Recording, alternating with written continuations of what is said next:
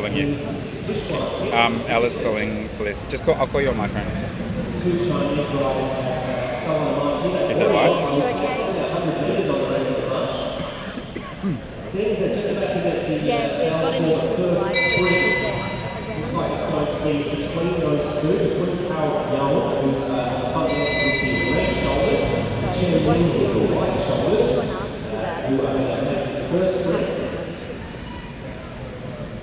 No problem. Alright, thanks. So, is that live? I think it is. Yeah, that's the live stream. It's running. And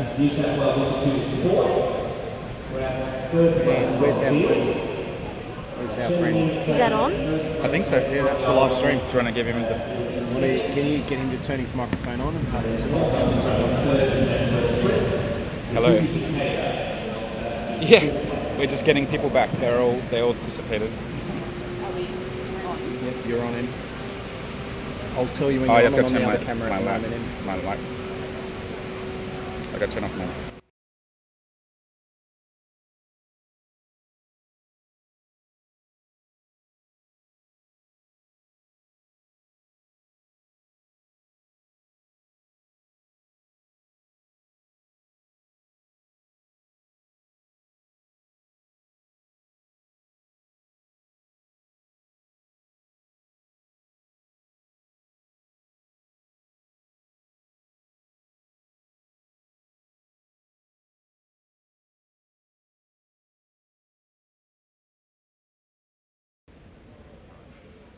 Yeah, that's why it's going to break us.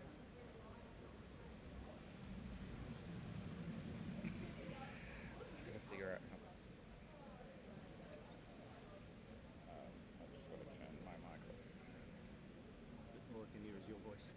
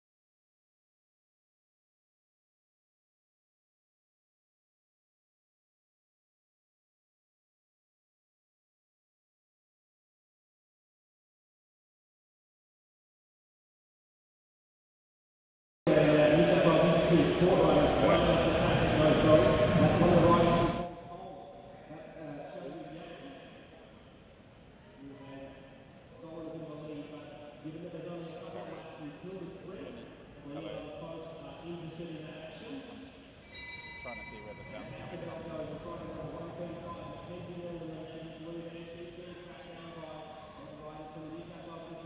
Yeah, it's still coming. It's just...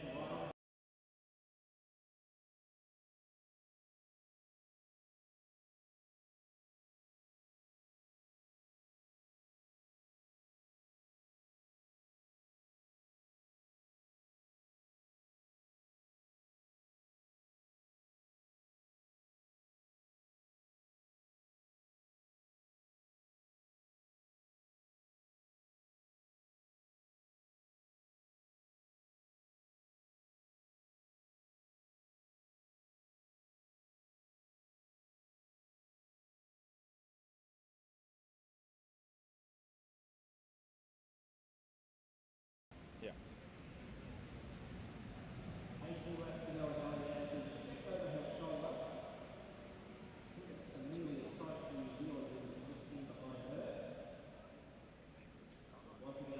That's okay.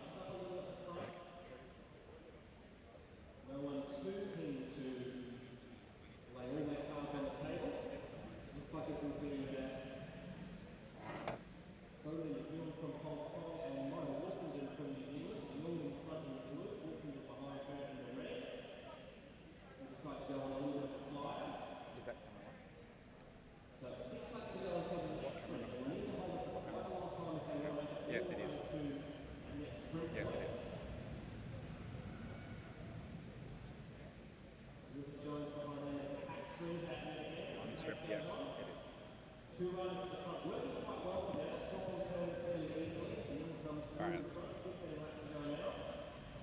All right. Let me just give me 1 second while I try to. I'll mute the mic on my laptop. Okay, just give me a second.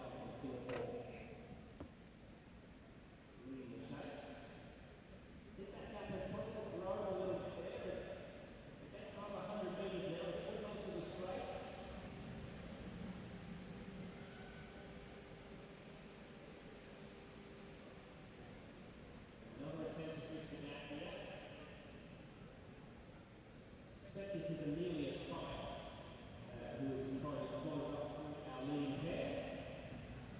He's right now 1.5. New Zealand.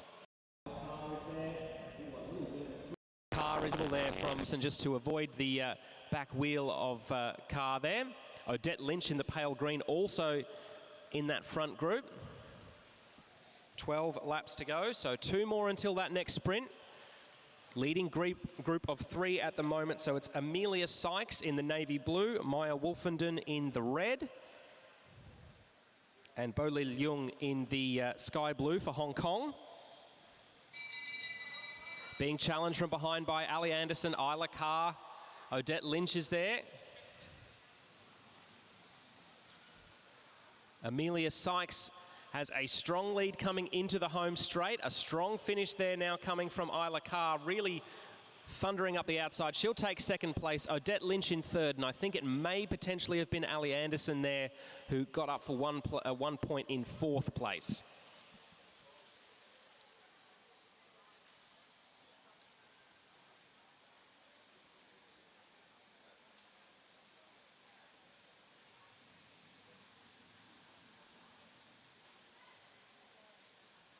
So just the 1 sprint left to go in this opening women's Omnium qualifying event.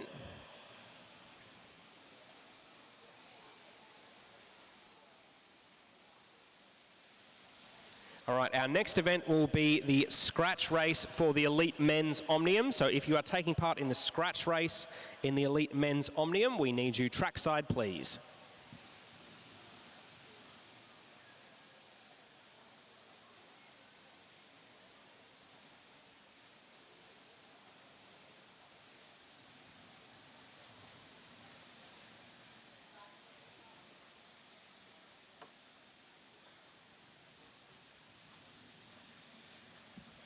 So our field is somewhat split in half here. Our leading group now of about 7 riders. That's Elizabeth Liao with the yellow handlebar tape from Singapore, who's at the front for the moment. Ali Anderson chasing as they bring her back into the fold. Bo Li Leung is there. Amelia Sykes is there. Maya Wolfenden is there as well. She's just in second wheel at the moment.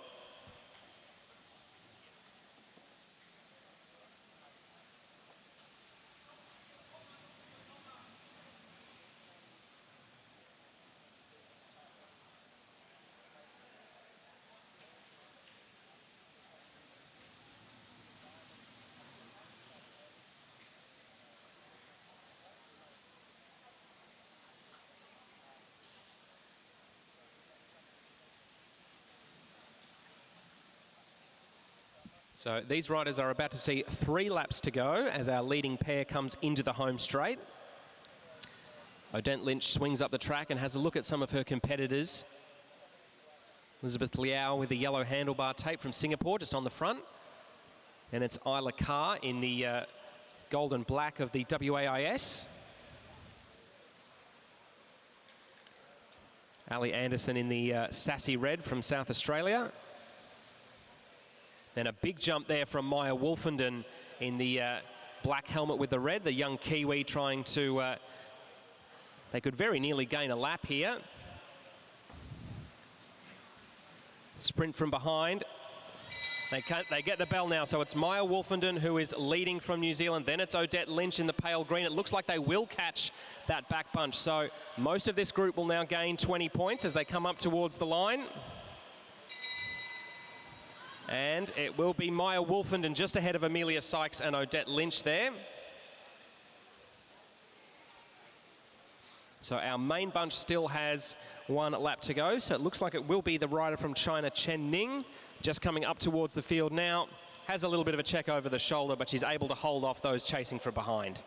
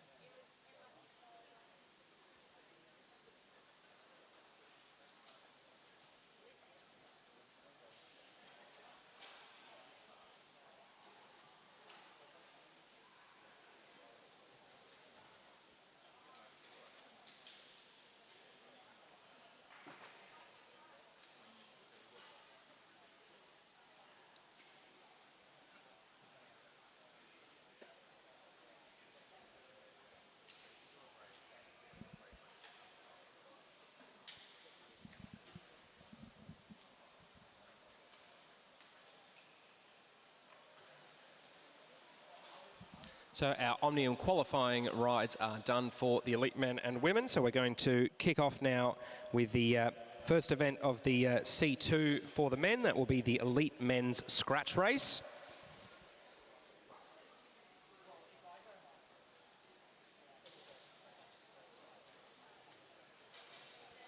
So lining up along the fence, we'll have number 39, Dylan Proctor-Parker, number 73, Shoi Matsuda from Japan, number 11, Tyler Tompkinson from Australia, number 2, Liam Walsh, also of Australia, number 1, Graham Frisley, number 52, Kurt Ether. Those two are both teammates on Keish Parkour.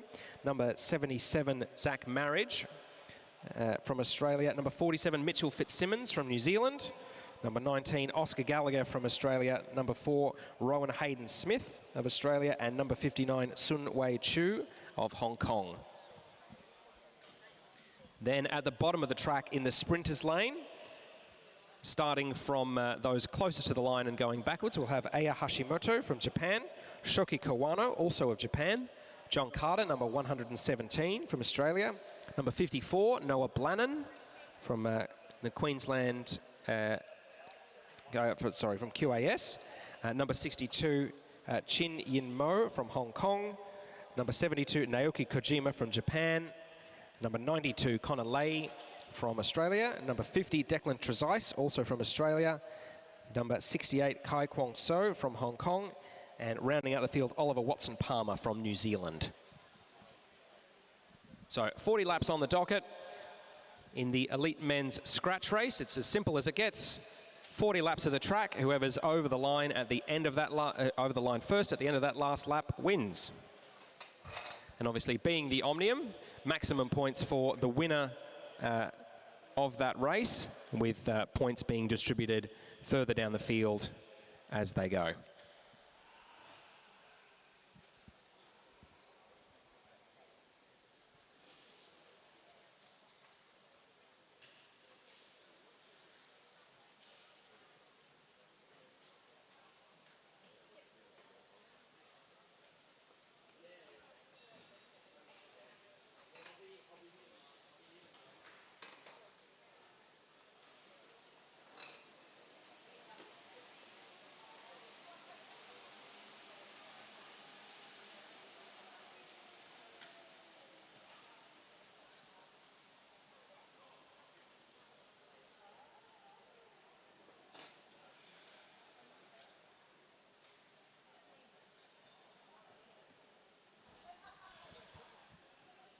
So Connor Lay just taking a second there to make sure that he's nice and secure before we get underway. And we're rolling.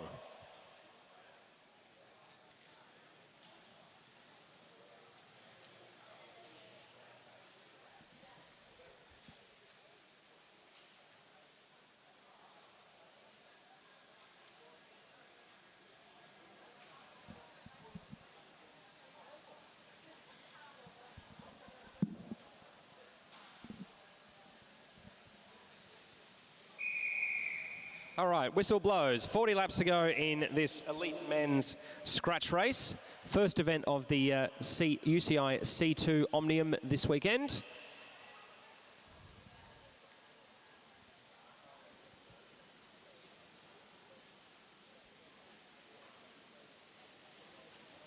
Riders from 4 different countries represented: Australia, New Zealand, Hong Kong and Japan.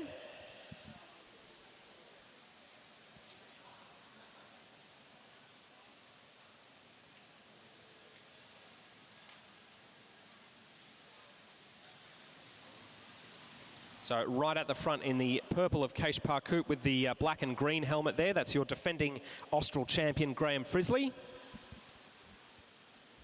Rider with a good deal of track experience. Only one rider has ever managed to defend their Austral title and win it back-to-back. Graham will be obviously hoping to become the second this weekend, with the main event scheduled for Saturday night. But there's plenty of fantastic track racing happening between now and then. So Mitchell Fitzsimmons in the purple of Burgos BH there. Swings up to the high side of the track as it's 2 of the Japanese riders at the front now. So 4 Japanese riders in this race, easily identifiable by their distinctive white kits with the red sun on the back.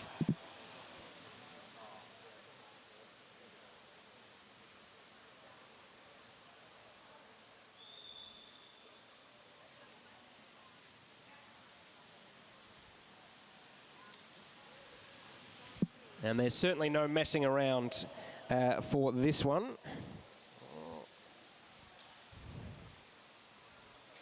So Connor Lay, a member of the Aussie Team Pursuit team that won Olympic gold in Paris recently. Easy to spot in the black and gold of the WAIS.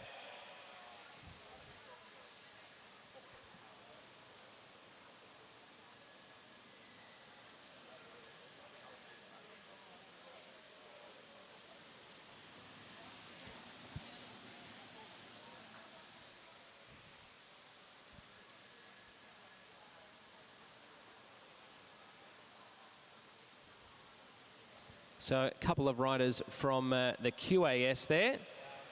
It looks like it's the low and aero figure of Liam Walsh who led them over the line that time, to be succeeded by Graham Frisley. Kurt Ether also right there. He's in the purple of Case Parkoop in the black road helmet.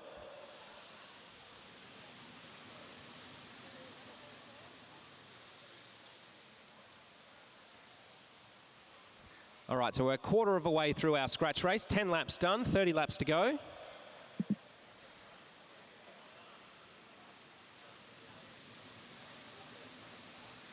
And plenty of pace on early.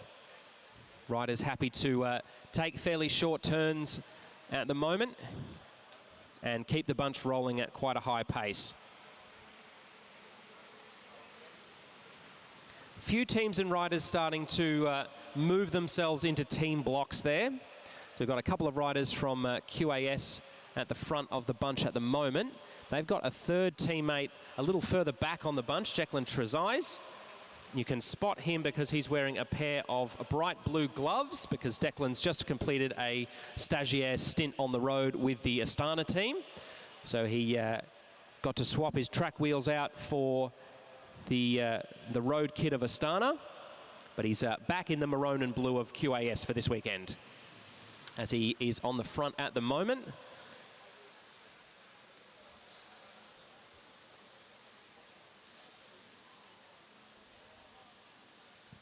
Mitchell Fitzsimmons from New Zealand now.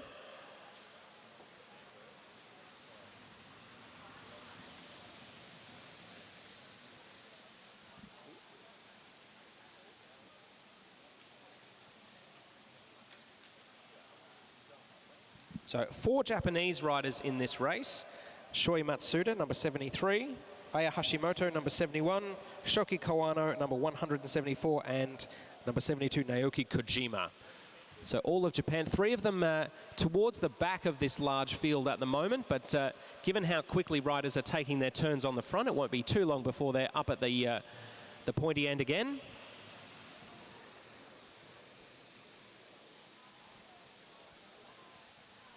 The 3 riders from Hong Kong in the sky blue now organising themselves a little bit, getting themselves into a little block of 3 there, all taking a quick turn on the front.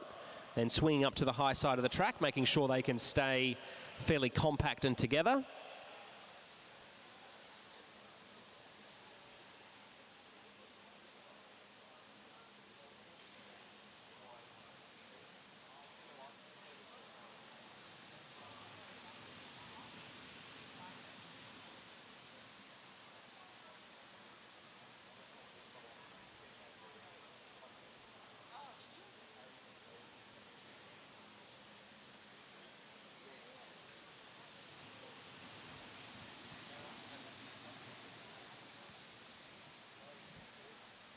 Dylan Proctor-Parker in the blue and purple of ARA Skip Capital just swings off the front. So we are now halfway through this elite men's scratch race, the opening event in the Omnium.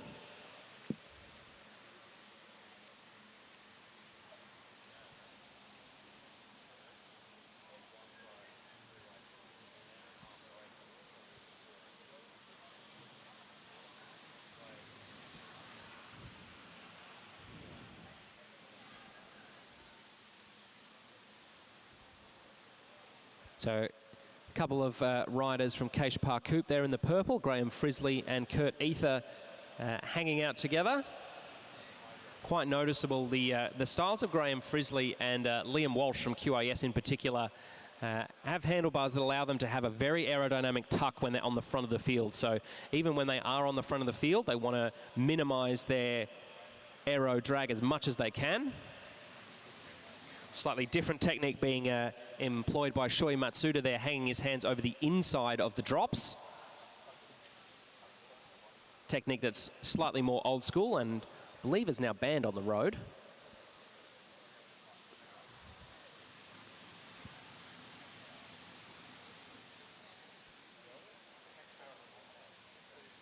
"15 laps left now. And the tension is gradually building. Zach Marriage in the bright red of Sassy. Easy to spot in this pack. The South Australian won't have too many others who are looking after him in this race. He's really out there to try and secure his own result. He was recently 3rd at the Tour of Bright behind some lad named Luke Plapp, who apparently is pretty handy with a bike. So I'm sure he'd trust his skills here.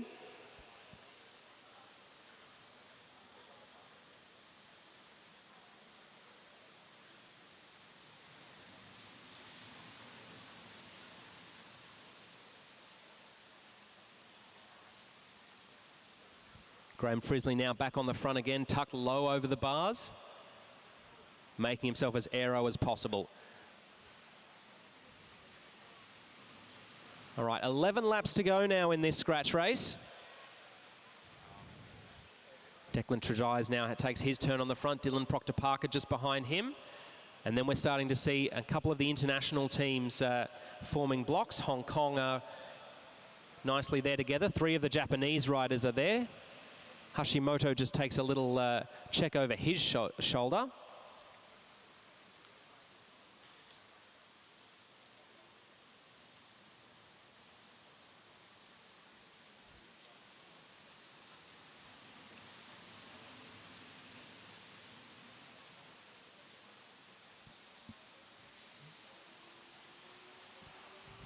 Interesting to note, Mitchell Fitzsimmons from New Zealand there in the purple of Burgos Biache is following his fellow purple-kitted rider Graham Frisley around quite closely, giving him a little bit of an escort at the moment. So a couple of riders have taken a flyer. That's Rowan Hayden-Smith at the front with the blue torso and the red sleeves. It looks like Dylan Proctor-Parker in the colours of ARA Skip Capital is there. Just a little bit of a check over the shoulder from those two who have attacked from range. They'll have to hold this one for 7 laps if they want to come through with the chocolates. Looks like the rest of the field is alive to the danger and doesn't want to give them too much space. They've closed down probably 20 metres over the course of that lap. Then Big Connolly, member of the Aussie Pursuit team. Zach Marriage is there as well, trying to close the gap. Dylan Trezise is there. But our leading pair, Rowan Hayden-Smith and Dylan Proctor-Parker, perhaps wanting to combine because they both have hyphenated names, who's to say? Coming through, they're about to see 4 laps to go. Declan Trezise looks over his shoulder. Mitchell Fitzsimmons is right there. Shoei Matsuda is right there. Oh, touch of wheels, and we've had some riders go down. Rider from the VIS there, and I think one of the Kiwis also going down. Hopefully they're all right. Kiwi rider quickly back up and on his feet, which is good.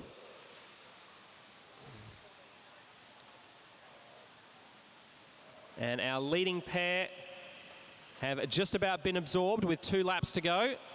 Shoei Matsuda's tucked himself into 3rd place. And it looks like that's Hashimoto on the outside now challenging. Graham Frisley in the purple kit with the black and green helmet also getting into position A. There's the bell, 1 lap to go. Liam Walsh from Queensland is out the front, being pursued by the riders from Japan. Graham Frisley is right there. It looks like the Queenslander is going to have just enough to hold off. He takes the win. Naoki Kojima from Japan took 2nd place there. Then it was Graham Frisley. Dylan Trezise, I think, was in 4th place.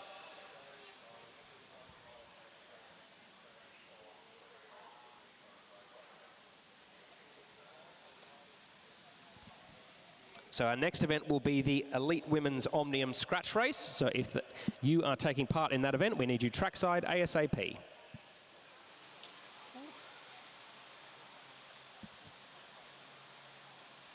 There we go, a quality start to our Elite Men's Omnium program.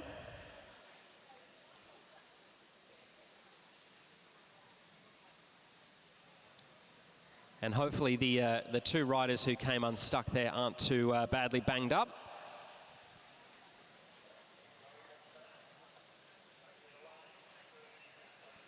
Must compliment the skills of several of the other riders in the pack who were able to avoid those 2 riders as they were falling. It could have been a lot worse than it was, which is obviously not to downplay the seriousness of a rider having a crash.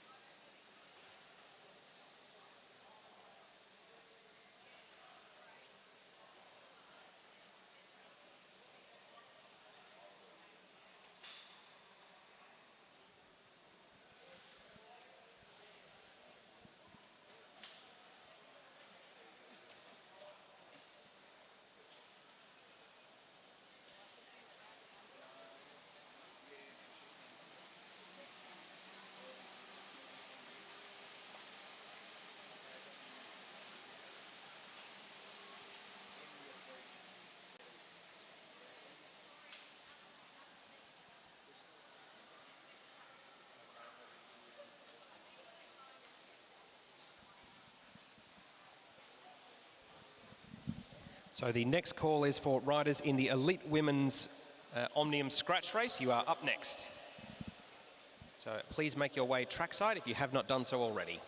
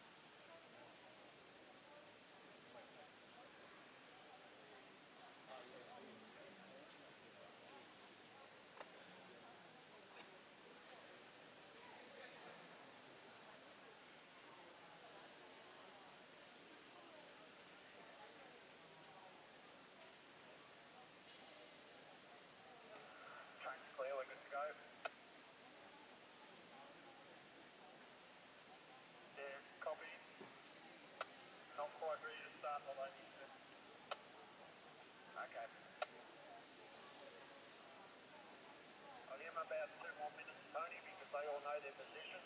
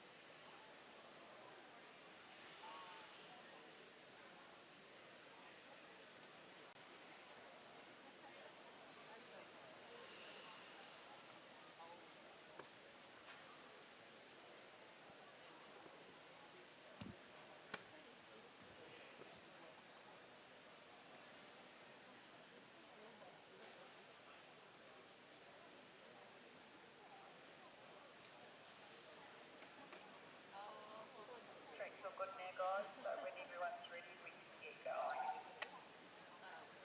Okay, I'll send the ladies out starting now.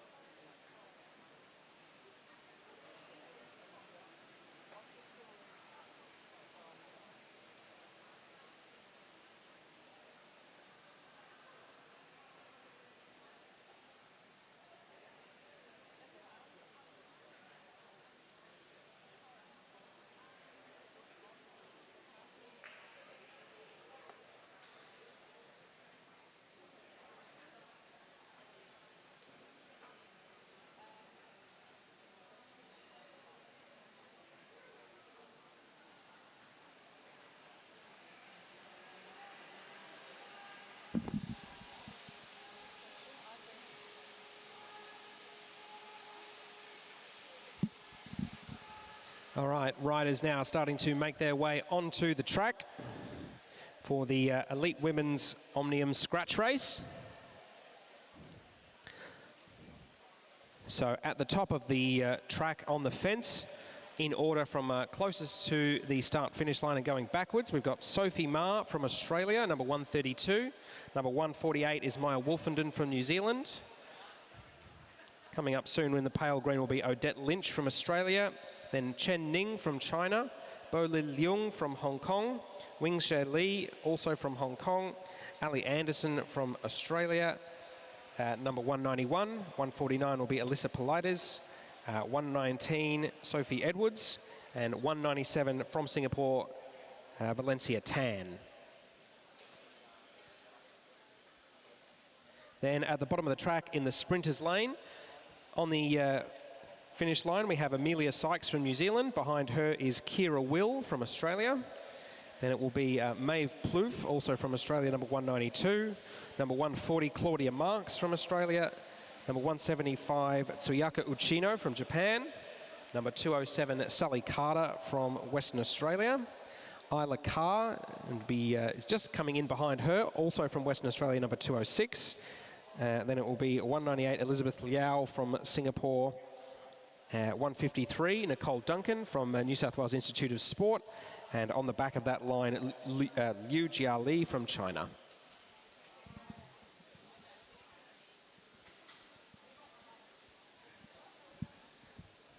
So another scratch race, simple as it gets, 30 laps for the field.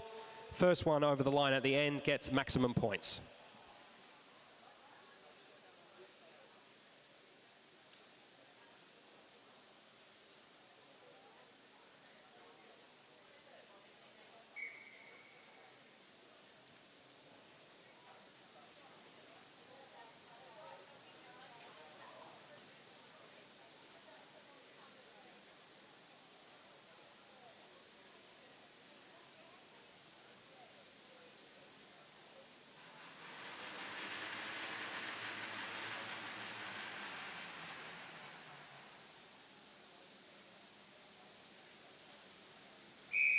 All right, the whistle blows and we're racing. So it's Maya Wolfenden from New Zealand in the red who takes up the running early on.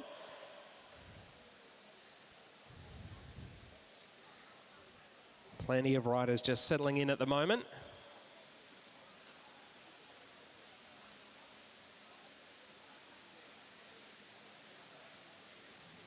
So we'll have a few riders who have teammates within the field. So we've got a couple of riders from Hong Kong in there. We've got only one rider from Japan, Tsuyaka Uchino. She just comes to the front now. A pair from Singapore, Elizabeth Liao and Valencia Tan. And Amelia Sykes and Maya Wolfenden from New Zealand.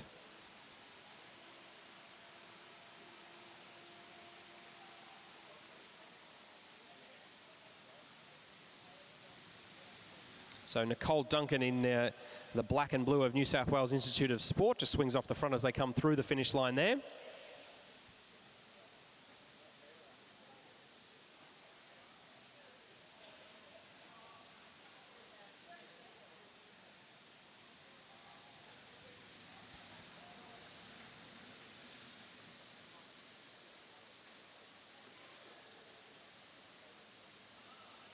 We've also got two riders from the Aussie national track team in here, both originally from Adelaide. We've got Maeve Plouffe, who's just on the front at the moment. Her helmet is all black. And then a little bit further down the field in a black helmet with a white stripe down the middle is Sophie Edwards. So both of those two riders competed in the Olympics at Paris recently. So it's always great to see riders with Olympic experience on the track. We've got one more rider who was also in Paris competing at the Olympics in this field today. That's Wing-Share Lee from Hong Kong, rider number 172. She's got a white helmet with a slightly longer tail on it.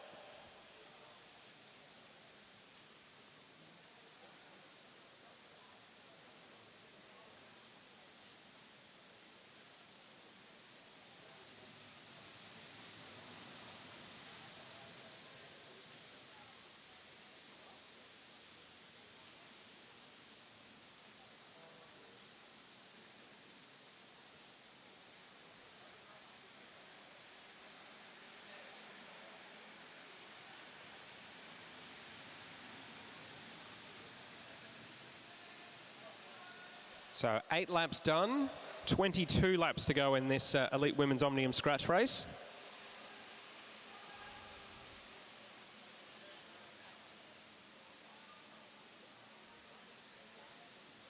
The tall figure of Claudia Marks there just checks over the shoulder.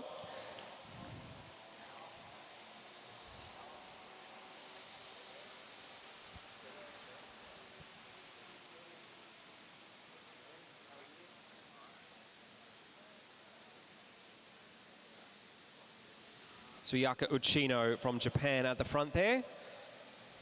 Easy to spot her in the all-white kit with the red sun on the back. So halfway done through, oh no, sorry, a third of the way done, my apologies.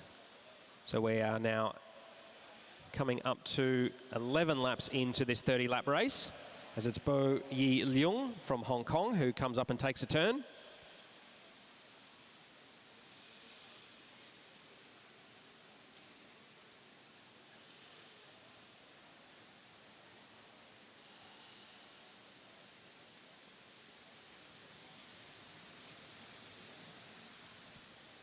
Liu Jiali just ups the pace a little bit at the front there, the rider from China.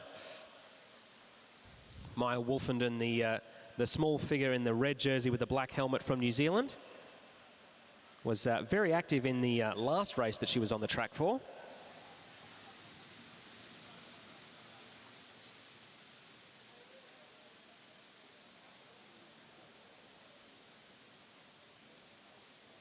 Now in the pale green coming up to the front is Odette Lynch, rider from Hawthorn Cycling Club, so a Melbourne local. Despite that, she recently went over to the South Australian Track Championships and managed to pocket a couple of state titles over there. So having a little trip over to Adelaide, coming back with a couple of South Australian state titles in the pocket for the Victorian.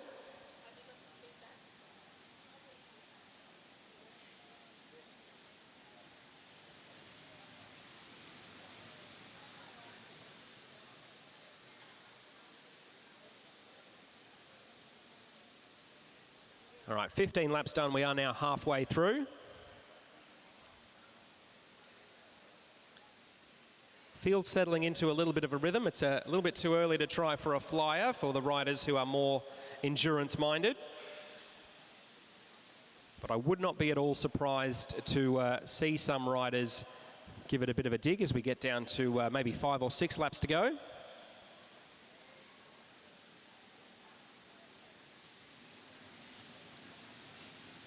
Tsuyaka Uchino coming through again for another turn. Certainly hasn't shirked the work so far.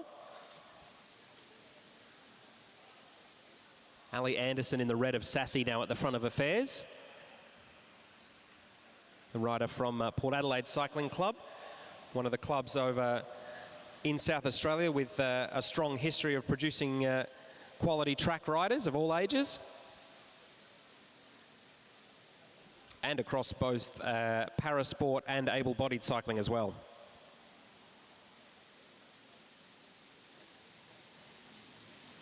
So Sophie Ma in the navy blue of VIS just coming through there. Checks over the shoulder. Tsuyaka Uchino right there, ready to take a turn again. Maeve Plouffe just following the Japanese rider a bit higher up the track, potentially identifying her as a threat later on. We are now 10 laps to go.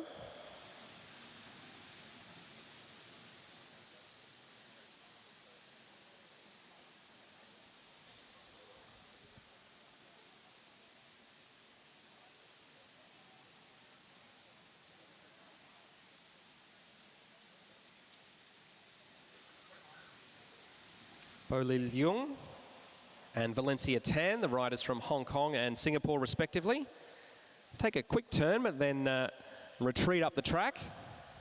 As it's now Claudia Marks, the tall figure in the royal blue jersey with the white helmet, who has a turn on the front. Pace slowly starting to ratchet up now as we come through with 8 laps to go.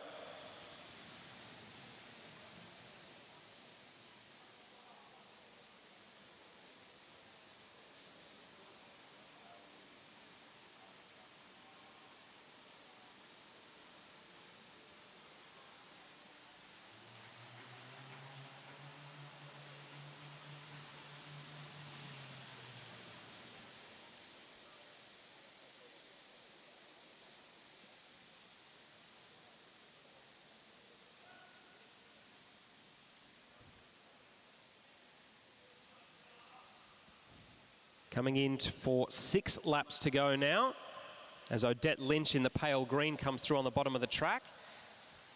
Has a look up, spies Ali Anderson in the Sassy kit on the outside as 2 riders from the VIS come together. That'll be Sophie Ma and Alyssa Polides, I suspect.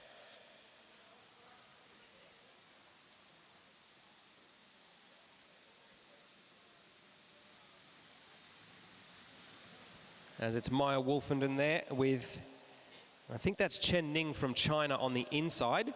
She's come through the on the bottom of the track as they've come past the finish line a couple of times in the last few laps.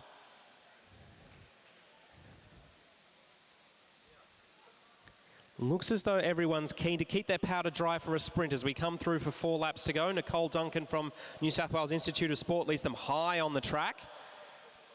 No one keen to take the bait, dive down the track and try a flyer. Everybody looking to try and improve their position as best they can, with the sprint now only 3 laps away. And it is Sophie Edwards in the Aussie kit coming forward now, the rider with the black helmet with the white stripe down it. She's got her teammate Maeve Plouffe right in behind her. Looks like that's Sophie Ma in the VIS kit, who's in 3rd place at the moment. And it's Liu Jia Li from China. Tsuyaka Uchino now coming through with a real flyer, coming on very strong there. They're coming through to get the bell now. So it is the rider from Japan, Tsuyaka Uchino, who leads them at the moment. Maeve Plouffe now coming up to her hip, seeing if she can make her way around the outside. One of the young riders from the WAIS is also right up there and challenging strongly. Tsuyaka Uchino really looking good as she's coming into the home straight now. She'll be challenged from behind, but she'll hang on. It was Isla Carr from WAIS who managed to nab 2nd place there in front of Maeve Plouffe. But Tsuyaka Uchino takes the scratch race in the women's Omnium. Strong performance from the Japanese rider, and I'm sure the folks who are watching on Japanese TV who are here covering this will be very happy to have seen Tsuyaka Uchino take the win there.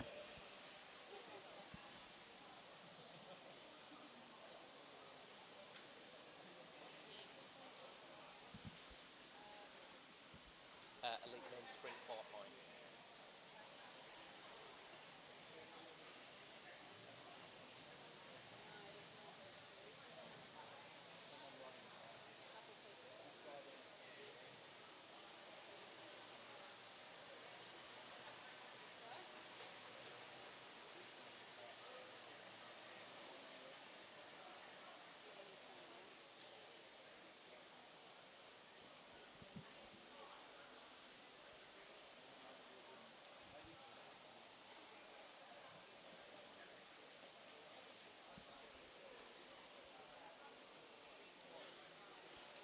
So maximum points in that women's scratch race for Tsuyaka Uchino from Japan.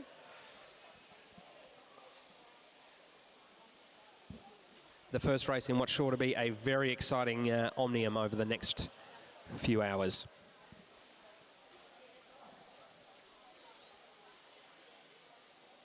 So our next event up will be the elite men's sprint qualifying for the UCI C1.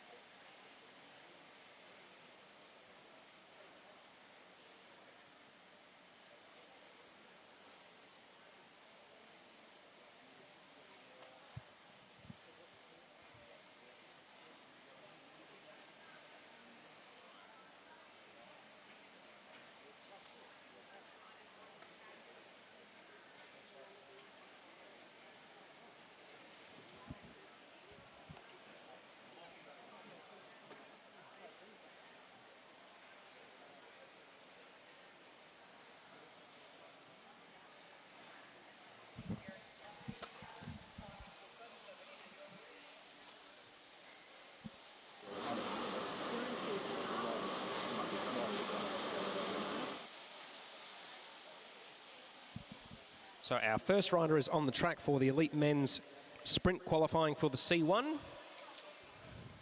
From the Queensland Academy of Sport, this is Mitchell Louis, who's taking a nice high line on the track.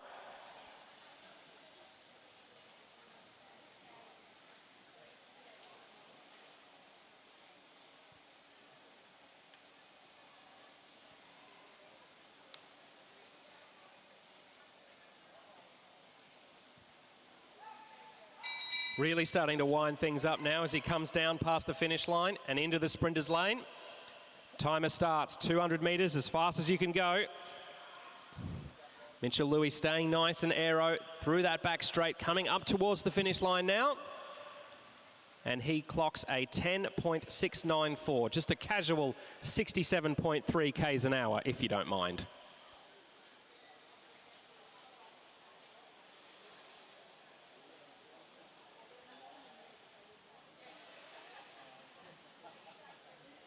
So as he finishes, the next rider has already taken to the track. This is Sebastian Topping, rider number 12 in the blue and white of Balmoral Cycling Club, also from Queensland.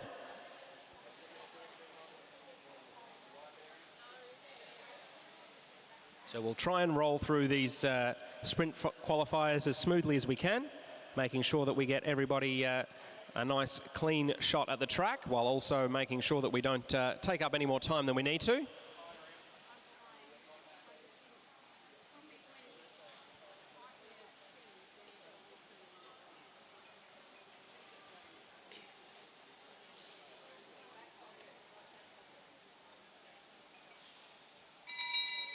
So Sebastian Topping comes through, he gets the bell now. Fires into the sprinter's lane, legs whirring away. Gotten a good start coming into the home straight now, straightening up for the finish line. 11.197. So he'll slot into second place for now.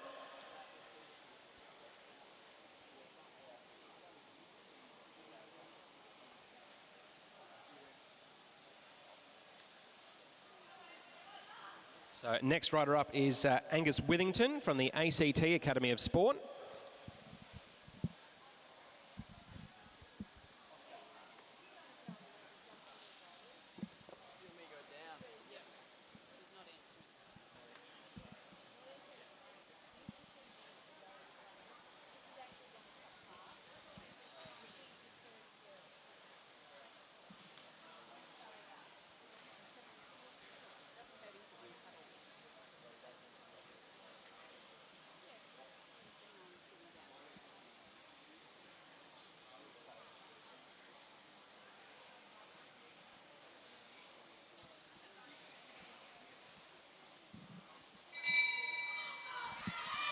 Angus Withington gets plenty of cheers as he comes into the sprinter's lane. Clock is firing away. Always good to have a little bit of a yell from those in your corner. Comes into the home straight now. Plenty of noise. Comes up towards the line. 10.909 into second place for the time being.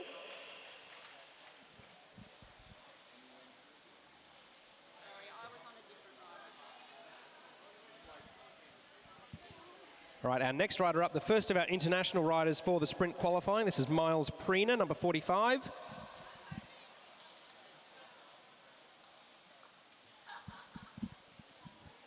From Counties Manukau Cycling, which is a club based near Auckland.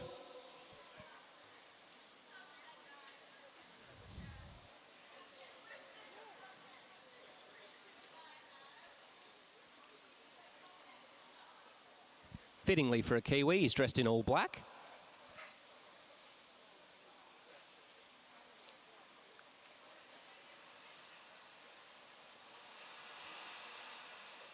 Out of the saddle a little bit earlier than the other riders who have been so far. But he's into that back straight now. Plenty of shoulder bobbing there as he tries to get the most possible out of his effort. Coming up towards the line now.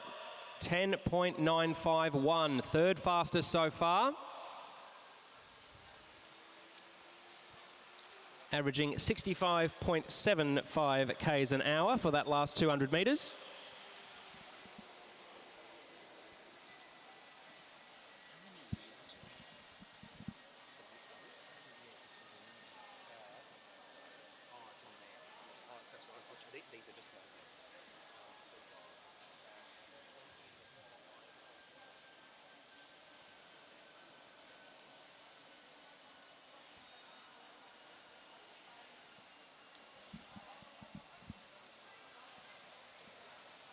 So the rider currently on track is Finn Edwards from Cycling Southland, so the South Island of New Zealand.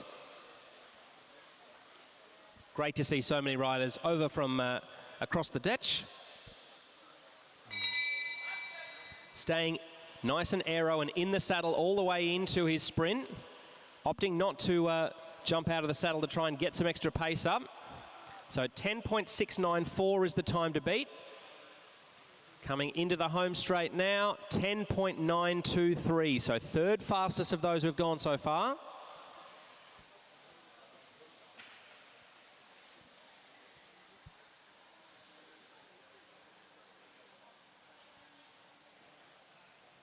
Next rider on number 66 is Po Ling in the light blue of the Hong Kong team.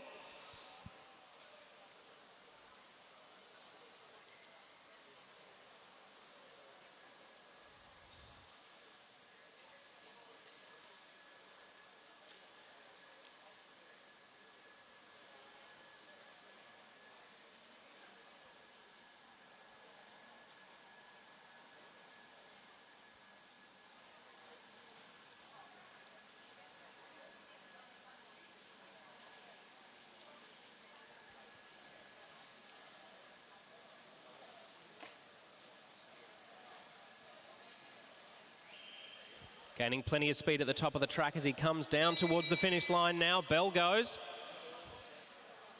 Right out of the saddle. Has some great turnover. I'm not sure if he's pushing a slightly smaller gear or if he's just going that quickly. Second fastest at the halfway point, coming into the finish line now. And he remains second fastest, 10.799. So second place at the moment for the man from Hong Kong. Next up, number 75, Kanata Takahashi, the first of the Japanese riders to take on the sprint today.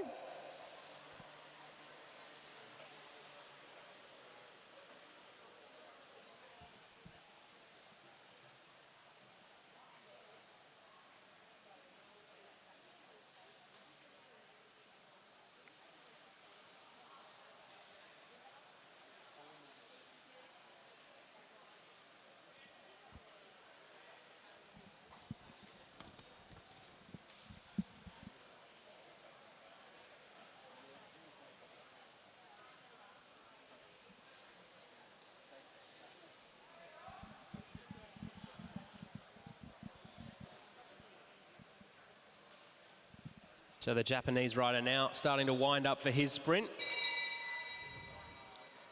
Fires down the track, drops in a little bit later than some of the others so far. Looking strong as he comes up the back straight. He is in first place at the halfway point, coming up towards the line now, and he will take the lead, 10.020, an average speed of 71.85 k's an hour.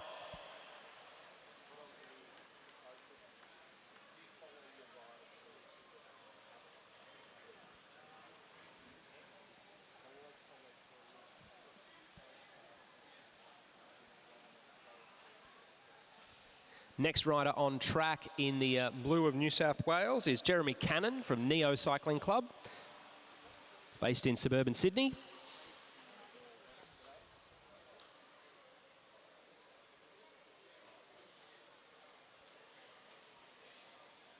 So Kanata Takahashi from Japan has the fastest qualifying time for the sprint so far. Just a shade over 10 seconds for the 200 metres. Jeremy Cannon will be looking to challenge that as the Sydney sider fires down the track now.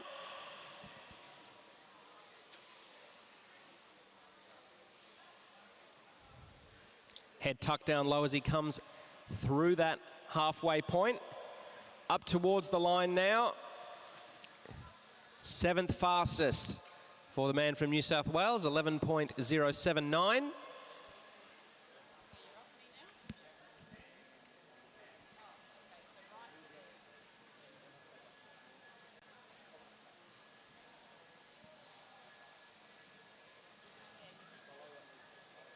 Next on track in the red of Sassy is Luca Pyatt, recently crowned South Australian Junior state champ in both the sprint and the kilo.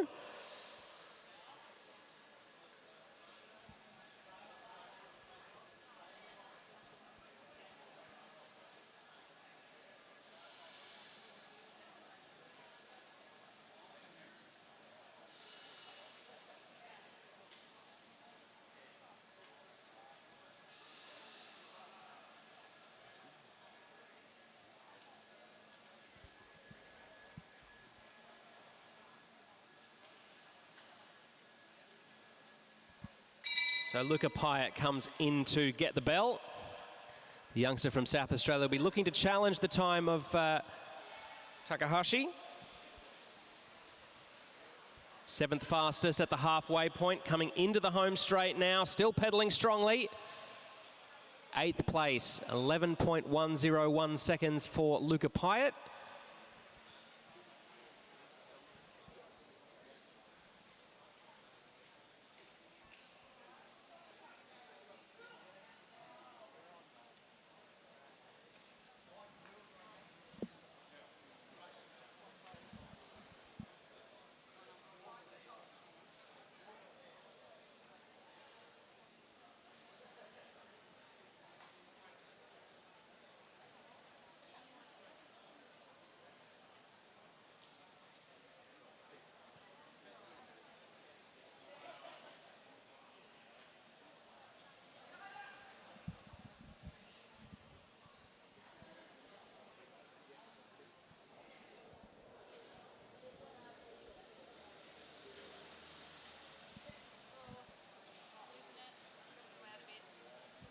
All right, coming into the home straight now, rider number 107. This is Taiyo Choi from New Zealand, wearing the colours of Tawamutu Sports Cycling Club. Town just south of Hamilton on the North Island. He comes through. New fastest time. First rider under 10 seconds. 9.989. A shade over 72 kilometres an hour. So a bit of a fist pump there from Taiyo Choi. He's very happy with that effort. And fair enough too if he's just broken 10 seconds.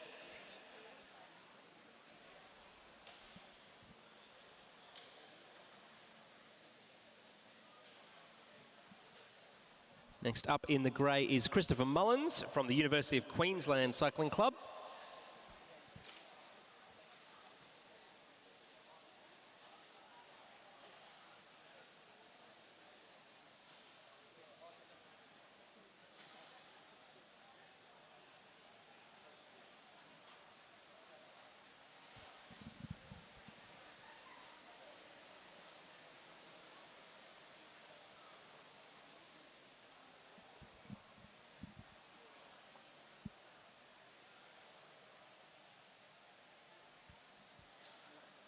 And Queenslander winds up his sprint now at the top of the track.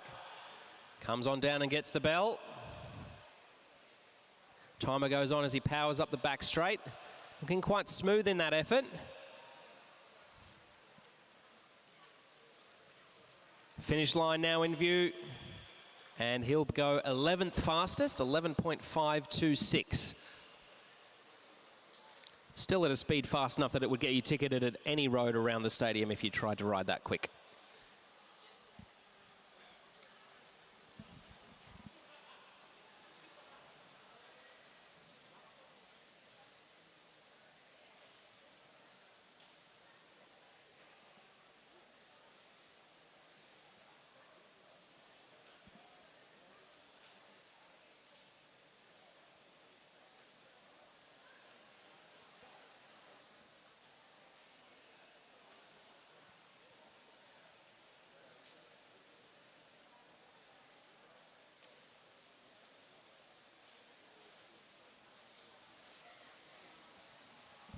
So next up is rider number 116. This is Ruben Smith from the Wangaratta Cycling Club.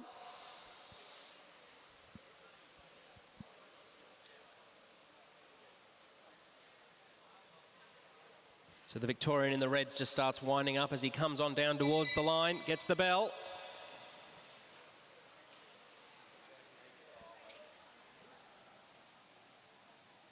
Pedaling quickly, he comes up to the halfway point, 3rd fastest time at the halfway mark. Coming into the home straight now. Strong effort. He'll go 4th fastest so far. 10.695 for his 200 metres.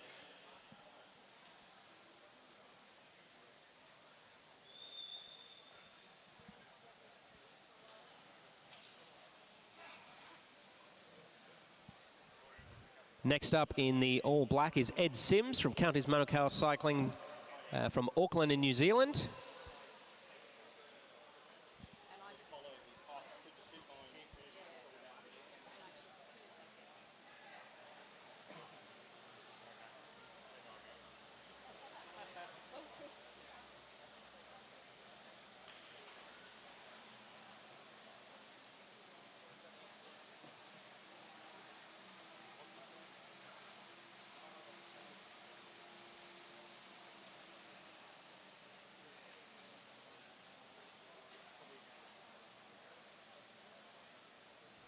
Okay, the man from Aotearoa winding it up as he comes down past the line.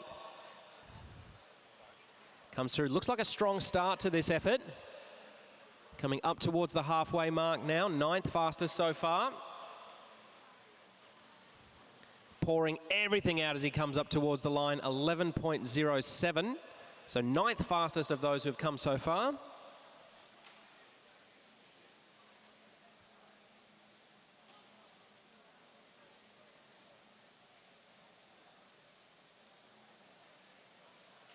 So the next rider on track, rider number 70, representing Iran, Amirali Alizadeh Khanad.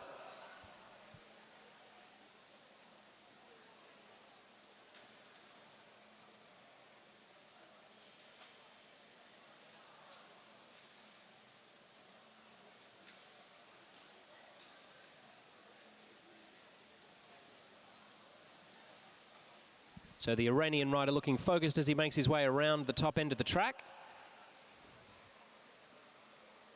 Starting to build up a little bit of speed now.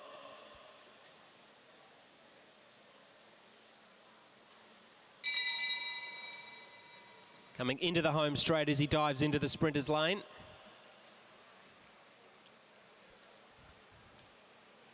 So Alizadeh Khanad, 6th fastest at the halfway point, coming up towards the line now. Still looking strong, throws the bike. 8th fastest so far, 10.926 for the Iranian rider.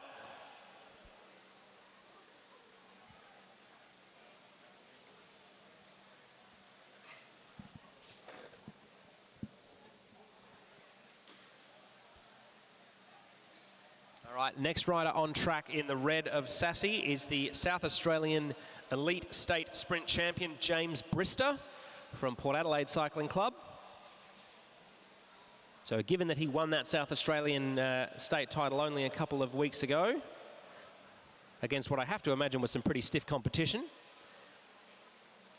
he'd be looking to put in a very strong effort here.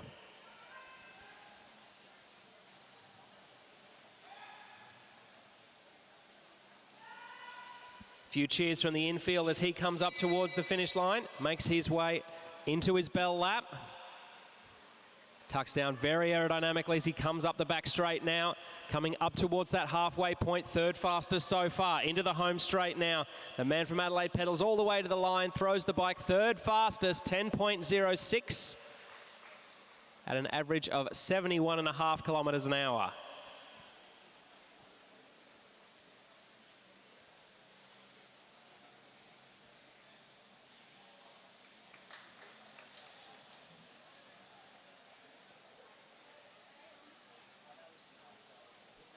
So next runner up is number 108. That's Ryan Hansen from New Zealand, and more specifically Tawamutu Sports Cycling Club. So just a little bit south of Hamilton, about 2 hours drive south from Auckland on the North Island.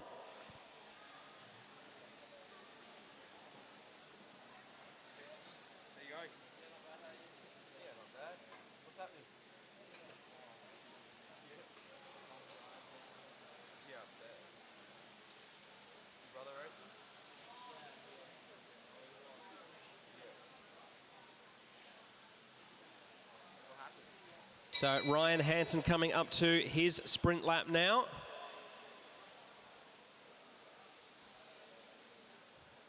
Into the back straight for the man from New Zealand. He didn't register a time at the halfway point. Comes up to the finish line now. Time hasn't come up on the scoreboard. We might have to revert to the old school method of hand timing to find out where he placed in that sprint.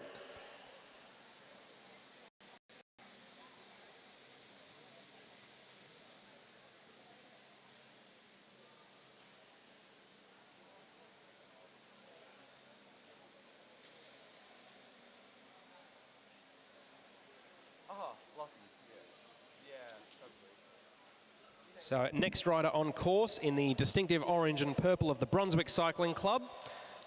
Just a relative stone's throw from where we're racing today is Daniel Power.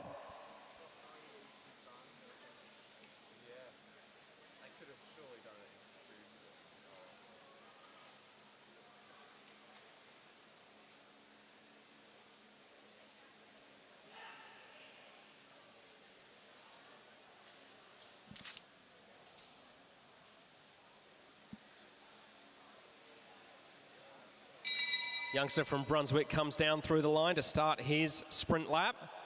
There we go, timer starts. He's looking strong down the back straight. A few cheers of encouragement from the infield. 6th fastest at the halfway point. Coming into the home straight now, holds strong. 7th quickest so far, 10.799.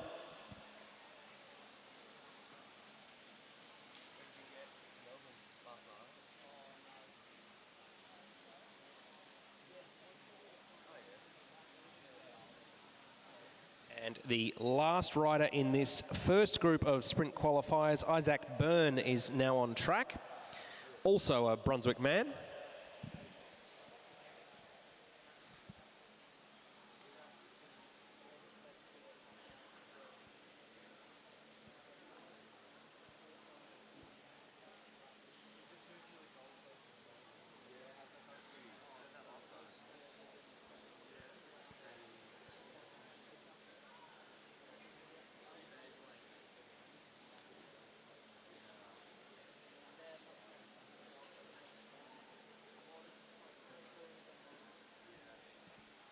So if you're in the second batch of elite men's sprint qualifiers, it's time to start finishing your warm-up and getting in position.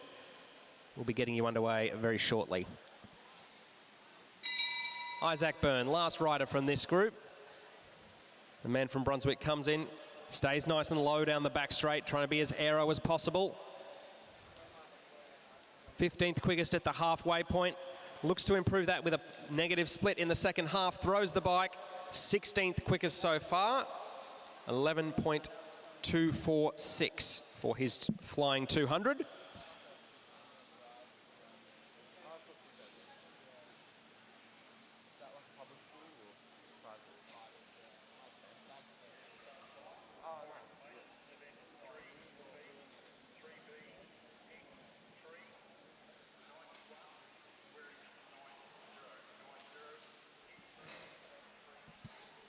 All right, we're rolling straight into the next rider on track. This is Blake Long from Track Cycling WA.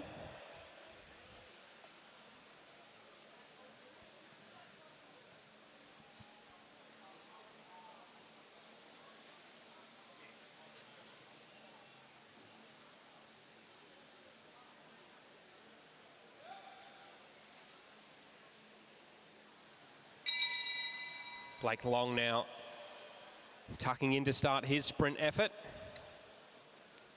Looking strong up the back straight, looking quite quick actually. Fastest through that first check. Coming into the home straight now. Will he be able to take the top time? He can. 10.380. So that was slower than the time of Takahashi, but we have started a new bunch of riders. So this is technically now the second heat. He's the fastest of the riders who have come in this second heat so far, because he's the only one.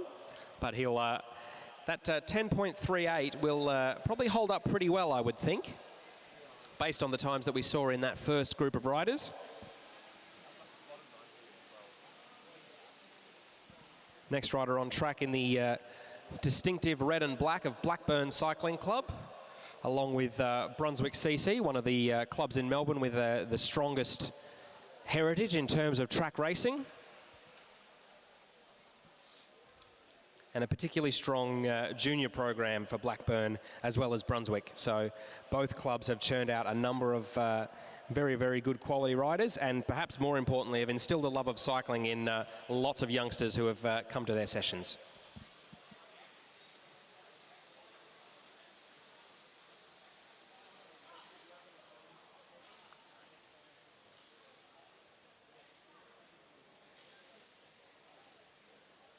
So Nicholas Papadakis now coming down to start his effort.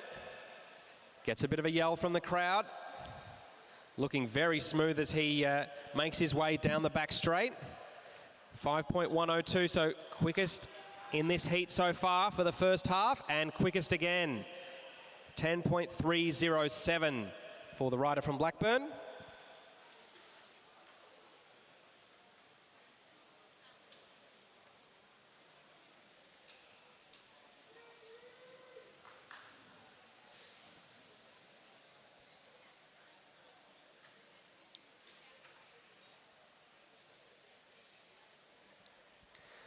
Next rider up will be Xavier Bland,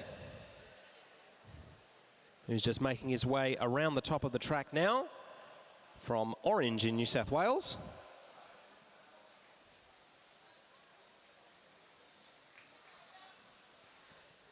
Town with a strong mountain biking culture is Orange, but obviously Xavier felt the call of the boards. So wearing the kit of the New South Wales Institute of Sport, he's coming into the home straight now to start his sprint effort. There's the bell.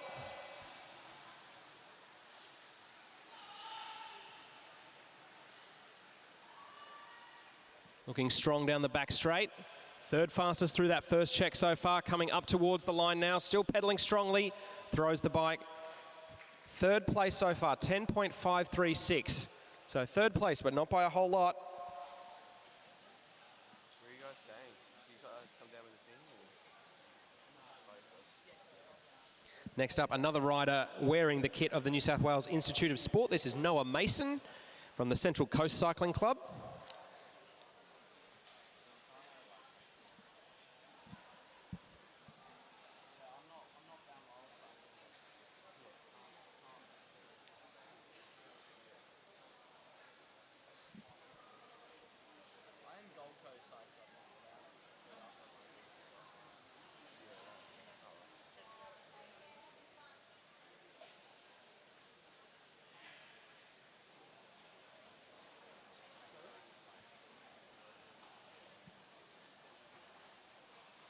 So Noah Mason from just north of Sydney coming in to do his sprint qualifying effort. Barrels into the sprinters lane there.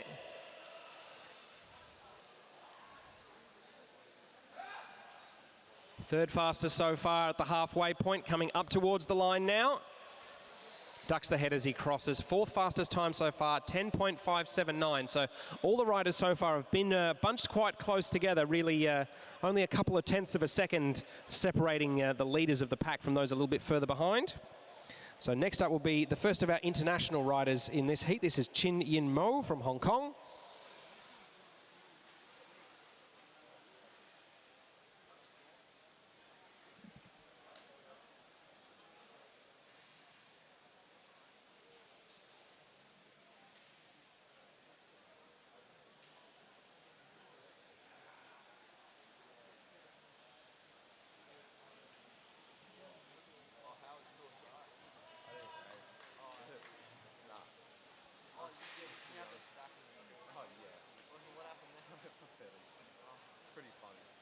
So the first of our international riders for this heat coming through for his sprint qualifying lap. Chin Yin Mo in the back straight now, time of about 10.3 to beat. He's third fastest at the halfway point, coming into the home straight now. Head ducked down, getting everything out of those pedals. Third fastest time so far, 10.529.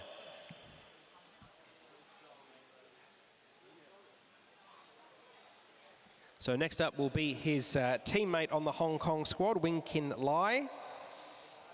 Rider number 60 in the black helmet there.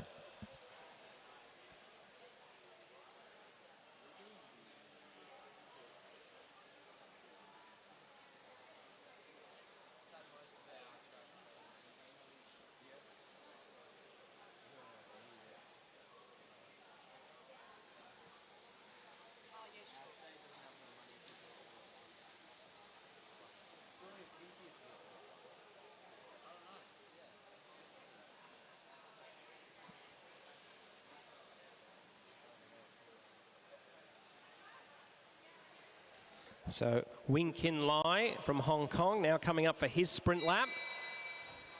Bell goes, heads nodding as he comes down that home straight into the sprint effort now. Legs turning nice and smoothly. Coming up towards the line, throws the bike, sixth fastest so far, 10.751.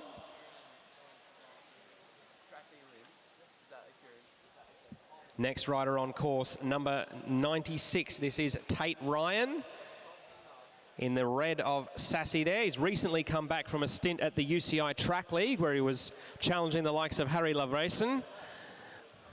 And I tell you what, there's a very limited number of riders who can say that they've made Harry Levrayson work for his bread.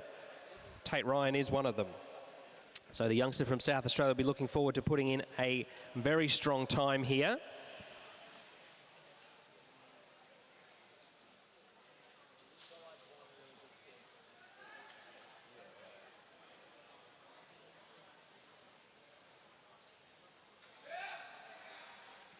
So Tate Ryan coming into the home straight now. Looking quick as he comes into the start of his sprint effort. Shoulder tucked in, staying nice and aero down the back straight. Quickest time so far, under 5 seconds for the first 100 metres. Coming up towards the line now, 9.883. Think that's the quickest time of the morning so far. Certainly the quickest in this heat.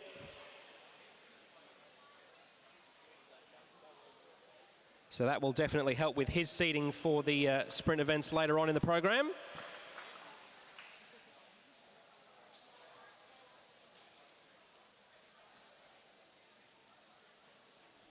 Next up in the blue of the New South Wales Institute of Sport, we have John Trovis from St George Cycling Club in Sydney.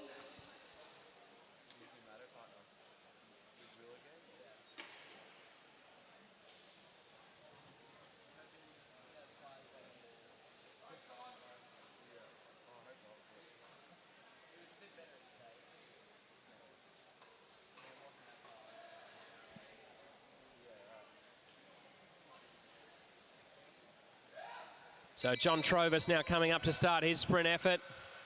Full commitment as he comes into the start of his sprint effort. Shoulders tucked as he makes his way back up the back straight. Fourth fastest at the halfway point. Looks like this could be a strong effort. Coming in fourth fastest in this heat so far, 10.431.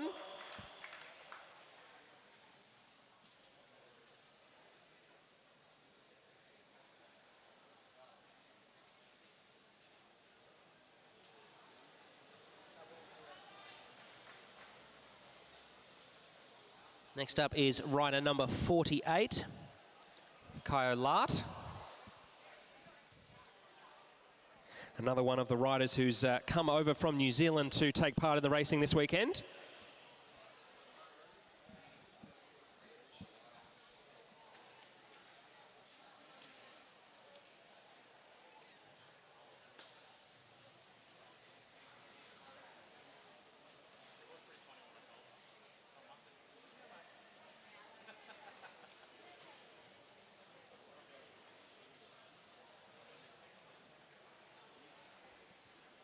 So Kyo Lart at the top end of the track. I'm expecting this to be a pretty quick time. Plenty of calls from inside the Velodrome there. Trying to get the most out of this man and his effort. Fifth fastest at the halfway point, up towards the line. Fifth quickest, 10.455. For the man from Aotearoa.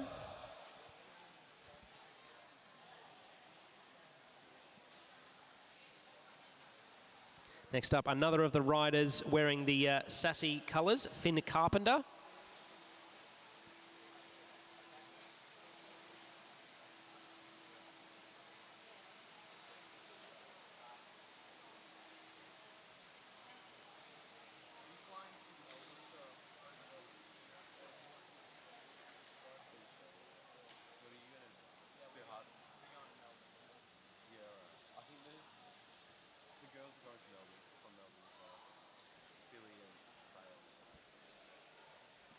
Recently crowned WA State Sprint Champion, so certainly a man who's comfortable and familiar with a one-lap effort.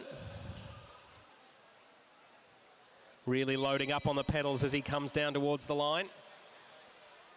Flies into the sprinter's lane there. Looking strong up the back straight. At the halfway mark, he's second quickest. This is going to be a good effort from Finn Carpenter. Coming up towards the line now, throws his bike at the line. Second fastest so far, 10.096.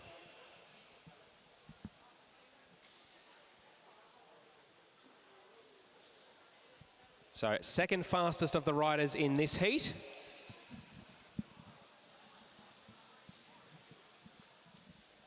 Next on the track will be the Japanese rider Minato Nakaishi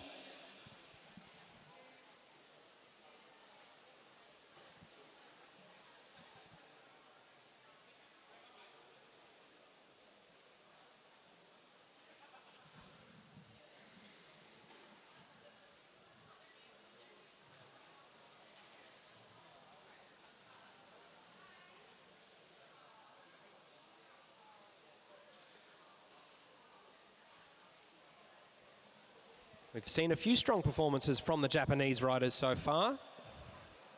So Minato Nakaishi about to start his sprint. Gets the bell, hustles down into the sprinter's lane, turning very quickly. Nice fast cadence there, quickest through the halfway point, coming up towards the line. Will he challenge Tate Ryan's time? Just outside. 9.932, so less than a tenth of a second behind Tate Ryan, I believe.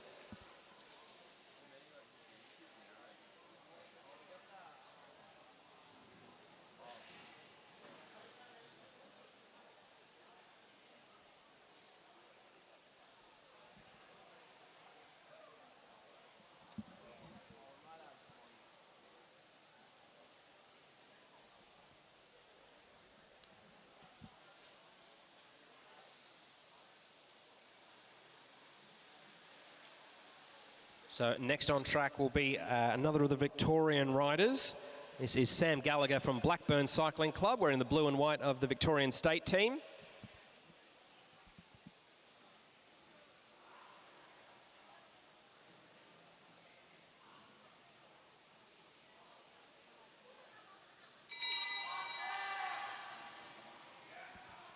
Plenty of cheers from his fellow Blackburn club mates as he comes in to start his sprint effort. Pedaling strong on the back straight, keeping his head tucked for aerodynamics. Coming up towards the line now, fourth fastest, 10.134.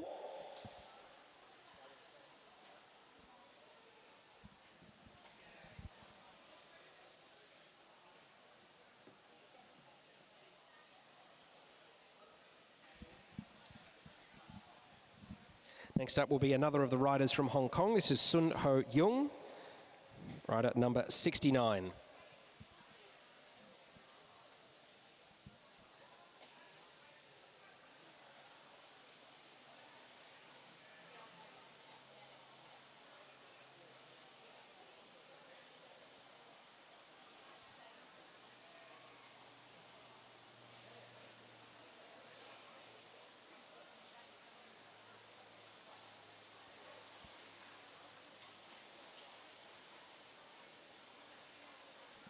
So the rider from Hong Kong coming in to begin his sprint effort now. Moving quickly around the bottom of the track there. Coming up towards the halfway point now, fifth fastest at the halfway mark. Looking to hold that pace all the way to the line, eking everything out of the bike. Sixth quickest, 10.366 for his flying 200.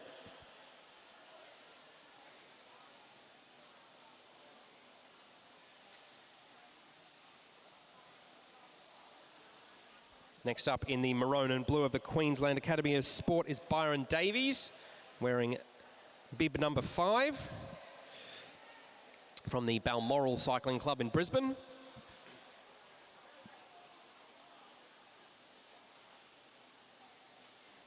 So 4 more riders in the men's sprint qualifying after Byron completes his effort. Then it will be time for the elite women's flying 200 qualifying.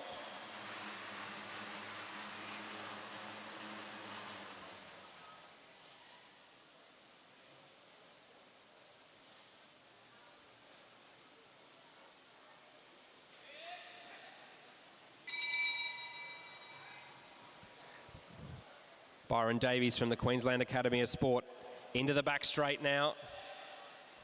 Staying very, very low over his machine. Quickest time at the halfway point, coming up towards the line now. Quickest time, 9.709. That's the fastest time all morning.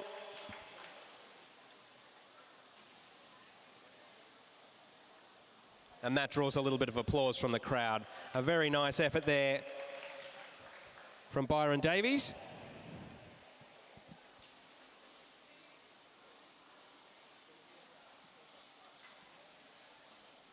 Next on track will be Maxwell Lieberknecht. Obviously with a name like Lieberknecht, he is from South Australia. Adelaide having been founded by German settlers in the 1830s.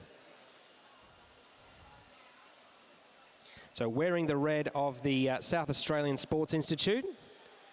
Maxwell was second in the recent sprint at the South Australian State Championships against some pretty tough competition.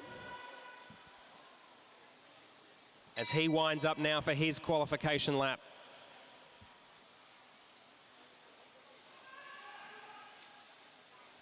Looking smooth down the back straight. 6th fastest at the halfway point. Coming up towards the line now. 6th again. So 6th fastest for him, 10.151. So he's 6th fastest out of 15 riders to have finished so far. So a very respectable effort indeed.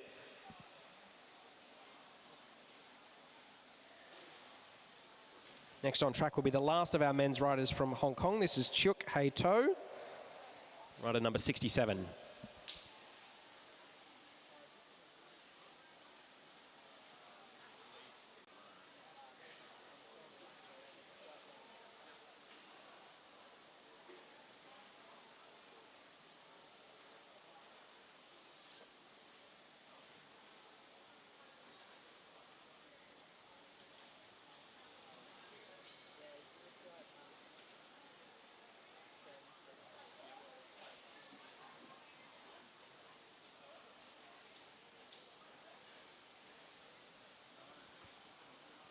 So Chuk Hei To gets the bell there. Fires into the sprinter's lane. Starts his 200-metre effort. Pedaling hard down that back straight. 7th fastest at the halfway point. Coming in towards the line now. 7th fastest, 10.217.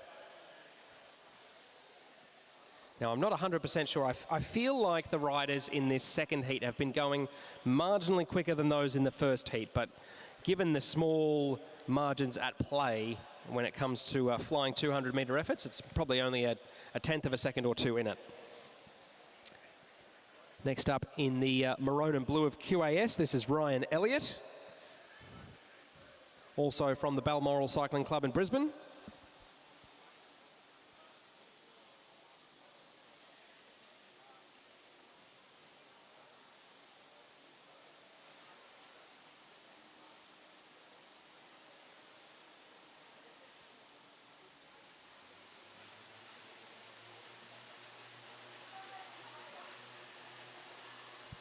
So Ryan Elliott will be the penultimate rider to do his sprint qualifying this morning. And after that, we'll have the qualifying for the elite women. Ryan Elliott looking to get stuck into his sprint effort. Coming around that back straight, approaching the halfway point so far, 4th fastest. Got the line in his sights now as he comes up. 4th fastest overall, 10.016. Just shy of 72 k's an hour.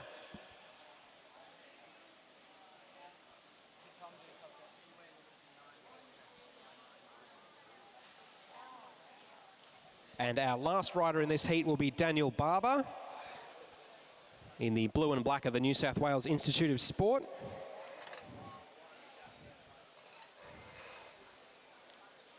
Daniel's home club is Dubbo Cycling Club in country New South Wales.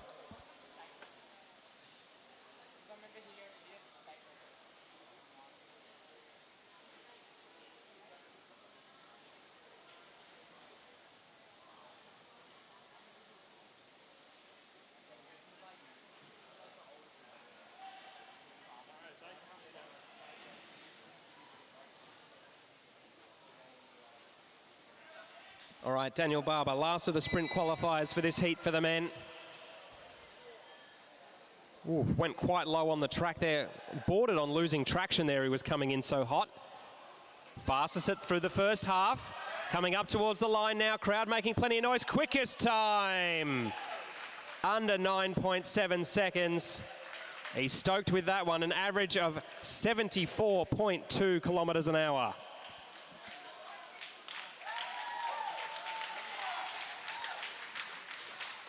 And the man from New South Wales is pretty happy with that effort. Fastest time all morning for him. So he'll take the top seed into the next round of sprint qualifying.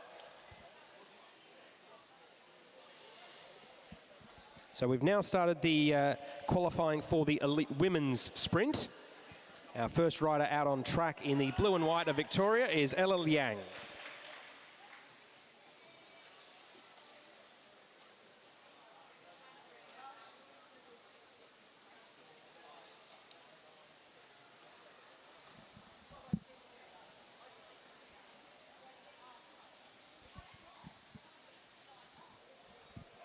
So we've got 13 riders contesting the women's sprint crown here in Melbourne.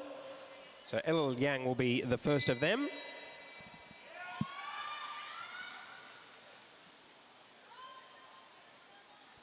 The rider in the blue and white of Balmoral into the back straight now.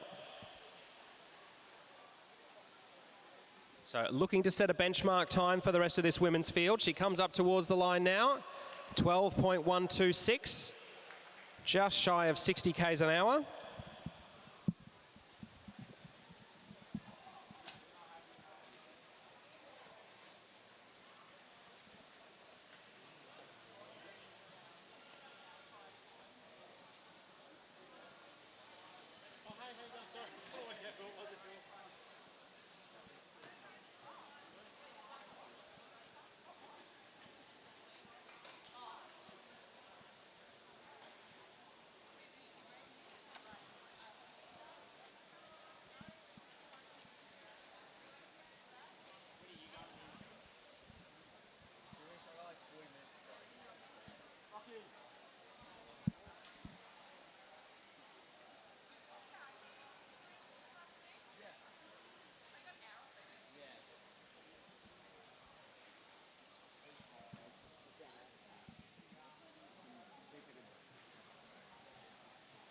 So on track now is Ebony Robinson, number 126, a member of the junior team sprint team that took second place at the recent New South Wales State Championships. So 12.126 to beat. Coming up the one towards the line at 11.625, so she'll move into first place.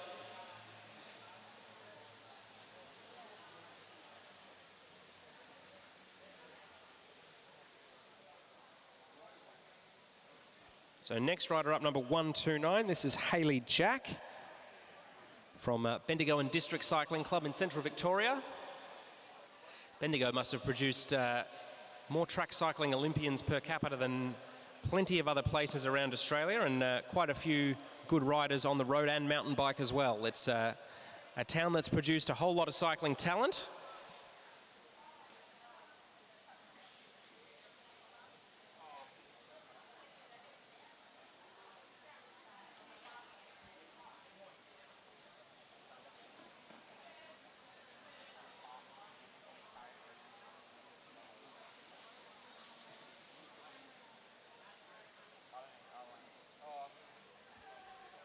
So Hayley Jack in the all black comes down the track, coming into the start of her sprint effort now.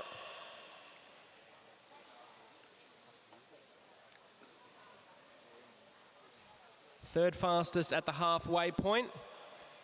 Trying to stay strong as she comes up to the line. Third fastest so far, 12.418 for her flying 200.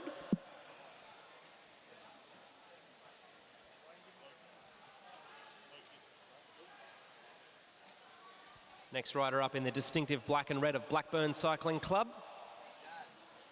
This is Alana Lake.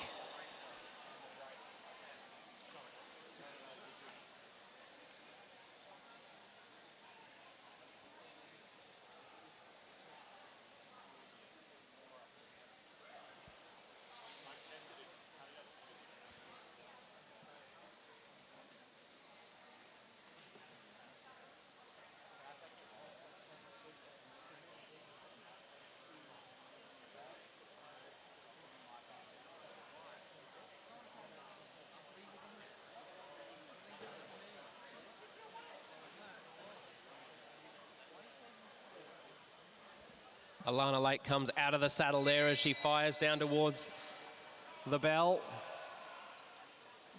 Gets a couple of cheers of encouragement from the infield as the youngster makes her way up the back straight. Third fastest at the halfway point. Coming up to the line now, remains third fastest, 12.332.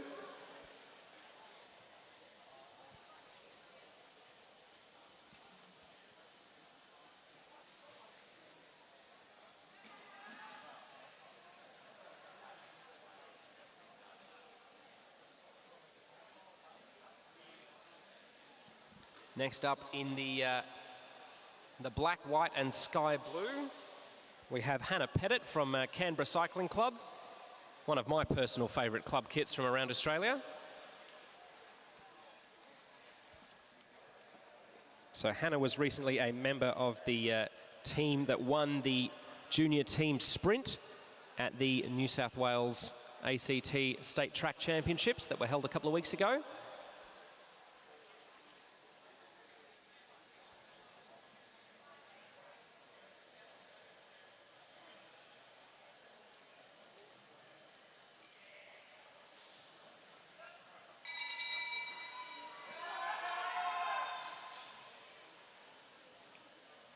Big cheer from the crowd as she starts her sprint now.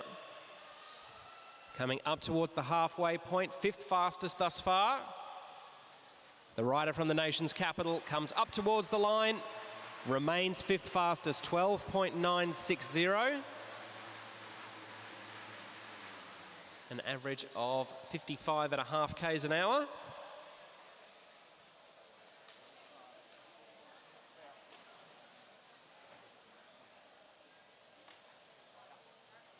So next up, one of her teammates in that championship junior sprint team from the New South Wales State Championships. This is Natasha Sitsky in the royal blue of the ACT Academy of Sport.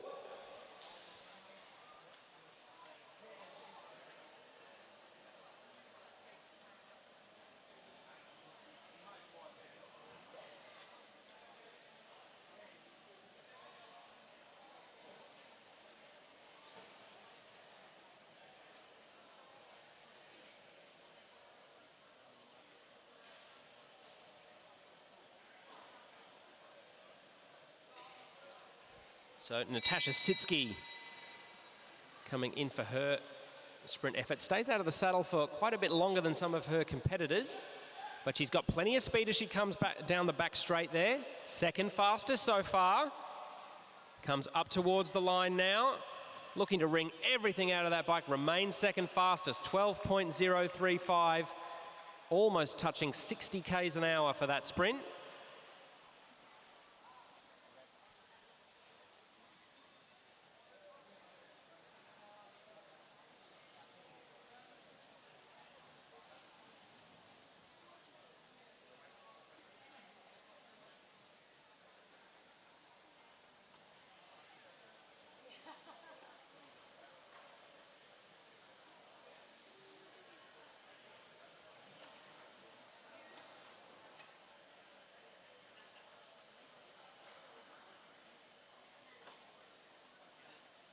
Head down, I mean head down.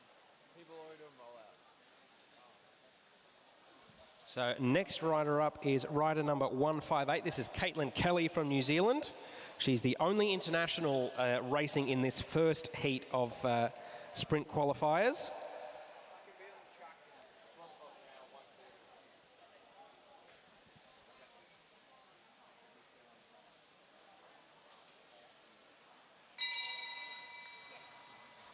So the Kiwi coming into the start of her sprint effort now.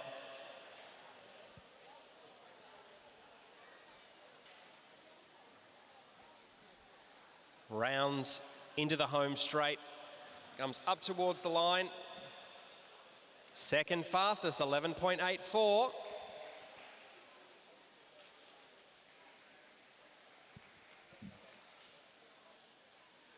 Now I did say Hope Harnetti on the screen just there, but it was definitely Caitlin Kelly's number 158.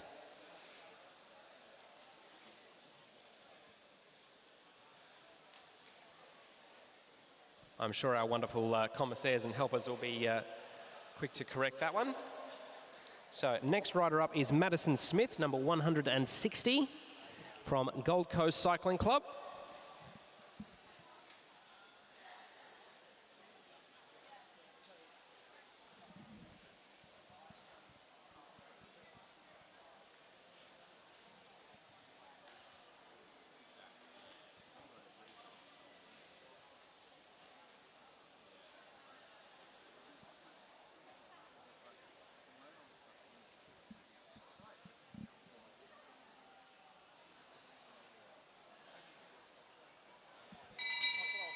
So Madison Smith, the Queenslander, rider number 160 in the all black because it makes you go faster. 11.625 is the fastest time to beat. Is the 8th fastest through the halfway point as she comes up towards the line now. Remains 8th fastest, 13.208.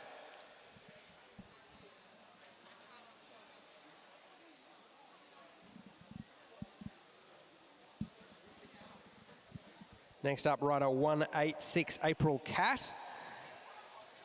Junior state sprint champion for South Australia. From Norwood Cycling Club in Adelaide's Inner East.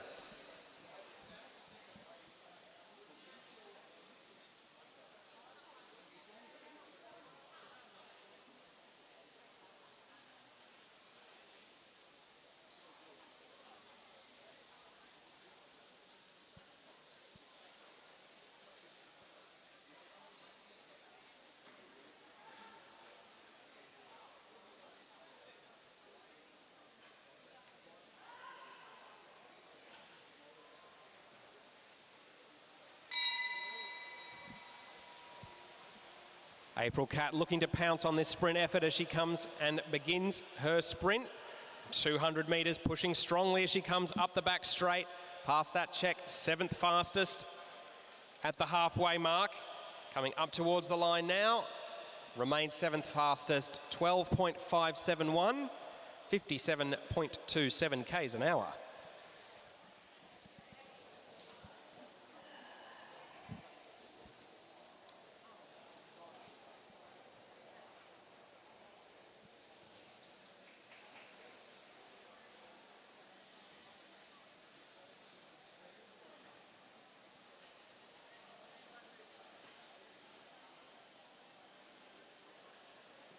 So the next rider on track, our third rider to be dressed in all black is Milan Bradshaw from the University of Queensland Cycling Club, wearing number 203.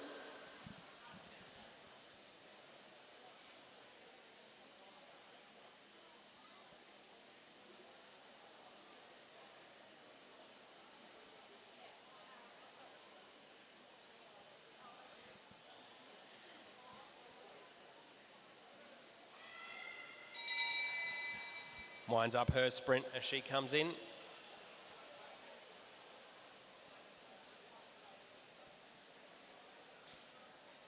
Looking good up the back straight there. 11.625, still the time to beat. Throws the bike at the line at 12.693 for Milan Bradshaw. So 8th fastest so far. So 2 riders left in this first heat of elite women's sprint qualifying. These are mostly the younger riders. So next up is rider 205. This is Emily Watch in the colours of the ACT Academy of Sport.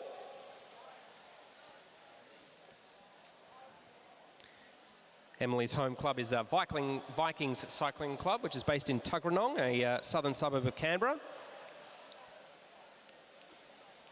Club that really has produced a lot of great riders and also covers a lot of disciplines between road, track, cyclocross and mountain bike as well.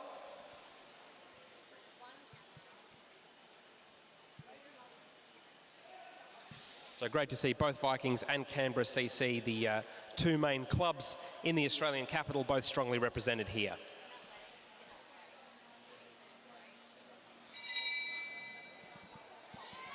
So Emily Watch now coming in for her sprint effort.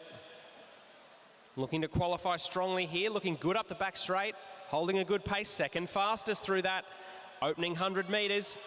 Coming up to the line now, and she is 2nd fastest, less than 1/10 of a second in it, 11.710, 61.5 k's an hour for Emily Watch.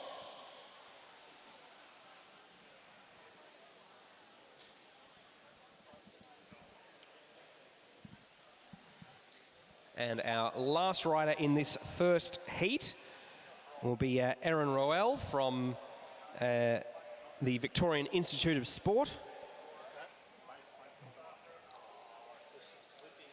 She's from just down the highway in Geelong.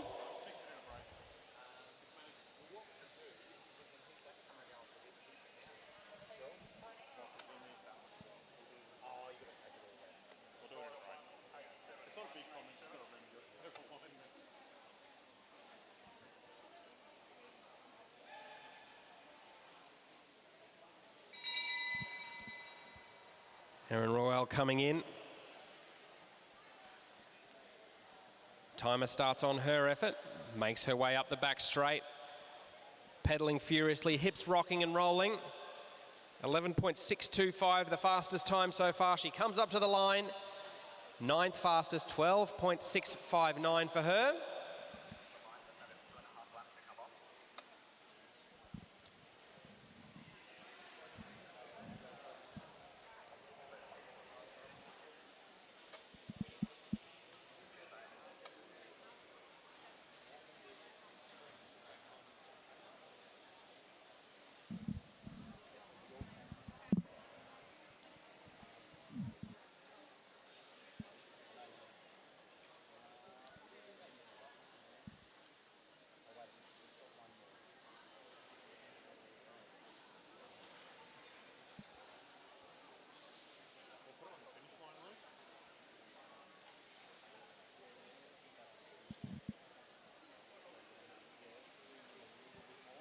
So this is Morella Willis-Hell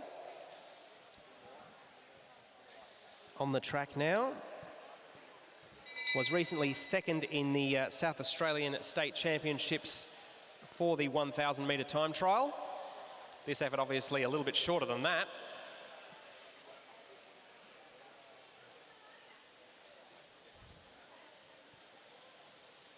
Coming up towards the finish line now. 11th fastest in that batch of juniors for her, 12.743.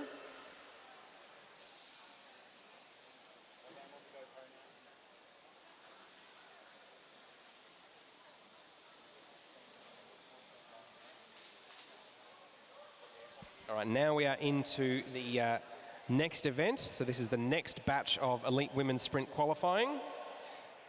First rider up is Lauren Perry, who's come from the Apple Isle. She's from Launceston City Cycling Club. Great to see that she's made the trip across Bass Strait to come and race here in Victoria.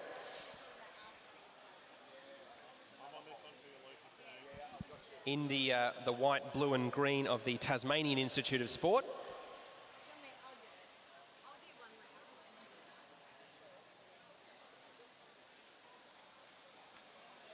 So as Lauren Perry will be the first rider in this new batch, this will be the fastest time, but she's obviously looking to set a benchmark that will hold up strongly against the competitors to come.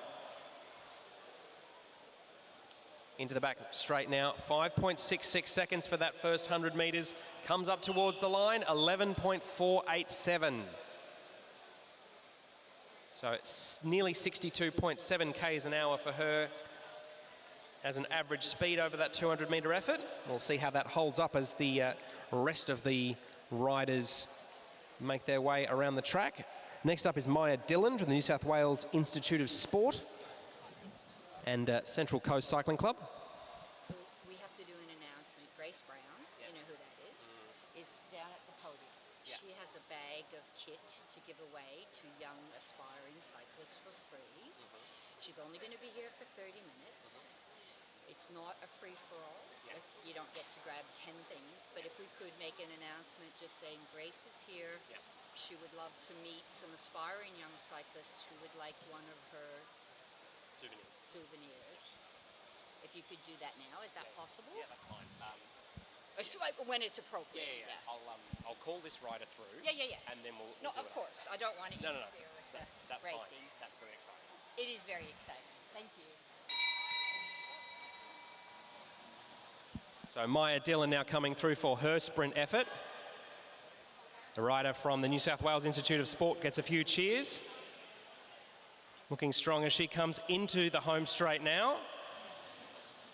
So second fastest for her, a time of 11.649. Now I've just had a little birdie tell me something extremely exciting, that over by the podium in the centre of the track, we have been joined by cycling royalty, world and Olympic time trial champion Grace Brown is in the house. And I've even heard that because it's close to Christmas, she's got a few little gifts and souvenirs that she might want to give away to aspiring young cyclists.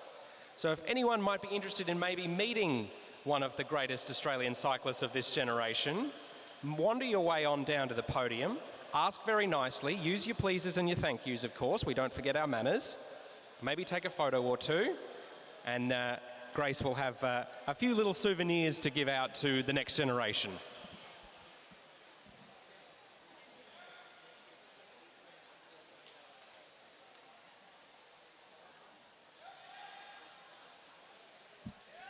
So while that goes on, Christine Perkins is on the track now, a very famous surname in Australian track cycling. Christine Perkins flying up the back straight now.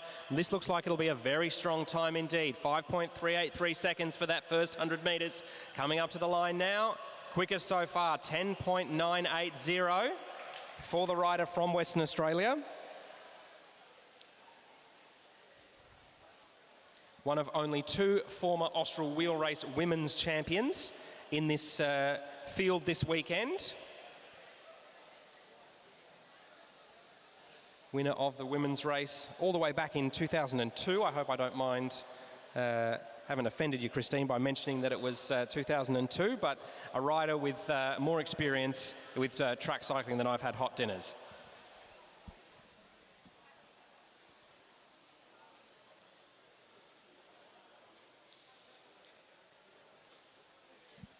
So next up in the maroon and blue of the Queensland Academy of Sport is Emma Stevens.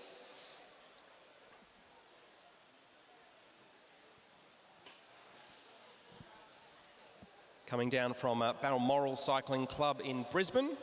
Great to see so many riders from Balmoral taking to the boards this weekend.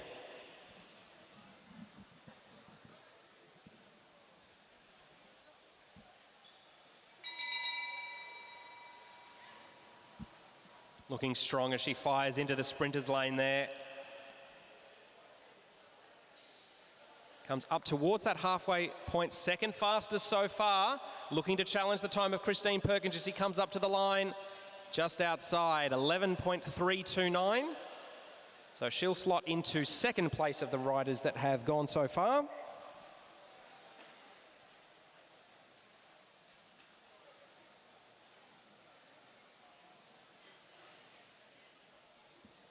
Next on track is rider number 161, another fellow Queenslander. This is Olivia King in the light blue.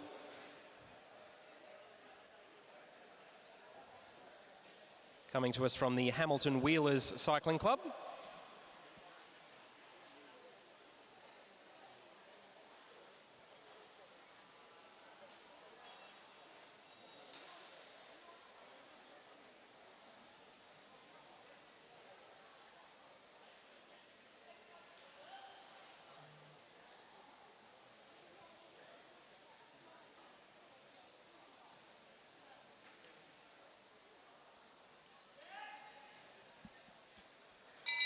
So Olivia King now firing up as she comes into the bottom of the track.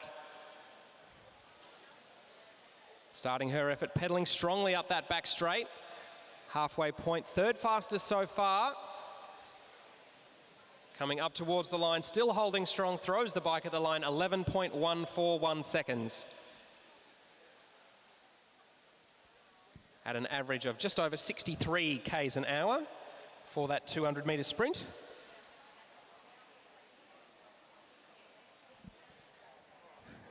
Next up, rider number 154. This is Lilia Tartaranov from Central Coast Cycling Club, also in the blue and black of the New South Wales Institute of Sport.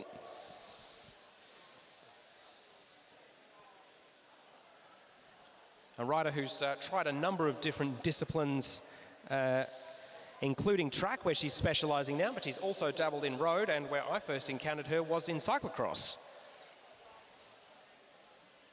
Thankfully, unlike cyclocross, there's no need to worry about losing traction on this beautiful quality track here at Disc.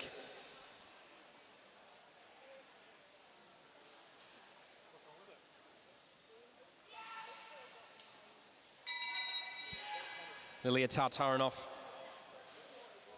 Comes into the bottom of the track. Plenty of G-forces through that bottom turn. Pedaling strong up that back straight there. Second fastest so far. Will she challenge for that top time? Coming up towards the line now. Trying to hold strong. Third fastest. 11.341. So third quickest so far for Lilia Tatarinov.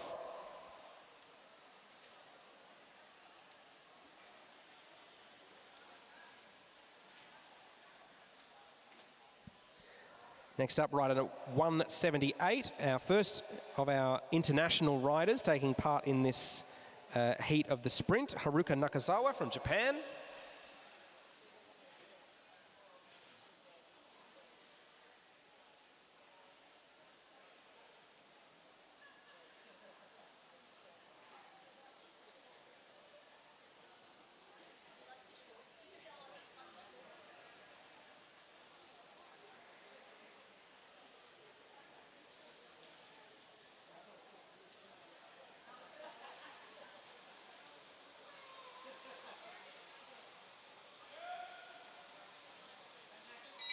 Haruka Nakazawa starting her flying sprint now. So the Japanese rider looking to challenge the leading time of Christine Perkins, 10.98. She's second fastest through that halfway point. Coming up towards the line now, trying to hold strong. Second fastest so far, 11.15 for the rider from Japan. 64.5 k's an hour.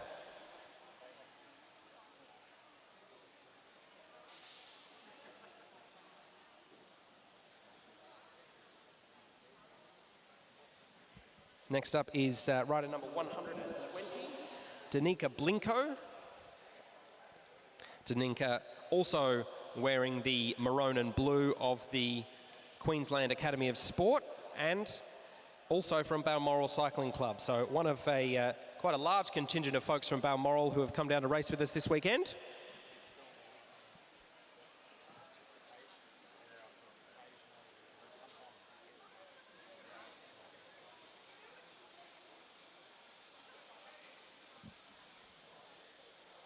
And perhaps unsurprisingly, the opportunity to meet and maybe get a freebie or two from Grace Brown has sent shivers and shockwaves through our juniors here today, who have all very politely come up and asked to maybe pick out a national champion skin suit or a cap or a spare bit of kit, or even just stop and have a chat about what it takes to succeed at the top level of cycling with Grace Brown. Danica Blinko now coming up towards the line now. She will be third fastest, so a very creditable time from the Queenslander, 11.154.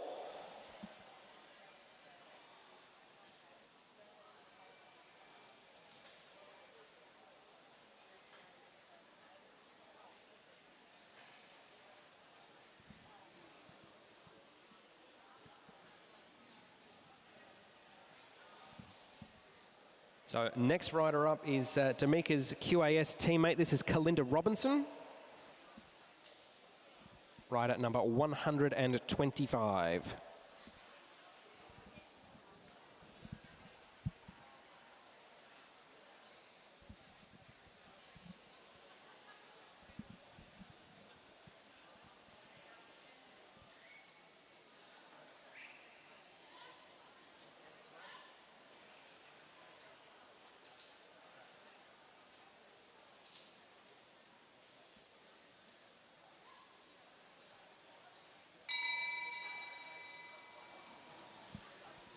Kalinda Robinson now coming in and starting her sprint effort. Looking to post a strong time like her QAS teammate has done just before her. 10.98, still the fastest time. And she'll slot into sixth fastest so far, 11.343 for Kalinda Robinson.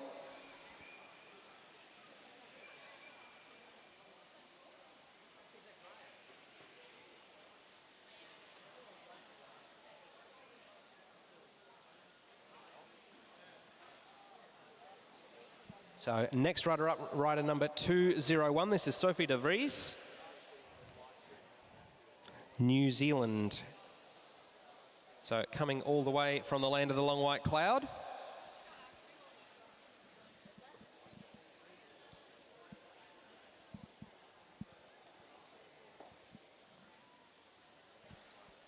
hailing from Tawamutu Sports Cycling Club, a couple of hours south of Auckland.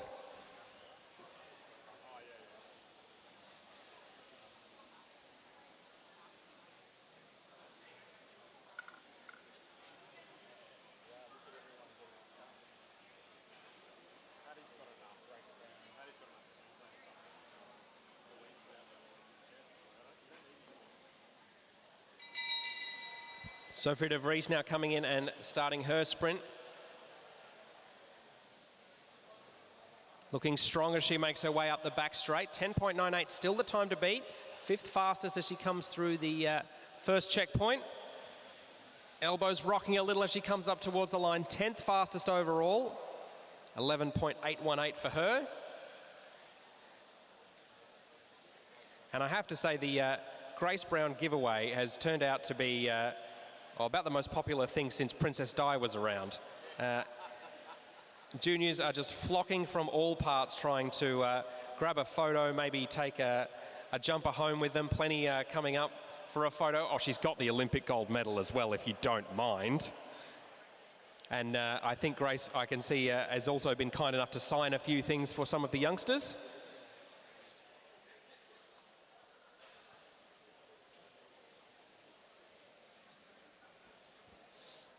Next rider on track is Phoebe Tung from Hong Kong, wearing that sky blue kit from Hong Kong. The Olympic kit is typically more of a pale pink with the flower that decorates the Hong Kong flag, but the squad here are all dressed in quite a charming blue. Phoebe Tung now into her effort. 10.98 of Christine Perkins, still the time to beat. She's just coming up towards the line now. 10th fastest so far, 11.795. On the quick side of 50 k's an hour there, or 60 k's an hour, my apologies.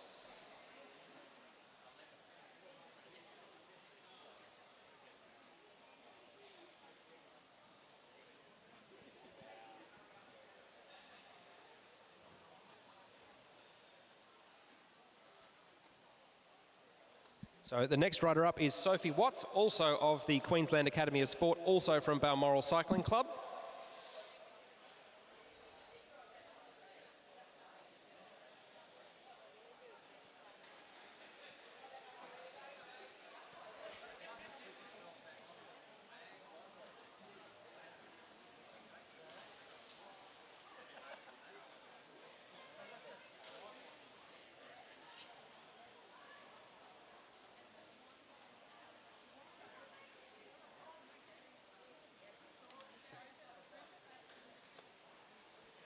So Sophie Watts now coming up and starting her sprint effort. The Queenslander's into her work. Lots of G-forces as she makes the turn into the back straight, coming up to the halfway point now. I don't think the timer started correctly, so I'm not sure if we'll get an accurate time for her, but it looked like a strong effort from Sophie Watts. Wouldn't be surprised if that's towards the pointy end of affairs. We might need our trusty commissaires on hand to get the hand timer out on that one.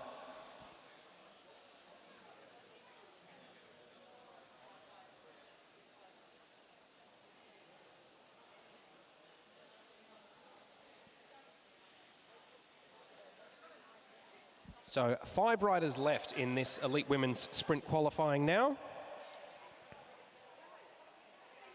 This is Yinshan Qing from Hong Kong, easily identifiable in the blue skin suit there.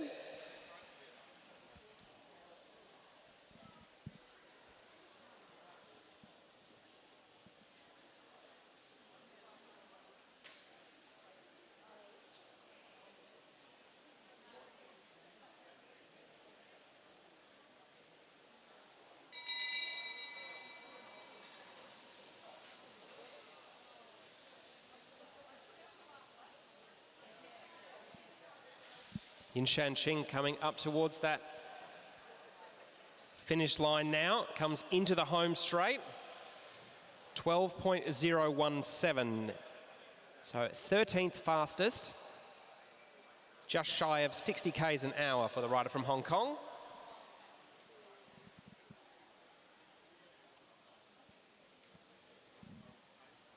Next up, rider 177. This is Noah Obata, also from Japan. So one of 2 Japanese riders in this sprint field.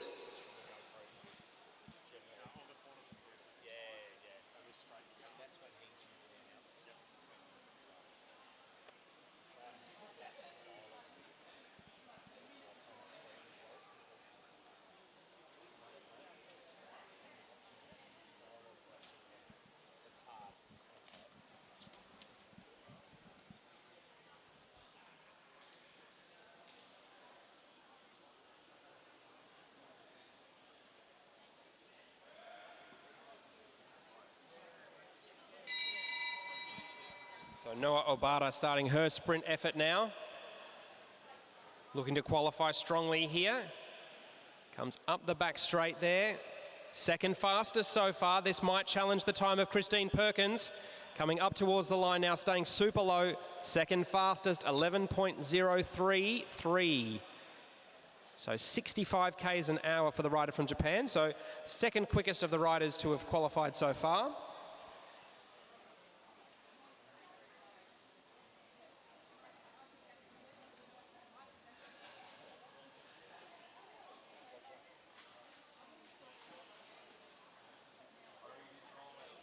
Taking to the track now, the next of the riders from Hong Kong, Cho Yu Jung, rider number 171.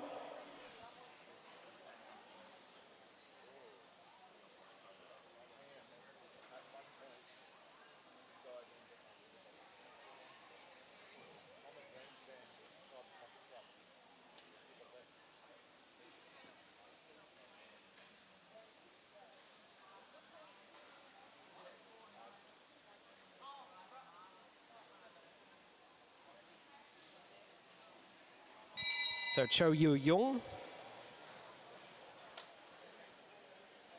Nice high cadence as she starts her sprint effort, staying nice and low over the handlebars. Comes up towards the halfway point, 10th fastest at halfway. Up towards the finish line now. 11th quickest, 11.607. Just a tick over 62 k's an hour average for that 200-metre sprint.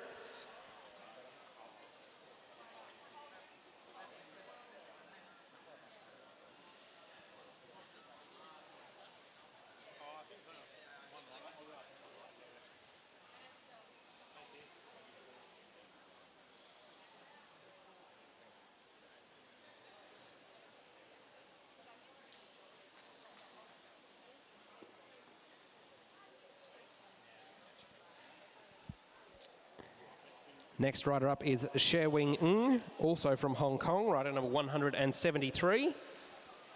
She's the second last of the riders in this batch of elite women's sprint qualifiers.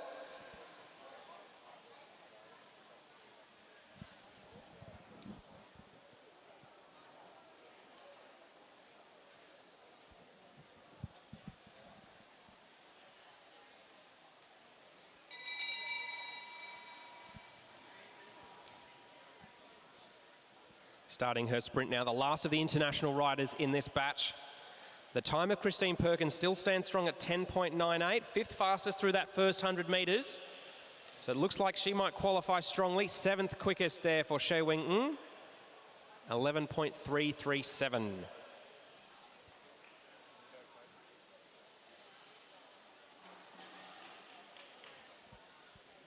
And the last of our riders from this batch in the navy blue of the Victorian Institute of Sport is Alessia McCaig.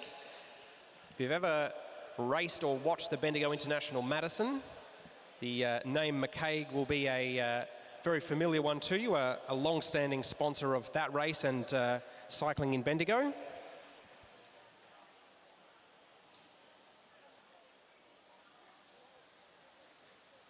Though sadly I hear not taking place in 2025. Alessia McCaig has other things on her mind though.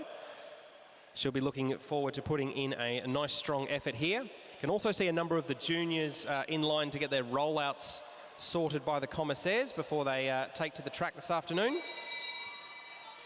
Alessia McCaig ready to go, ripping into that bottom corner there. Looking strong up the back straight. We'll see how the time goes at halfway. Third fastest. Coming up towards the line now. This could be a very strong qualifying time for the rider from Bendigo. 6th quickest in the end, 11.188.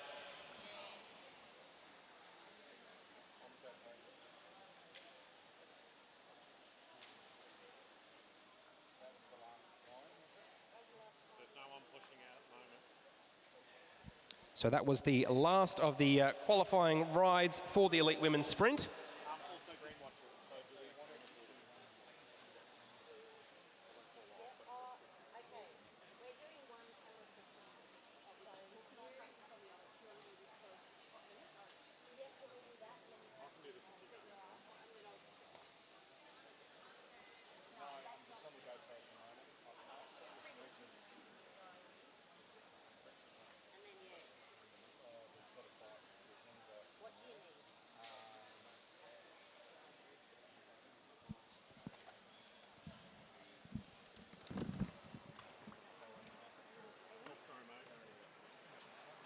Great job, mate.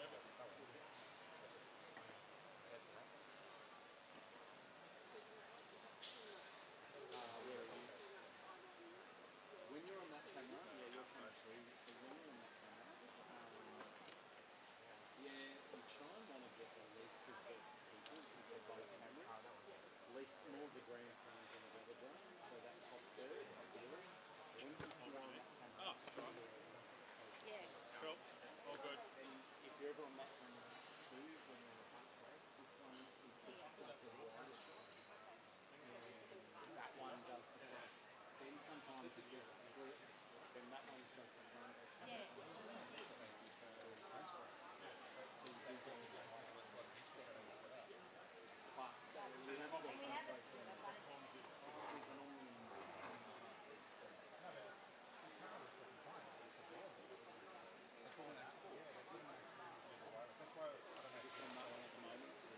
Sorry? I'm on it. Oh yeah, no, I have to. Now, do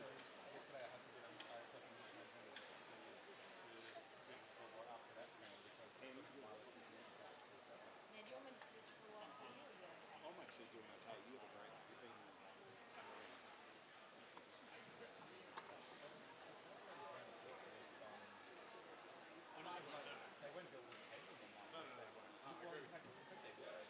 Alright, you got a copy?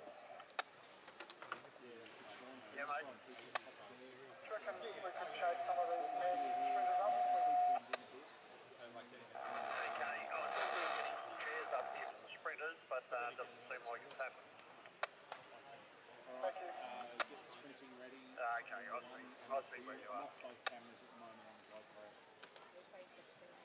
Just waiting in this. So do you want to just body shot? Yeah, I mean it's going to be a bit tricky because sometimes they get really split out. So how long we got? A while? No, they're about to come.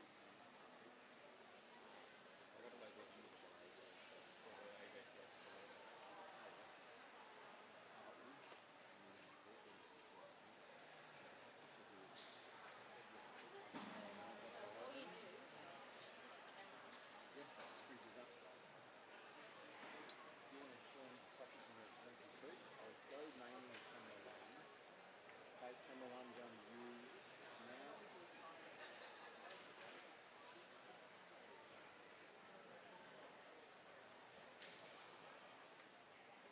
Yep, that's perfect. And then you just follow them up. Do you want a photo of yourself commentating later?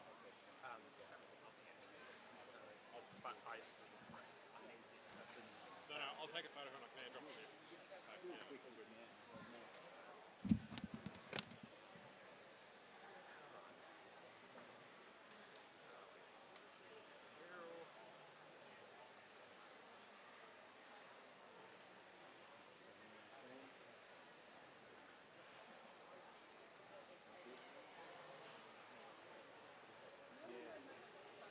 That's kind of really good, but just go a little bit tighter there to avoid the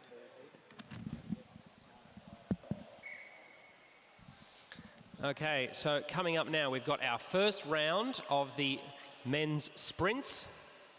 So this is Ryan Elliott at the front in the QAS kit in the maroon and blue. Just behind him is Wing Kin Lai from Hong Kong.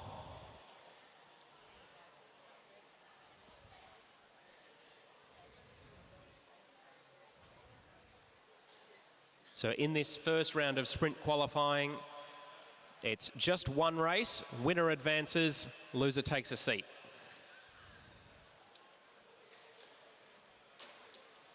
So the man from Queensland, just at the bottom of the track there, keeping a close eye on his competitor.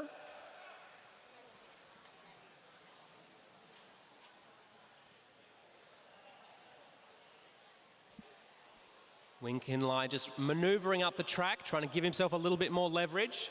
Ryan Elliott quite well positioned now.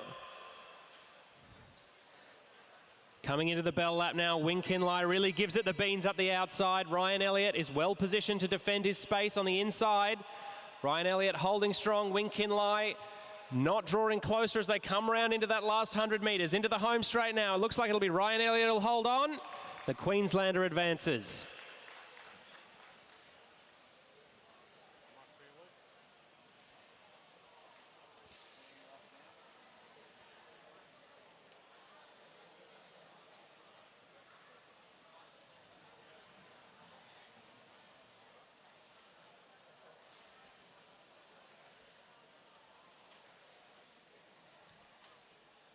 So that one was between our 5th fastest and 12th fastest qualifiers.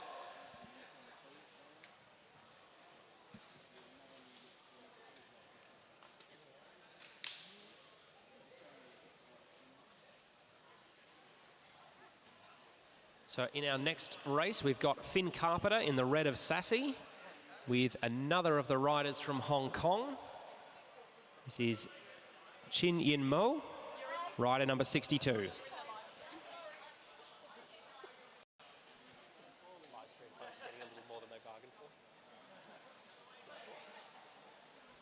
This time it's the rider from Hong Kong who takes the leading pair, the lead of the pair.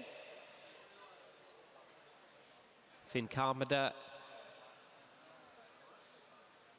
happy to keep the pace nice and slow on this opening lap.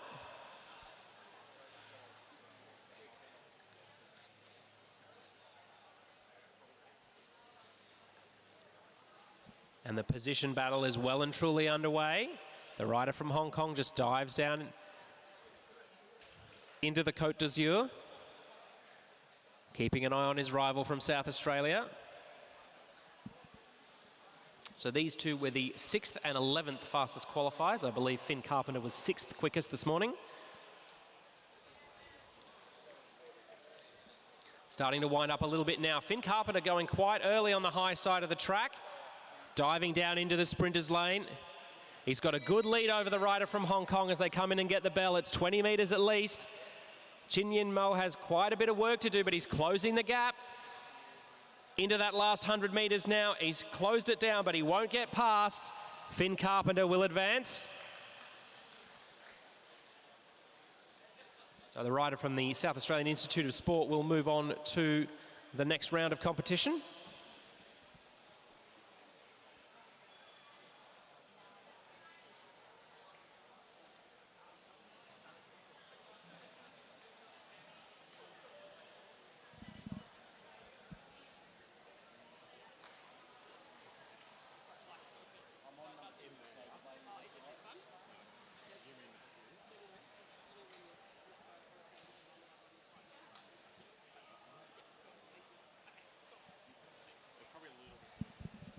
So next up on track will be Sam Gallagher, rider number 20. He's in the blue and white of Victoria. He'll be up against the New Zealander Kyo Lart, rider number 48. So these are the 7th and 10th quickest qualifiers.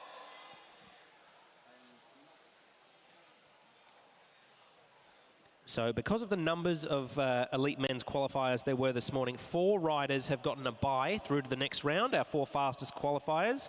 They were Daniel Barber, Byron Davies, Tate Ryan and Minato Nakaishi.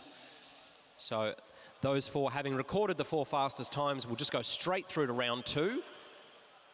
So everyone who finished 5th or lower will have to win their place by defeating an opponent. So Kyo Lart just at the front of that pair at the moment in the orange and blue. And then Sam Gallagher just on the high side of the track. They're 2 riders watching each other closely. Sam Gallagher still staying nice and high on the track.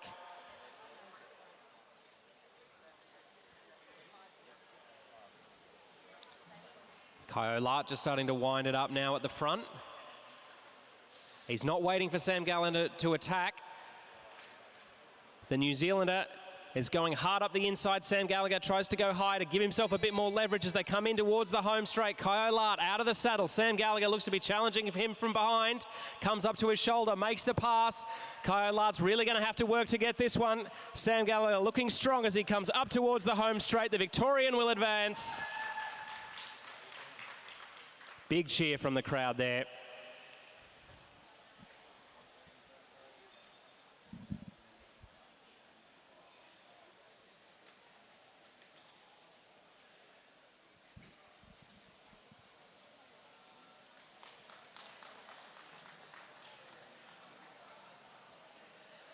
So far, each of the higher, faster qualifiers have advanced in these sprint heats.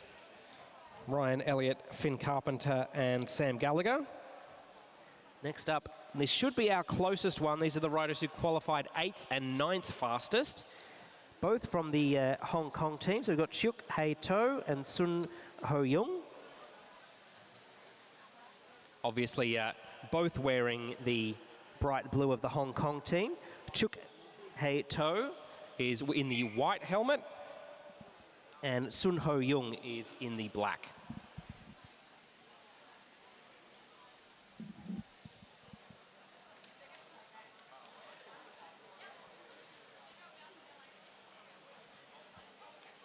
So you'd have to imagine these two teammates will know each other's strengths and weaknesses quite well.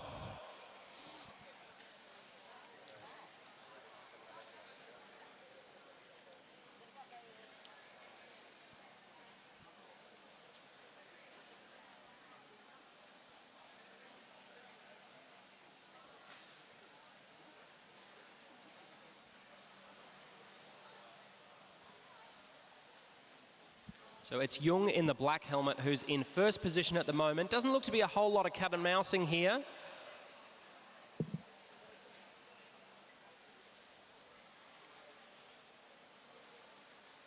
Coming into the home straight now, both riders out of the saddle. And it's Chuk Hei To in the white helmet who's stolen a march early on. Hasn't managed to completely gap his teammate. The rider in the black helmet is challenging. He's coming up to his hip now. Will he be able to make it past? Oh, that one was close. I think I might have just given it to Chuk Hei To on the throw. Less than half a wheel in it though.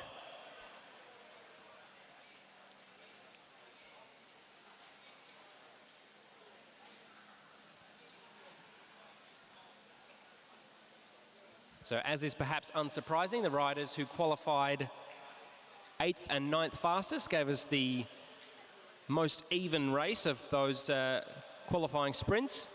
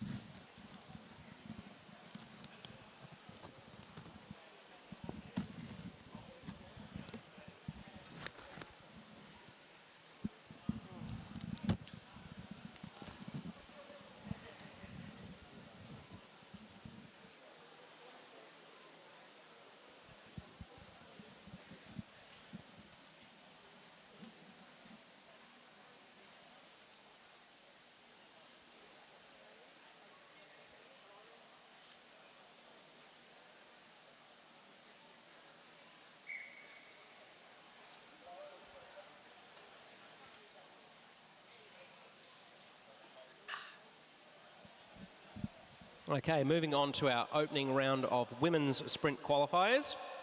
So the qualifiers out of the way, this is the first of the sprint heats. So in the black we have Christine Perkins from WA, fastest qualifier this morning. She's racing against the 16th quickest qualifier, Yin Shanqing, another of the riders from the Hong Kong team in the bright blue.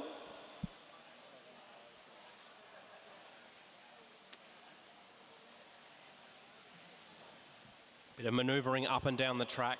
Christine Perkins is a very experienced rider. Don't think is likely to be faked out by a rookie move. Keeping her opponent nice and high on the track, eliminating the possibility of the rider from Hong Kong diving down underneath her. Christine Perkins still holding strong. The rider from Hong Kong giving her a good fight here. Yin Shanqing in the slipstream at the moment. I'm not sure she's got the strength to come around. Christine Perkins just has a look over the shoulder, handles her business. So Christine Perkins through to the next round. 12.06 for that flying 200 metres.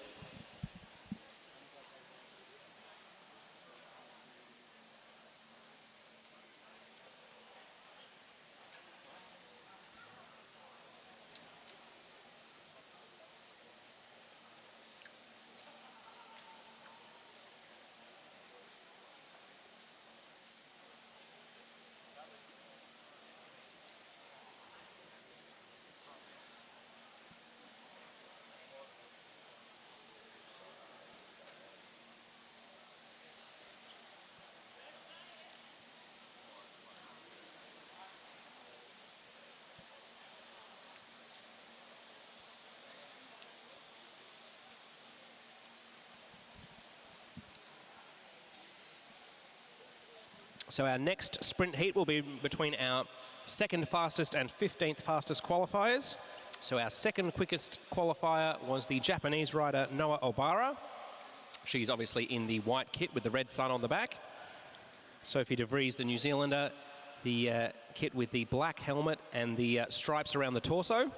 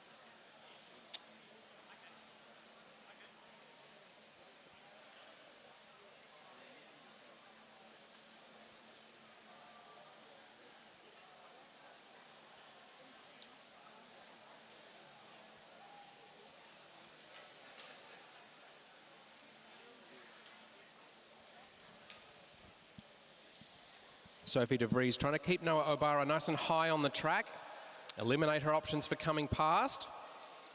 She's keeping a very close company so far, but staying in a position that means the Japanese rider can't dive down the track behind her and try and gain the advantage. Coming up towards the bell now, they're going to have to start winding it up. Sophie de Vries goes early. She's gained a lead on Noah Obara. The Japanese rider with a bit of work to do as they come down the back straight. She's closing up that gap, but I tell you what, she's really got some work to do as they come up towards the finish line. Will Obara be able to get there? Yes, just. Oh, that one was close.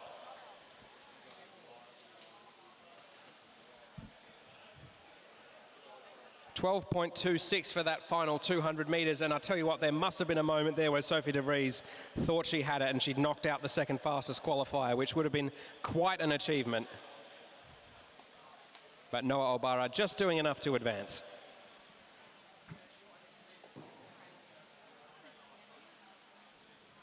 Next up, we have two international riders representing Japan. We have Haruka Nakazawa, rider number 178 in the white kit, and Cho Yu-young, rider number 171 from Hong Kong.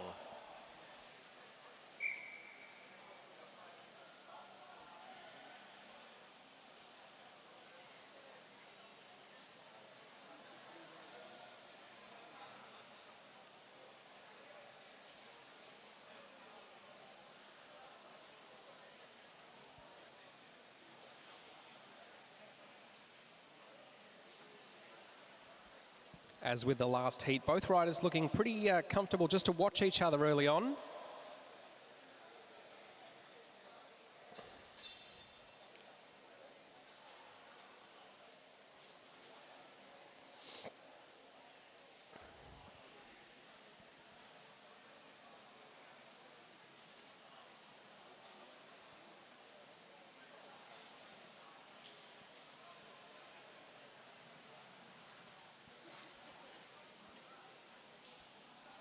Nakazawa just in second place at the moment. Phoebe Tung from Hong Kong, trying to squeeze her out. Nakazawa manages to get past. Coming into the home straight with 1 lap to go. Nakazawa looks over her shoulder, checks on the progress of the rider from Hong Kong, Phoebe Tung, who's challenging around the outside. Nakazawa still looking strong in the sprinters lane. Phoebe Tung gets out of the saddle, tries to get a little bit more out of those legs. Coming up towards the home straight now. Nakazawa looks like she'll just do enough to hold on. Wins it by a length and a half. So the Japanese rider will progress.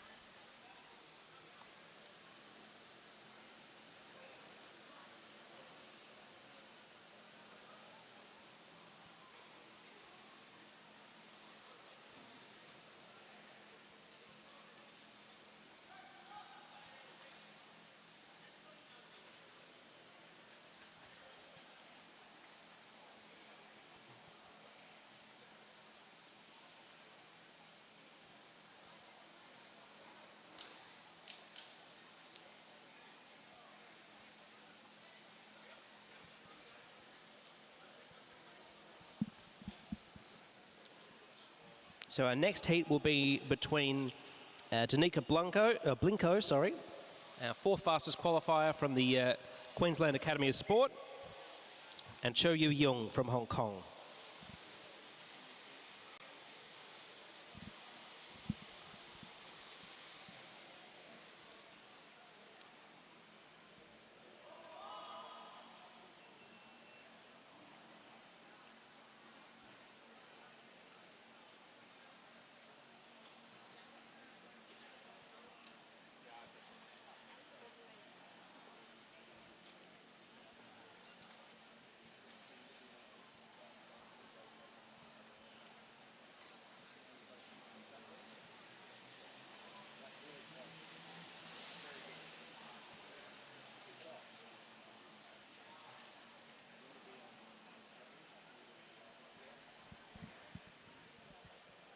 So Cho Yu Young keeping a close eye on Danica Blinko here. The Queenslander trying to stay somewhat out of the sight of her rival. A little bit further back, but Cho Yu Young keeping a very close eye. Danica Blinko thinks about coming down the track a little bit, gaining a little speed as they come in to get the bell. Cho Yu Young tries to force Danica Blinko high off the boards. As they make their run now, Danica Blinko, the Queenslander, comes around the outside. Cho Yu Young out of the saddle, trying to accelerate.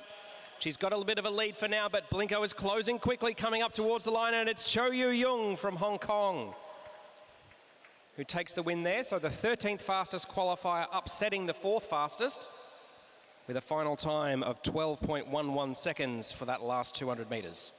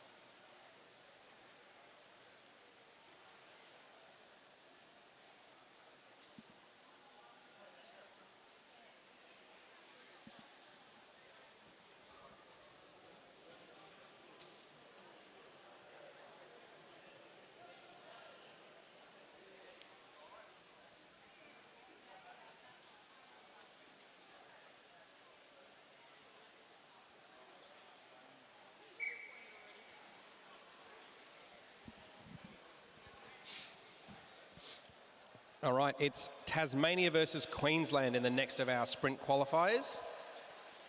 The rider in the blue, white and green of the Tasmanian Institute of Sport at the front, that's Lauren Perry. In the maroon and blue of the Queensland Academy for Sport, that is Sophie Watts.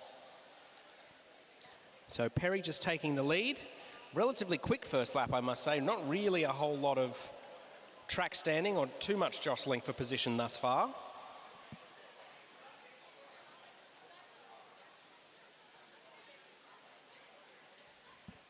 Perry using that front position to keep Watts nice and high on the boards. Prevent her from easily making a pass or gaining leverage. Really keeping her very high as they come around the top and into that last straight. Coming in and winding up for the sprint lap now. Sophie Watts accelerates around the outside. She's level with the shoulder, now passing Perry.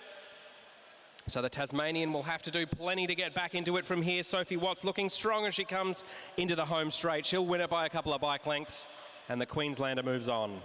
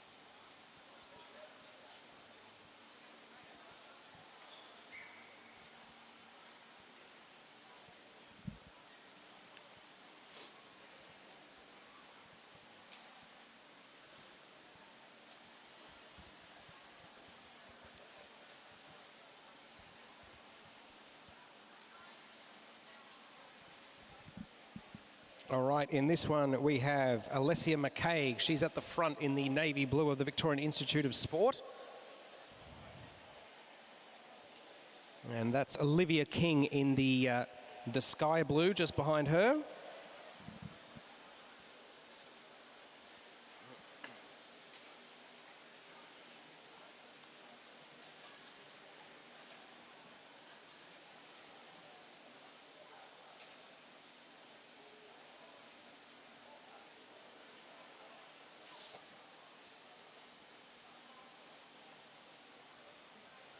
So the rider from Bendigo winding up as they come into that last lap.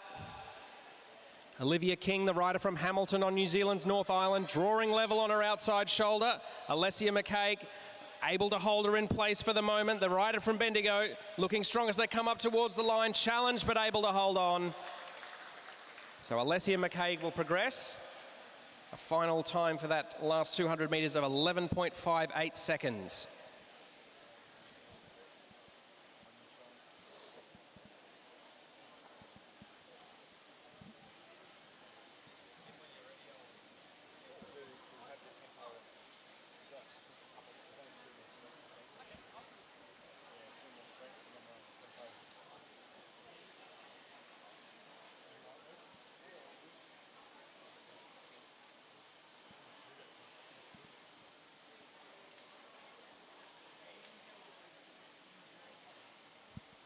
So our next heat on the track, riders number 124 and 125, both representing the Queensland Academy of Sport.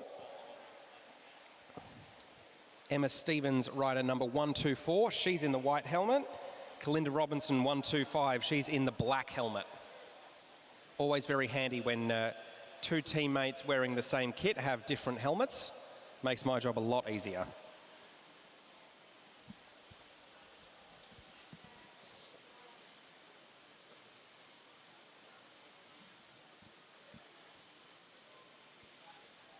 So Stevens in the white helmet, Robinson in the black. This is the penultimate heat of round one of the women's sprint. After this round concludes, we'll move on to the next event in the elite men's Omnium, which will be the tempo race.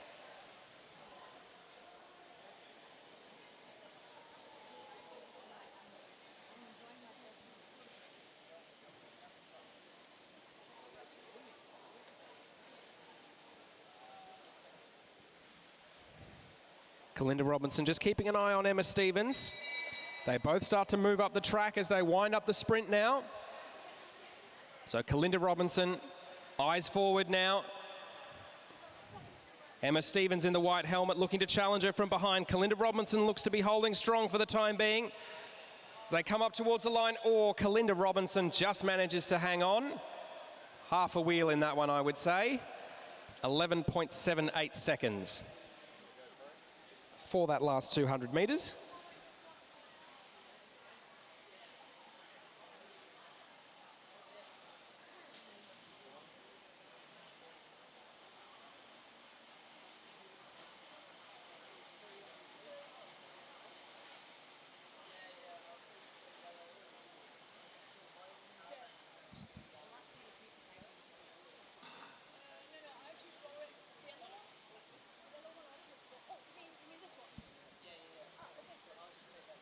So our last of the sprint heats for the opening round of the women's sprint qualifying will be between Se Wing Ng from Hong Kong. She's at the top of the track in the all-black helmet and all-teal torso.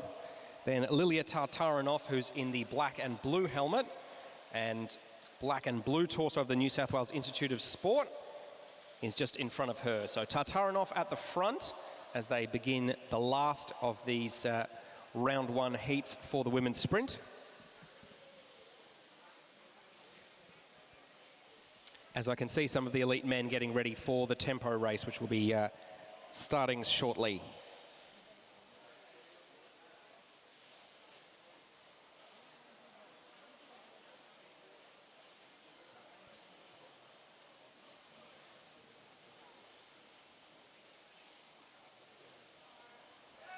Both riders moving pretty quickly, even with a lap and a half to go. Se Wing Ng moving to the outside of Lilia Tartarinov. The rider from New South Wales with a bit of work to do. The rider from Hong Kong, oh, they're level shoulder to shoulder as they come up the back straight. Lilia Tartarinov stands out of the saddle, tries to wring every little bit of effort out of those pedals, comes into the home straight now, has managed to hold front position, and Lilia Tartarinov will move on. Quite an evenly matched battle there. The last 200 metres taking them just 11.9 seconds.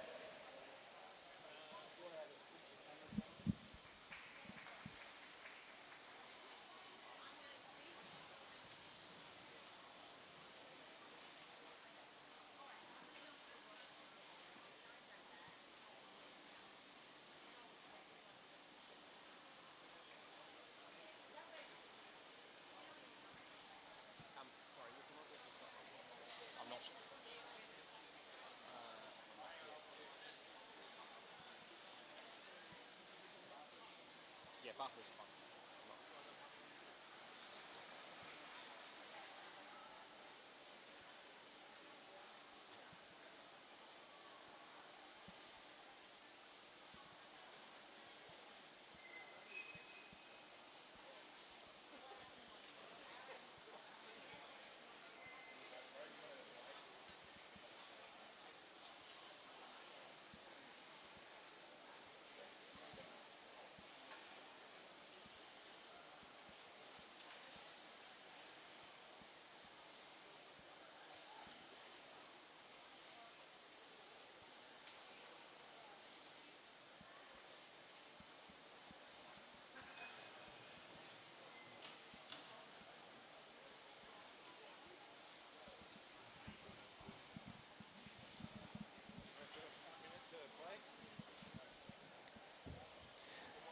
Okay, so the competitors in the men's Omnium now taking their places on the track. So after the conclusion of the scratch race this morning, that was won by Liam Walsh, rider number 2 in the QAS kit, just at the high end of the track.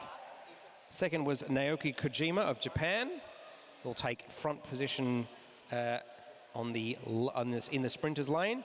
Then it was Graham Frisley in third, Declan Trezise in fourth, Shoi Matsuda fifth, Aya Hashimoto in sixth, Mitchell Fitzsimmons seventh, Kurt Ether eighth, John Carter ninth, and Chinyin Mo was 10th. So 40 points for Liam Walsh for finishing in first place, then 38 for second, 36 for third, and so on.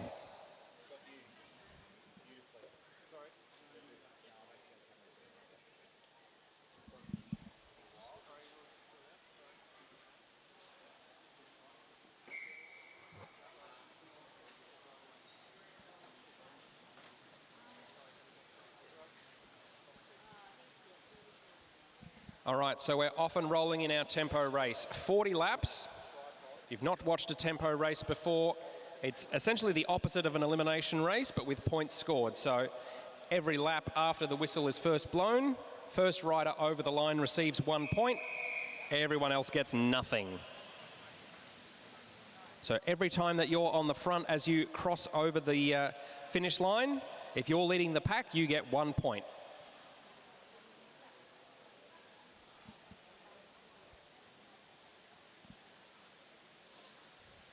So it looks like it'll be Mitchell Fitzsimmons from New Zealand who takes the first point. 39 laps to go.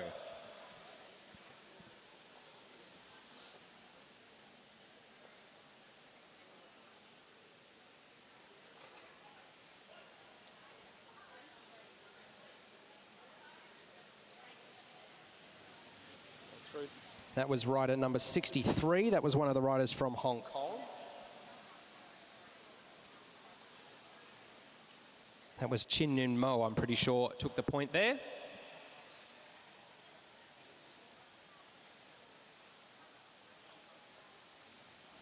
Shoi Matsuda, number 73, comes through and grabs another point, so that will move him slightly higher. So he was in 5th place when this event started. Pace is really starting to get injected now.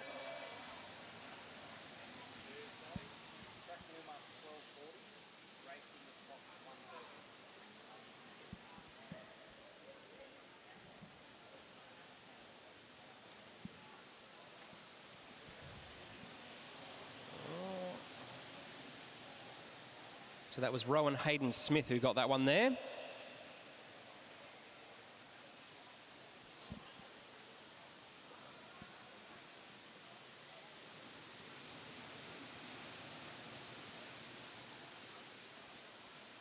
Tyler Tompkinson grabbing that second point. Looks like that's Connor Lay who's on the front. He looks like he'll be in prime position to grab this next point.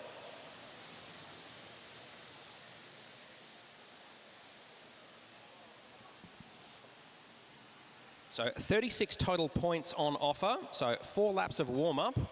I got a bit excited and accidentally said that they'd already started scoring points before they had. So Kurt Ether from Keish Parkoop grabbed that one on that time around. Zach Marriage just moving up past Dylan Proctor-Parker there to take the point on that lap. And he looks to be trying to gain a bit of a gap over the field, maybe banking that he can stay out the front for 4 or 5 laps in a row and get a handful of points. So the South Australian will take another lap there. Take another point, my apologies. And it's Declan Trezise with those bright blue Astana gloves. Moving up now. So the Queenslander will take that point there. So 2 points for that little move from Zach Marriage. Certainly better than a poke in the eye, but he might have been hoping he got a little more leash than he ended up doing. Liam Walsh there, just moving past. That was Graham Frisley. So Liam Walsh taking the point on that lap.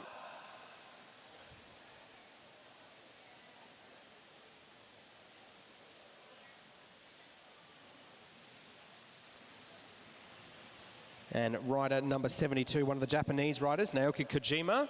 Kojima was in 2nd place coming into this race, so that will have moved him up.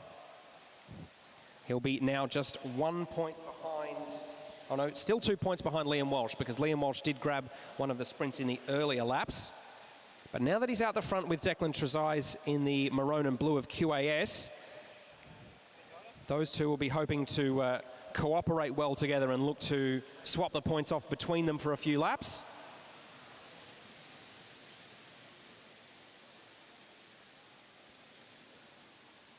And I think the Japanese rider in third place there might be Shoi Matsuda, who's recognised the opportunity it is. Matsuda with his hands hooked over the inside of the drops. So Matsuda looking to come up and join his teammate at the front, make it a 2-on-1 against Declan Trezise, who challenges there for the front, doesn't quite get it. So that's another point for Naoki Kojima there. Trezise swings off. He can't hack that pace. So Naoki Kojima is now out on his own, and every time he passes the line now, he'll pick up another point.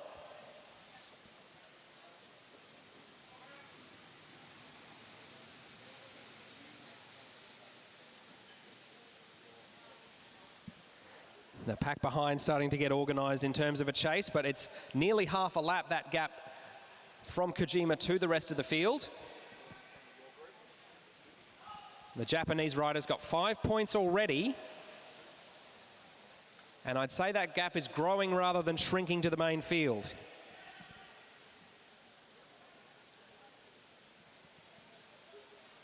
His teammate Shoi Matsuda not too far behind him. And then it's one of the riders from Hong Kong who's tried to chance his arm and see if he can bridge up to the front of the race. Ooh. A good little bit of bike handling there from one of the riders at the top of the track, narrowly avoiding an incident as Connor Leahy was making his way down.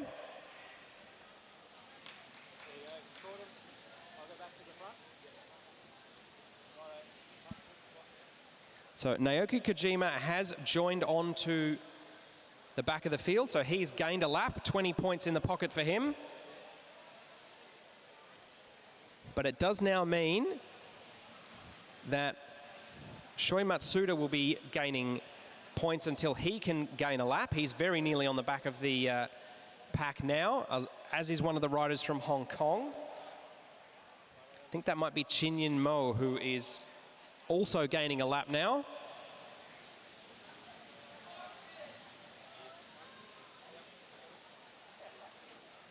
Now a flyer from a couple of riders. Connor Leahy is there in the black and gold of the WAIS. He's got his fellow West Australian John Carter for company.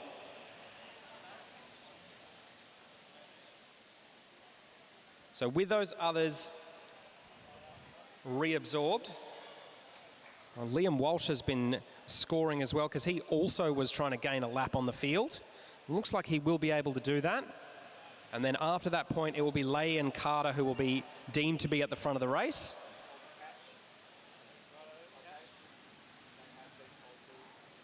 And it looks like that's the catch there now for Liam Walsh.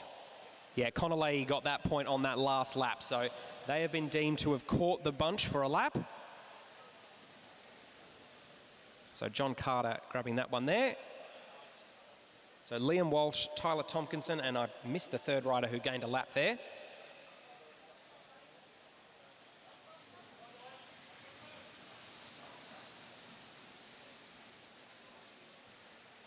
I think that was Noah Blannon who gained a point on that lap. So 11 to go now. No, 10 to go as they come up towards the line. Graham Frisley grabs that point for himself.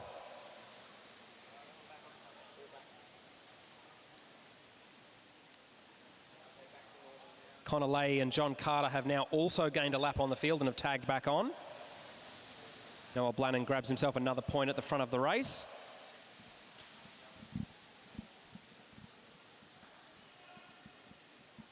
So Kojima currently leading the standings of the riders so far. He's gained 28 points thus far, with coming up to 7 laps to go now. And it's Walsh 23, Carter 23, Leigh 22, and Shoi Matsuda 21. Liam Walsh comes through and grabs another point there, the QAS rider. having quite a strong Omnium so far. Declan Trezise now at the pointy end. And the competition for these points is really getting fierce now.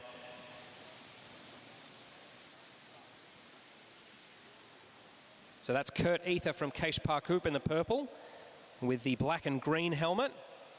Grabbed the point on that last lap. It's going to grab this one as well.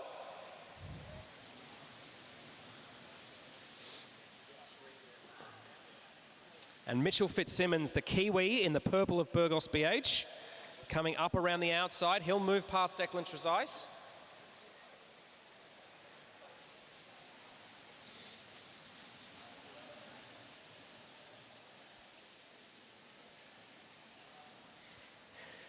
Three laps to go for our leading trio.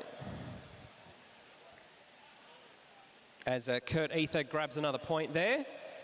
Probably not enough time for them to go all the way around and latch onto the back of the peloton and grab 20 points. But they can certainly divvy up the remaining individual tempo points as Mitchell Fitzsimmons grabs another one. Just 2 laps to go for our leaders now.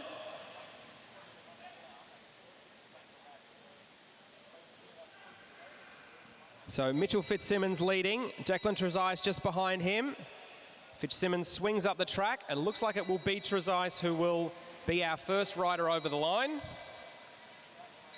A rider from the Queensland Academy of Sport just coming into the home straight now. There we go. So first riders over the line. So Declan Trezise, who recently completed an apprenticeship with the Astana program as a stagiaire, grabs the last point on offer there.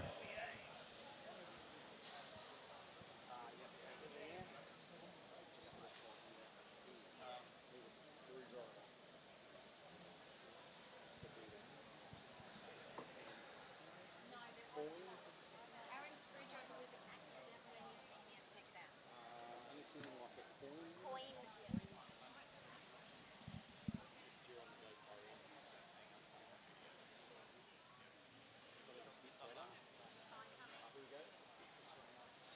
With that 10, Gary needs 10. Anyone get a 10 cent piece? 10 would be. Oh, anyone got a card? Yeah. Flyby's card. Useful for something. I don't have a flyby.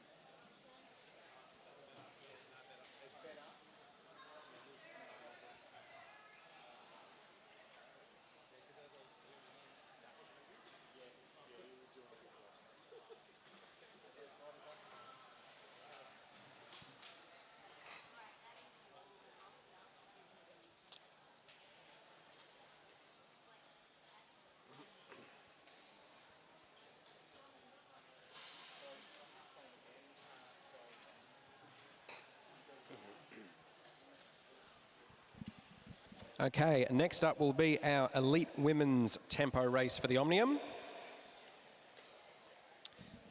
So after the scratch race, the winner of that one was Tsuyaka Uchino, the rider from Japan, on the high side of the track.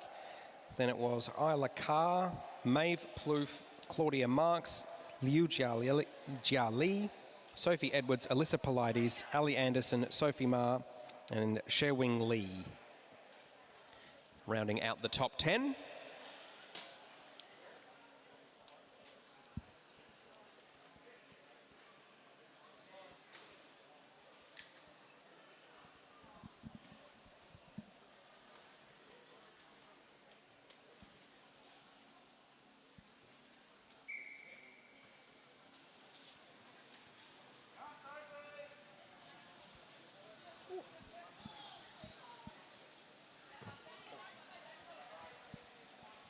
Okay, they're off and rolling in the women's tempo race now, so 30 laps total.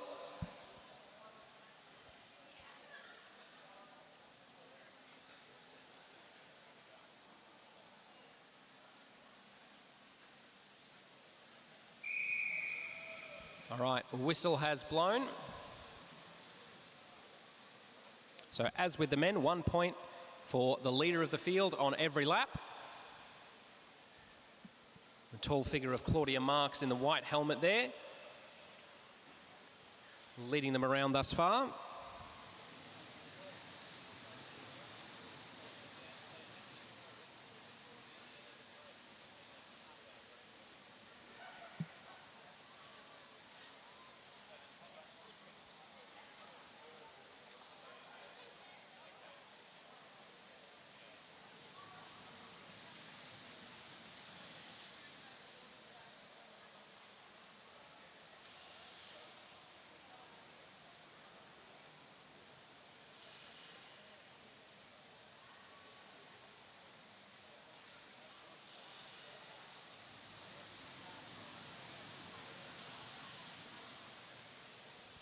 Plenty of movement at the front of the field early on.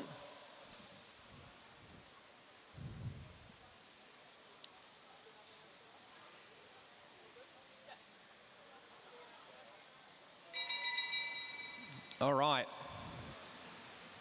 So the tempo racing has begun. 1 point for the leader of the field every time they cross the finish line from this point on.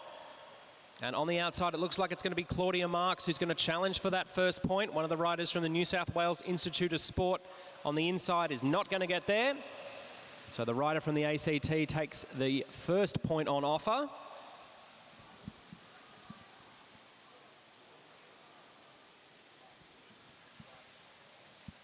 She looks like she might be challenged for the second point. That was rider number 207, one of the riders from WA who ended up nabbing that one. That was Sally Carter.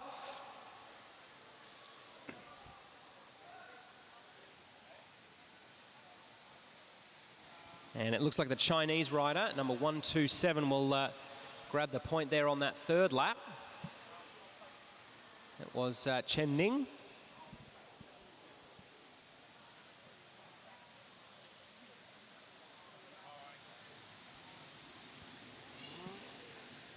Kira Will taking the point that time for the New South Wales Institute of Sport. As it's Maeve Plouffe in the black helmet and Australian kit, making her way up around the outside. Taking that point and looking to open up a little bit of a gap. Alyssa Polides just behind, looks over her shoulder. Looking for a little bit of assistance in chasing the Olympian down. None forthcoming for the time being.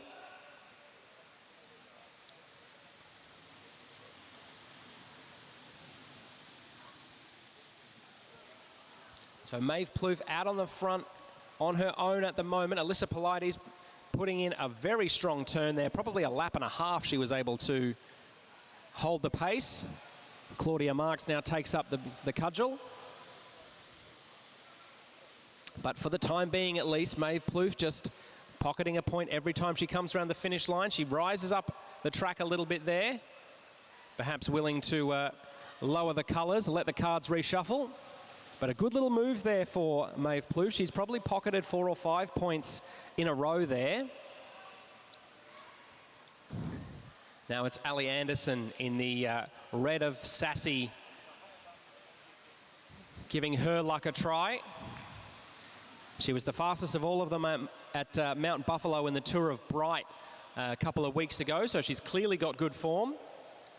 She's being chased down by a bunch being led by, that's Sophie Edwards, her fellow South Australian, in second place at the moment. Then it's Isla Carr in the black and gold of WA with the blue and black helmet. So Edwards and Carr at the front of affairs for the moment. Edwards just able to hang on and grab that point there from Carr. Swings up the track, lets the rider from the west take a turn at the front. So Maeve Plouffe has pocketed the most points so far as they come through with 14 laps to go. She's got 4 points now, as that one goes to Isla Carr. But now some of the other riders from behind have started bridging up to that front group. Tsuyaka Uchino from Japan now getting onto the back as Sophie Edwards takes another point. We've also got a rider there from Hong Kong and a rider from China. I think that might be Lucia Li at the back of that group now as Isla Carr takes another point. Wing She Li, the Olympian for Hong Kong in both the track and the road race. Perhaps not surprising to see her at the front end of affairs.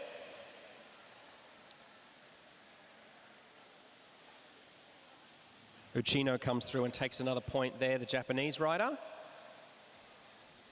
So it's now She Wing Li, Sophie Edwards, Liu Jia Li is the Chinese rider there in third position with Uchino from Japan on the back. Oh, a close one there. I think Sophie Edwards might have just gotten that one. And she did indeed. So our leaders come into the home straight now, 9 laps to go.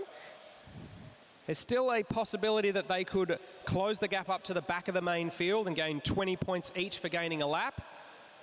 Sophie Edwards now, it looks like, starting to pay for some of those earlier efforts. Just been dropped off a little bit by the 3 international riders as Liu Jia Li is being challenged by Wing She Li. A few words exchanged there about line selection. I don't think She Wing Li was all that happy with Liu Jia Li's line choice there. But Tsuyaka Uchino has used that opportunity to gain a little bit of a gap. She's got probably 50 metres until she's able to tag onto the back of the main bunch and gain a lap and the 20 points that come with it. She's got the rider from Hong Kong right in her slipstream now. It looks very likely that they'll be able to tag onto the back of the main bunch. They might just try and strategically wait to make the catch until after this lap has concluded so that they can gain one more point. That's Uchino now. So Uchino and Li will have gained a lap. So Liu Jia Li, I believe, is now the rider who's in first place.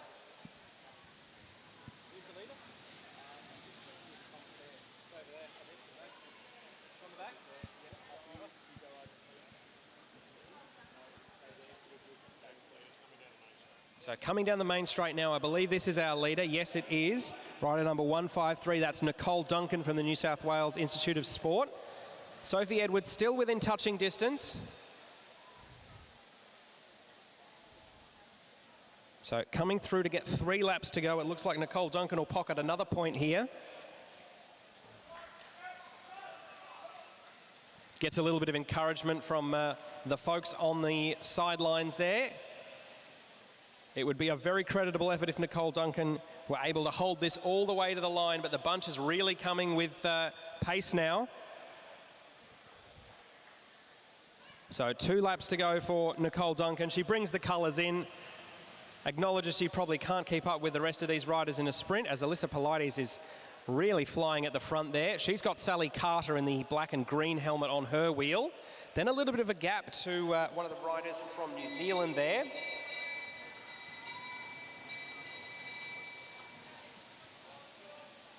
So Alyssa Polides grabs that point there, coming into the last lap now. It looks like that's Sally Carter. It looks like Carter will grab the last of these points, and that will conclude our women's tempo race.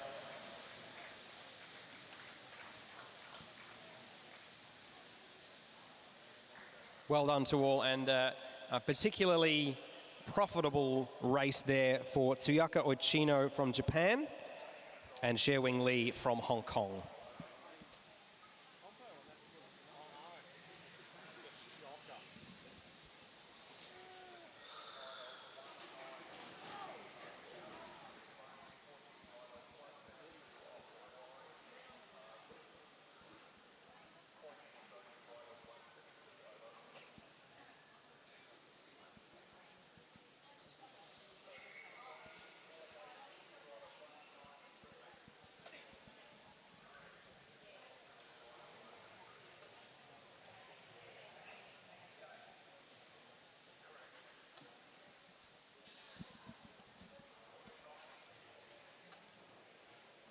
And I think I've just heard over the commissaire's radio that a little bit of contact there between Liu Jia Li and She Wing Li. during that race has resulted in Jia Li, the Chinese rider, being relegated, and that 1 point being awarded to Zhewing Li. So the rider from Hong Kong will have 1 extra point after that decision from the commissaires.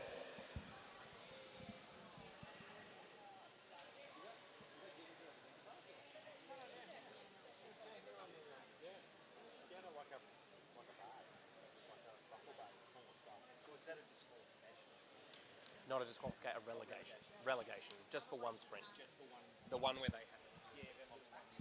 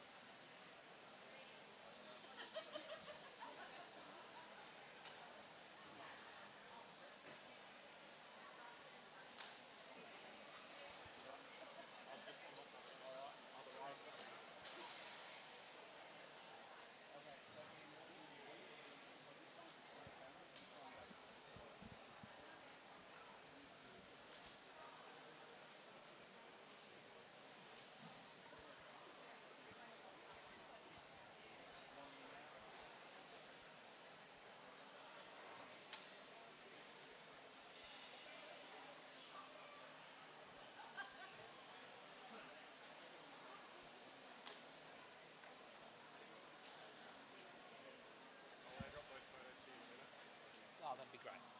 Thank you.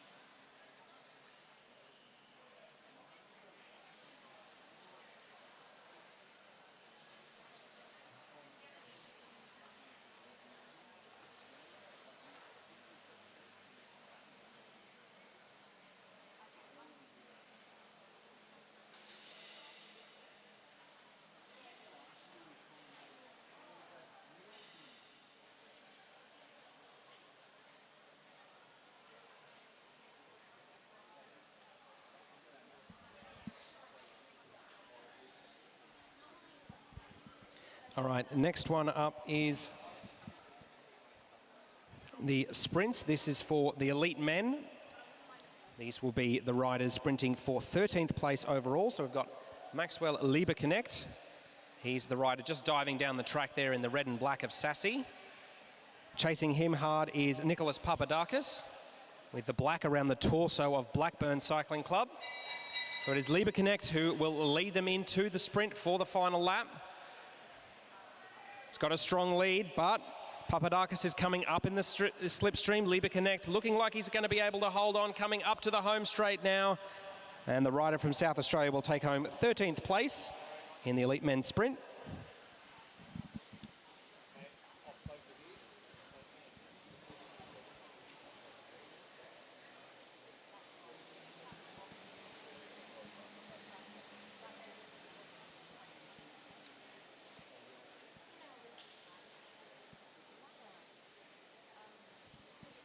So those two riders covering the final 200 metres in 10.6 seconds, and good to see a little pat on the back there from Nicholas Papadakis to Maxwell Lieberknecht. Saying, well done, well raced, and maybe I'll get you next time.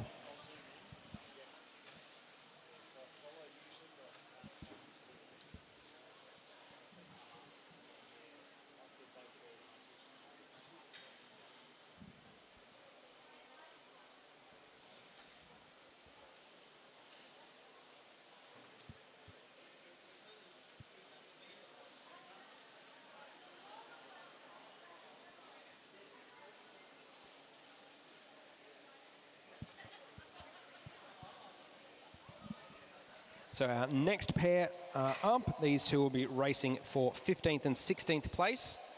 So in the blue and black of the New South Wales Institute of Sport, we have John Trovis. And rider number 112 in the black with the red and black helmet is Blake Long from WA.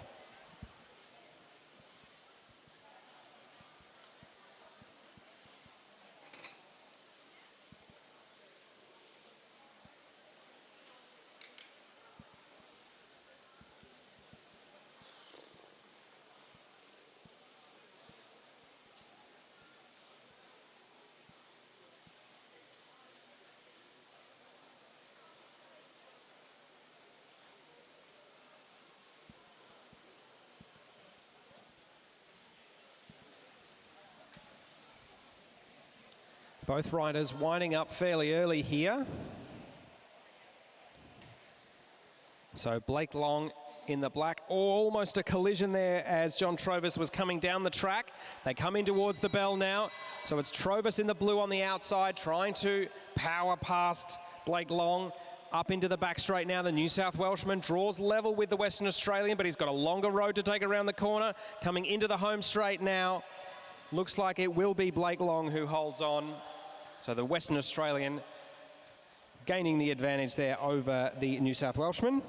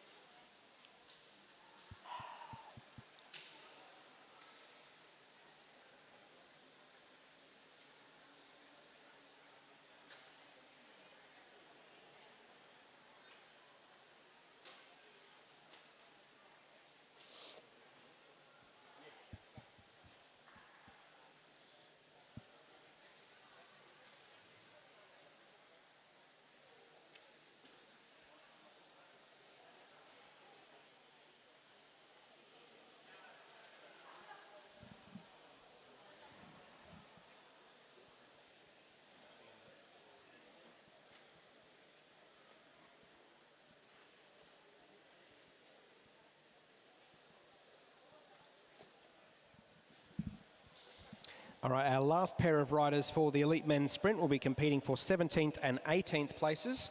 Two teammates, both from the New South Wales Institute of Sport. Now, normally if two riders are wearing the same kit, I'll default to who's wearing what helmet, but they're both wearing exactly the same helmet, of course. So we'll go by the fact that Noah Mason, who's leading at the front, is wearing white socks, and Xavier Bland, just behind him, is wearing black socks.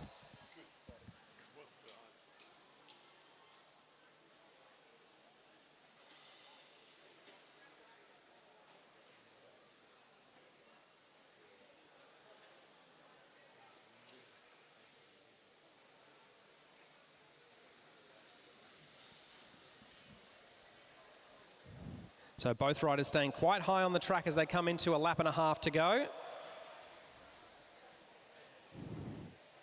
So it is Noah Mason who is leading the pair at the moment, staying quite high on the track. If Xavier Bland wants to come around, he's going to have to come around quite late. Noah Mason leading them up the back straight now. Xavier Bland closing in, getting to the back wheel. I don't know if he'll have quite the pop to come around. Makes it close, but it's a bike length in the end, and Noah Mason will take 17th place in the men's elite sprint.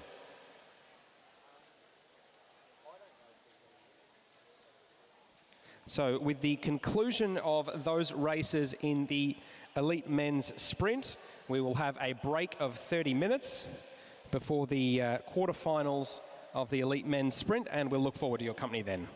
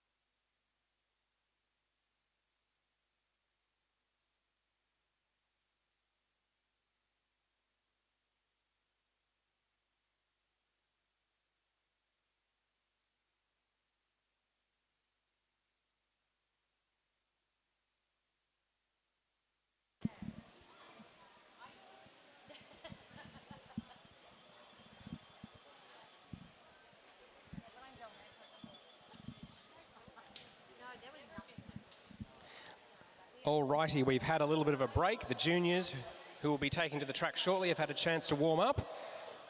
And we're just about ready to get back underway with the quarterfinals for the elite men's sprint. So in this one, we've got our fastest qualifier, Daniel Barber. He's on the back there in the New South Wales Institute of Sport kit. He'll be up against Chuik Hei To from Hong Kong, who's in the white helmet at the front of that pair at the moment.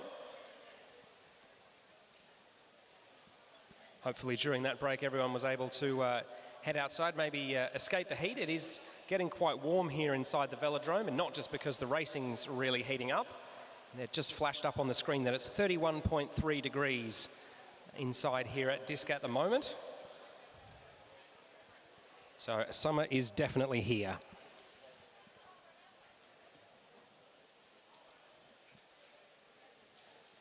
So Barber staying nice and high on the track at the moment, being watched carefully by To from Hong Kong.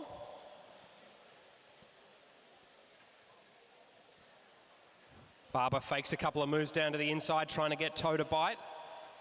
The rider from Hong Kong, good enough not to be scared off his line. He tries moving down again. Still nothing doing. Barber comes through. He's got the lead now as they come into the start of the final 200 metres. And it looks like the man from New South Wales is going to have the goods here. So Daniel Barber's going to come through and take his quarterfinal win. So he'll move on to the semis later this afternoon.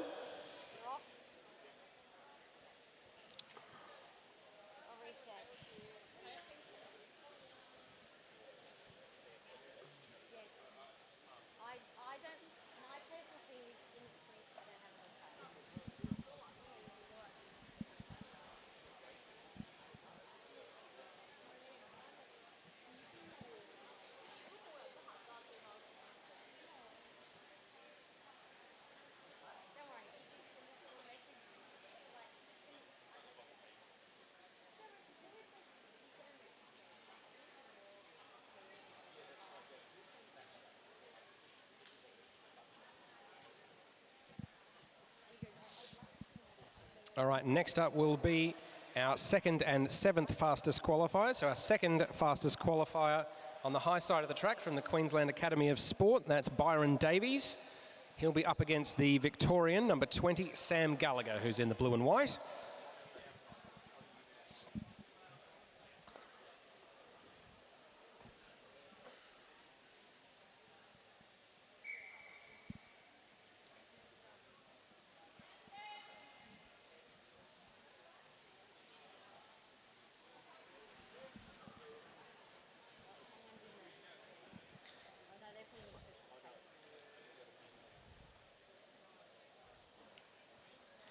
And unlike the last race, these two quite happy to watch each other early on, and both staying quite low on the track. Generally, you find folks happy to go higher up on the track, but both sort of zigzagging back and forth, each testing the other in terms of positioning and nerve. Gallagher at the front at the moment, almost coming to a complete stop there on the high side of the track. Trying to force Davies to come through to the front, which the Queenslander has now done. A move not dissimilar to when Anna Mears got the better of Victorian Pendleton in the 2012 Olympics in London. So it will be Davies on the front here, Gallagher behind him as they start winding up now with a lap and a half to go. So Davies in prime position as they come through, looks over his shoulder, looks the wrong way actually. Gallagher now up to his back wheel. Will he be able to challenge the Queenslander? The Victorian tries to jump out of the saddle to gain a bit more speed. It won't quite be enough. Byron Davies will hang on and progress.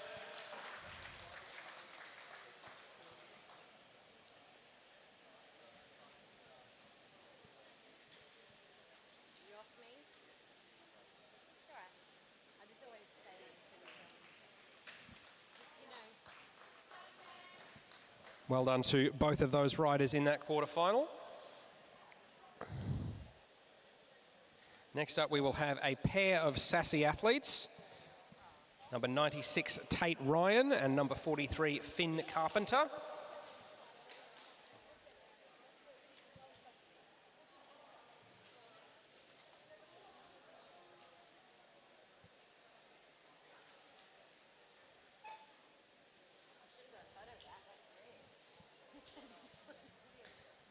So both riders in the same kit, wearing the same helmet, riding the same brand of bike.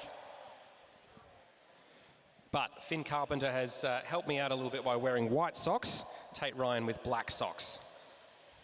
Quickest and easiest way to tell the two apart.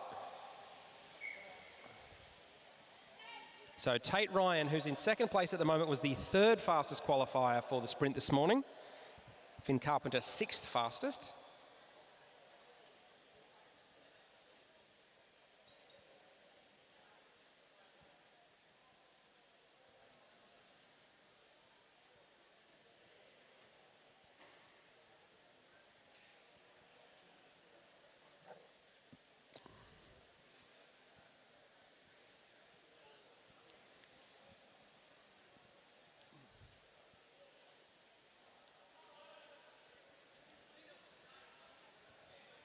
Not quite the same jockeying for position between these two riders as the last pair that we had out on track. Tate Ryan tries a little dummy move there on Finn Gallagher, tries it again, remains on the outside of his South Australian teammate there. Tate Ryan tried a very similar thing with Harry Loverace in the UCI Track League race a couple of weeks ago. It's enough to get him the lead so far as they come into the final lap. Finn Carpenter with a lot of work to do to try and catch Tate Ryan. He's into the slipstream now. He's closing the gap a little bit, but I don't think it'll be enough. Tate Ryan will take the win in that one. He'll move on to the semi-finals later today. 10.16 seconds for the final 200 metres for that pair.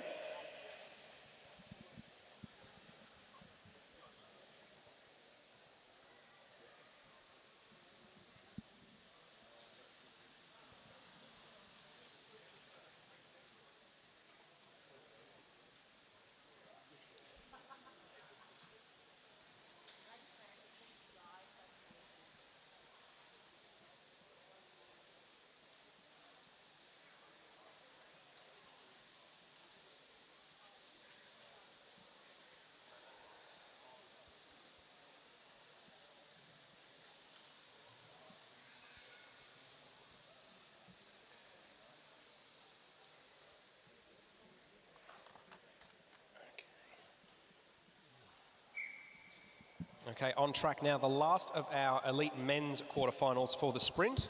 From Japan, we have Minato Nakaishi, fourth fastest qualifier this morning. And he's up against Ryan Elliott from the Queensland Academy of Sport.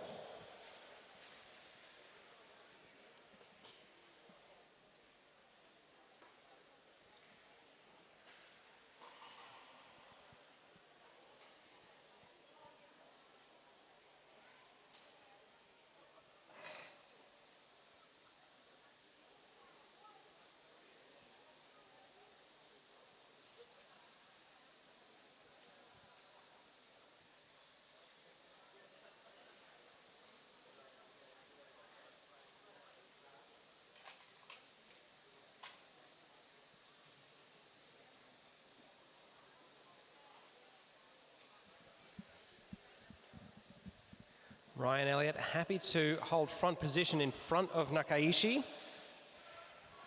The Japanese rider now trying to come around the outside as they come into the bell.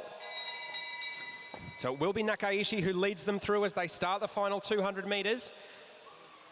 The Japanese rider on the outside doesn't quite have enough room, now does to move to the inside. And it looks like Ryan Elliott won't quite have enough. So the last spot in the semi-finals will go to Minato Nakaishi. So we will be seeing him in action later today.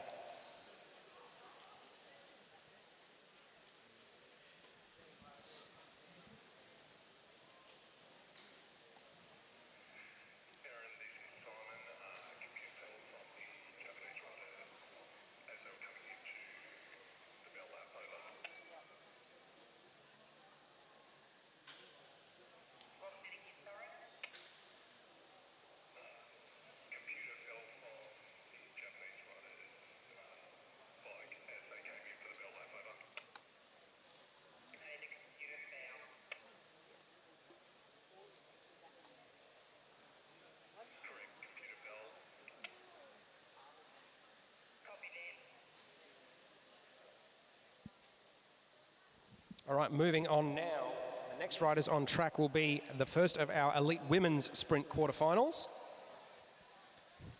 So in the blue and black of the New South Wales Institute of Sport, we have Lilia Tartarinov from Central Coast Cycling Club. And in the black from WA, Christine Perkins.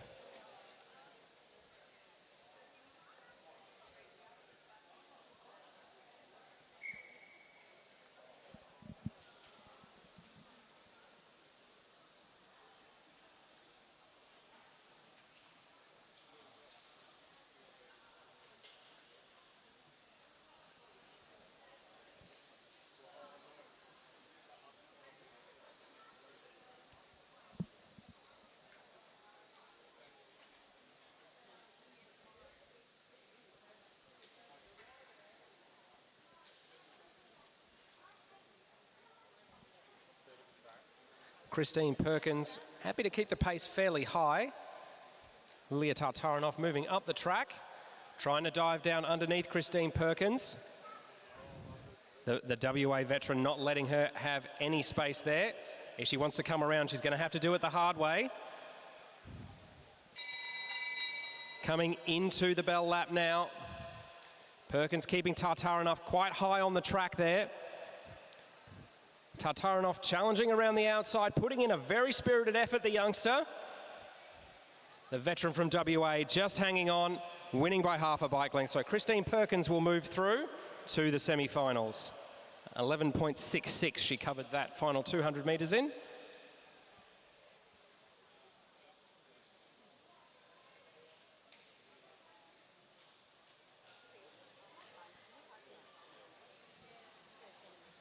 If you didn't know the respective levels of age and experience of those two riders, I think you would think that Lilia Tartarinov was quite a bit more older and experienced than she actually is. She raced that one like a real veteran.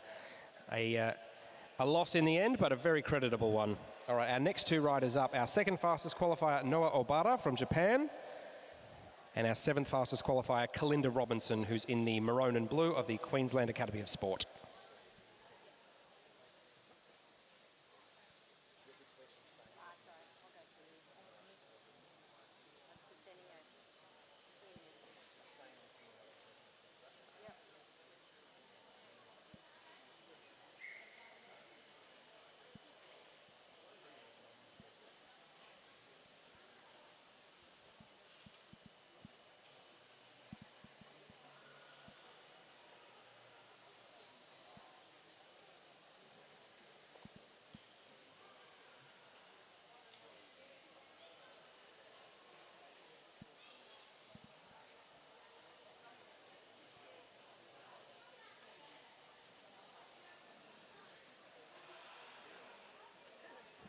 So Robinson happy to lead Obara for the time being.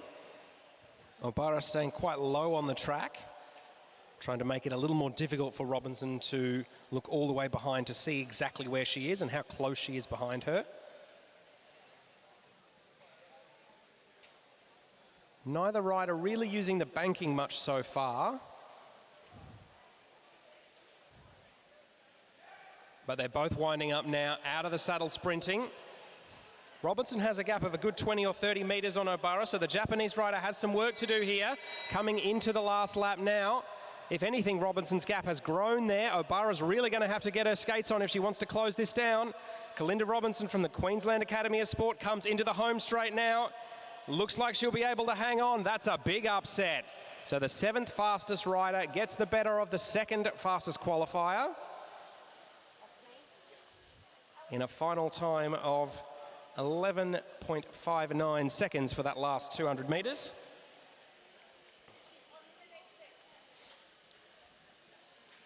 So a little bit of an upset there in that quarterfinal. So Kalinda Robinson will progress. Noah Obara from Japan will have to watch the action later on.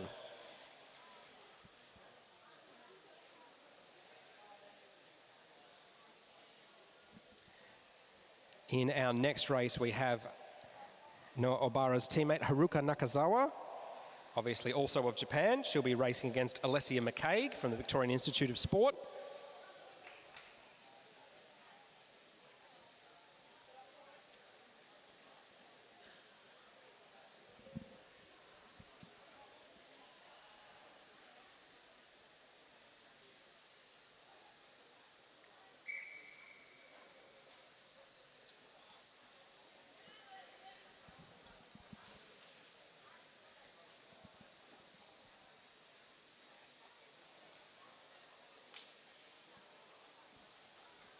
So the Aussie was able to upset the Japanese rider in our last quarter-final. Alessia McCaig will be looking to repeat the dose here. What happened? In the slappy slaps?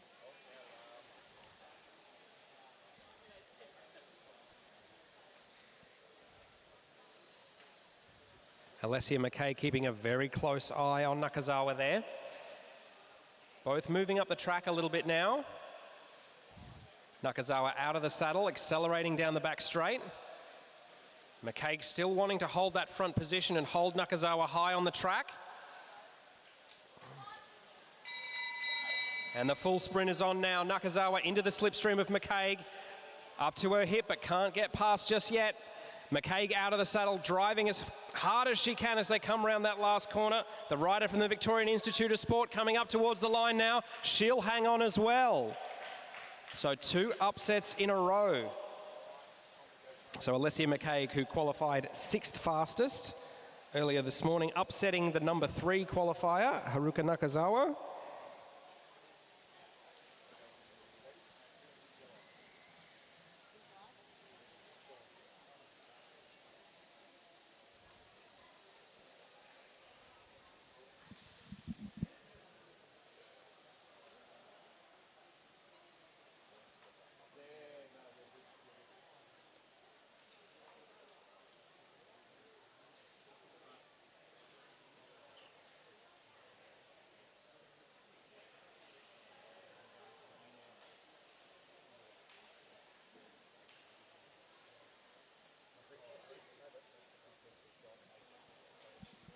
So in our 4th and last of the women's sprint quarterfinals, we have Cho Yu-Jung from Hong Kong in the blue on the front.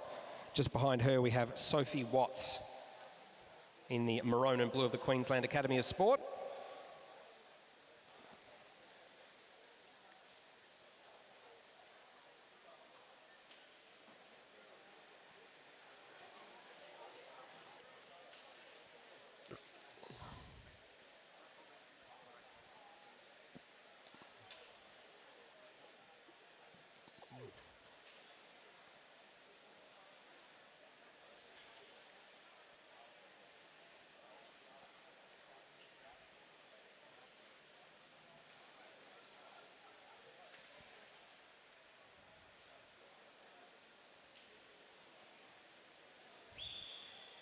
Sophie Watts deciding to go early, dropping down onto the track, gaining a bit of speed over the rider from Hong Kong. She's gained probably 15 metres at the moment, so that's a good little lead that she has at the moment. Cho Yu-Jung is really going to have to work hard to get back on terms now. She's probably only just in the slipstream of Sophie Watts and not gaining ground fast enough. So it looks like the Queenslander is going to progress, and that means that the women's elite semi-finals is going to be an all-Australian affair with Christine Perkins, Kalinda Robinson, Alessia McCaig and Sophie Watts making it through.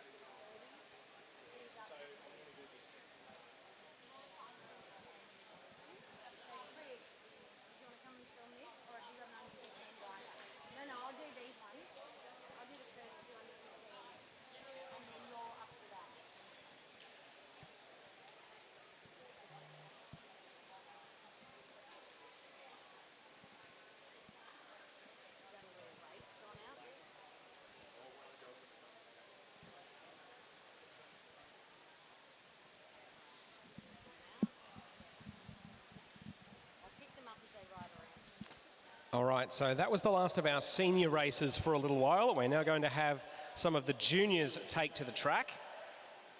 And just think about what a day some of the juniors are having. You're off school, great. You're riding your bike, awesome. You've just met Grace Brown, even better. You've possibly gotten some free swag, best of all. And now you're racing against all your mates. These are the sorts of days dreams are made of.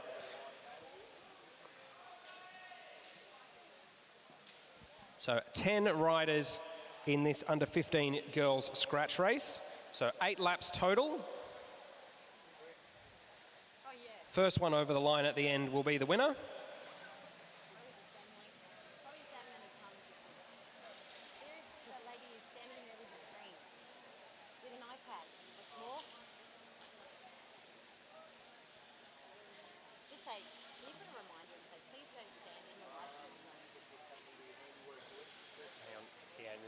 She's going to get it now. Yeah, because she's going to be right in the shot of everybody else's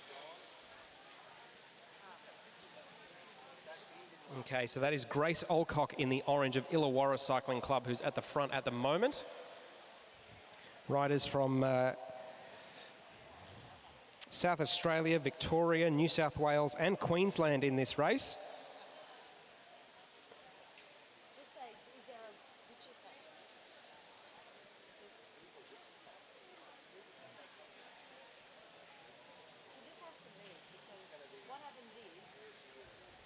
So the tall figure on the outside, that's Molly Opperman from Mount Gambier Cycling Club.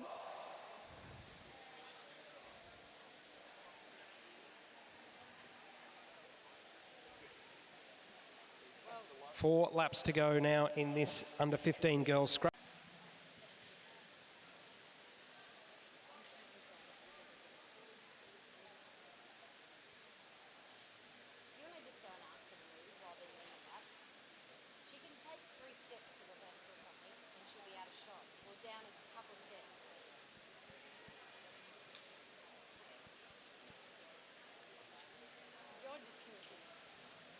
Just 2 laps to go there. Molly Opperman at the front, eyeing up her competition there. Caitlin Death from Cycle Talk over in WA, also at the front. So they'll come through and get the bell this time. And then there'll be 1 lap to go. Looking at each other now. An attack comes up the outside from Hannah Walters from Hamilton Wheeler Cycling Club. There's a Brunswick jersey in there as well. I think that might be Jasmine Gill. Firing up the outside. Crowd a lot more animated now that the juniors are on. Coming into the home straight now. And it looks like it will be Hannah Walters just in front of Jasmine Gill there. I think Molly Opperman might have taken 3rd place.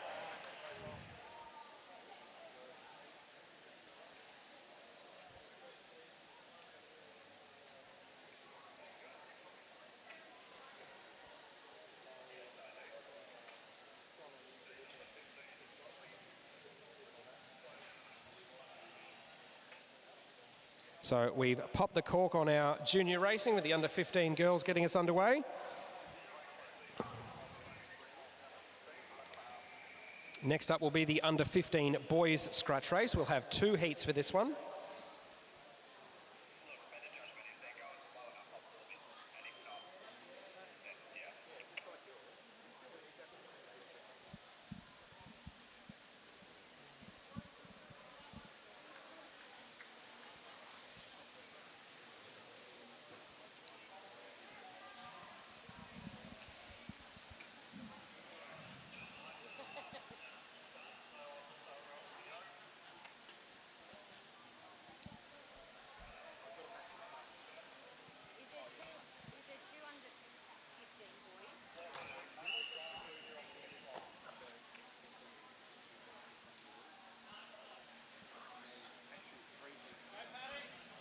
So our under 15 boys are off, 8 laps for them as well.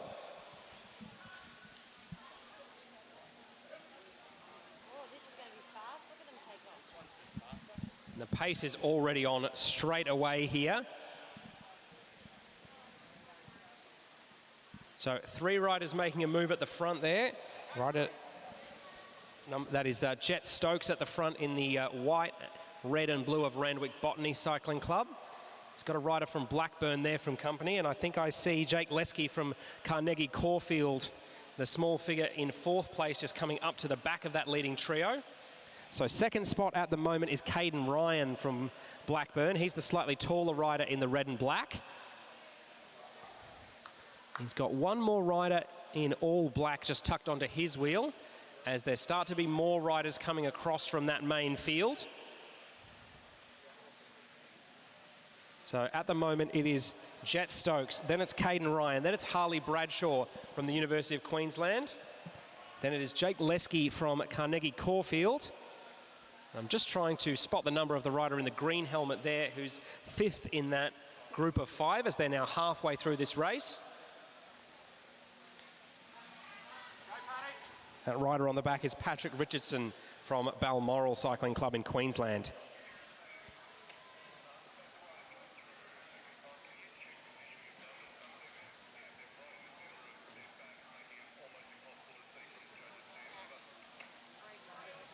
So still Jet Stokes leading, Caden Ryan second, Harley Bradshaw third.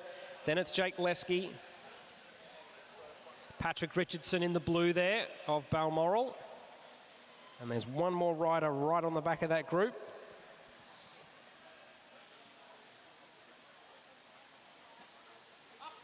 So 2 laps to go now.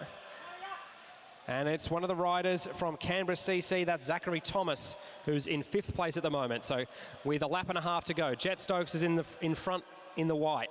Caden Ryan in 2nd place in the red and black. Then it's Harley Bradshaw in the all black, who's firing up an attack now. Jake Lesky sees the danger. The young man from Carnegie Caulfield is right on his wheel. Harley Bradshaw's leading them out as they go through 200 metres to go. It's Harley Bradshaw from Queensland. Jake Lesky, the tiny figure, pedalling furiously from Carnegie Caulfield. The Queenslander looks to have him under control for the time being. It'll be Harley Bradshaw who'll take the win. Jake Lesky second. Then Caden Ryan in front of Jet Stokes. Zachary Thomas there from Canberra rounding out the top 5 in that under 15 boys scratch race.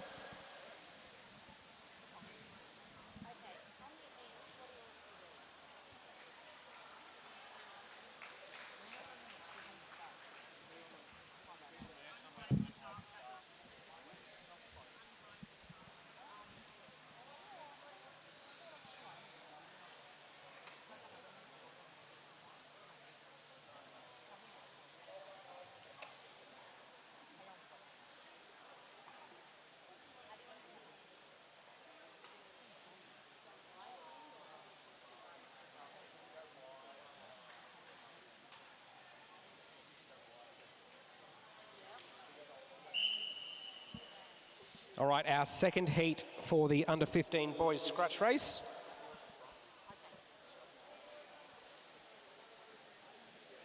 Now out on track, riders from New South Wales, Victoria, South Australia, Queensland in this one. 8 laps of the track as well. And rider number 55, that's Cam Franks from Balmoral. Certainly isn't hanging around. He wants to make the pace as hard as he can, as fast as he can. So he's got a bit of a lead. Rider in 2nd place there in the orange, that's rider number 83, that's Billy Dio from Orange Cycling Club. And it's another Balmoral rider. I think that might be Flynn Jensen there, who is leading them now.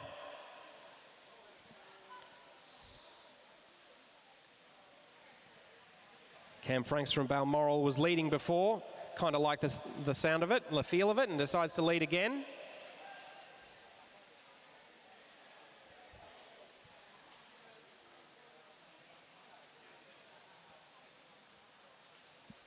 So it's the tall figure in the orange of Billy Yeo who leads them through as the pace just goes off a little bit with 4 laps to go. Rider number 85, Jacob McLaughlin from Wagga Wagga CC, coming through to take charge of things.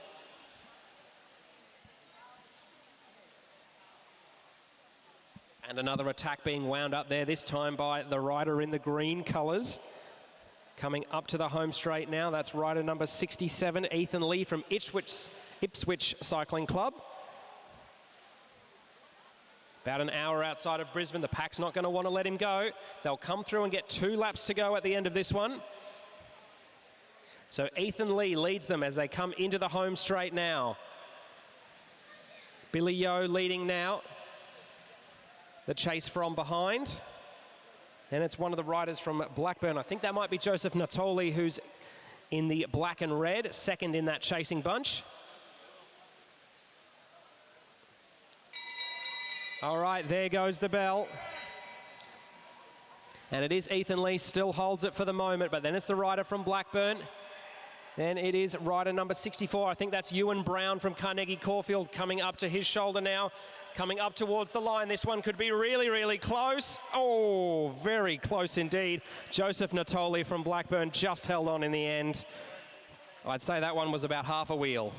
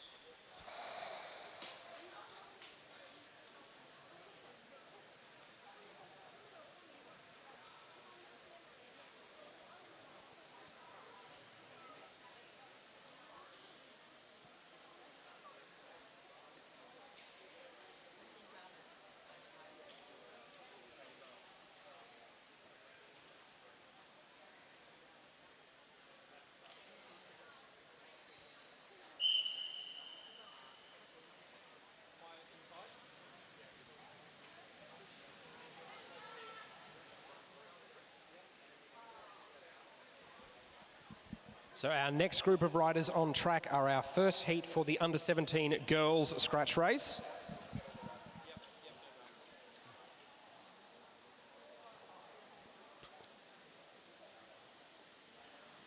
So in the pink there of Brunswick Cycling Club, that's Nicola Morris, who leads them through in the white helmet that time around. We've got riders from as far apart as Cairns, Perth, the Gold Coast, Illawarra, and of course right here in Victoria as well, taking part in this one. As it is rider number 133, that's Lucy Allen in the orange of Illawarra. Rider who has tried quite a few disciplines. I most recently saw Lucy Allen in action racing at the National Cyclocross Series in Sydney a few months ago. And coming through in the black and green of Cairns now, it's Chloe Buckley, number 147.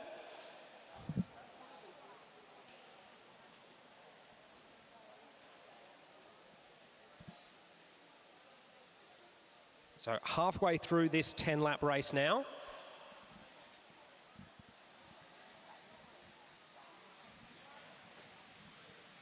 Rider number 123 on the front, that's April Patty from Balmoral.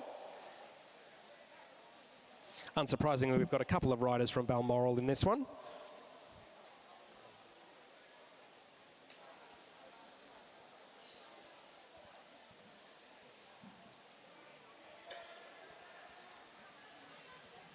So rider number 143, that's Jenna Gallagher from Bathurst Cycling Club in the orange there, with the black helmet coming through to the front.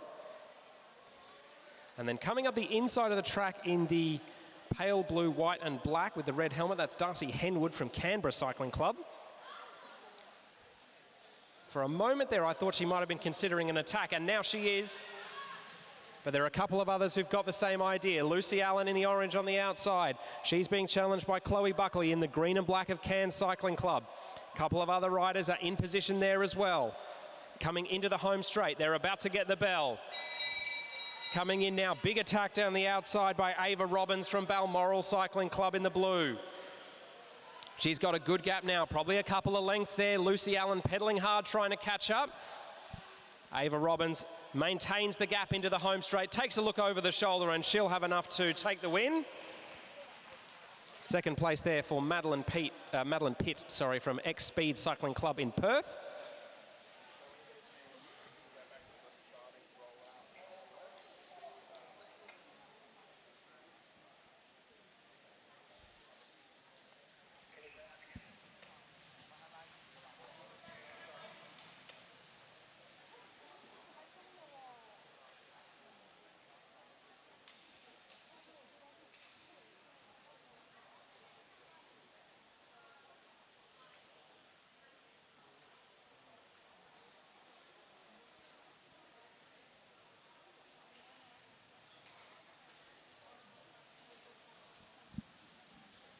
All right, our next group of under 17 girls are now on the track and ready to go.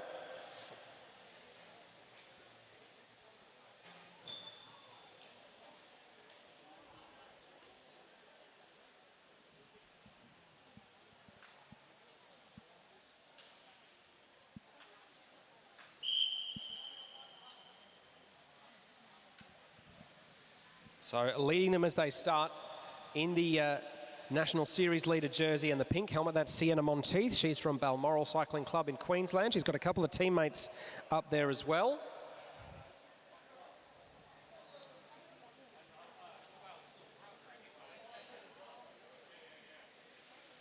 So leading them through this time, number 124, that's Michaela Gibbs, also of Balmoral.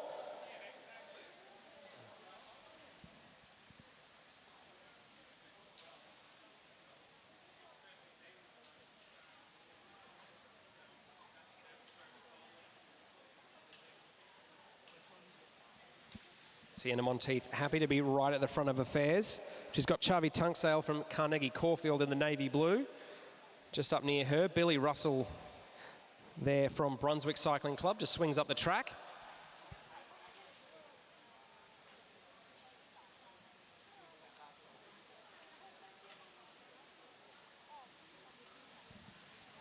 The gold and black of Lidcombe Auburn there, the club from Sydney. Erin Prince is the rider representing that squad.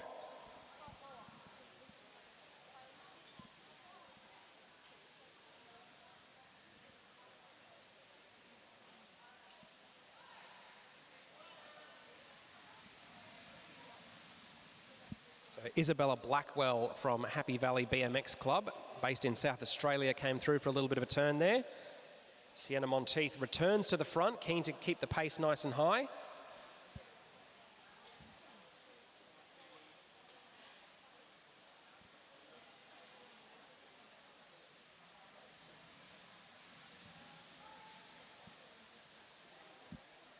Alexis Phillips in the all black with the white helmet.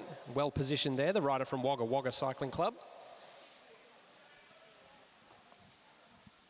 A little bit of looking around and a little bit of hesitation there.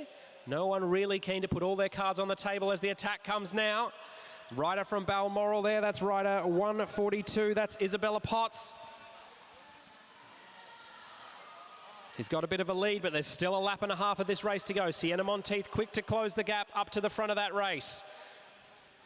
Sienna Monteith closing up, rider number 146 from Brunswick. That's Billy Russell there. So it's Billy Russell in the lead now in the white helmet. Sienna Monteith in the pink helmet. Challenging her from behind. She's up to the back wheel. Is she able to come up to the hip? Is she able to make her way past? Billy Russell pushes and is able to hold on. So Billy Russell takes the win. Sienna Monteith in second. Isabella Potts in third place. And I think that might have been Isla Shaw in the black and green of Shepparton Cycling Club, taking fourth over the line.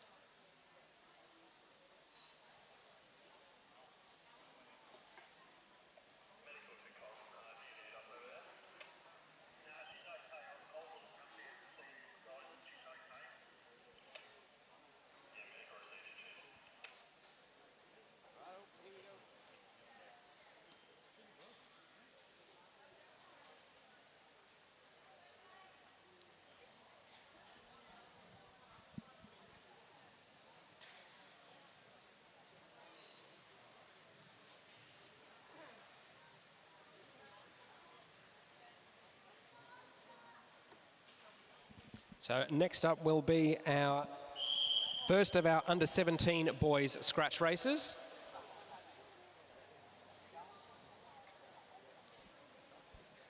Lots of different teams and clubs represented here. I think that's Ryan Underwood from Norwood at the front of affairs early on. He might have just looked over his shoulder and seen National Series leader Lockie Stewart second from last in the line and thought that it might be a good time to put an effort in. So he's got a small group at the moment, but it looks like the pack behind will close it down. Will Peace now coming through from Wagga Wagga Cycling Club in the bright red helmet. And I think just behind him in the navy blue with the white sleeves, that'll be Sid Natera from Hobart Wheelers Dirt Devils.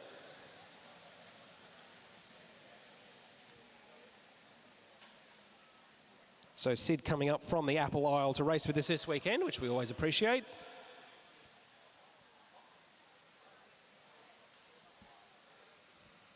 Four laps to go now.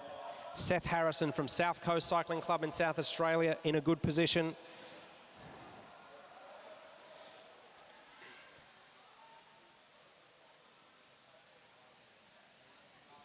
And the group behind now really realising the danger, making it a priority to close this down if they can. Sid Natera there in first place. Max Woodruff from Launceston City Cycling Club in the pink there in second place. Then it's Will Peace from Wagga Wagga in third.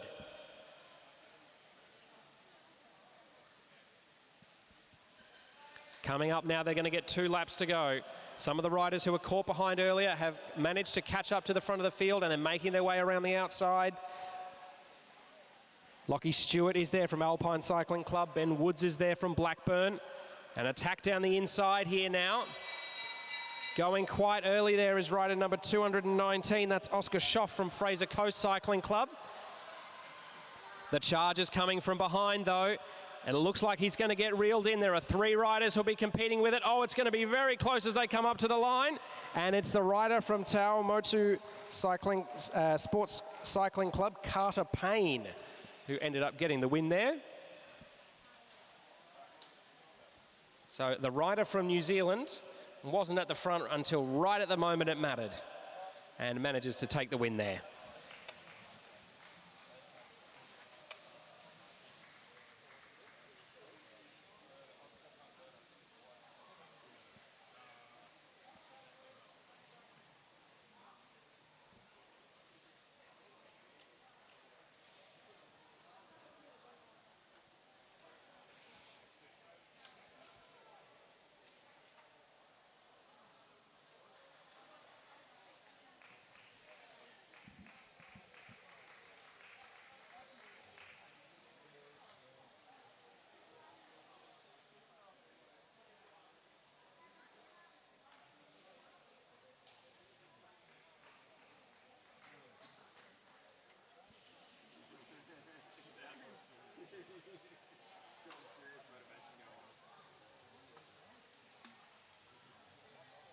So our second heat in the under-17 boys scratch race coming onto the track now.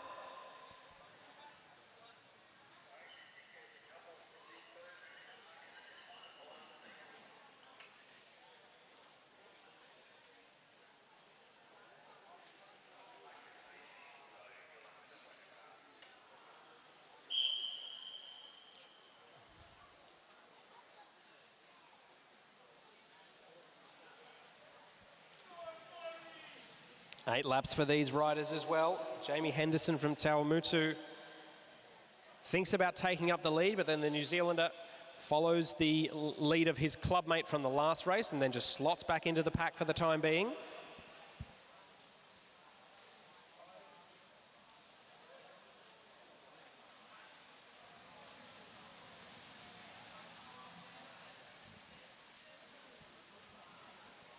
So a couple of riders from Neo Cycling Club, Harvey Challenor and Joshua Moore in the blue and green towards the front end of affairs. Pack rotating reasonably smoothly for the time being as they come up with 5 laps to go. A couple of the riders from Balmoral at the front there. That's Will Emilius and Bodhi Dusha.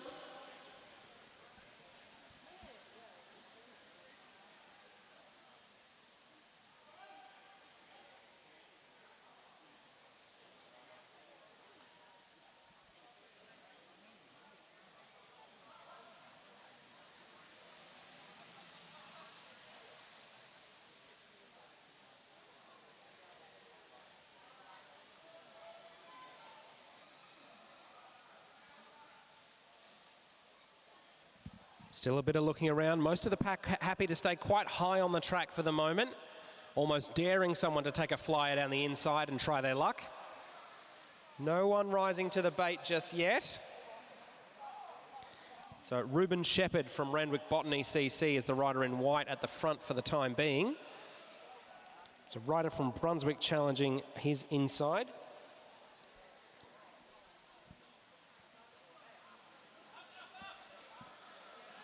Coming in to get 2 laps to go, and now a big attack from the man from Randwick Botany Cycling Club. That's Ruben Shepherd. He's got Kane as a party from Whyalla right there on his hammer.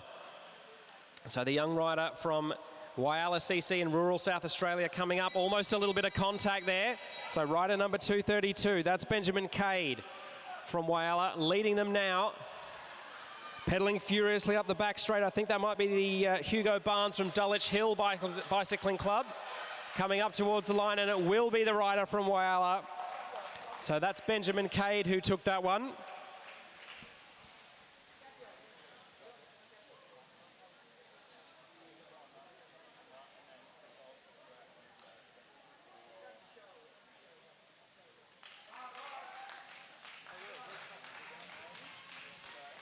An excellent race there.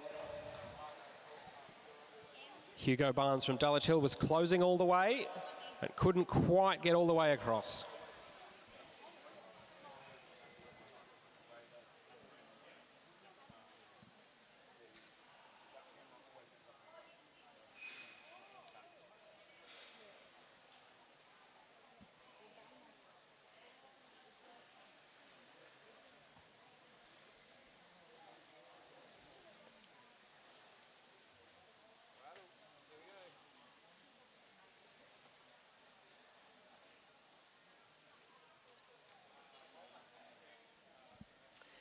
Next riders up will be the third heat for the under-17 boys scratch race.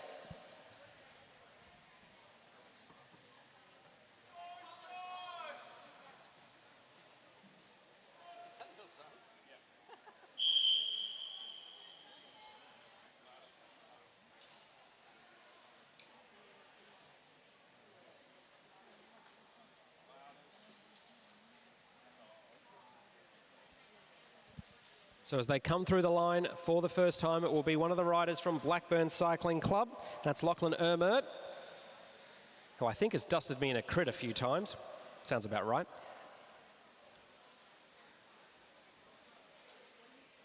And then we've got one of the riders there. I think that might be the Viking Cycling Club kit, the red and white on opposite shoulders there for Jackson McDonald.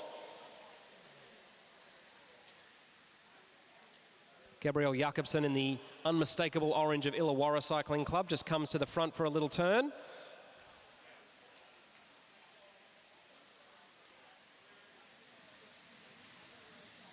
Joshua Franks from Balmoral now at the front of affairs. His Balmoral teammate behind him decides to have a bit of a go.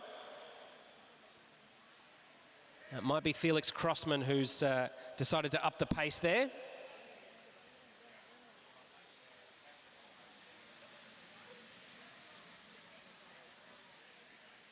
Cooper Dunlop from Cycle Talk over in Perth has a bit of a dig. Cooper Dunlop is a young rider who has raced just about every discipline there is under the sun. He's raced road, mountain bike, cyclocross. I think he's tried his hand at BMX as well. Great to see him here on the boards. 3 laps to go as there's a bit of a flyer here from Harrison Dowling from Hamilton Wheelers Cycling Club.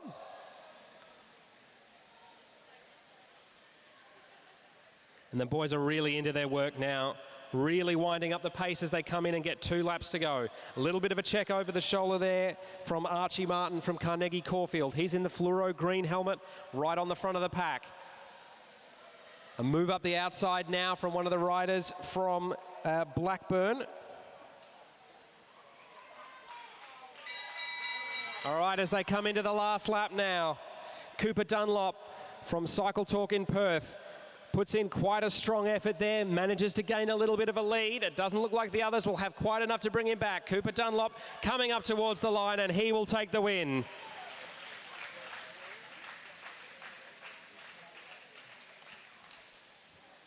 Second place there, I think, for Kane Azapati from Whyalla Cycling Club. And I think that might have been Omer Kermizi from Brunswick who managed to sneak across in third.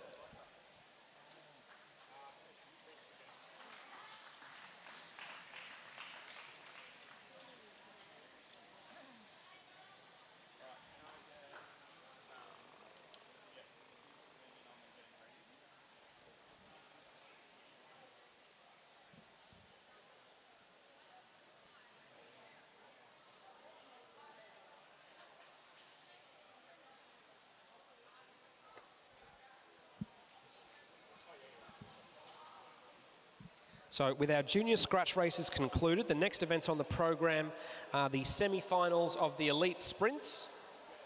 So we'll have our elite men's sprints up first.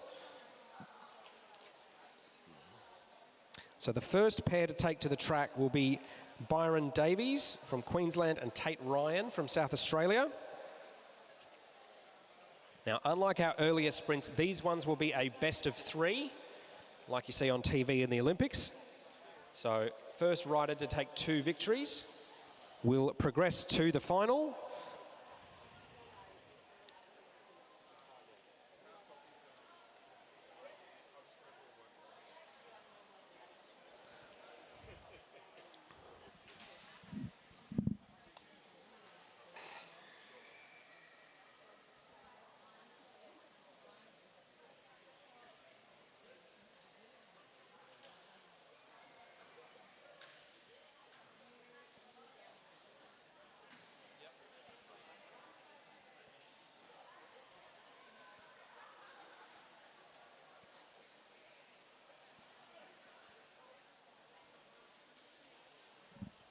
So this will be the first heat of a possible 3 for our elite men's semi-finals. After these ones have concluded, they'll have a little bit of a break to gather themselves, their breath and their strength, and we'll have them back on after another couple of junior races. So in the first race of this semi-final, we'll have Daniel Barber from Australia, our fastest qualifier from this morning. He's representing the New South Wales Institute of Sport in the blue and black, and he'll be competing against Minato Nakaishi from Japan.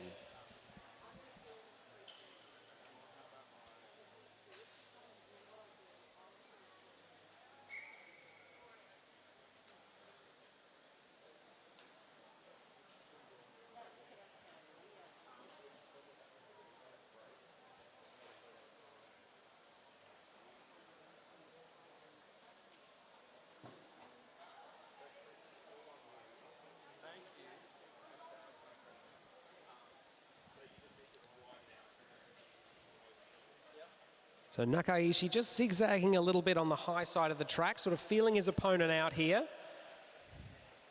Trying to gain some sort of insight into how Daniel Barber might approach this race.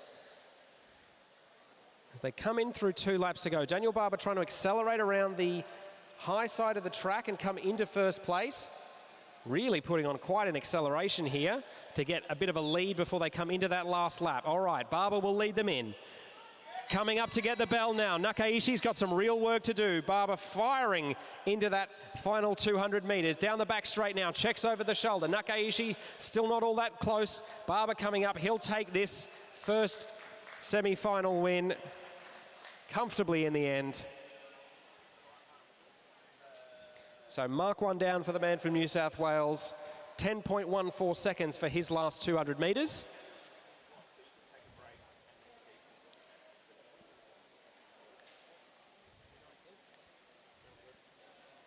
So if Minato Nakaishi wants to progress to the final later today, he's going to have to beat Daniel Barber twice in a row now.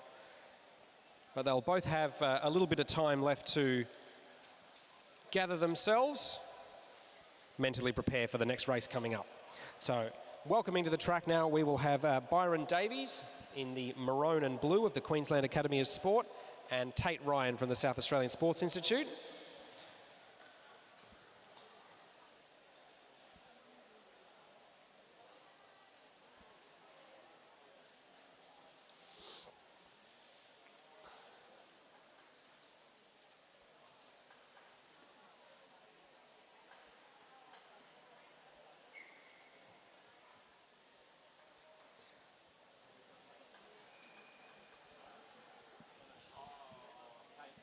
So Byron Davies keen to keep a very close eye on Tate Ryan early on.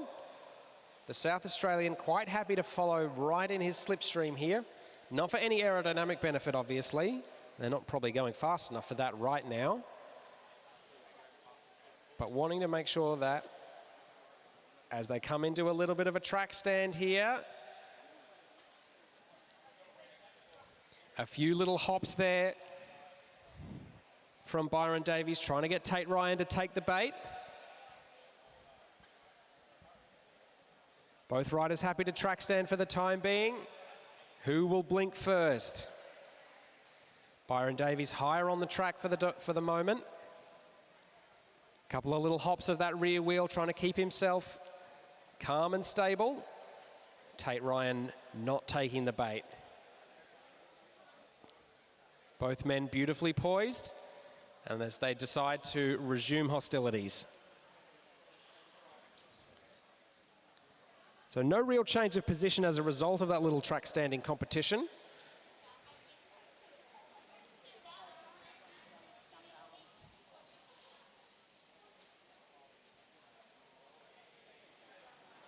So Byron Davies drops off the banking of the track, gains a little bit of speed to try and come out past Tate Ryan. Tate Ryan swings up high on the track, trying to deny him the advantage here as they come in with 1 lap to go. Davies muscles past as they come in towards the sprint lane here. The Queenslander's got the advantage for the time being, but the South Australian has less track to run through. Tate Ryan coming at him late, and it looks like it will be Tate Ryan who just manages to hang on there. A very, very entertaining sprint race indeed between those two. 10.18 for the flying 200 metres at the end there.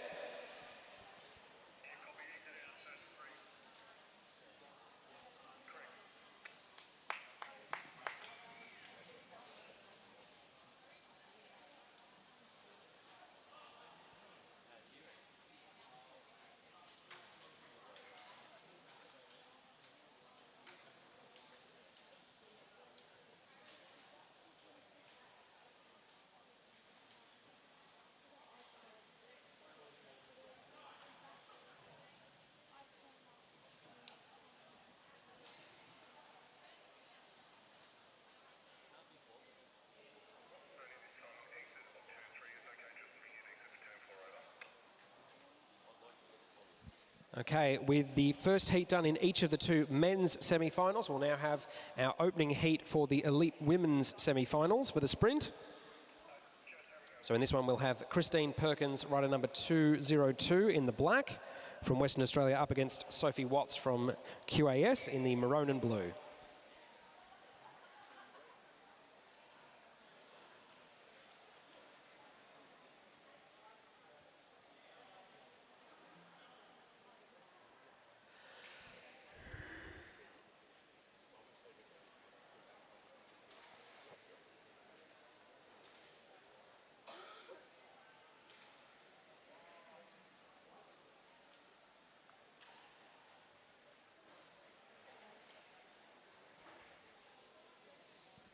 So Christine Perkins, as she did in her quarterfinal, relatively happy to hold first position against Sophie Watts. Keeping an eye on her opponent though, making sure she can't sneak up high on the track and dive down behind her for some extra momentum.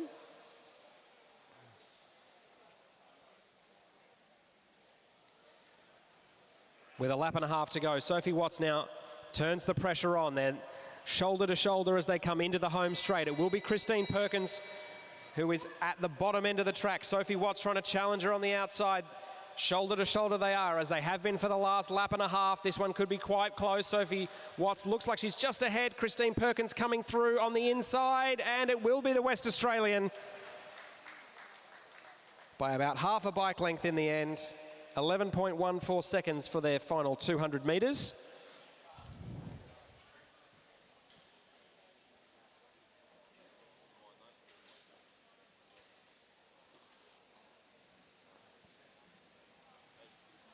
So the win there for Christine Perkins.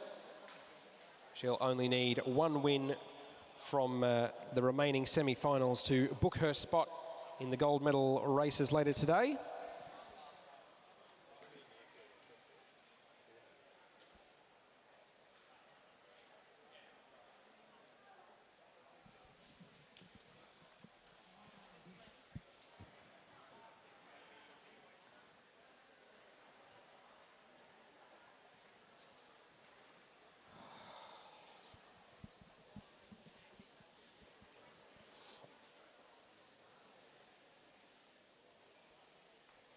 The next two riders on the track, one from Victoria, one from Queensland. Alessia McCaig in the navy blue of the Victorian Institute of Sport, and Kalinda Robinson in the maroon and blue of QAS.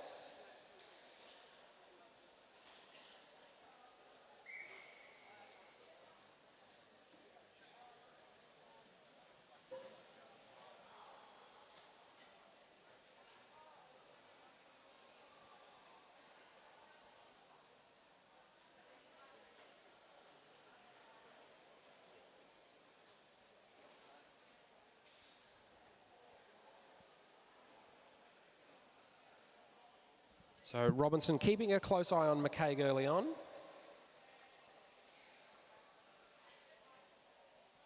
Neither rider all that keen to track stand or position just yet.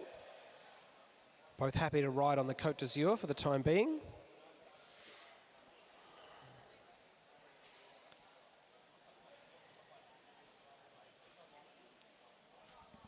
Both now starting to move up the track. McCaig looking to use some of the banking here.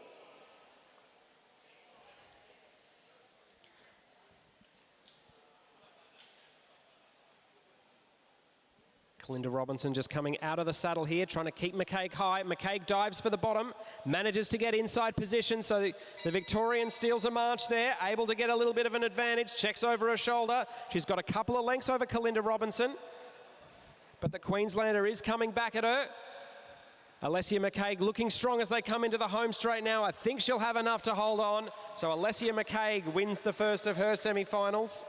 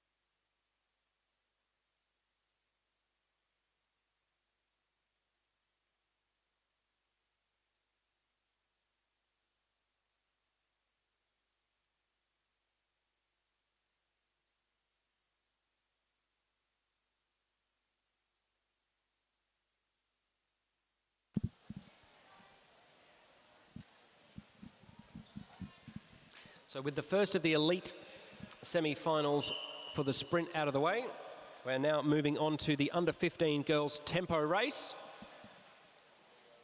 So 16 laps total. First whistle is blown. When you hear the second whistle, that's when we'll start counting our tempo laps. First rider from the bunch over the line. Every subsequent lap after the whistle blows will get 1 point. And obviously the more points you have, the better.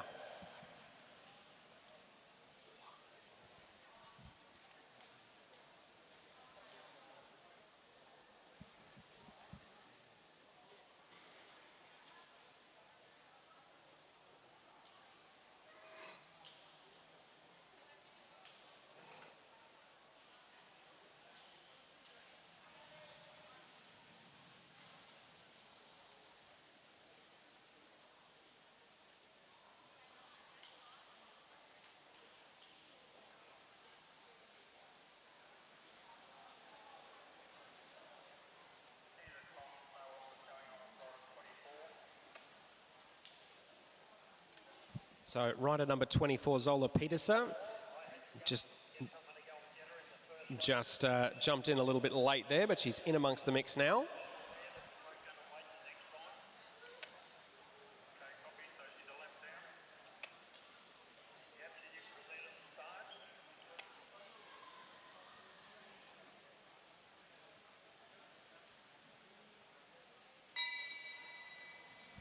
All right, bell's gone. So from this point on, the leader of the bunch every subsequent lap will get 1 point.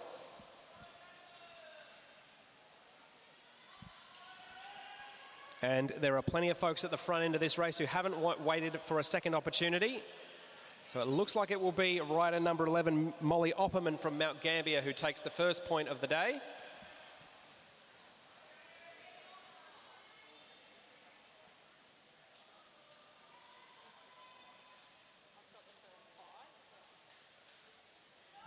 As they come into the home straight for the second time, it looks like that will be rider number 9, Grace Alcock from Illawarra CC. So the rider in the orange getting the point that time through.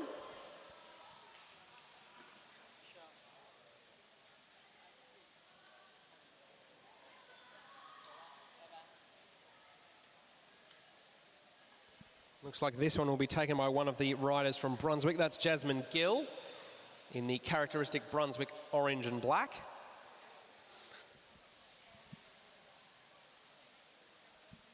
So 9 laps left to go in this tempo race for the time being.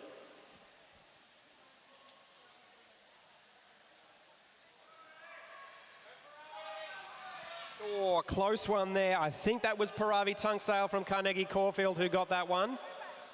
And the commissaires agree. Now there's a flyer from one of the riders from Balmoral. This looks like it's Maddie Douglas-Savage. She's coming up to the home straight. She'll put 1 point in her back pocket. And given the lead she's got, it's time to really put her head down and see if she can't grab another 2 or 3 more. There's 7 laps to go.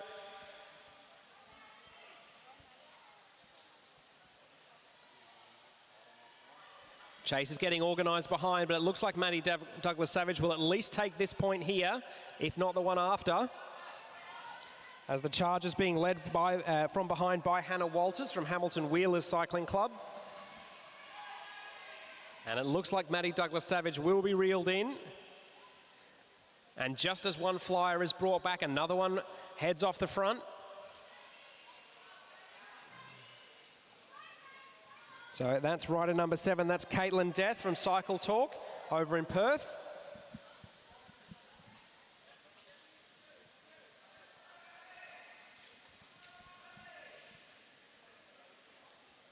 Looks like she's going to double up as she comes through and gets 4 laps to go. That will be another point for her.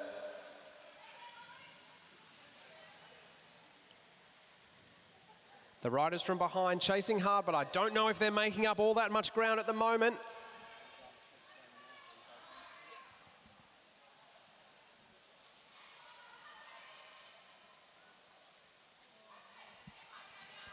So Katie Death comes through. Takes another point off the bunch there. So she's up to 3 now. So she now leads the points tally from this tempo race so far. I think she's starting to fade a little bit, but I think she'll be able to hold on for 1 more point at least. The charge is coming behind. Molly Opperman's on the front of the bunch. Not going to get across that time. Katie Death takes 1 more. Then it's Molly Opperman. Then it's Grace Alcock in the orange of Illawarra in 3rd. Paravi Tunksale from Carnegie Caulfield is up there as well. The rider in the navy blue on the bright red bike. So coming through this time, it looks like it'll be Grace Alcock in the orange who'll take a point there as they come in. 1 lap to go. Grace Alcock has really committed here to the front of this race, trying to get these last 2 points in a row. The challenge is coming from Molly Opperman behind, but I don't think they're gaining ground fast enough. Pedaling all the way to the line, Grace Alcock just manages to hang on there.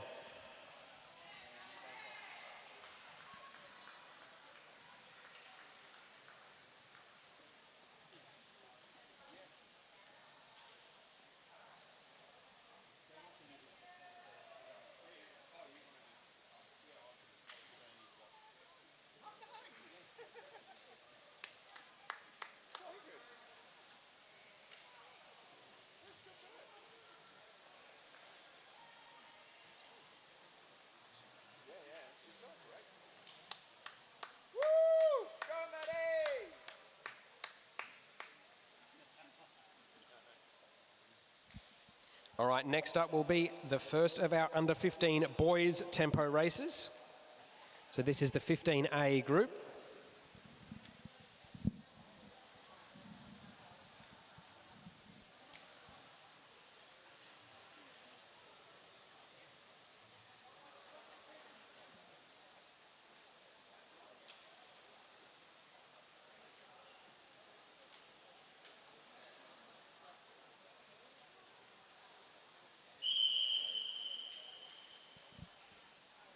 All right, 16 laps in the tempo race for the under-15 boys.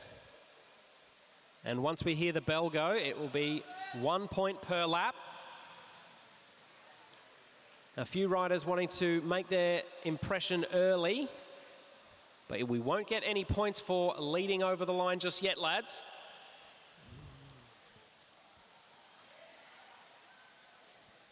So it looks like that's George Sloan from Viking Cycling Club who's leading them at the moment. Then it's a pair from Balmoral, Patrick Richardson and Flynn Jensen in positions 2 and 3. Patrick Richardson in the bright green helmet, Flynn Jensen just behind him with the black helmet. Then it's Harley Bradshaw in the all black from University of Queensland Cycling Club. If he's actually at uni at under 15 age, that's very impressive, but I suspect not.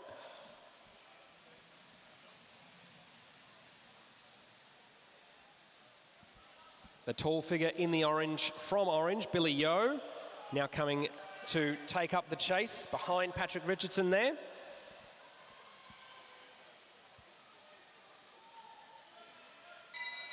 All right, and now they get the bell. So 1 point for the first rider over the line every lap from here on out. Patrick Richardson has worked hard to get himself out the front, but I don't think he's going to be able to hold on to take this first point as Harley Bradshaw in the black comes up onto his shoulder and moves past him on the outside. So Harley Bradshaw takes the first one. Billy Yeo now moving up towards the front. There's also a rider there from Brunswick Cycling Club, well positioned, challenging on the outside there. As they come up towards the line, it will be the young man from Brunswick. That was Aidan Wynn.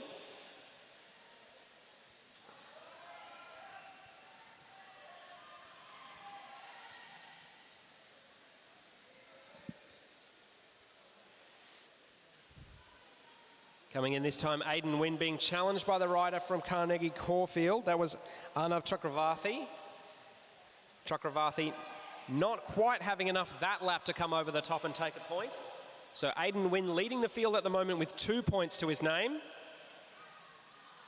Arnav Chakravarthi coming up, but it will be Aidan Wynn again who comes through and grabs another point.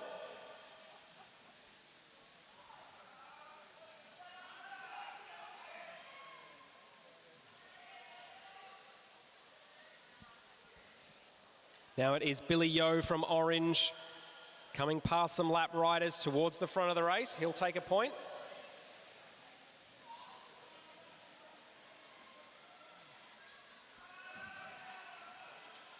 Now it's George Sloan from Viking CC, red on one shoulder, white on the other. He's got Aidan Wynn right there. Aidan Wynn will try and pop past him. No, he won't. He's happy to let George Sloan take that point. So at the front at the moment, we have Aidan Wynn. He's currently in first place. Then it's Billy Yeo, the tall figure in the orange, who's in second place. Then third in that front group of three, George Sloan from Viking Cycling Club. So coming through there, Billy Yeo will take the point that time. And managing to gain a bit of a gap now over Aidan Wynn and George Sloan. So with just 4 laps to go in this tempo race, he might be able to potentially stay out in front and grab the remainder of the points if he can prove his legs are strong enough. The alarm bells are really sounding in the group behind now as Harley Bradshaw and the rider from Ipswich, Ethan Lee, in the bright green jersey have become alive to the danger. Arnav Chakravarthi in the pink helmet there as well, also conscious that Billy Yeo is mopping up all the points out there at the moment. So Billy Yeo will come through and get 2 laps to go now. He'll tuck another point into his pocket. So that will be, I think, 4 points for him now. 5 points for him, my mistake.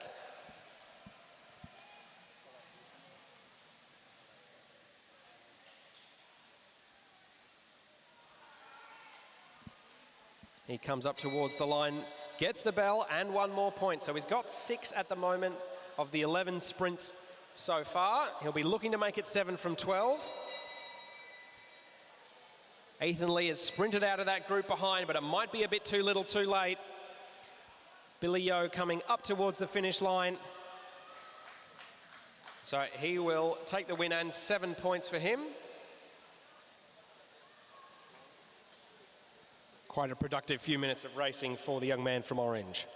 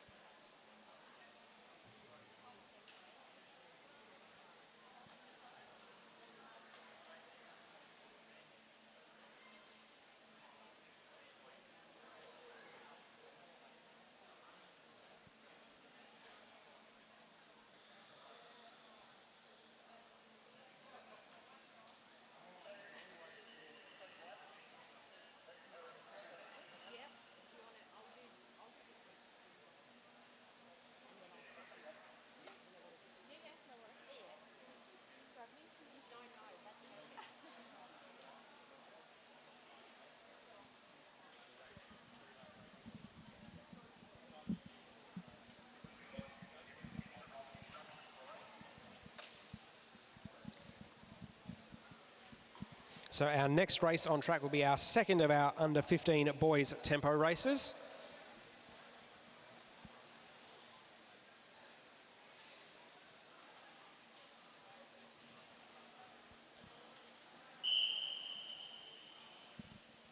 So as with the last one, 16 laps total, 12 tempo sprints, 1 point for the first rider over the line, each of those last 12 laps.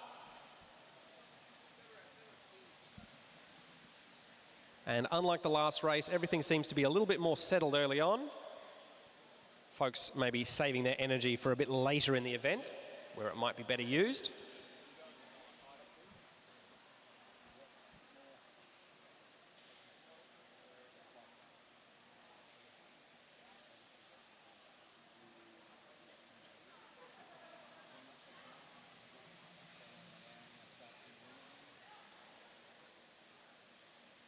So it is Sean Bates from Viking Cycling Club who is leading them at the moment. Just behind him in the navy blue and red from Norwood, that is Jack Pentland.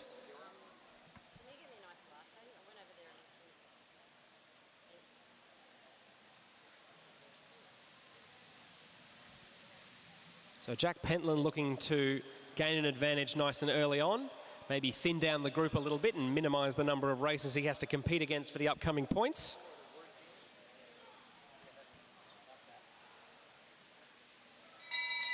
All right, there's the bell. So Jack Pentland from Norwood leading them at the moment. Got a gap of 20 or 30 metres to the chasers behind. I think this will be Jake Lesky from Carnegie Caulfield who's chasing him down. But the strategy of going early is going to pay off for Jack Pentland. He's got at least 1 point in his pocket. Then behind him, we've got Jet Stokes and Jake Lesky. Jet Stokes, the taller of the two riders in the white jersey of Randwick Botany Cycling Club from suburban Sydney, and Jake Lesky in the navy blue and yellow of Carnegie Caulfield. So Jake Lesky survives a late charge there from Joseph Natoli from Blackburn, takes that point.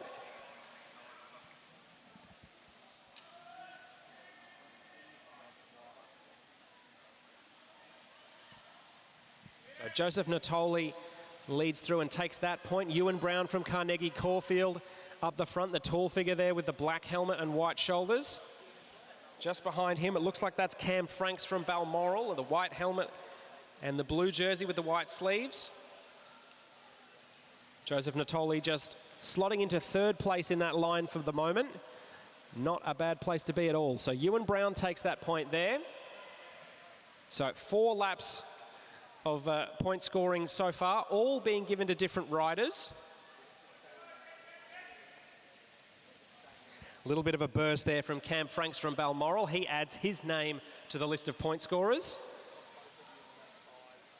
And it looks like this front group of 5 might now be able to dictate terms and share the remaining points between them. They're coming up and getting 6 laps to go now as Joseph Natoli bags another point.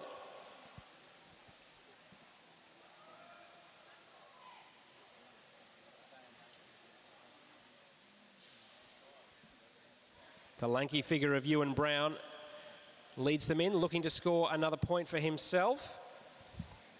Cam Franks from Balmoral chasing hard. Can't quite get to him in time to score that point there.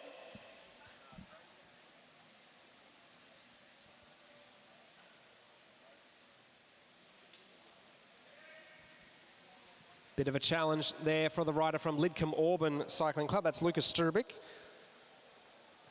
But Cam Franks adds to his tally. So he's up to 2 points now. Joseph Natoli still leading from this group with 3 points. It looks like he might grab another one here.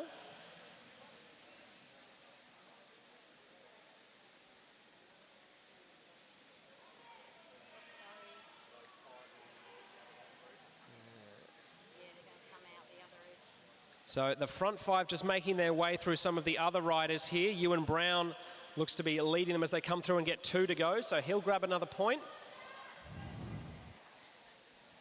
The other rider from Carnegie Caulfield who is in this field. And Lucas Strubik, the rider from Lidcombe Auburn, now looking to have a last flyer with a lap and a bit to go. He'll come through and he'll get the penultimate point, but will he be able to hang on for the last one? Jet Stokes from Randwick Botany in the white is chasing him down. Lucas Strubik has quite a lead now. Cam Franks from Balmoral is challenging as they come into the back straight, into the home straight now, and it looks like Lucas Strubik will hang on. He'll grab a second point.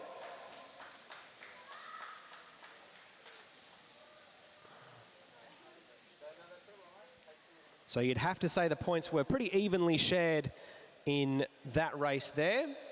Ewan Brown ending up on top with 3 points. Joseph Natoli, Cam Franks, and Lucas Strubik each grabbing 2.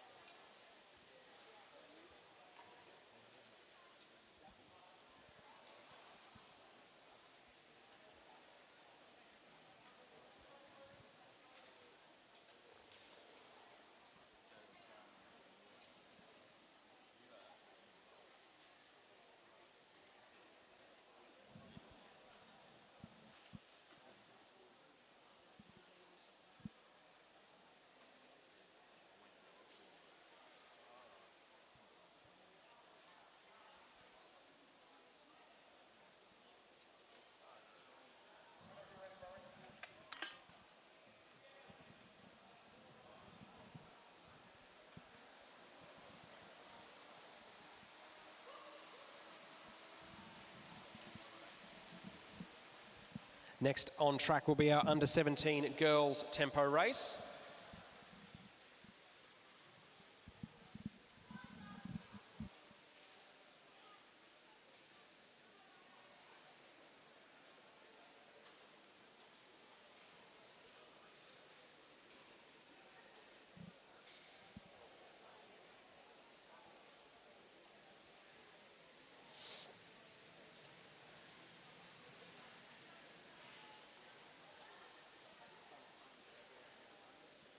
So just waiting for the last of the riders to jump on the back of the group there, and we are now underway. So 20 laps for this one, which will mean 16 point scoring opportunities.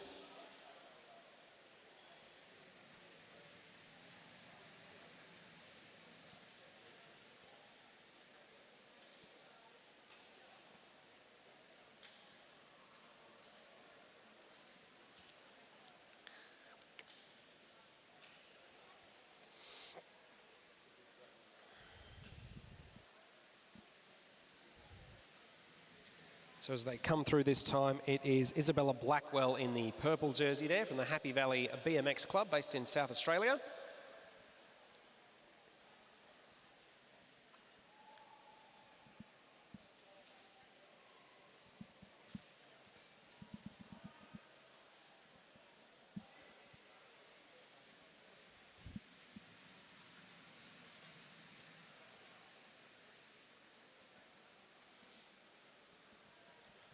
Riders happy to look at each other. No one keen to take a flyer before the point scoring begins just yet.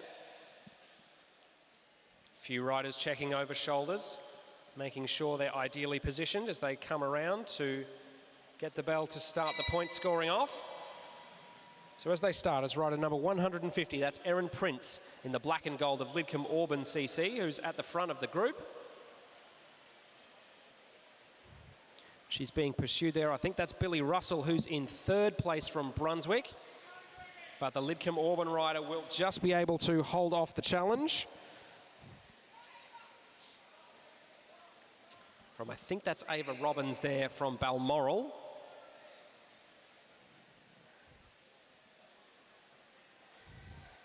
So Ava Robbins just comes through and takes the point that time. Oh, that was Ruby Sauvage who got that one.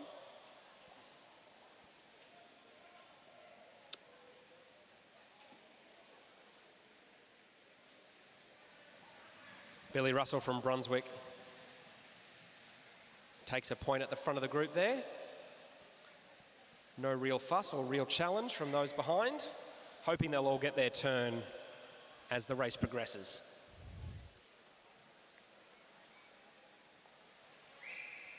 Billy Russell just sneaking through and grabbing another one on the outside there. So the rider from Brunswick grabbing a second point in a row there, with, you'd have to say, relatively minimal effort expended.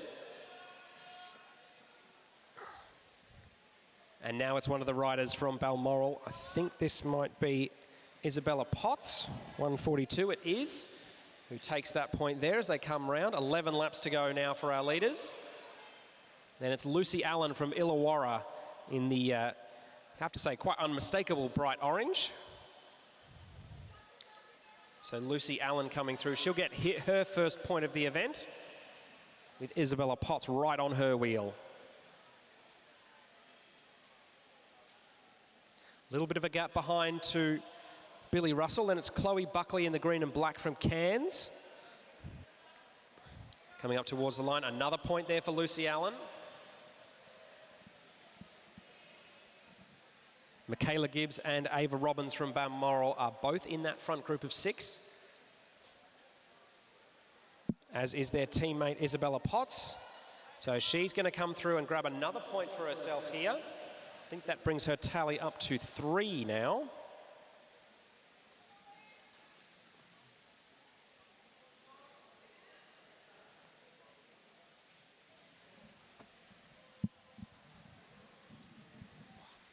As the leaders come around, they'll get 7 laps to go. Another point in the bank for for Lucy Allen.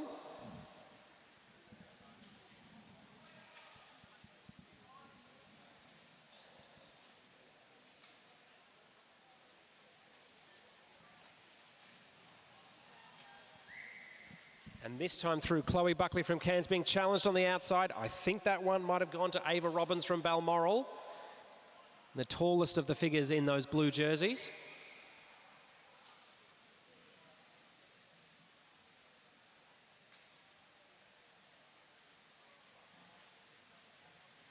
Billy Russell just sneaking around the outside again.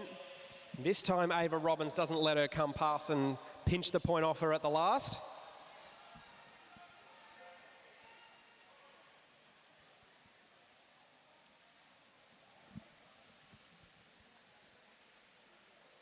So as they come through now, they'll get 4 laps to go. Another point in the bank for Ava Robbins.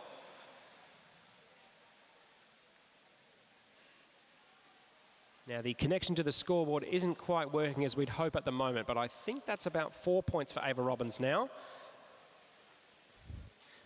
3-point scoring opportunities left. One of them is going to go to Lucy Allen, the rider from Illawarra, on the front now. Izzy Potts from Balmoral chasing hard, checked over the shoulder to make sure her teammate was on her wheel, and indeed she is. That'll be Michaela Gibbs who's tucked in on her wheel. So 2 laps to go. Lucy Allen grabs herself another point. But she has now been joined by the pair from Balmoral. It's been a strong effort from Lucy Allen. I think that she's starting to tire just a little bit, but she'll do enough to hold on for the penultimate point in this tempo race. Now it's Isabella Potts coming around her outside. Michaela Gibbs also there, and it looks like it will be between the 2 riders from Balmoral for the last point in this tempo race. Isabella Potts, the taller figure in the green helmet on the inside, is challenged and indeed beaten by her teammate Michaela Gibbs.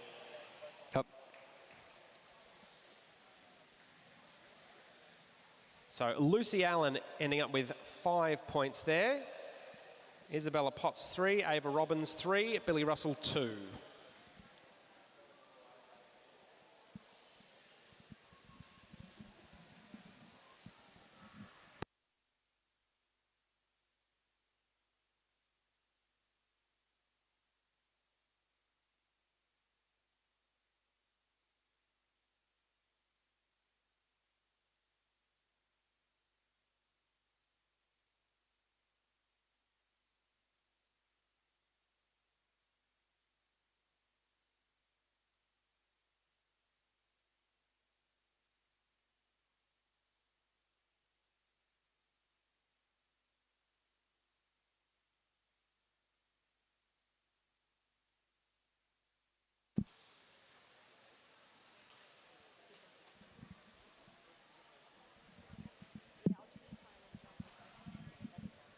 So the second of our under-17 girls tempo races are on the track now.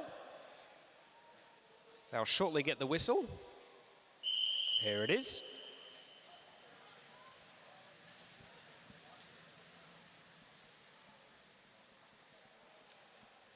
So 20 laps total, 16 scoring opportunities. 1 point a pop.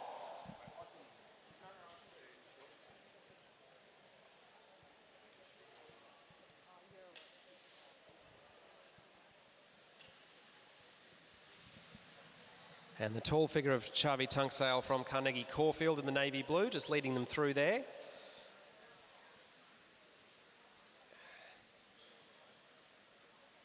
The bright pink helmet of Sienna Monteith. She's wearing the series leaders jersey.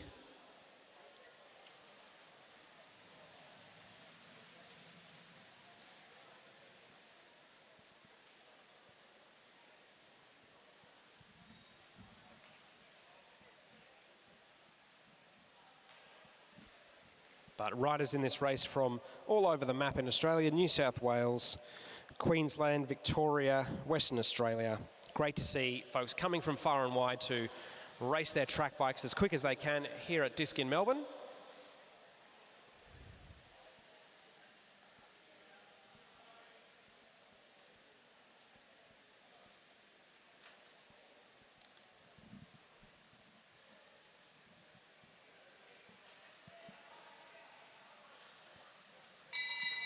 All right, our friendly commissaire Brad Higgins rings the bell.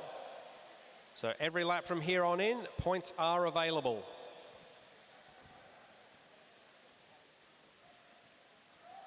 And the pace has already ratcheted up quite a few notches.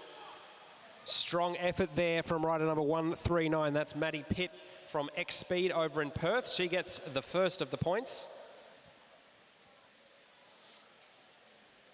But a couple of riders on the outside there. I can see Sienna Monteith and one of the riders from Blackburn looking to move up as well. Oh, I don't know if they quite got there in time. I think Maddie Pitt might have just gotten that point. And indeed she did. So Sienna Monteith in the pink helmet now leading them as they come into the home straight. She's got one of the riders from Blackburn tucked on her wheel. That's rider number 145, Lavinia Ward. So Maddie Pitt in the white helmet from X-Speed over in Perth in third place in that leading group of 6.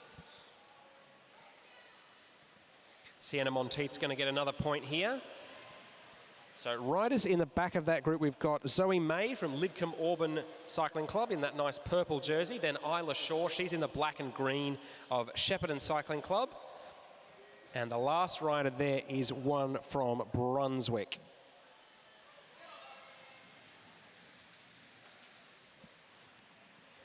Oh, it's actually Grace Hunter from Hamilton Wheelers. She's just wearing a purple and orange jersey that happens to look a lot like the Brunswick jersey.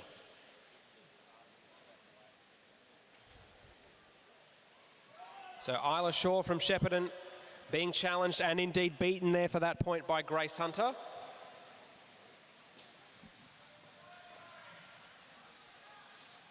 Sienna Monteith still within striking distance. Lavinia Ward following Sienna Monteith very closely. Oh, a little bit of a stretch there from Grace Hunter meant that she was able to get that point. So she's now on 2, Sienna Monteith on 2 and Maddie Pitt on 2.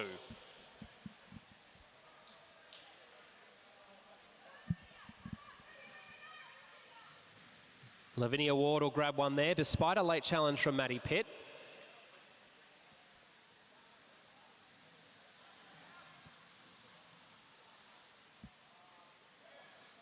And it looks as though that leading group of 6 is going to take almost all of the points home with them.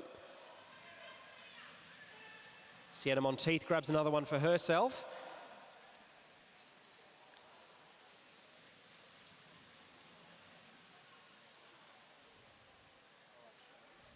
Isla Shaw leading that leading group of 6 as they come into the home straight now. Being challenged again on the outside. And again, Grace Hunter grabs another one. That seems to be her strategy at the moment, making sure she's in second wheel coming into that home straight just behind Isla Shaw and then putting on a little bit of a pop to come through and take the point.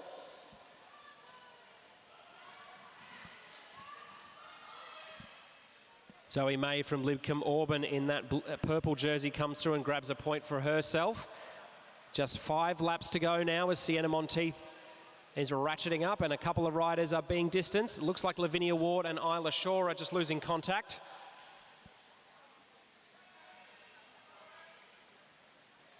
Maddie Pitt comes through and makes sure she has another point in the bag.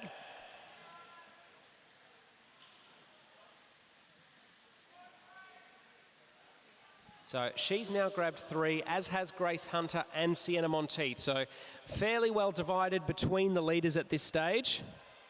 Sienna Monteith looking to grab her 4th point now as they come through with 3 laps to go. And rather than swinging off, she just kept the power down for a little bit longer there, trying to distance some of her rivals, and indeed looks like Madeline Pitt has lost contact. Sienna Monteith really mashing that gear as they come through the home straight. She will pick up another point there, 2 laps to go now. So Sienna Monteith in the pink helmet there has moved herself up to 5 points total.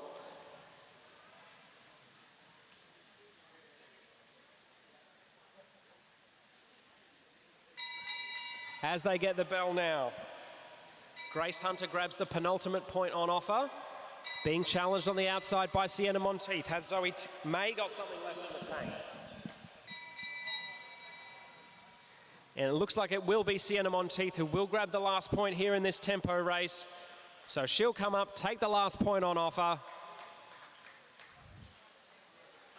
Another excellent race in the book here at Disc.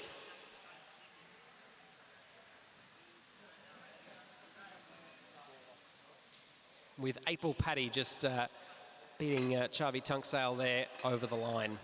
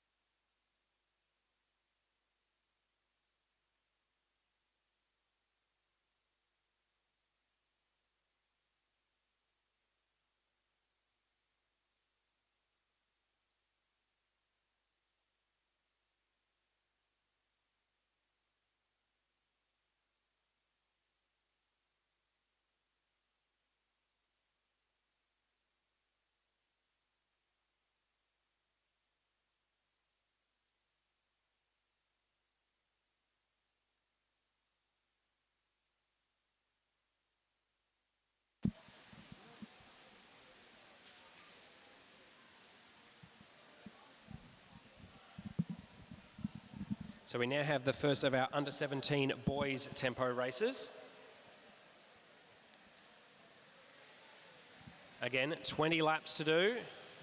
1 point on offer for the leader over the lap the last 16 times out of the 20. So they're just about to come through this time and get the first bell, which will signal that the point scoring period is about to begin. And there it is. So rider number 229, that's Harrison Lace from South Coast Cycling Club in first position. Lockie Stewart in the white helmet and the series leaders jersey from Alpine Cycling Club coming up. He looks like he's going to have to sprint for that point there. I think he just got pipped there by Gabriel Jakobsen from Illawarra Cycling Club. But it looks like the cat has been set amongst the pigeons. The three leaders out there now. Lockie Stewart takes a point that time through. He's got Oscar Schoff in the purple there from Fraser Coast Cycling Club.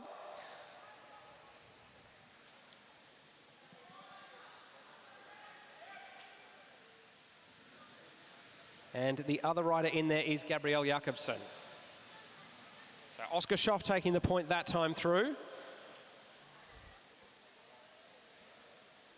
So Lockie Stewart currently with 2 points, Oscar Schoff with 1. Stewart just coming through. He'll grab another point this time. So he'll take his tally up to 3.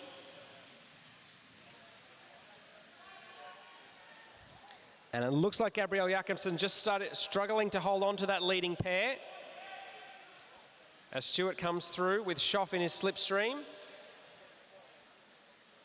Stewart is the National Road Time Trial Champion for this age group, so not a surprise to see him wanting to go from a long way out and hold a consistent effort all the way to the line. So Schoff takes the point there. 10 laps to go now for our leaders.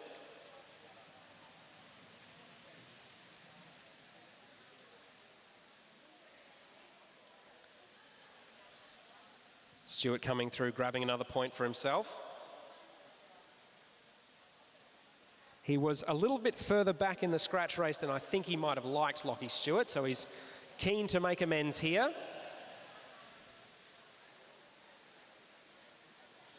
Or challenging Schoff there, and I think Stewart just managed to pip him. He did indeed, so another one for Lockie Stewart there.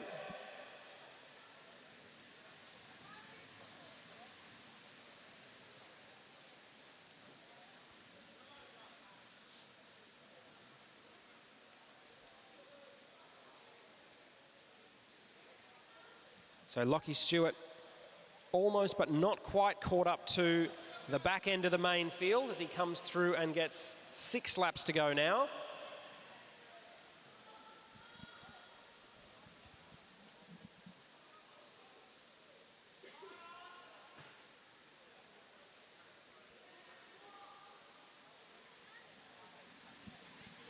And Lockie Stewart just manages to catch on to the back of the field. I think he's now gained a lap. So Oscar Schoff will now be considered the leader, the rider in the purple making his way down the back straight now. Now that Lockie Stewart has gained a lap and 10 extra points that go with it. Oscar Schoff will be picking up the point each time through. He's the leader on the track. And with just 4 laps to go, he would love to be able to get back across to the main bunch now and give himself an extra 10 points.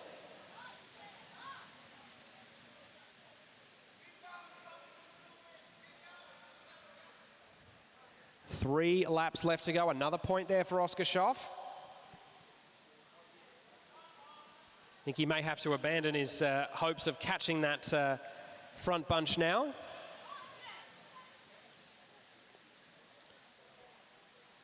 But he will at least hold on and grab another point here. So most of the points in this race being divided between Lockie Stewart and Oscar Schoff. Stewart tucked in among the main bunch. Schoff, considered the leader of the race on the track, has been scoring pretty consistently as he comes up to the bell now. So still the leader on the track. He'll be able to bank another point as he comes around this time. He won't be challenged from behind. There's a fair old gap that he and Lockie Stewart managed to amass between the two of them. So as Oscar Schoff comes up to the line, he's going to end up with 7 points. Lockie Stewart is going to end up with 9 points of bonuses, plus 10-point bonus for gaining a lap on the field.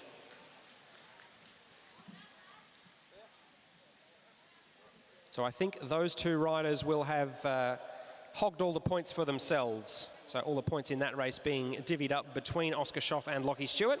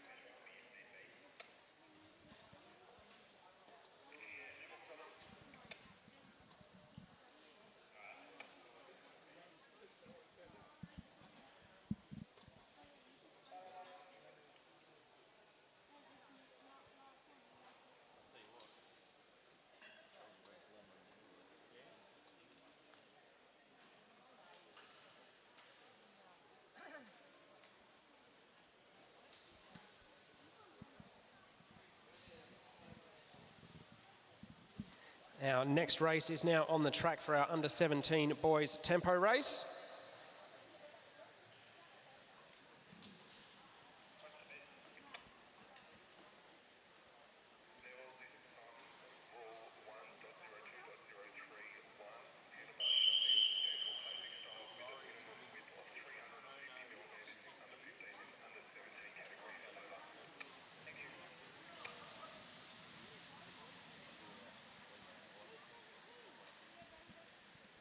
So as our next group of under-17 boys gets rolling for their tempo race, it's Will Peace from Wagga Wagga Cycling Club who is leading the way.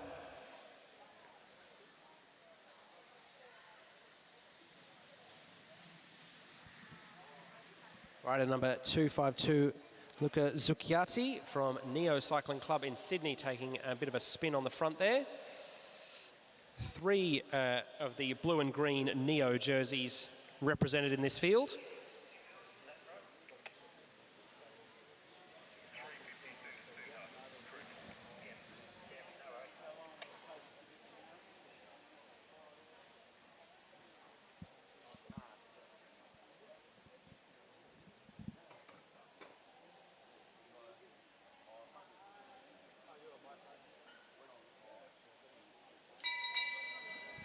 All right, the bell goes and the point scoring is on.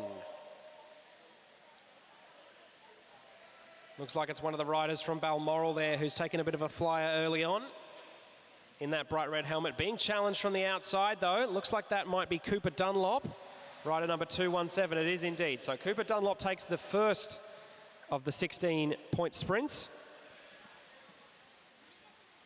He's got Benjamin Cade from Whyalla at the front from company.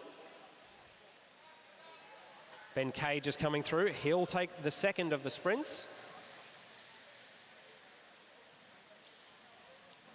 And it looks like it's 2 riders from Neo and 1 from Blackburn up in that front 5 now. Just a little bit of a gap opening there.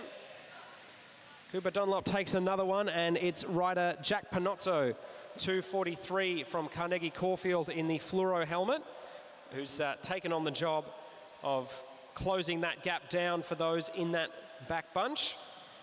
Close on the finish line there that time. Luca Zucchiati getting that one by about half a wheel. And going straight back onto the front to see if he can repeat the dose. He'll be challenged on the outside. I suspect this is Lachlan Ermert from Blackburn Cycling Club number 208. Oh, a throw for the line there. I couldn't pick that one.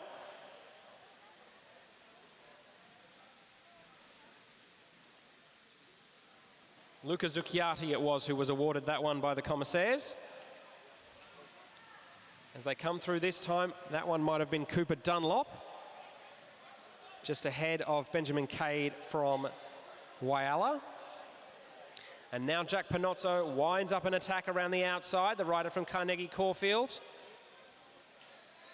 Pedaling hard in that fluoro green helmet, does enough to hold off Cooper Dunlop. So Jack Panozzo, oh, that was Archie Martin, my apologies. Mixed up riders 2-4-2 and 2-4-3 there. Archie Martin grabbing his first points. This time it will be Ruben Shepherd from Randwick Botany in the white who comes through and takes the point for himself.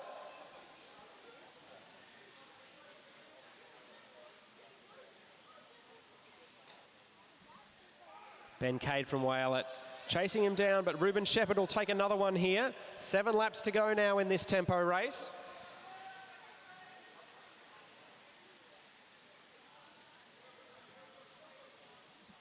And the main bunch slowly closing back up to that front group of 5. Ben Cade leads them through again, challenged on the line, but Ben Cade does manage to score another point for himself. Lockie Ermert really coming from a long way back in the field, trying to take a big flyer here. The young man in the black and red of Blackburn. That's worked, he'll grab that point, and given the speed he's got, he checks over the shoulder. There might be more on offer. Luca Zucchiati swings up the track there. The chase behind is a little disorganised, and that's playing to the advantage of Lachlan Ermert for the time being. So Ermert into the home straight for now. Grabs his second point in a row. Just 4 laps left. Cooper Dunlop has taken up the chasing. Ben Cade right on his wheel. Ruben Shepherd's there in the white. Couple of riders from Neo Cycling Club also within striking distance. And Lachlan Ermert's going to come through. He's going to grab 3 points in a row now. 3 laps to go. He might be able to squeeze out one more point, maybe. The pack is starting to close quickly now. Ruben Shepherd coming up from behind, as is one of the riders from Neo Cycling Club. I think that might be Zucchiati. Lachlan goes all the way to the line, but it is Zucchiati who manages to pip him there. And Zucchiati looking to capitalise. He's got the rider from Vikings Cycling Club for company. That's Jackson McDonald. And it will be Jackson McDonald who leads them over as they grab the bell. So Jackson McDonald from Vikings Cycling Club. He's grabbed 1 point for himself. It looks like he'll grab a second. So points being shared fairly evenly in this race as Jackson McDonald comes through. He'll grab the final point on offer. So he'll finish with 2 points to his name.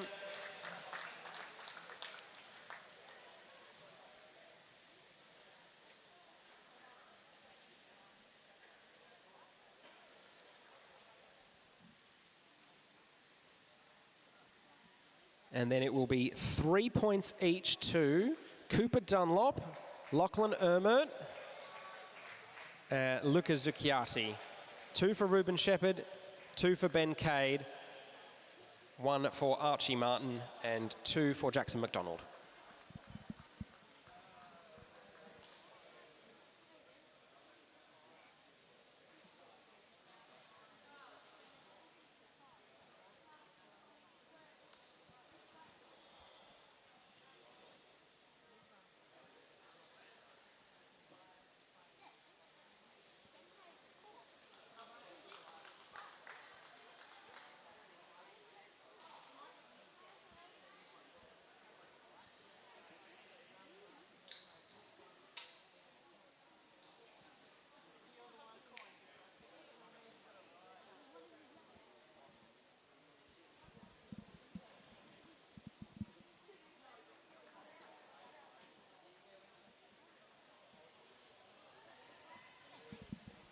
Okay, the last of our 3 under-17 boys tempo races on the track now.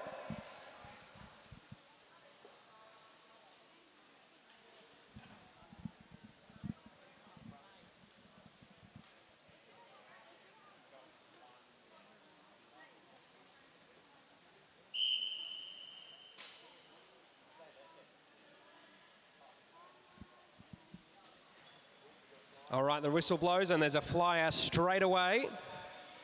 That's Harrison Dowling, I think, from Hamilton Wheelers, who's jumped out early.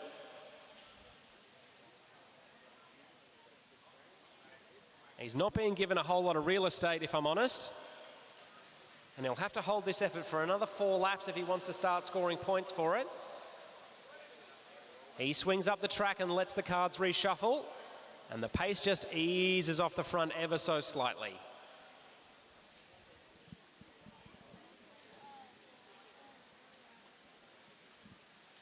So the 2 riders, Carter Payne and Jamie Henderson from Tawamutu Sports, based just outside Auckland. So the 2 New Zealanders at the front of affairs, towards the bottom of the track.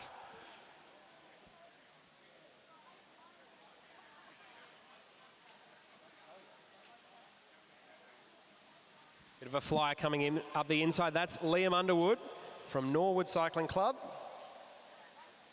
Not able to gain too much of an advantage before the others are wise to the effort.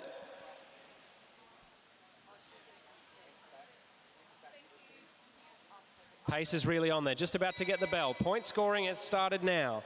So rider number 237, that's Casper Chuang from Blackburn. He's leading at the moment. Looking like he might take the first of the 16 points on offer here.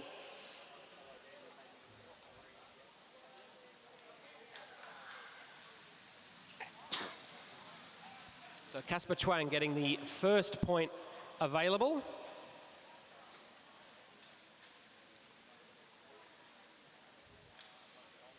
Some riders coming strongly from behind now. I think this might be Omer Kermizzi, rider number 213. It is indeed from Brunswick, so Omer Kermizzi gets himself on the board. And already the field's starting to get lined out here. Looks like this will be one of the riders from Tawamutu. That is Carter Payne who grabbed that one. His teammate Jamie Henderson now coming through to the front.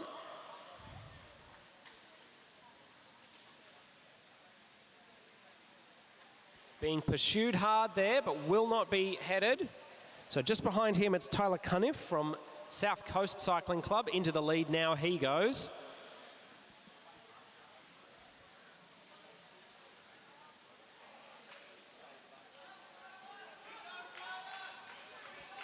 Tyler Cunniff gets a point for himself. Rider number 211, Finn Kessel from Blackburn Cycling Club on the chase now. Liam Underwood, the small figure on the red bike there. The rider from South Australia trying to chase him down. And it looks like it will be the rider from Blackburn, Flynn Kessel, who gets that point there. Ryan Underwood now bows the head as they go up the back straight. Clearly thrashing himself with this effort, trying to get his points account opened, which he now does.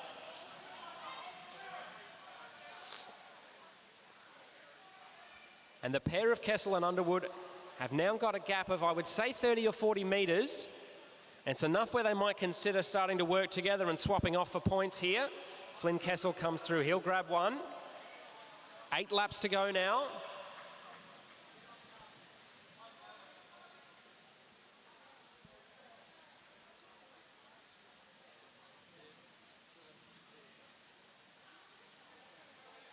Now Ryan Underwood comes through and grabs another one. Finn Kessel can't quite hold onto the wheel.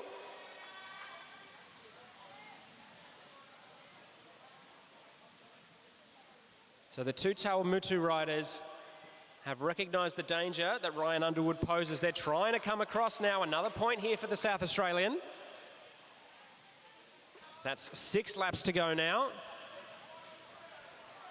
And it's Carter Payne who is the leader of those 2 Tawamutu riders in the black jersey with the blue, yellow and green torso. Another point there for Ryan Underwood. Believe that's 4 for him now with 5 laps to go.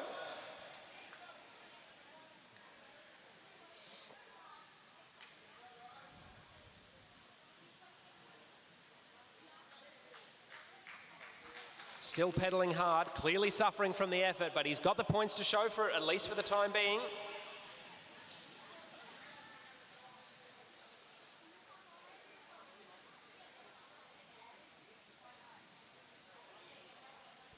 Underwood coming into the home straight again now. He'll pick up another one.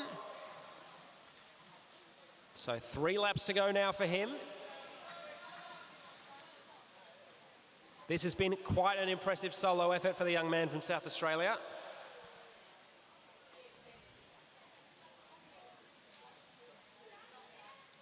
Just checks over his shoulder to see how far behind the chasers are, but he's still got a decent gap as he comes through with 2 laps to go.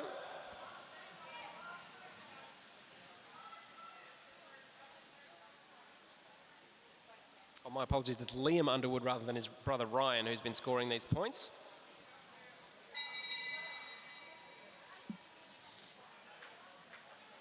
So Liam Underwood just passing his brother Ryan now. Hopefully get a word of brotherly encouragement there. So Liam Underwood coming up towards the line now. Very impressive ride from the young man wearing bib number 225.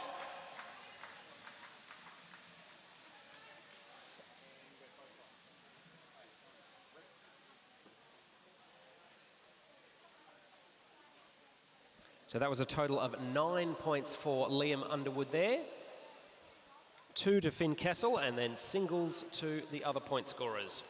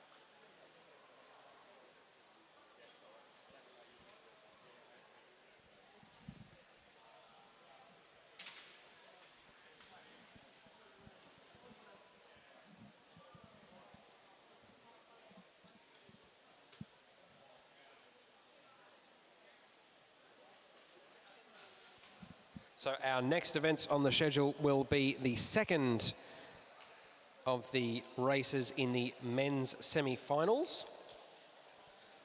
So coming back to the track, we have Minato Nakaishi and the winner of the first sprint between these two, Daniel Barber. So Barber will qualify for the final with a win here. Nakaishi would need to win not only this race, but a third deciding race to make it through to the competition for the gold.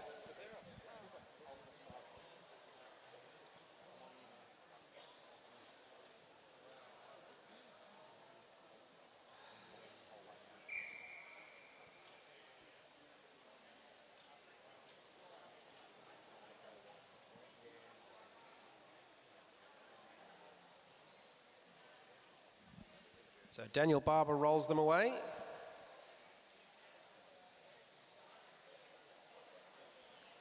Not a lot of interest in track standing just yet, but it might be interesting to see the position battle play out here between Barber and Nakaishi.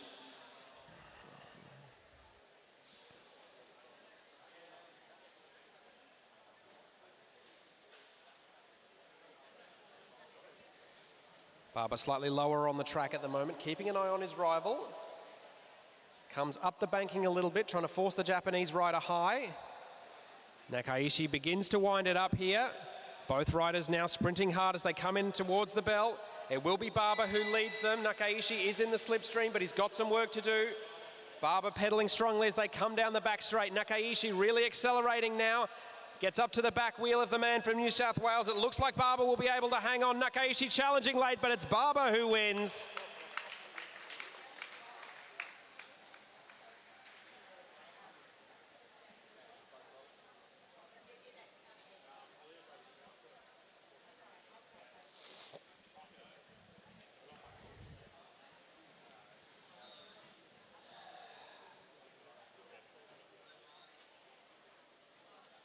So Daniel Barber booking his spot in the gold medal final for later tonight.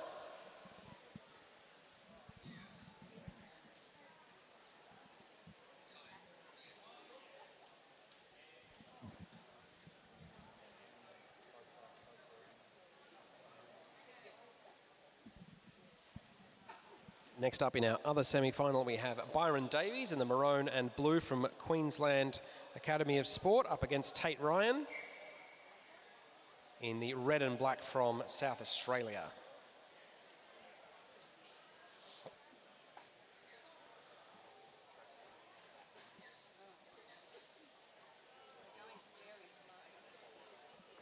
So quite a relaxed start from these two thus far. Don't be surprised at all if we see some track standing. So Tate Ryan won the first race between these two. So a win here would send the South Australian into the gold medal final against Daniel Barber later tonight.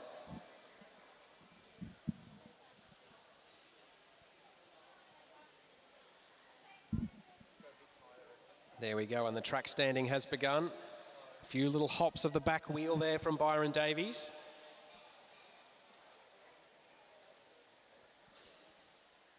We saw track standing between these two in their first of 3 races. Tate Ryan, the first one to blink there and get the pace back on. The roles and positions were reversed in that first race.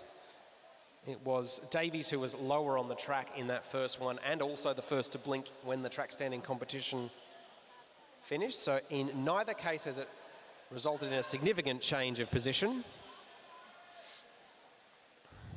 So Byron Davies getting nice and high on the banking here, trying to dive down the inside of the South Australian, gaining some real speed as they come into the bell. They're shoulder to shoulder as they go around that bottom corner. Tate Ryan with his elbows out there, making sure he's got space. Byron Davies challenging now on the outside, but it looks like Tate Ryan coming into the home straight will have just enough to hang on. He'll qualify for the gold tonight. So we'll have Byron Davies against Minato Nakaishi later tonight, and they will compete for the bronze.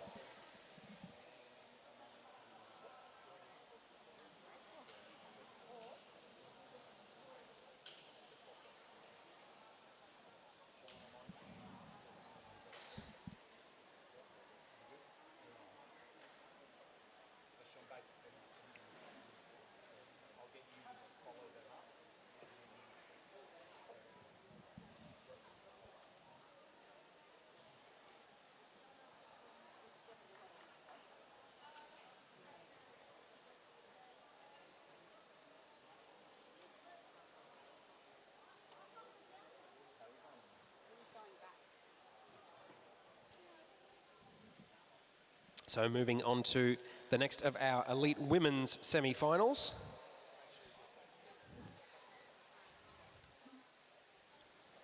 This time we have Christine Perkins against Sophie Watts. It was Perkins in the black who triumphed in the first race between these two earlier today.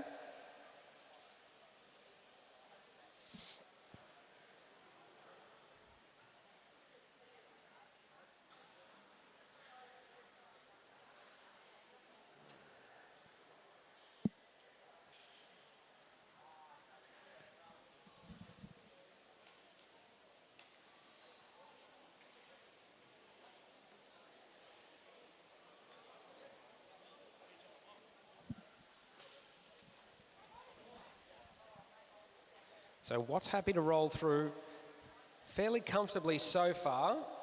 Keep Perkins in more or less the same position relative to where she is on the track. Perkins now starting to accelerate a little bit, move up the banking.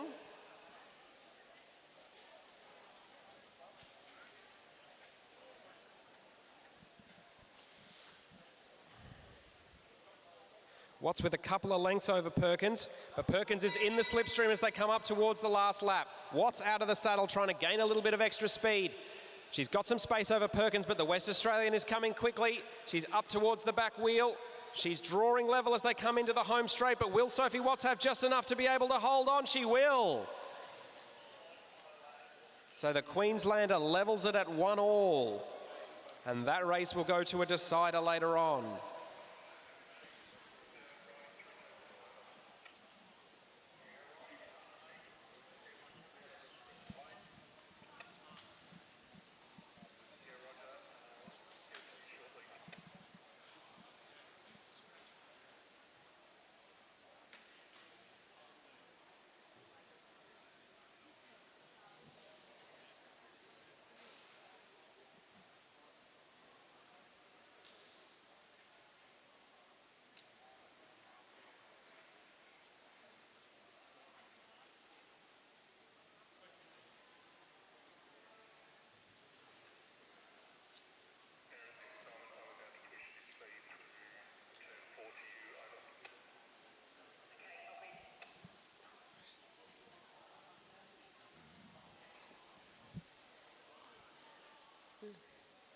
So next up on the start line, two riders coming through. So we've got Kalinda Robinson.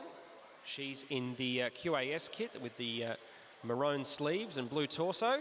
And then in the navy blue, we've got Alessia McCaig from the Victorian Institute of Sport. So McCaig won the first of these two sprints earlier.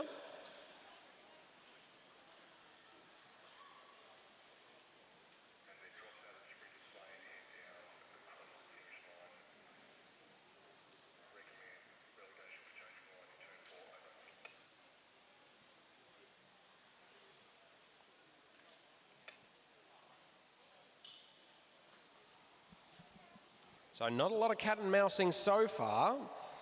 Alessia McCaig just happy to keep an eye on Kalinda Robinson for the time being. Robinson now accelerates up the back straight and goes high on the banking. Very high on the banking. Can't quite come down inside McCaig. So McCaig will lead them into the sprint. Keeps Robinson nice and high, then drops down as they get 200 metres to go. Alessia McCaig leading now, the rider in the navy blue. Being challenged by Robinson, the rider from Queensland coming up towards her hip, but it looks like it will be McCaig. She books her spot in the final. So it will be Alessia McCaig against either Christine Perkins or Sophie Watts for the women's sprint gold later this evening.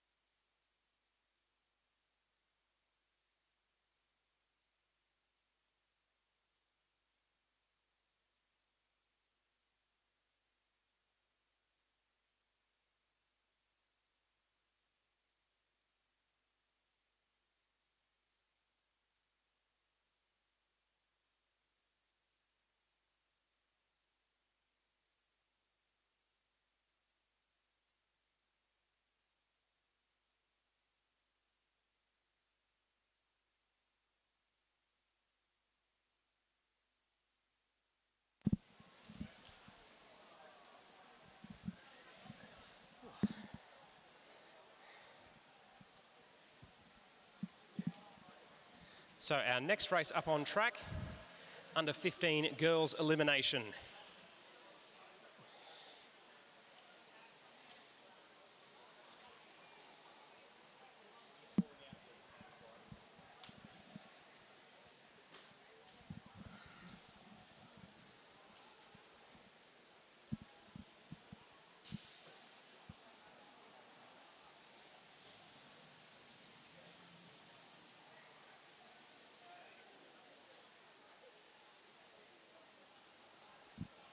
So a 16-lap race with 10 riders in it.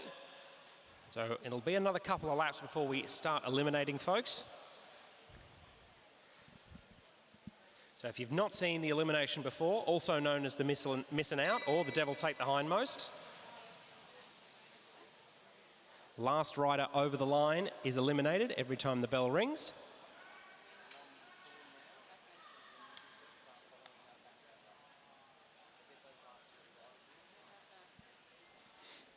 All right, looks like it might be Natalie Dixon in the pink at the bottom of the track who's in danger here. And number 23, Natalie Dixon, is the first rider eliminated.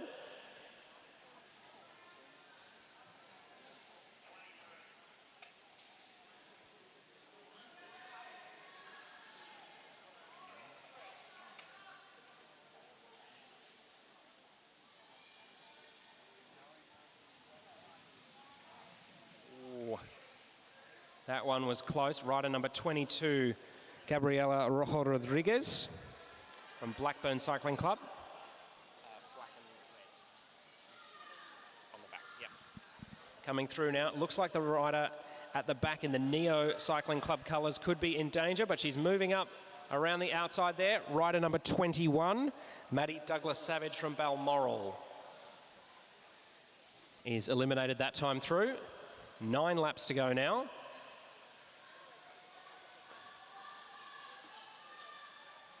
And the rider from Neo, Zola Peterser,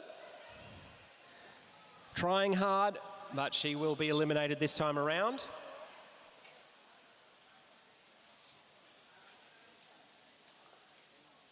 So bunched down to 6 riders now.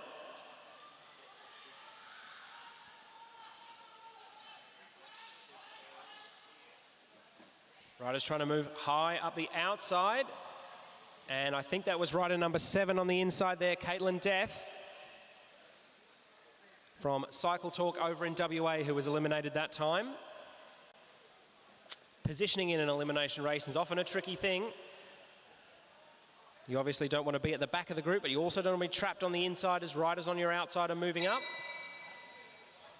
All right, so it looks like, oh, a little bit of a fall there. Hopefully that rider's okay.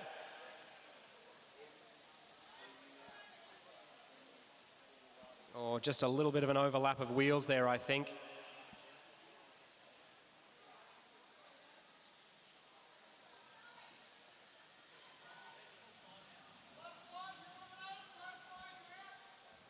Paravi Tunksale from Carnegie Caulfield has been eliminated.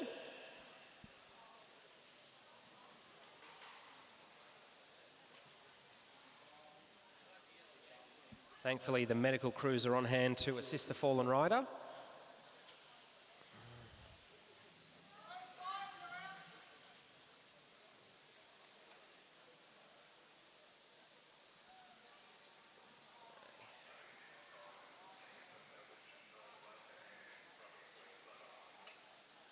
Yeah, just a little overlap of wheels there, unfortunately, sent that one rider to the deck.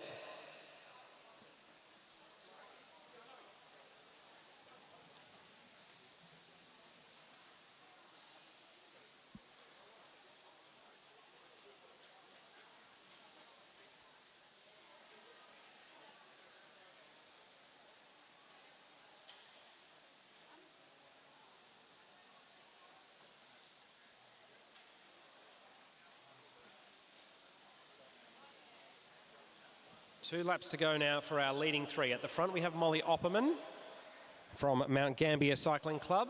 In the orange, we have Grace Alcock from Illawarra. And I think Hannah Walters Number 8 from Hamilton Wheelers is the figure on the inside of the track at the moment on the red bike. So they're coming in to get the bell now. It's Molly Opperman from Mount Gambier who leads them around. Being challenged on the inside there by Hannah Walters. Opperman moving through on the outside. Grace Alcock from Illawarra not totally out of it yet either. Opperman leading them as they come up towards the line. It's going to be close. It is Opperman who takes it. And not for the first time in Australian cycling history, Opperman, the first rider over the line.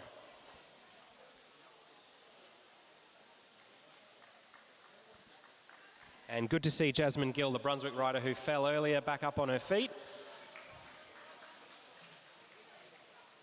Looking a little ginger, but hopefully not too much worse for wear.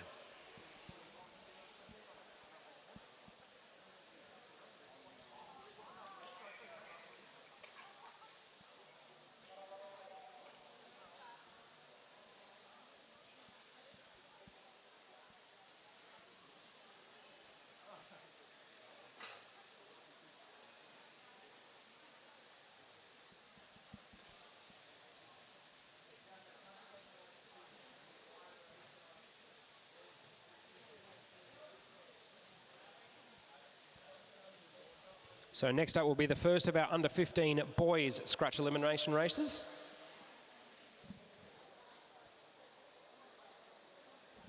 So 12 riders in total.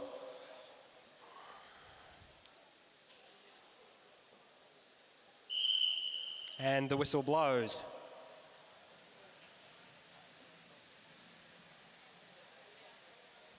So it will be interesting to see how this elimination race progresses. I must be honest, it's my favourite form of track racing to watch. And indeed participate in, because I tend to be eliminated early and then I get to watch everyone else.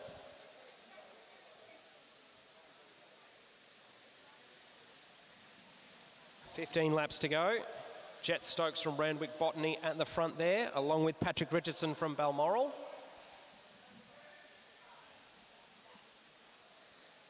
Looks like a couple of riders have got the idea to increase the tempo nice and early. Try and shed a few riders early on so they don't have to worry about being eliminated for a little while.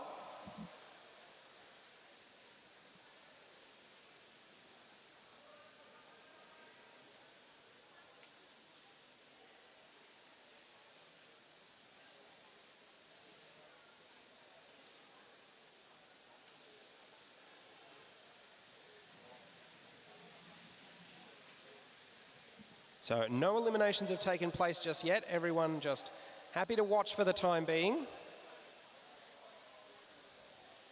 That is about to change very shortly though.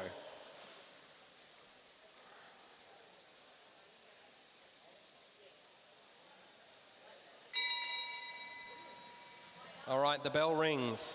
So last rider across the line. Each lap will be eliminated. And unlike other track racing, it's measured on where your back wheel is, not where your front wheel is. So it looks like it's one of the riders from Brunswick at the bottom end of the track who might be in danger here. And Patrick Richardson from Balmoral in the green helmet has also found himself in an inopportune position, and he will be the first one eliminated. So the young rider in the green helmet, the first one out.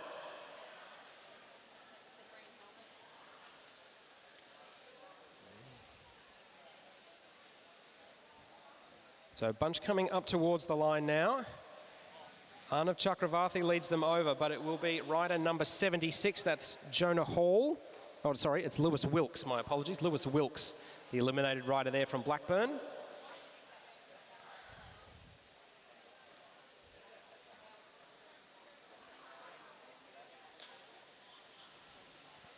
Coming through this time, a little bit of a sprint at the back. It'll be the rider from Norwood, rider number 69, Jack Pentland, eliminated that time through. Aidan Wynn from Brunswick positioning himself right at the back on that last lap and only just making it through. And they come up towards the line this time. The long sleeve rider from Brunswick on the back looking like he might be in trouble. Yet rider number 78, that's Jonah Hall. Jonah Hall, the eliminated rider that time.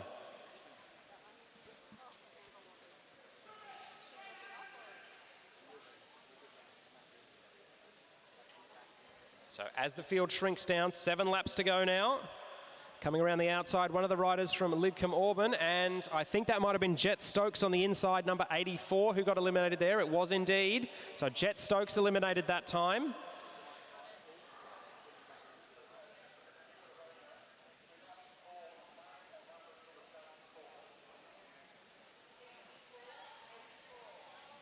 So 84, Jet Stokes was eliminated that time.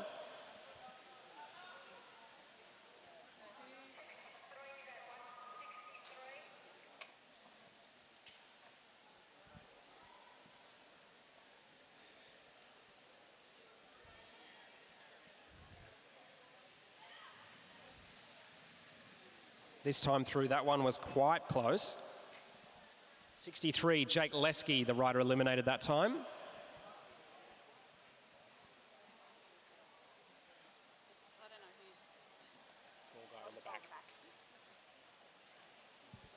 Coming up towards the line, Aidan Wynn having to sprint on the outside. Very, very close there. I couldn't pick that if I tried. Riders number 68, Lucas Sturbick. Lucas Sturbick that time, the rider eliminated.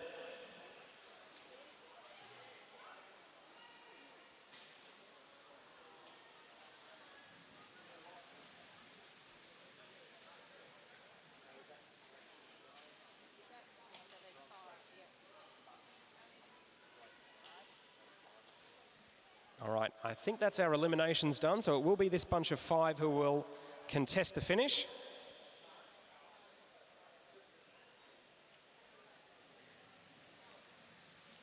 So in there, on the front at the moment, we have Billy Yeo. In second place from Balmoral, we've got Cam Franks. Harley Bradshaw from the University of Queensland is in third place. Moving up the outside there in the Brunswick kit, that's Aidan Wynn. And Arnav Chakravarthi from Blackburn is in the pink helmet on the back. They come in towards the line now. Rider number 55, that's Cam Franks from Balmoral.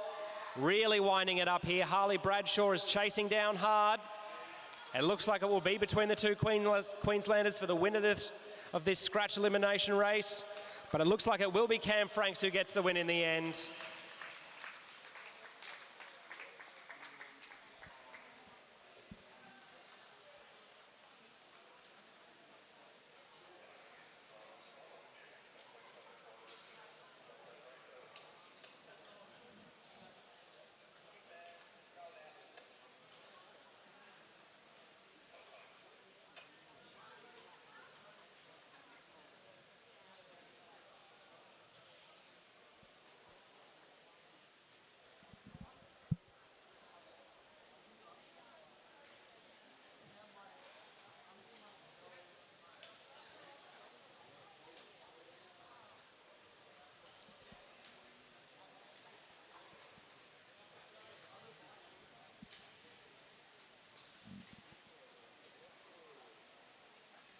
All right, our next under 15 boys scratch elimination race is on the track now.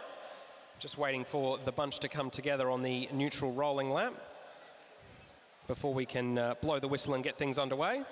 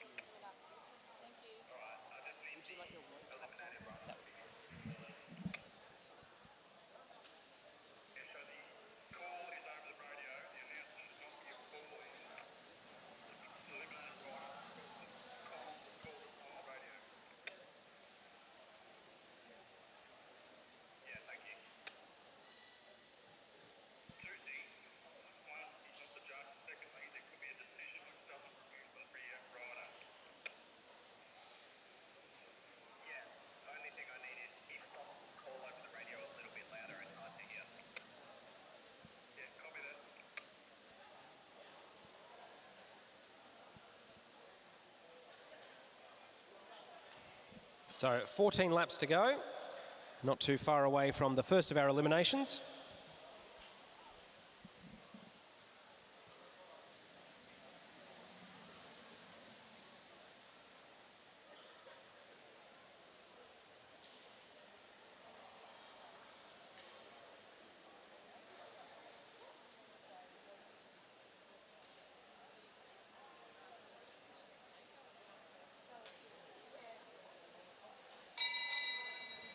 All right, the bell goes. Last rider over the line from here on out will be eliminated until we have a small scratch bunch left to contest the sprint.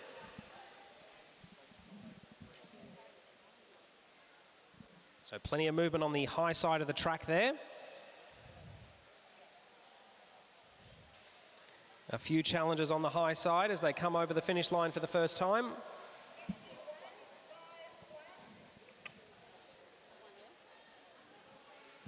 That was rider number 61, Ethan Arnott, eliminated that time.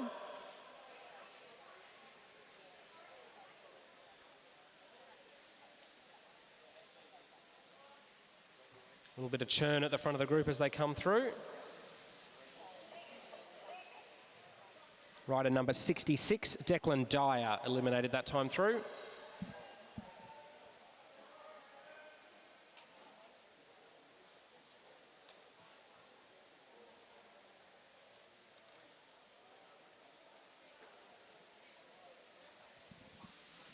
Oh, a late sprint at the top there.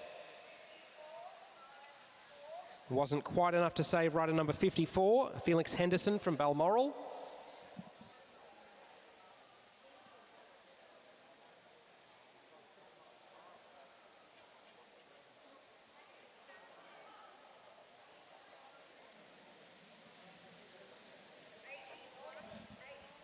So Thomas Allen from Illawarra, the rider in the orange there, eliminated that time through. 8 laps to go now.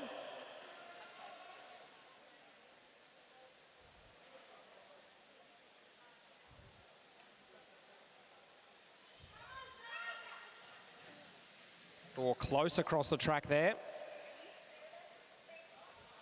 That was Ethan Lee from Ipswich in the green, who was eliminated that time around.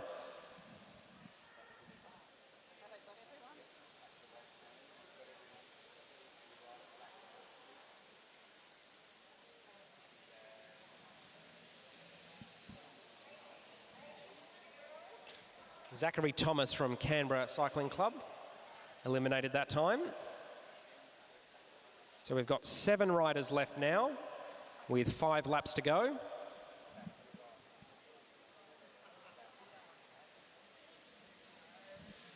Ooh, a close one there between the riders from Blackburn and Vikings. So Sean Bates from Vikings, the eliminated rider that time.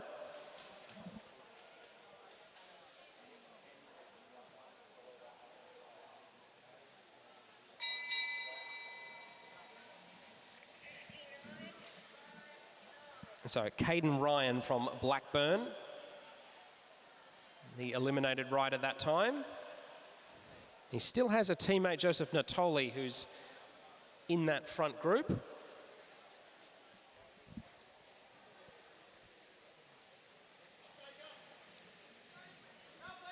So these front 5 will contest the finale now. 2.5 laps to go for this group. So we've got George Sloan in there from Viking Cycling Club. He's the rider with 1 red shoulder and 1 white shoulder. We've also got Ewan Brown in there. The tall rider number 64, rider number 85, Jacob McLaughlin, is leading them at the moment.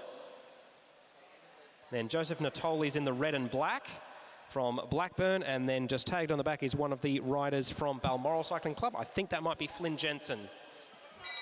So Jacob McLaughlin from Wagga Wagga takes the lead, 200 metres to go. If he's going to be caught, it's probably going to have to be by George Sloan, but Joseph Natoli is putting in a great final kick here. Ewan Brown also in his slipstream as they come up towards the line. Jacob McLaughlin hoping his legs will hold out, and they will. So rider number 85 from Wagga Wagga taking the victory there.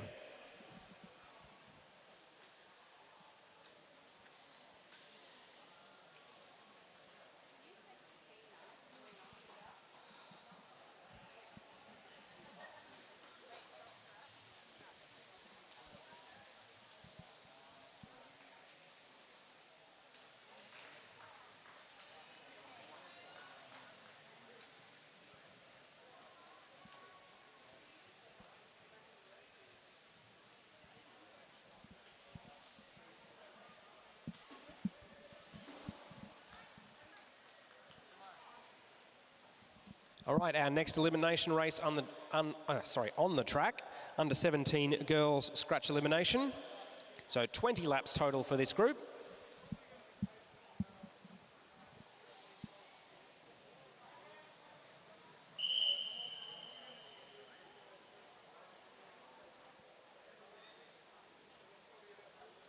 So 13 riders taking to the start line here.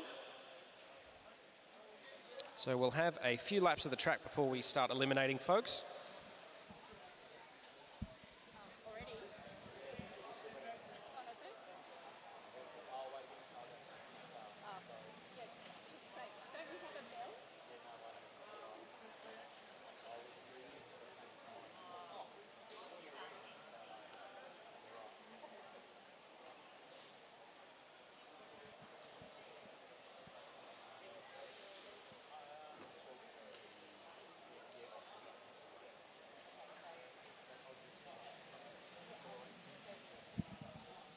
Bunch rolling around fairly smoothly thus far.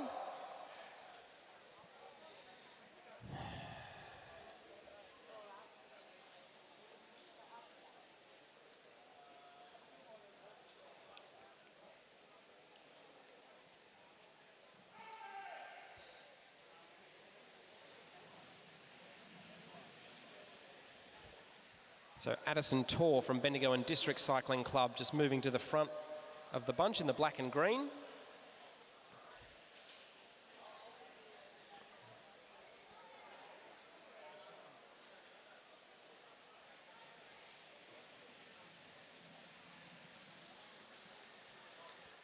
April Patty, the tall figure from Balmoral Cycling Club in the blue-green helmet. Also joining her at the front. And the bright pink lid of Sienna Monteith not too far away either.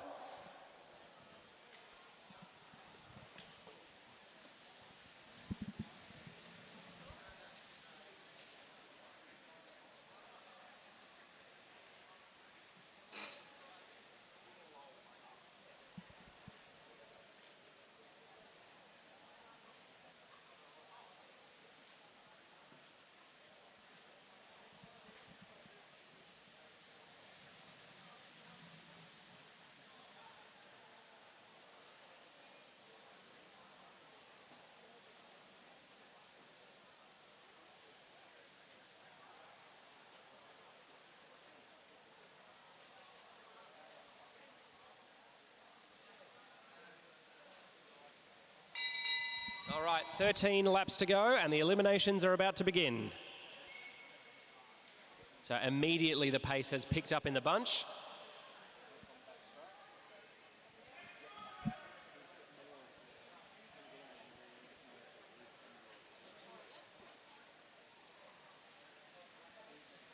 And as they come up towards the line, rider number 128.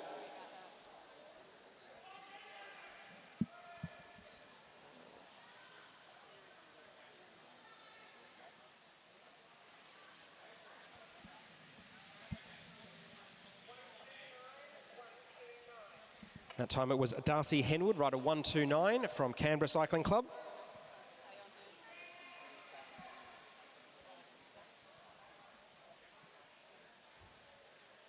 Front of the bunch moving smoothly, but as usual, it's chaos at the back of an elimination race. A few furtive checks up the track. Chloe Bain from Blackburn Cycling Club eliminated that time around.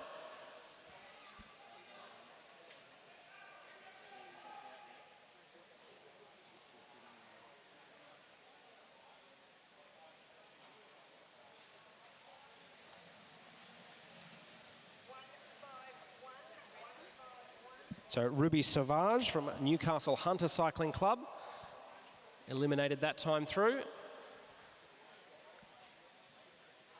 As it looks like Nicola Morris from Brunswick Cycling Club in the pink there has upped the tempo on the front. Rider number 125, Addison Tor, eliminated that time around. Nicola Morris and Sienna Monteith keeping themselves out of trouble at the pointy end of affairs. Oh, a close one there. 150, that was Erin Prince from Lidcombe Auburn.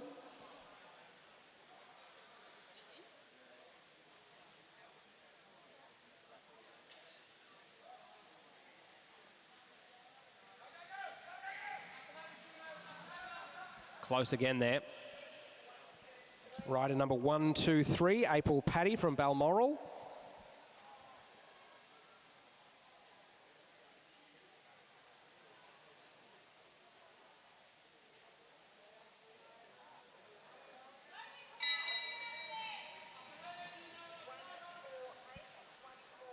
Juno Smith from Dulwich Hill eliminated that time through. Coming around for their last elimination lap now.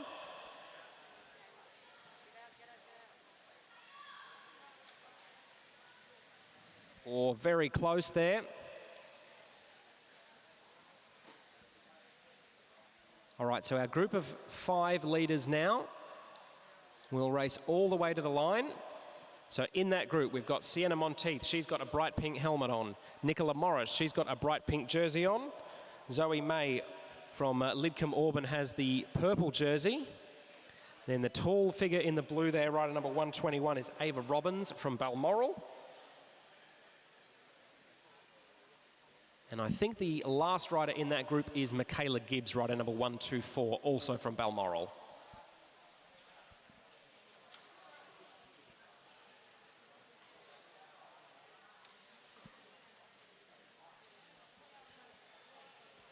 Coming through 2 laps to go as Nicola Morris attacks around the outside. The rider from Brunswick has gone early. And it looks like Sienna Monteith and Ava Robbins are up to the challenge. Robbins coming through there. She'll take the bell in the lead. So Ava Robbins coming through. 1 lap to go in this scratch elimination race. Sienna Monteith with some work to do to try and catch her. The rider from Balmoral in front of her teammate from Balmoral. So Ava Robbins coming up towards the line. She will take the win. Well done to Ava Robbins.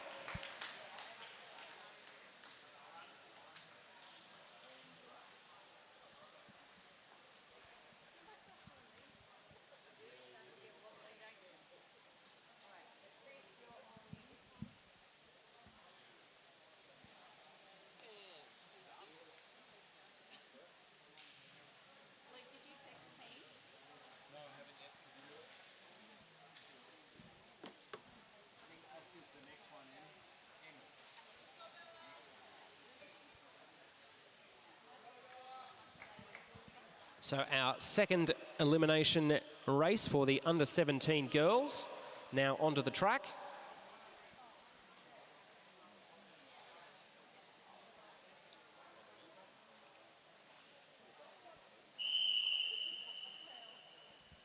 Whistle blows. So 20 laps for these 13 riders who have come from as far apart as Cairns, Perth, Bathurst and Brisbane.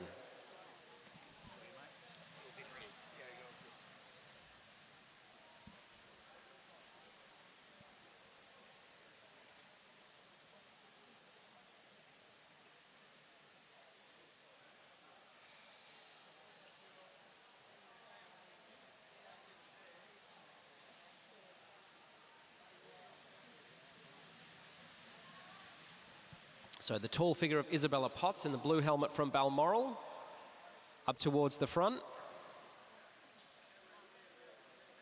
Being kept company at the front there by Billy Russell in the Brunswick black and orange. On the inside of the track, one of the riders from Blackburn, I think that's Lavinia Ward, number 145 it is.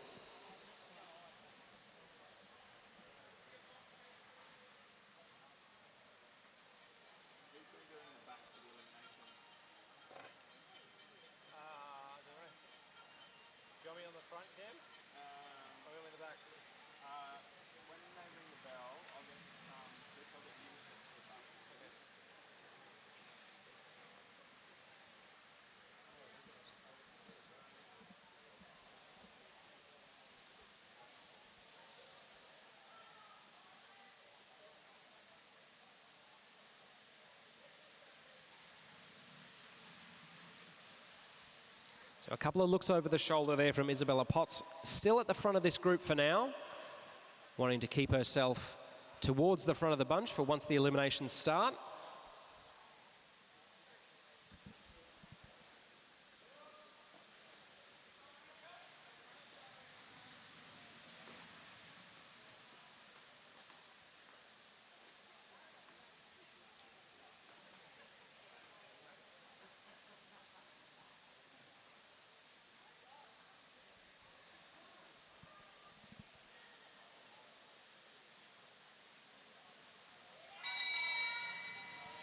All right, bell rings.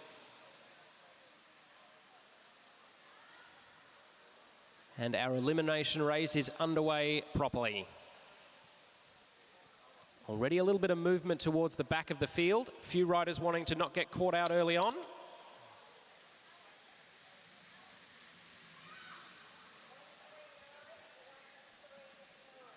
.139, that was Madeline Pitt from X-Speed. Eliminated that time through. A little bit of a sprint needed at the back there from, I think that's Isabella Blackwell.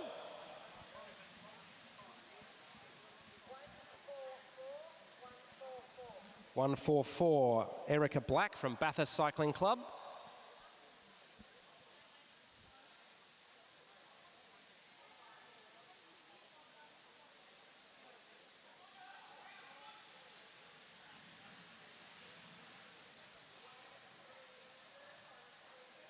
Isabella Blackwell from Happy Valley BMX Club eliminated that time around. Isabella Potts still very happy to sit on the front of this bunch. Happy to do a little bit of work in exchange for not having to worry about her position within the race.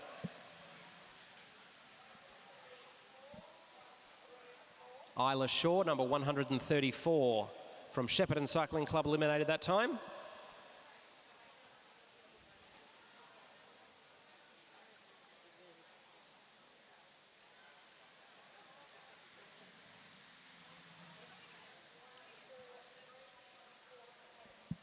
Jenna Gallagher from Bathurst Cycling Club eliminated that time, rider number 143.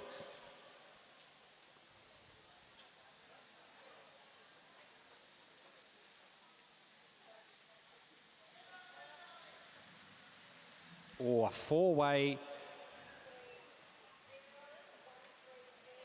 contest, 130 Chavi Tunksale eliminated that time. That one must have been very close indeed.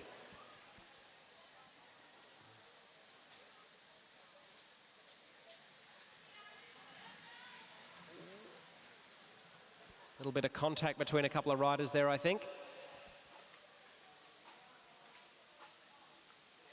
Rider number 147, Chloe Buckley.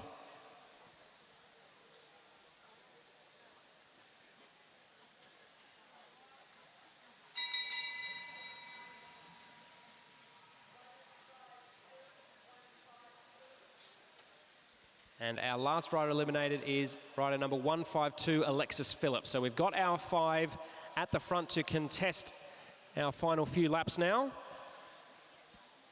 So they are in order. Isabella Potts, the tall rider in the blue and white from Balmoral.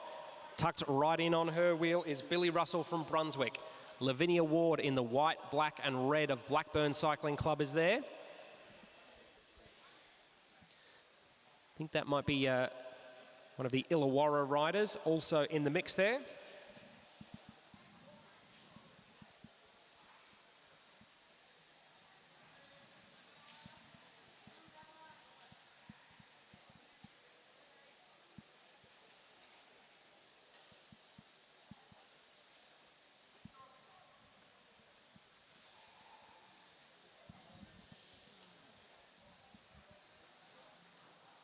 Coming into 2 laps to go now. 2 laps to go for these riders. So it is Lucy Allen, the rider from Illawarra in the bright orange there.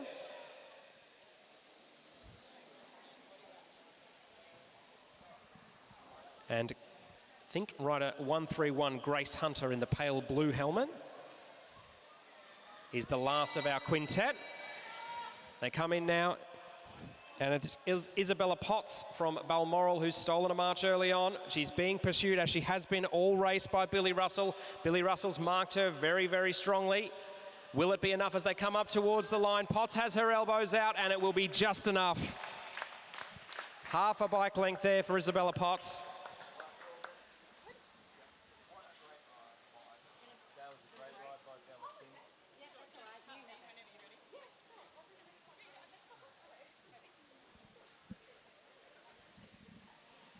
Billy Russell taking second place, and Lavinia Ward from Blackburn grabbing third there.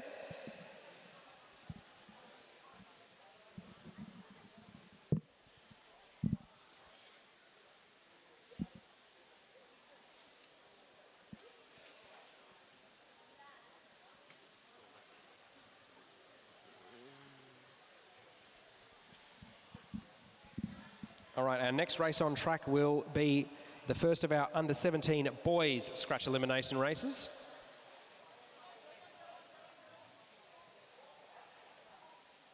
Neutral starters, we're just waiting for a couple of stragglers to catch up.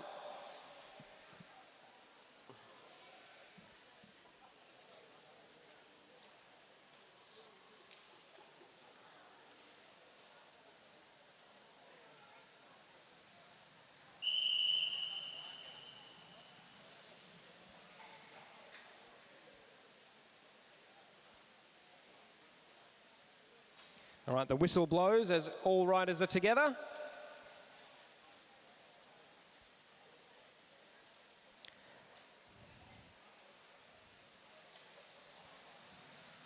And the pace is quite intense even from early on.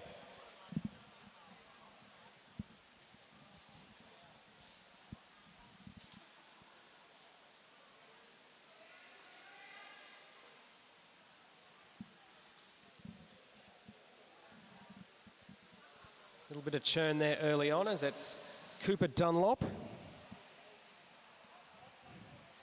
and Ruben Shepherd at the front of affairs. Dunlop from Perth, Shepherd from Randwick Botany in Sydney.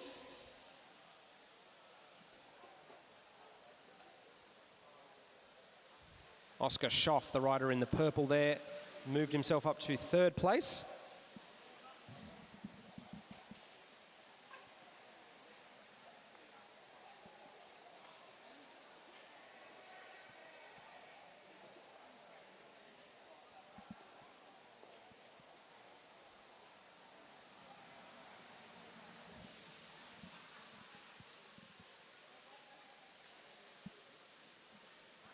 Bunch still rolling around fairly smoothly for the time being.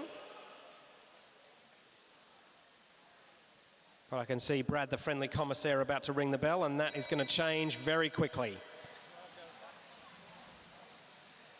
That bunch is about to get a lot less friendly, and a lot of folks are going to start fighting for position.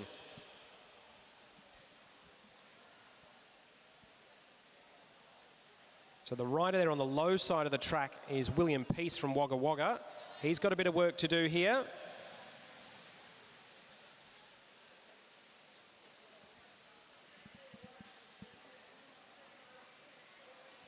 Rider number 231, William Peace, is our first rider eliminated.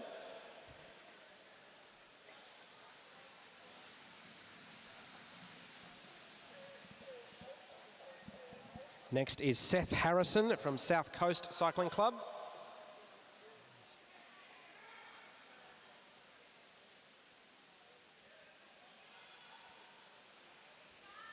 Some late charges as they come up towards the line there. That one was close. Ewan Grierson from Norwood Cycling Club eliminated that time.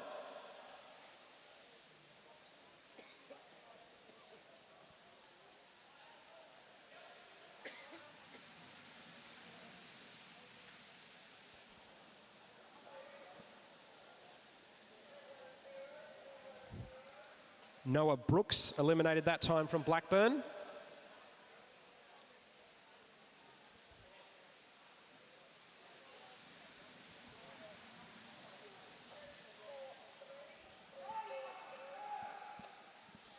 .243, Jack Panozzo from Carnegie Caulfield eliminated that time through, as we now have 10 laps to go. 9 laps to go, my apologies. It's just changed over.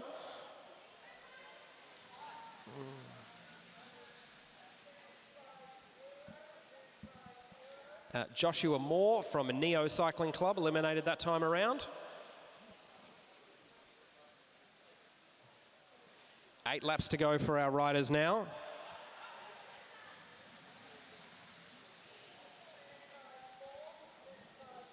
.254, Tyler Cunniff from South Coast Cycling Club eliminated that time.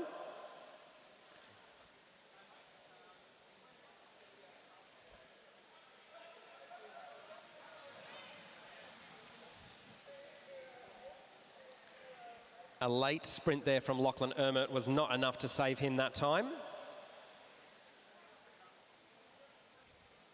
So we've got 8 riders left, only a couple of more eliminations to go.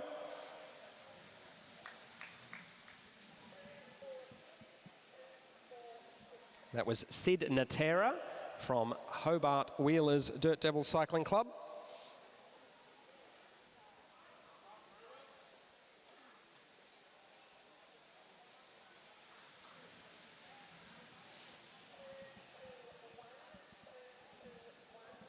Xavier Farmilo from Mount Gambier Cycling Club eliminated that time around in the red helmet.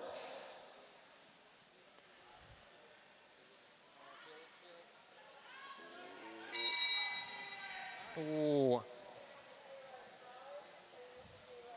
It's 2:05. Felix Crossman from Balmoral is the last rider eliminated from that group.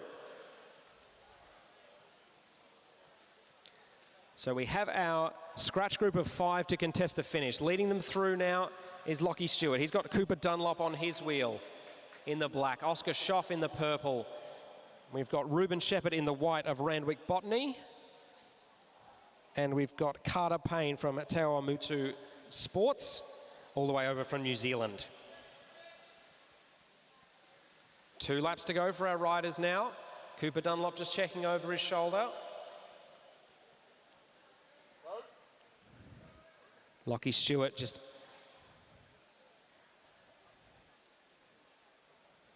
hanging out at the back of the group. Attacking from the back now, looking to wind it up. The young man wearing the National Series leaders jersey has some work to do here. Cooper Dunlop leads them around, but Lockie Stewart up to his hip now, passing him as they come down the back straight. Lockie Stewart leading, but Cooper Dunlop isn't done with just yet. Coming into the home straight now, it's going to be really close. Lockie Stewart gets it on the line. Cooper Dunlop takes second. A very creditable third there for Oscar Schoff.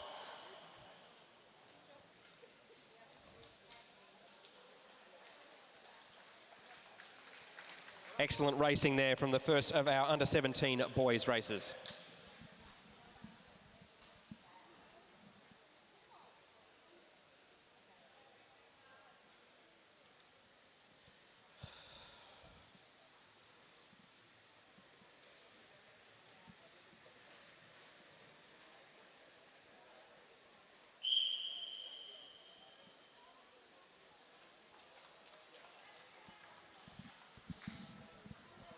Our next under-17 boys scratch elimination race is up and going now. So 20 laps for these riders.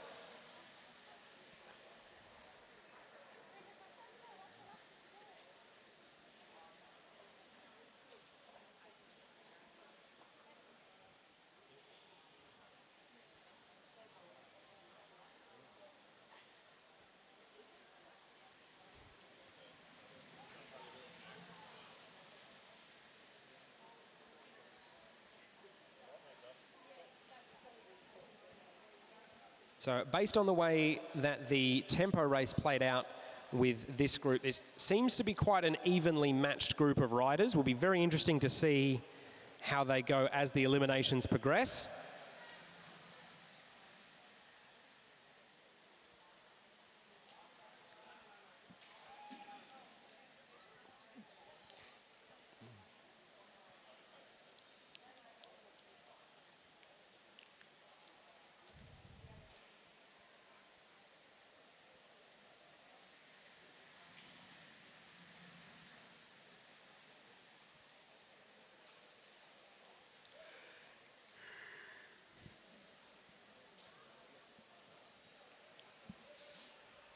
Bunch rolling around for the time being as Liam Underwood, who really showed his class in that tempo race, leads them through as they take the bell. First elimination is a lap away.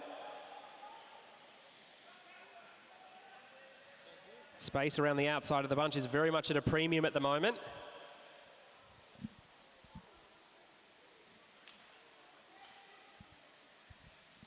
And it looks like it will be 251, Charlie Peterser from Neo Cycling Club. First rider eliminated, which is a shame because Peters is a great cycling surname to have.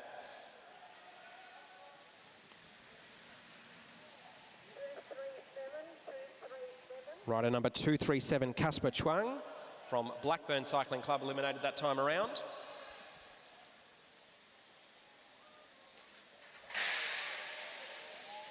Oh, a fall there. That's George Mulhern, who went down in the purple shorts. And I think that was Max Woodruff in the pink who went down not long after. Hopefully both riders are okay. Max Woodruff back up and on his feet before too long.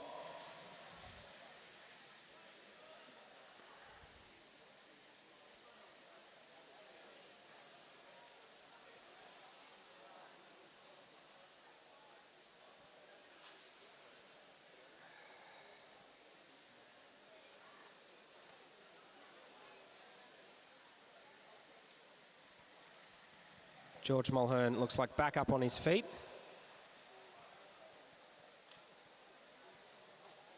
A little ginger as he walks off, but good to see that he's standing under his own power. Hopefully there's no damage to those nice purple shorts.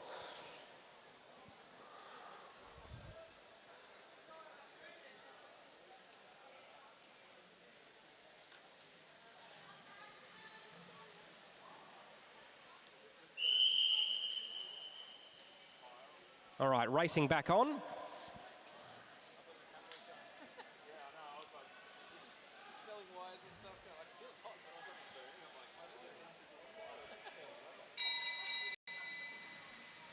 Ooh, a tight one at the back there.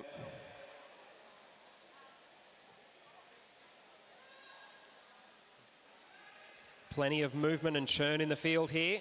Riders quickly looking to shift their position to something a bit more favourable up in the field. A little bit of a sprint at the back. Rider 230, Jackson McDonald from Viking Cycling Club. Eliminated that time around.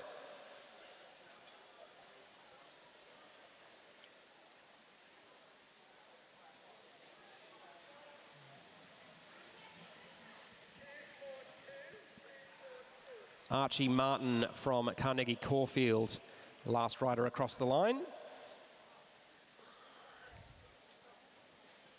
So 6 riders left. This should be the last elimination now.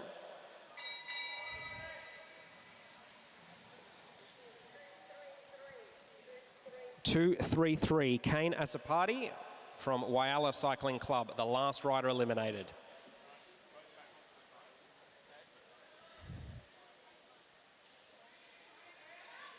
So rider 233 has been eliminated. Here we go, he just comes off the back now.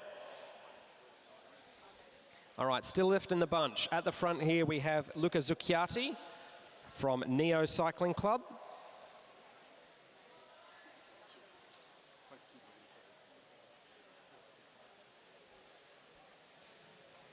We've also got rider 203, Will Emilius from Blackburn.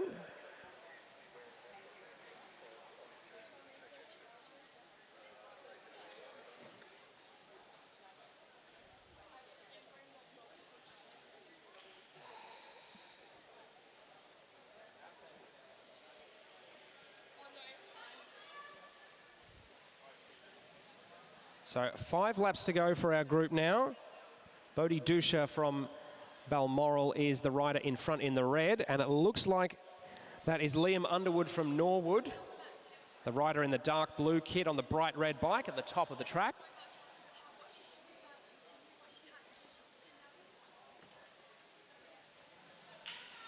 Underwood wants to try his luck again, 4 laps to go. But unfortunately, the thing about using the banking to your advantage is it's a longer distance around the track. Undeterred, the South Australian goes again. 3 laps to go now. Luca Zucchiati chasing him down. Will Emilius from Balmoral in the black helmet there, not too far behind. And Bodhi Dusha, his Balmoral teammate, very happy to let his compatriot out the back of this leading 5 do the chasing. That's Jet Petts from Norwood Cycling Club, who's at the back there. Underwood's going to try again. If it doesn't work the first couple of times, keep bashing your head against the wall and hope to break it down. So it's Liam Underwood who leads them in now. William Emilius from Balmoral Cycling Club now takes the lead. Then it will be the rider from Neo Cycling Club, Luca Zucchiati. Zucchiati challenging, but he won't get there. So Will Emilius wins the second heat of the scratch elimination race.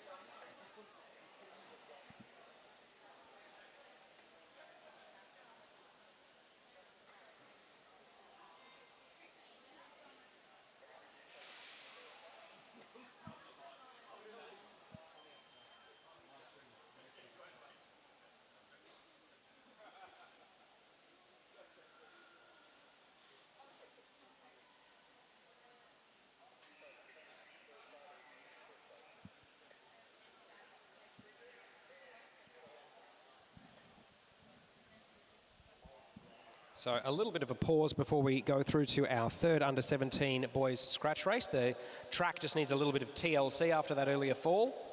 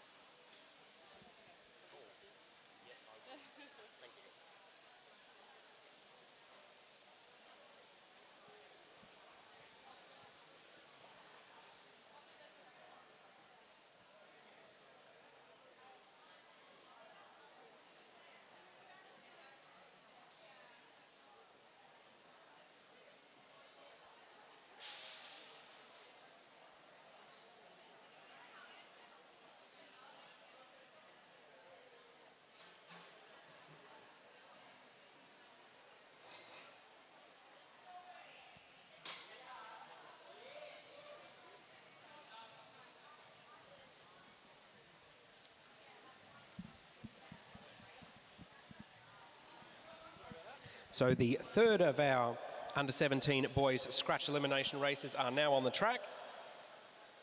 Just waiting for everyone to bunch up together after the neutral start. Bit of a blast from the whistle there. So 19 laps to go.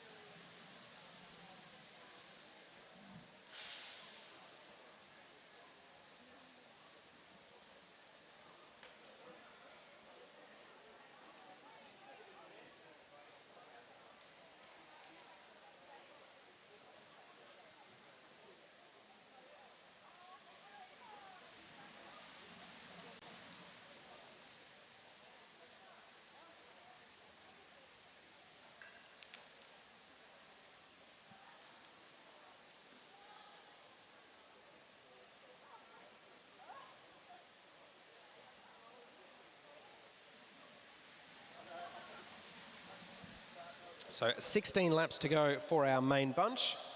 At the moment, it's Ben Cade from Whyalla CC parked on the front. Jamie Henderson from Taumutu Sports Cycling Club over near Auckland on New Zealand's North Island. There's the bell. Riders will start getting eliminated from this lap onwards.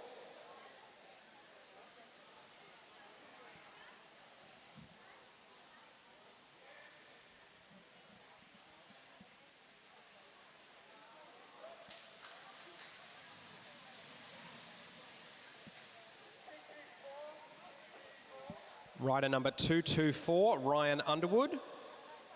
First rider eliminated.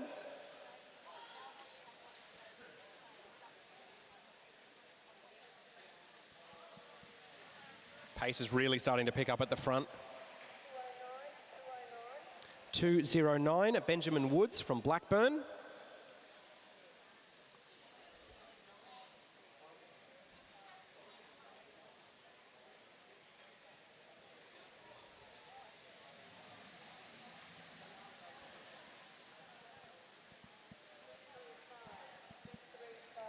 .235, that was Oliver Jordan from Balmoral Cycling Club.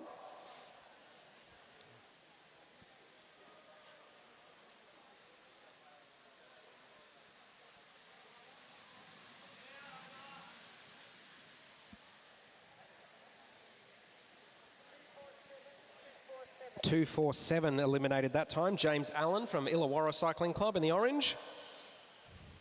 Pace really starting to pick up at the front end of this race now. Ooh, tight at the back that time. 245, Harrison Dow.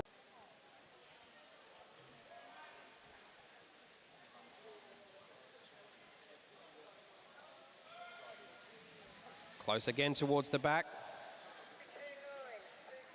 Rider 229, Harrison Lace from South Coast Cycling Club. So the South Australian eliminated that time through.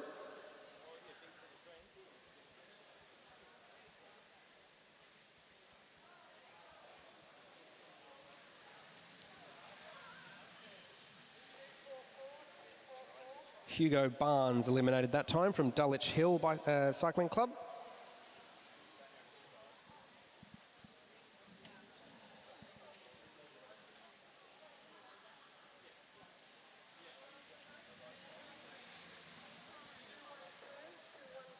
.212 eliminated that time. That's Riley Boyd from Brunswick Cycling Club. As our group is now down to 8. So 3 more riders to be eliminated.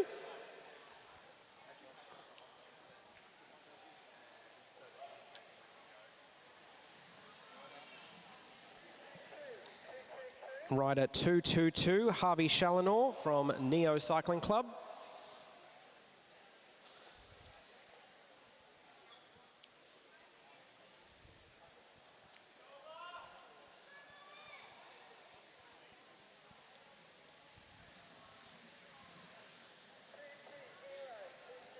Hugo Alcock, number 220 in the orange of Illawarra, eliminated that time.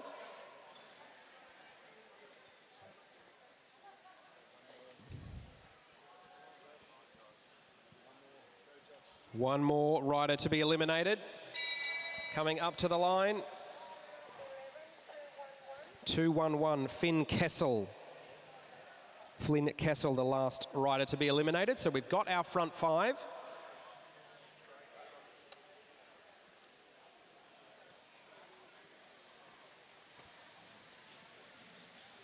So in our bunch, in the black and orange of Brunswick Cycling Club, Omar Kermizi is there. In the black, green, yellow and blue of Tawamutu Sports, all the way from New Zealand, Jamie Henderson is the rider at the front on the inside of the pack. We've also got a rider in the blue with the white sleeves from Balmoral. I suspect that's Oliver Jordan.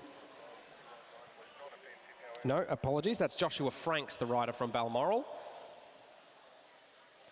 And Ben Cade, the rider from Whyalla, is just moving through into second wheel now. Pace is really starting to ramp up as they're about to come through and get the bell. So it looks like it will be Henderson who's on the outside there, challenging Ben Cade. Cade at the front from Whyalla, in a good position for the time being. It doesn't look like Henderson's got the legs to make this one stick. Coming up towards the line, it's Ben Cade being challenged on the line. Very close. But Ben Cade from Whyalla takes the win there.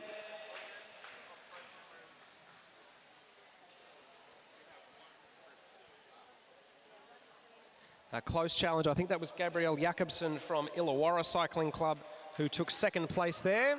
Omar Kermizi in third spot.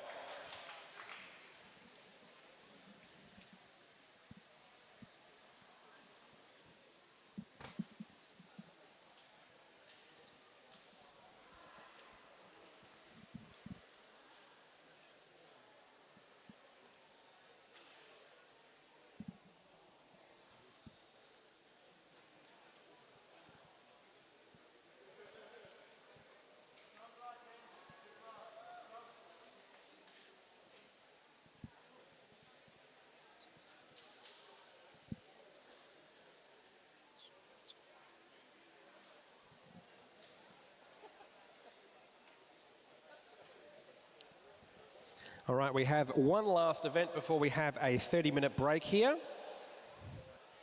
It will be the third and final heat in one of our elite women's sprint semi-finals. Both elite men's sprint semis were decided in 2 races, as was the other semi for the elite women. But for this one, between Sophie Watts from Queensland Academy of Sport and Christine Perkins in the black there, they will need to have a third race to decide who goes through, seeing as they split the first 2.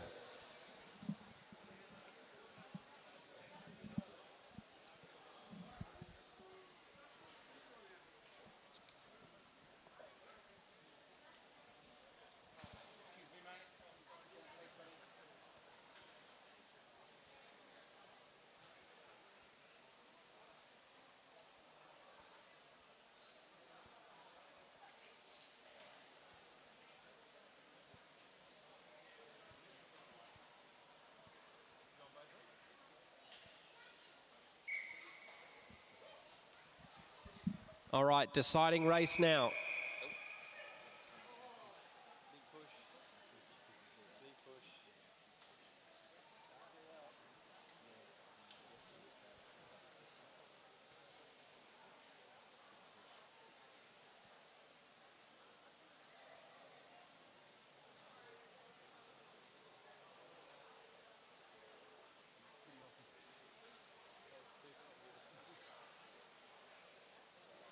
So I think they might re-rack them and do that start again.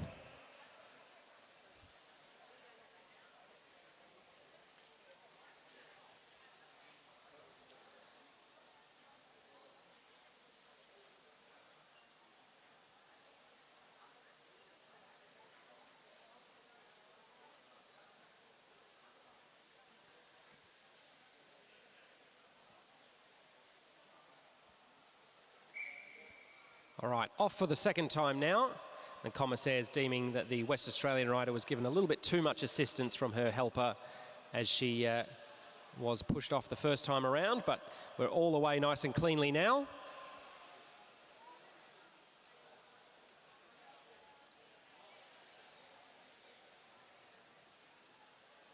Christine Perkins having been given that helpful shove by her husband Shane.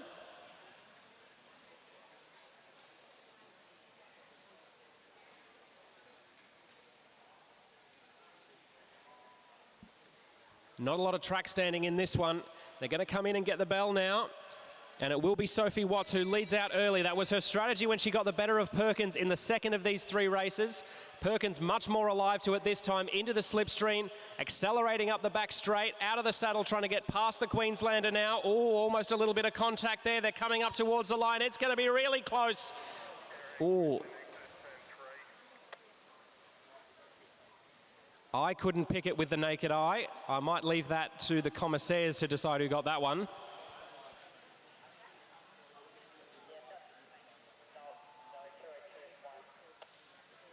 All right, they've given the win to Christine Perkins there. So the WA rider progressing through to the gold medal final later this evening.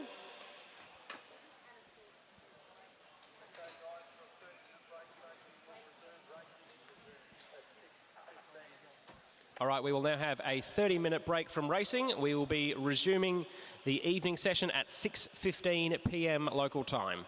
Look forward to your company then.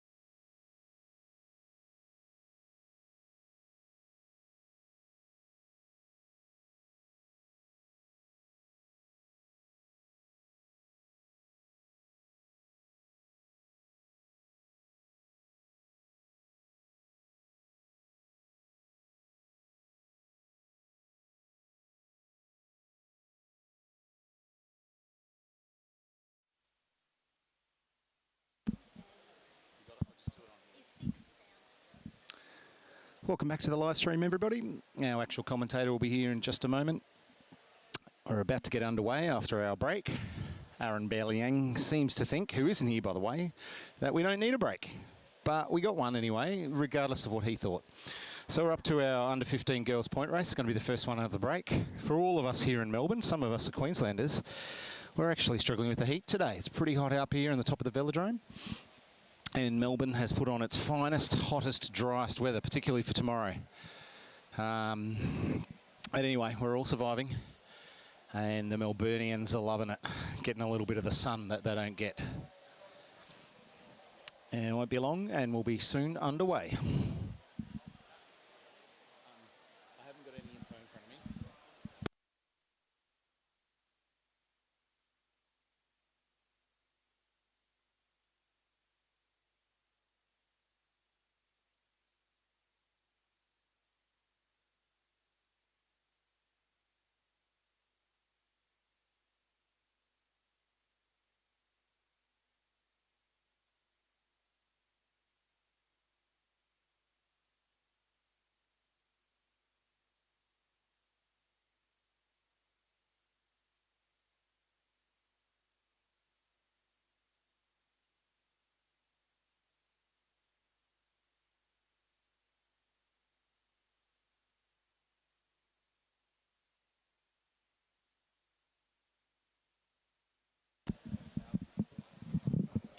Alrighty, and we're getting underway with our under 15 girls point race. Jasmine Gill,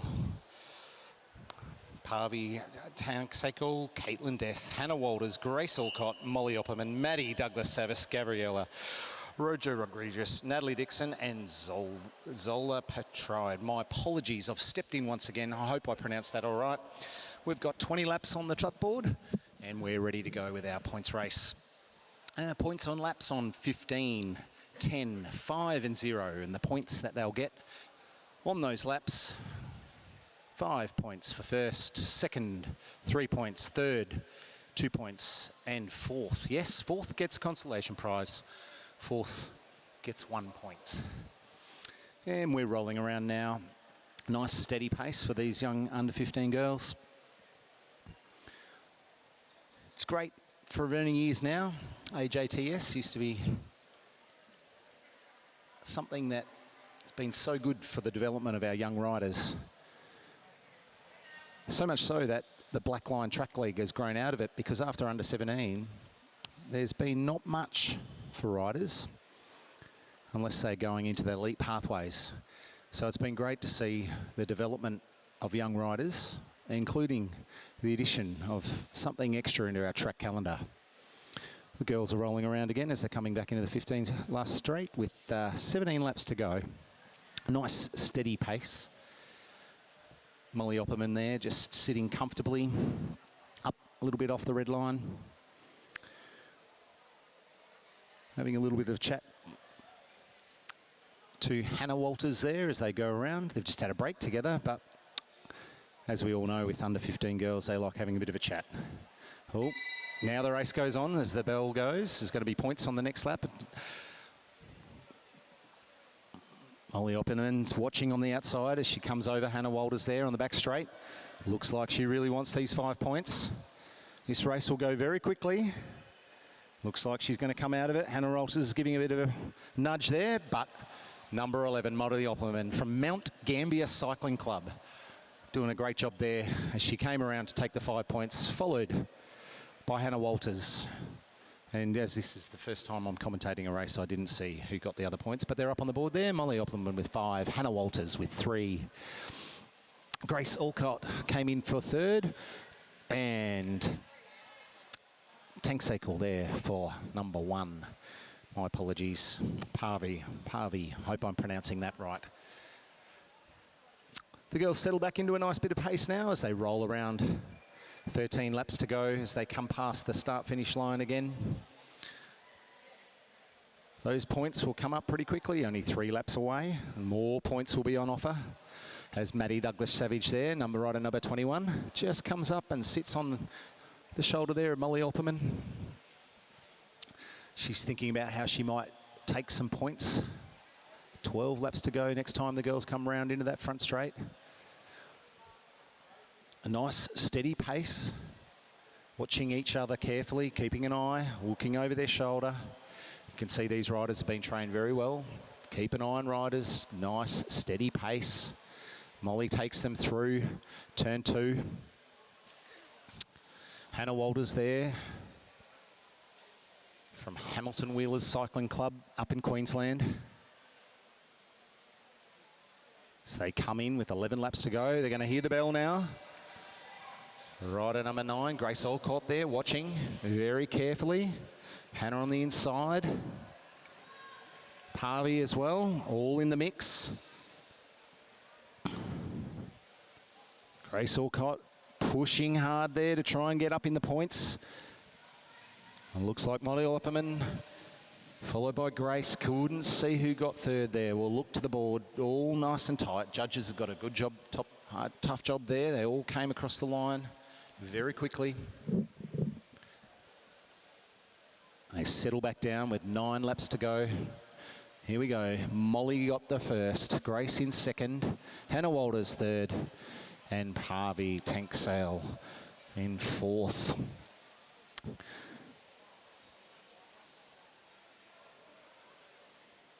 All bunched up. Gabriella there from Blackbird Jets just has dropped off the back a little bit, the pace a little bit high. It's been a long day of racing for these girls. They've been waiting for a while.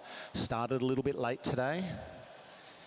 It's been very hot as Maddie Douglas-Savage from Balmoral Cycling Club in Queensland takes the lead.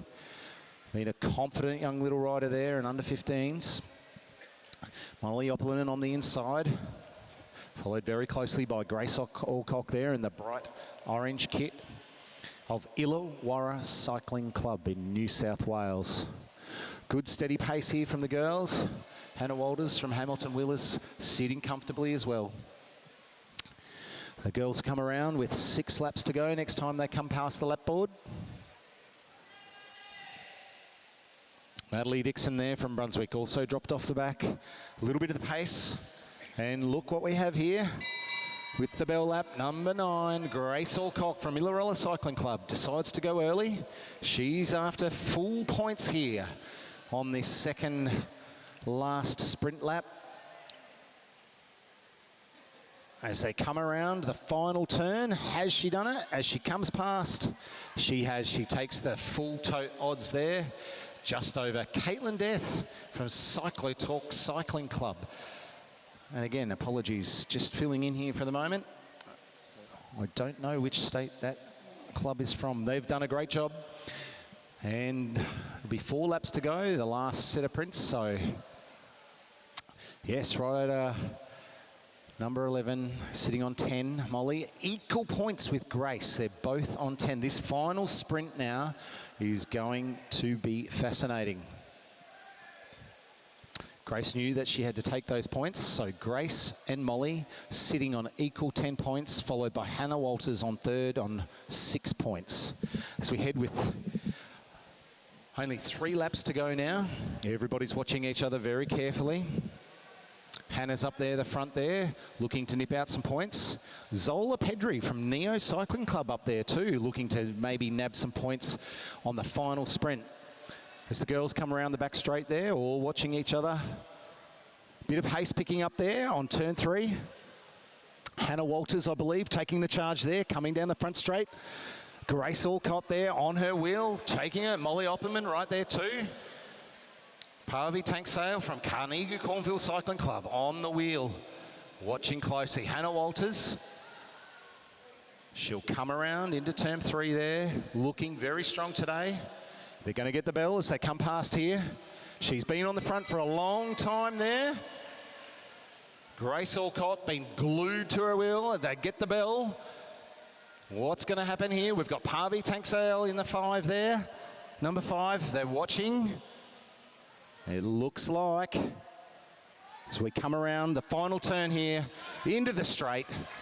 And a strong ride there by Grace Alcock from Illawarra Cycling Club to take out the final sprint, which will put her up as the winner of that first heat of our under 15. Well, actually, not a heat. That's the under 15 girls done. They're 20 laps. The final sprint there, Grace, Hannah, Parvi and Caitlin, 5, 3, 2 and 1 points. And that's event number 32, our under 15 girls. They've done an excellent job there after the break. Thank you very much, everyone. I'm going to hand over to our actual expert in just a moment. It's been wonderful to fill in for everyone today as we head into our under 15 boys point laps. There's a heat. It's going to be 20 laps, and I'll hand over to our actual expert. Thanks very much for ably filling in for me there. On there, yep. Unfortunately, the line for the takeaway was slightly longer than I anticipated, so I was a little bit behind schedule getting back, but back now. Under 15 boys are out there for their points race. 20 laps with sprints on laps 15, 10, 5 and the finish line. 5, 3, 2 and 1 points available for the first 4 riders to cross the line each sprint.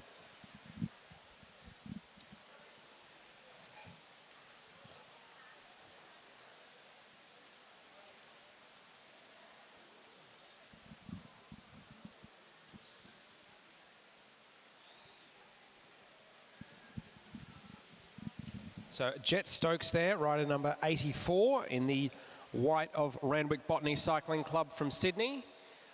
Leading the pack along with Arnav Chakravarthi from Blackburn. The tall figure of Ewan Brown from Carnegie Caulfield now slotting up into second wheel.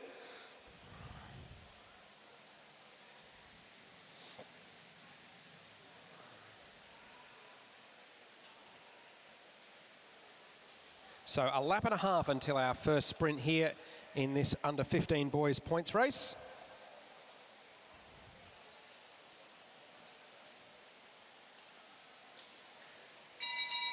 Things starting to get moving now. Joseph Natoli from Blackburn in the black and red with the black helmet, moving up along the outside. He's moving up the outside of Jet Stokes there with Ewan Brown from Carnegie Caulfield in his wheel. Pedaling furiously as they come up towards the line, but Joseph Natoli is going to get the 5 points there.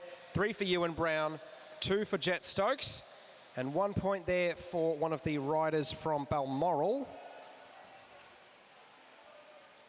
I think that might have been Cam Franks, who got 4th place and 1 point there. Indeed it was.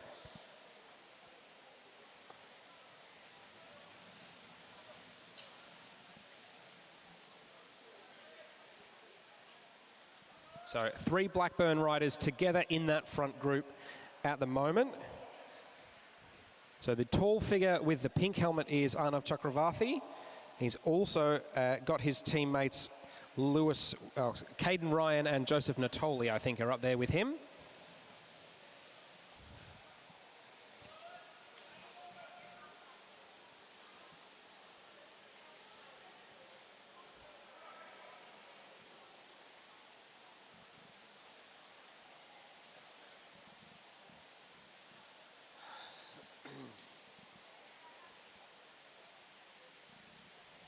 So 12 laps to go. With 2 laps until the next sprint, the pace has eased at the front of this race now. Plenty of looking around as riders try to position themselves ideally. And it looks like that is Cam Franks, who's decided to throw in an early attack here, trying to catch the others napping. Ewan Brown is quick to close the gap across. Joseph Natoli not too far behind him. So the rider from Balmoral leading them up the back straight here. Ewan Brown won't be getting much of a draft from Cam Franks here, given that he's quite a bit taller. Cam Franks looks like he's going to be able to hold on, and indeed he does. So he takes 5 points there, 3 for Ewan Brown, 2 for Joseph Natoli, and 1 from Arnav Chakravarthi. So the riders from Blackburn making up positions 3 and 4 in that sprint.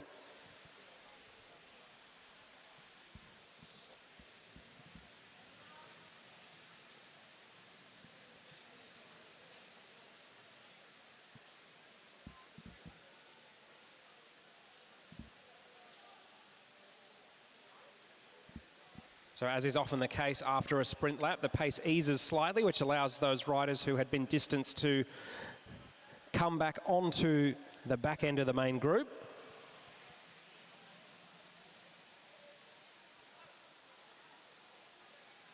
Jack Pentland from Norwood Cycling Club in Adelaide now moving to the front of affairs. Patrick Richardson from Balmoral in the bright green helmet next in line behind him.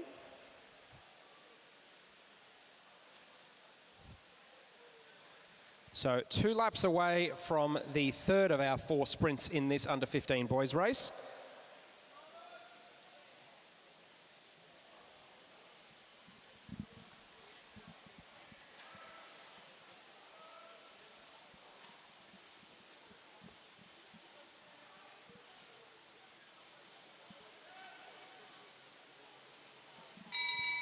Coming up and getting the bell for the next sprint, Ewan Brown leads them out.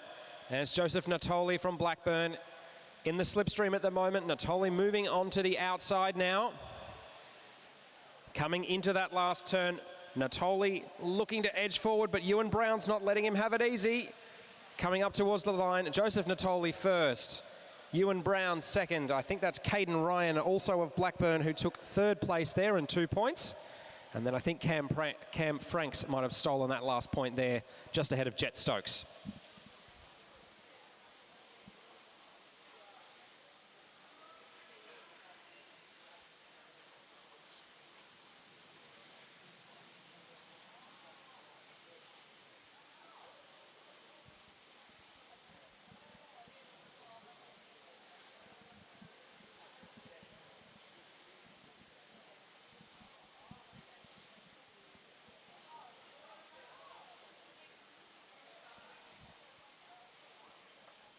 So 3 laps to go for our riders now and 1 last sprint left. Rider number 54, Felix Henderson from Balmoral in the black helmet there, just winding it up. He's got 2 teammates on his wheel. Patrick Richardson in the green helmet and Cam Franks in the white helmet. They get the call from the inside of the track to go. 2 laps to go and Cam Franks has managed to open up a little bit of a gap. The first non-teammate behind him is now starting to move up. That looks like that's Joseph Natoli from Blackburn. Ewan Brown's right in there from Carnegie Caulfield. Jet Stokes from Randwick Botany in the mix as well. 1 lap to go, 1 last sprint up for grabs. Cam Franks still holding strong out the front for now, but he's looked over his shoulder a couple of times. Often the sign of a tiring rider, and the gap begins to close. Ewan Brown, Jet Stokes and Joseph Natoli almost on his wheel as they come into the home straight. Will Cam Franks be able to hold on? Yes! Ewan Brown came at him very late there, but the young rider from Queensland just able to hang on by half a wheel. So he takes the final 5 points, 3 there for Ewan Brown. I think Jet Stokes might have gotten up for 3rd place in that last sprint.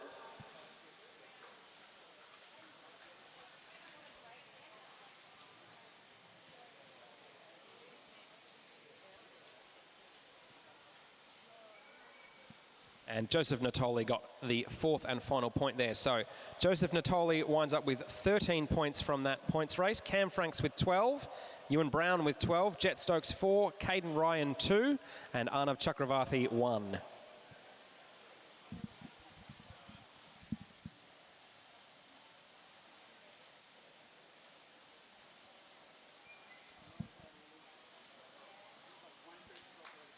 So next up is our next under-15 boys points race. Riders already on the track, just waiting for a couple of the back markers to make their way onto the back of the field before the whistle's blown.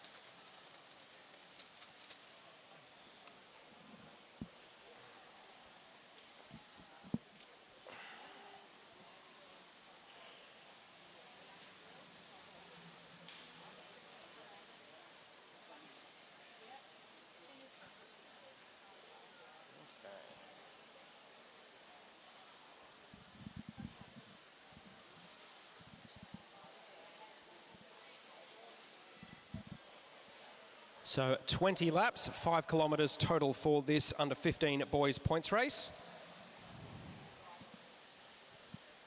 The two teammates from Viking Cycling Club, George Sloan and Sean Bates, just at the front of the field for the moment.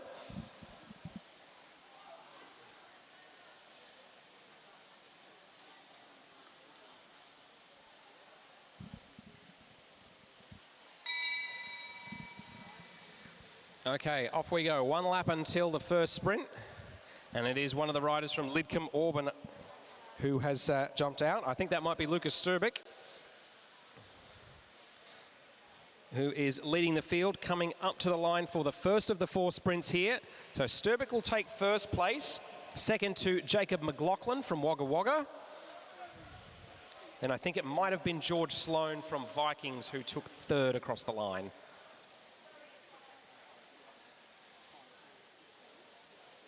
But there's certainly been no calling off of the dogs after that first sprint. Plenty of folks keen to keep the pace nice and high. So that's Harley Bradshaw, Billy Yeo, and Jacob McLaughlin in our front 3 at the moment. George Sloan from Vikings quick to try and close the gap down to those front few riders. Aidan Wynn just chucked in on his wheel. Then it's Lucas Sturbick in the navy blue. Ethan Lee from Ipswich in the green, now making a move up the inside. So about to come into the home straight now. 12 laps to go. Ethan Lee's got 50 metres probably on the rest of the field. But the important thing, he's committed to the effort. So he'll have a lap and a half to go if he wants to bank 5 points for himself. Here's the bell there. His lead hasn't really shrunk over the course of that last lap, but Billy Yeo and Harley Bradshaw are chasing him down now. The group behind seems to be looking at each other, perhaps wondering how they might divvy up the minor points between them. So Ethan Lee will take 5 points for being first over the line in that sprint. Then second will be Aidan Wynn, then Harley Bradshaw, then Billy Yeo.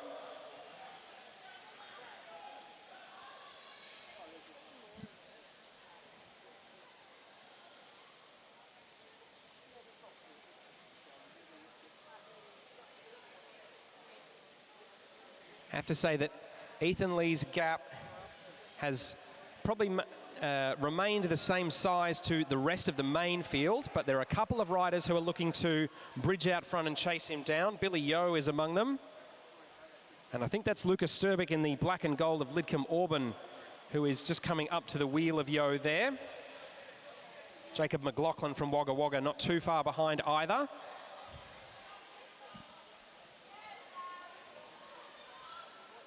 Ethan Lee's gap starting to close a little more quickly now. He'd have to hold it for another 2 laps here to hold off the field and get some points in that next sprint. Because there's only 3 riders in the chasing group behind, there is a decent chance he could at least hold on for 4th, even if he does get caught. But with a lap and a half to go, he's still got 15 metres over the chasing trio. So they'll come in and get the bell for the third of 4 sprints now. Ethan Lee still out in front, then Lucas Sturbick, then Jacob McLaughlin, and Billy Yeo just on the back there in the orange, from orange. Sturbick now coming around Lee, heading him at the front of the race for the first time in about 8 laps. So it looks like Sturbick will come through to get 5 points, Yeo 3, and Ethan Lee able to hold on for a very creditable 2 points. So Ethan Lee has picked up 7 points over those last 2 sprints, but you can't say he hasn't had to work for them.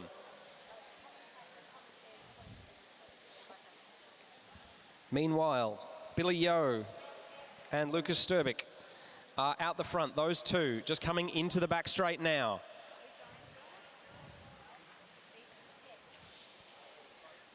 Billy Yeo just coming to the front as they come in, and they will soon get 3 laps to go for our leaders.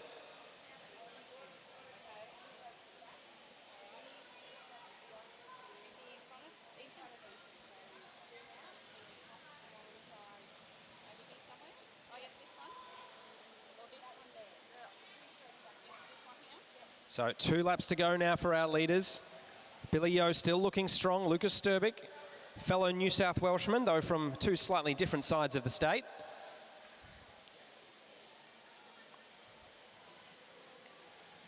Coming through, and it looks like Jacob McLaughlin coming up the back straight is in a clear 3rd at the moment. Ethan Lee still in 4th and a long way from being caught. So Ethan Lee could hold on for 1 more point here and take 4th from the field.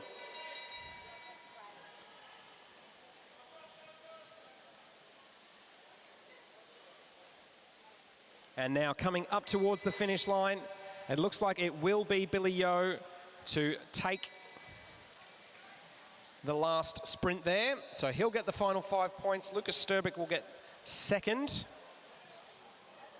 Jacob McLaughlin 3rd, and Ethan Lee in the bright green of Ipswich Cycling Club taking 4th.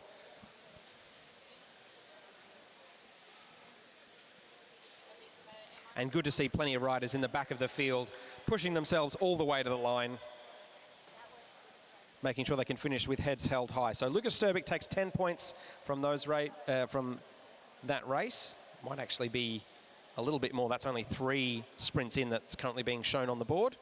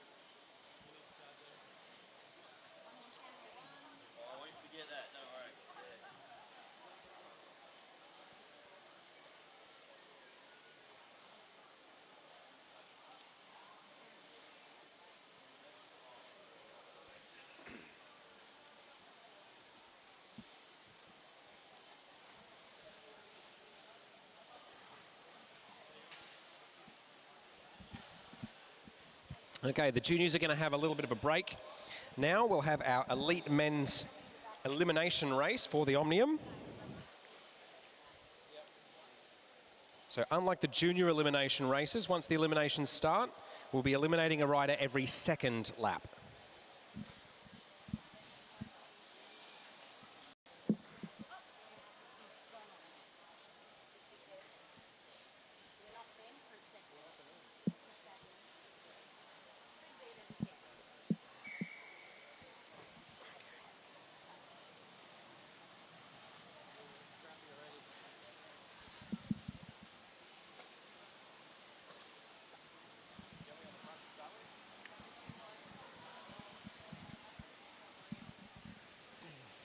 And our elite men have wasted absolutely no time whatsoever in getting the pace on. The whistle blows and we're underway.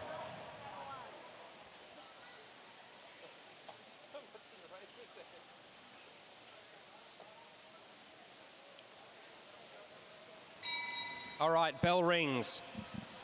So until we hear again,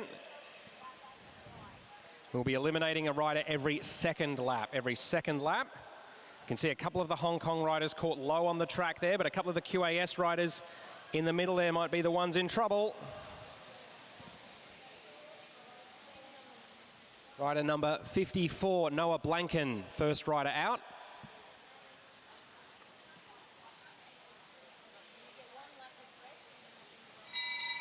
So a lap off, and hearing the bell again means that we'll have a rider eliminated this time through. You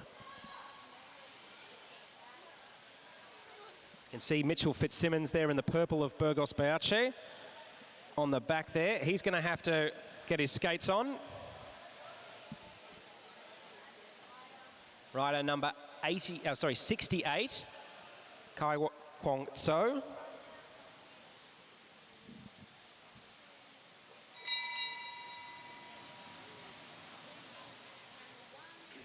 Zach Marriage and Connor Lay. Marriage in the red, Lay in the black and yellow. Realising the danger and starting to move themselves up the outside of the field.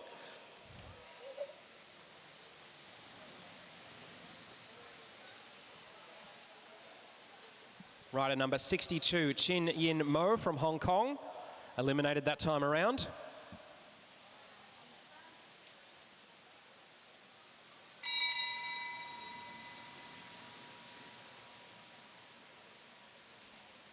So Liam Walsh and Connor Lay, two of the riders right at the pointy end of the earlier part of the day, having to go quite high on the banking here to move themselves up around the outside of this field. Tight on the line. I think it might have been one of the Japanese riders who was eliminated there. It was indeed Aya Hashimoto, rider number 71.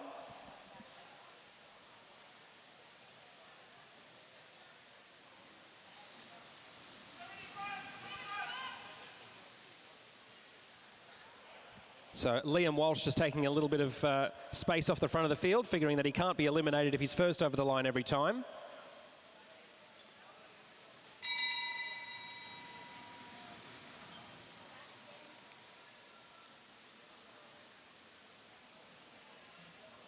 And already this men's field is starting to shrink down in size. Quite a bit of competition for spaces there. Almost a little bit of body contact at the back between Mitchell Fitzsimmons and one of the riders from Japan. Close again at the back. 174, Shoki Kawano. Eliminated that time.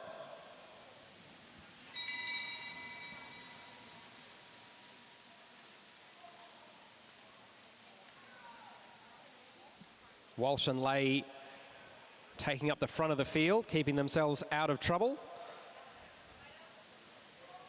Rider in the back in the white really has to hustle there. Don't think he quite made it. 1-1-1, Oliver Palmer eliminated that time.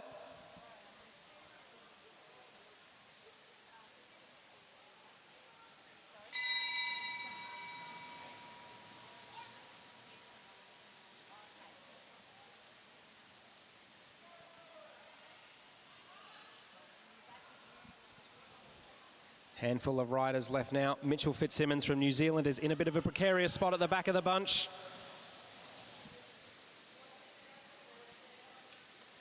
And indeed it is Mitchell Fitzsimmons eliminated that time.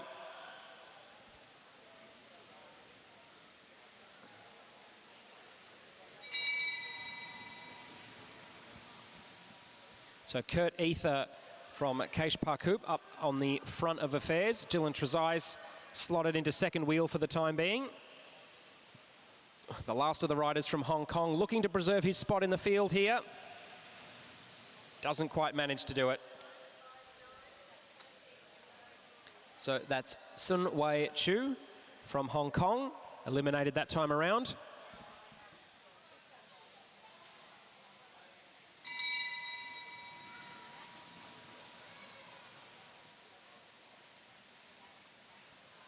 So Tyler Tompkinson, the QAS rider, out at the front of the bunch at the moment. Looks like it's Zach Marriage in the red and Connor Lay in the black and gold who are chasing him down.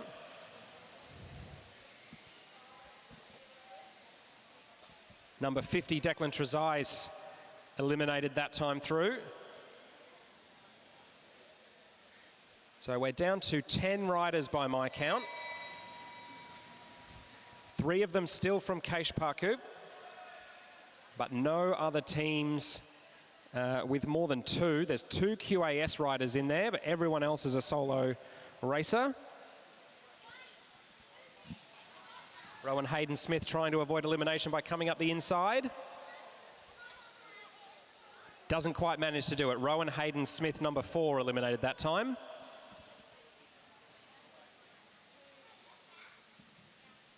So 2 Japanese riders still there.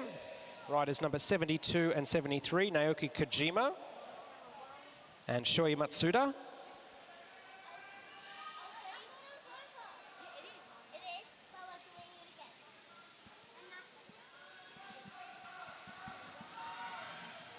Close at the back.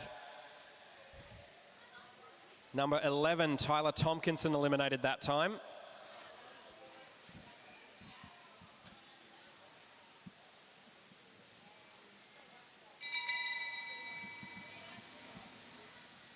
So still 3 Keish Park riders in there, 2 Japanese riders, 1 rider left from QAS, as well as Zach Marriage from South Australia and Connor Lay from WA. Close that time. I think it might have been one of the Japanese riders who was eliminated. And it was indeed. It was Shoi Matsuda, number 73. Down to 7 riders now. 2 more eliminations to come.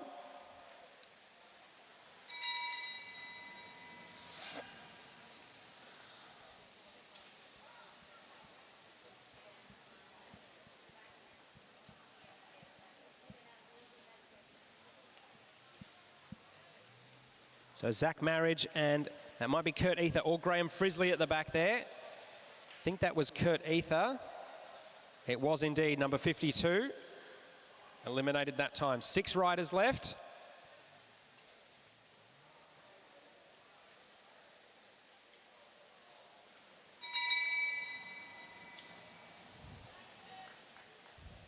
So Konole and Zach Marriage there, along with Naoki Kojima, the one remaining Japanese rider in the field.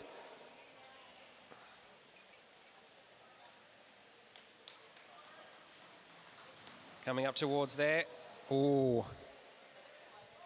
And it was Zach Marriage who didn't quite make it through, getting caught on the low side of the track there.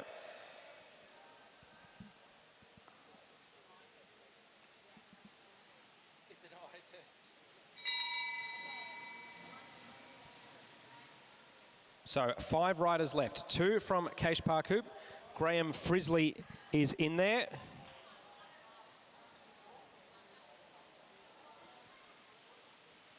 Liam Walsh is the one remaining Queensland rider in there. John Carter is in there also for Keish Park Hoop.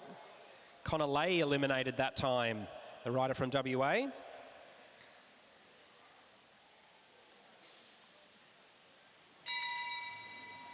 So leading them through this time, it is John Carter. Then it is Naoki Kojima. Then it's Graham Frisley. Liam Walsh on the back, just moving up on the outside of Frisley now. The defending Austral champion's got a bit of work to do. He's not going to get there. Graham Frisley eliminated that time, and we're down to 3.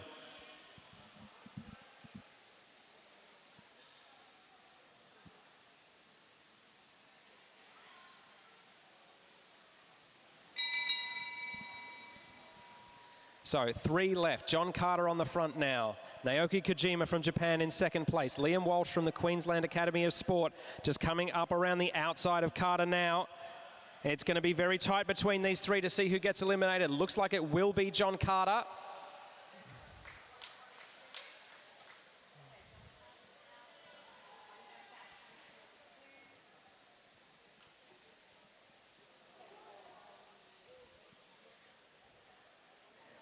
And now it is just Liam Walsh and Naoki Kojima. Kojima leading them into the back straight. Walsh looking strong as he comes up behind him. He powers around the outside. Liam Walsh is coming into the finish straight now. Checks over his shoulder, but he will do enough to hold on. So Liam Walsh wins the elimination race here. Queenslander will be quite happy with that result, I suspect.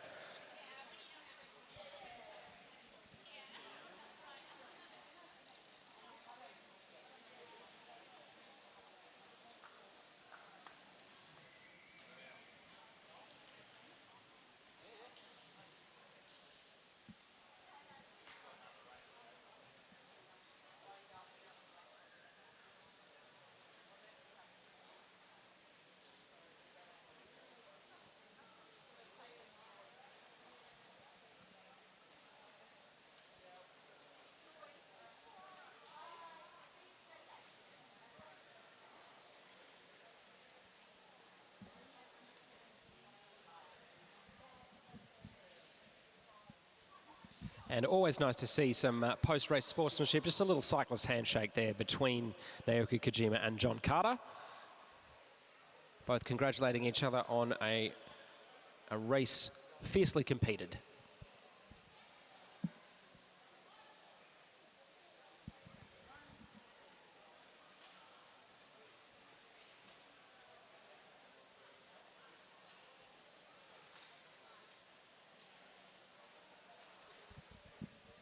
So coming into that race, it was our pair who ended up sprinting for the win there, Liam Walsh and Naoki Kojima, who were together on 78 points. Liam Walsh will have taken the lead in that competition now. He'll be up to 118, but Naoki Kojima will be right on his heels.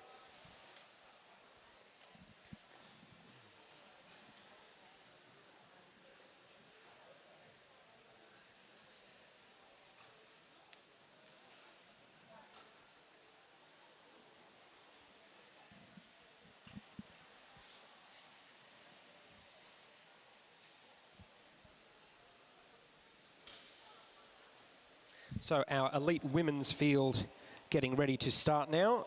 Leading the competition at the moment with a perfect 80 out of 80 points, Tsuyaka Uchino from Japan, who's just at the top of the track. Second place on 72 points just behind her, rider number 192, Maeve Plouffe, in the black helmet and the blue and white Australian kit at the bottom of the track, as we are underway now for this elite women's elimination race.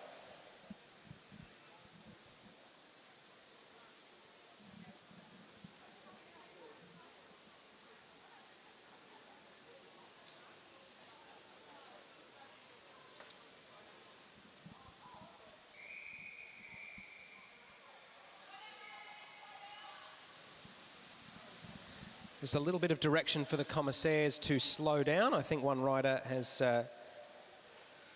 not been able to get rolling properly. Might need a little bit of adjustment to the machine.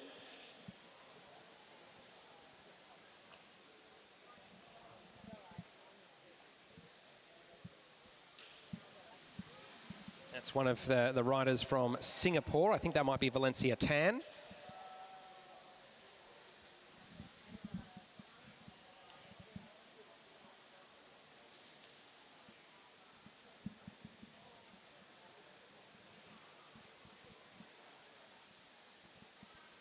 So the rider from Singapore just getting up to speed now. Once she's reintegrated into the bunch, we'll get ourselves underway.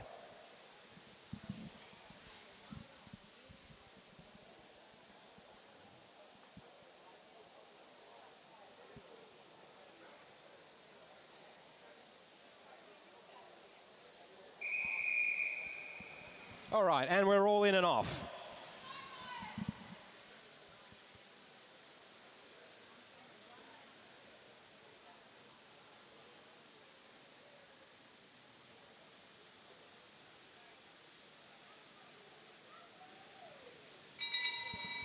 Bell is rung for the first time. So the first elimination will happen after this lap. Then it will be every other lap from here until we've crowned a winner. And already plenty of movement up there on the high side of the track. I can see one of the riders from Hong Kong there, who will be the first rider eliminated. And it will be rider 197, Valencia Tan from Singapore, the first one eliminated today.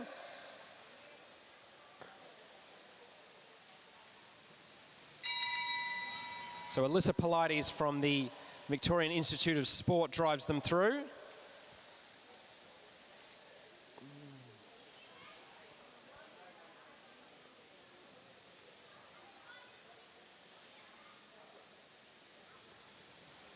Plenty of movement up the inside of the track there, all very close at the back. 140, Claudia Marks eliminated that time.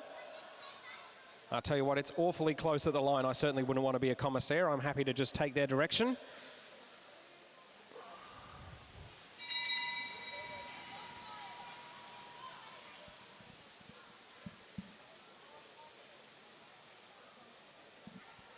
Sherwing Lee from Hong Kong, just coming around the outside of the field now, positioning herself up towards the front.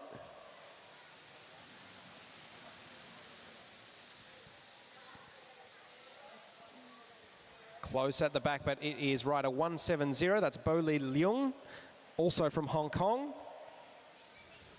Who will have to finish her race.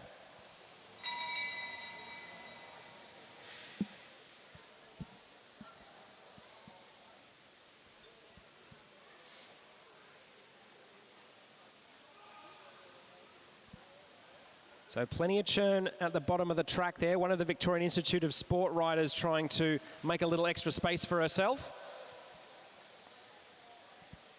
Rider 148, Maya Wolfenden from New Zealand, eliminated that time through.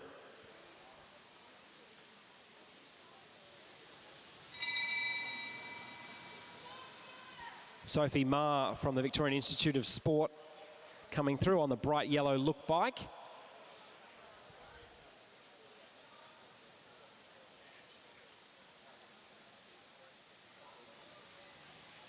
And as they come up towards the line this time, it's close, right at 145, Amelia Sykes from New Zealand.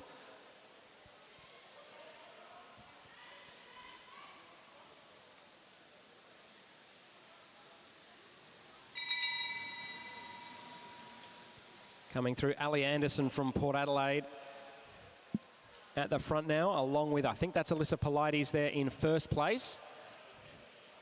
And for the first time, we're really seeing some of the Chinese riders come to the fore. There was a rider there from the New South Wales Institute of Sport who's not quite going to get past. That was Nicole Duncan, rider 153.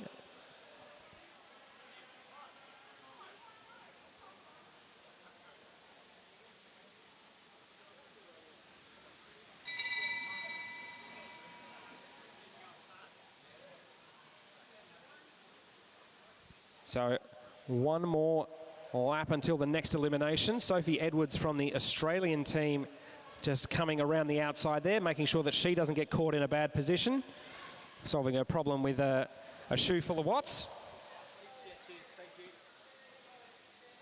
So 2:07, Sally Carter eliminated that time, the WAIS rider.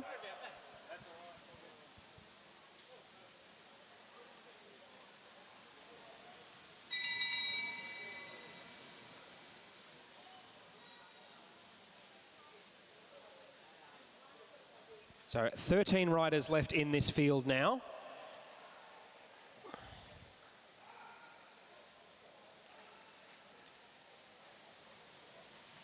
They come through the finish line this time. It's the Australian teammates who are on the front.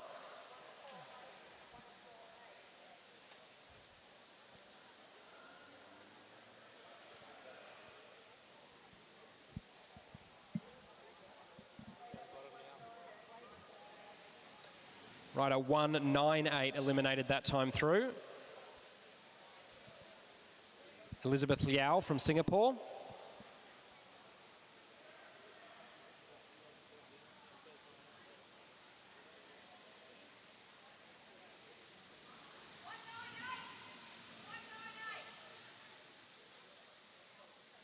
So Elizabeth Liao from Singapore now recognises that she's been eliminated from the race, just swings up the track and lets the rest of them continue on with it.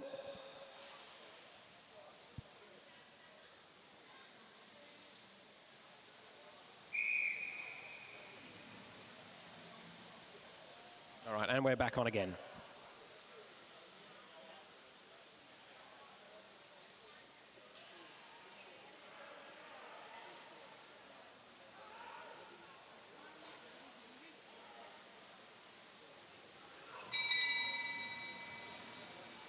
Right, coming into the next elimination lap now. It's the two riders from China, Ning Chen and Liu Jiali at the back there, along with one of the riders from Japan. That will be our leader who keeps herself safe that time through. Rider number 127, Chen Ning from China, eliminated that time around.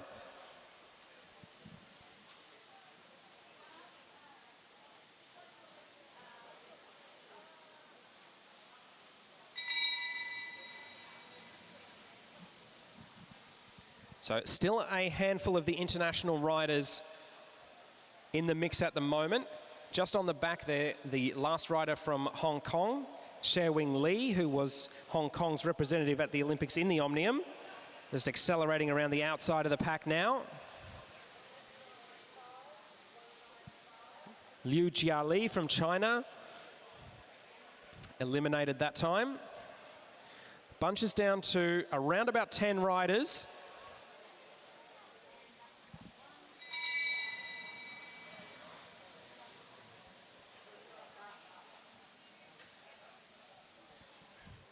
Group moving quite cohesively now.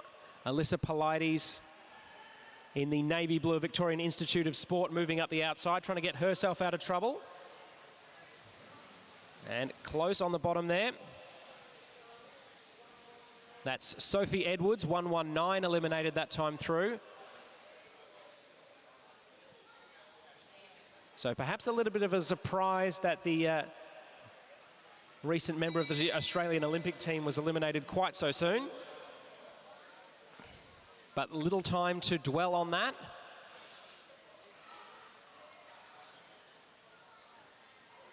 Coming up for another elimination lap this time, rider from the New South Wales Institute of Sport on the back of affairs. Ooh, close at the line there. 2:06, Isla Carr from the WAIS eliminated that time, so the rider in the black and gold is going to have to put her racing ambitions aside for a little longer.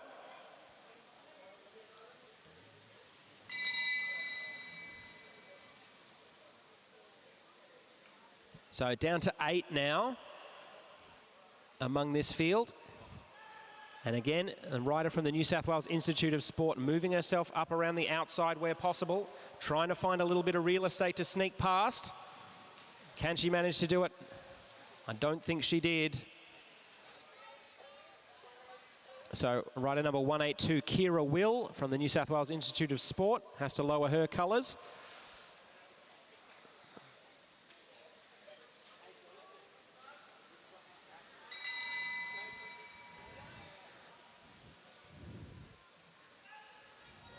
So 7 left.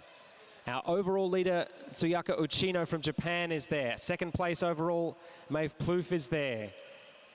Hong Kong's Olympian Shewing Lee is also there. As they come through the finish line this time. 163, that's Odette Lynch from Hawthorn Cycling Club, wearing the pale green of Keish Nostromo.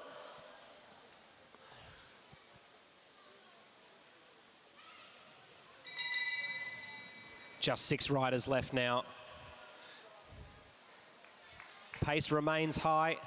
Alyssa Polides has been towards the back in the dark blue of the Victorian Institute of Sport. She's moved herself up to second now, and it's her teammate Sophie Ma who's on the inside of the track with a little bit of work to do. Ooh, close there with Shewing Lee. And it was Sophie Ma eliminated that time, rider number 132.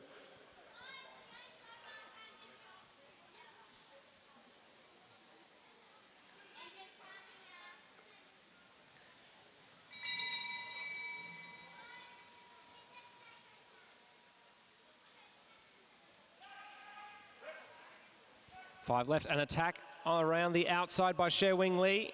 Tsuyaka Uchino also wanting to make sure she doesn't get boxed in around that outside. Maeve Plouffe is there as well.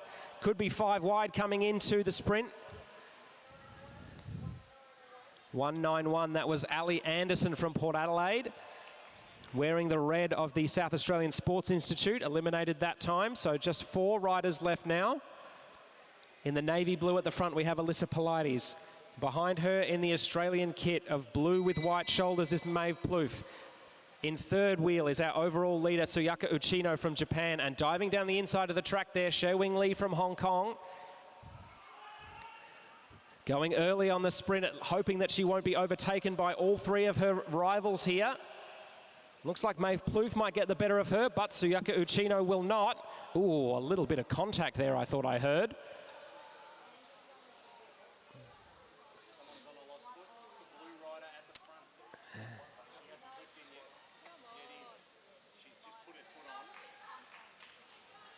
So Shewing Lee just having to pull a foot out there.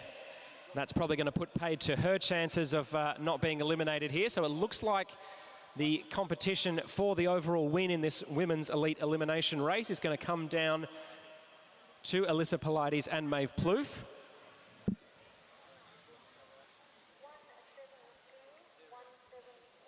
And indeed it is Shewing Lee who has to settle for third place after that little bit of contact there. Bumped a foot out of the pedal. So we're all set for our final sprint now. Maeve Plouffe versus Alyssa Pilates. Pilates in front as they come into the bell lap. A big jump there from Maeve Plouffe, the rider who rides for Team DSM on the road. Accelerates out of the saddle as they come into the last bend. Pilates has got the inside position, but will it be enough to hold on? Maeve Plouffe coming up around the outside, and she will get there.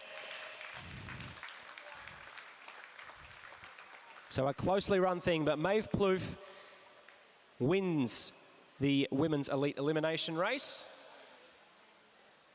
A little bit of a hand tap there with Alyssa Pilates to say, very well done, mate.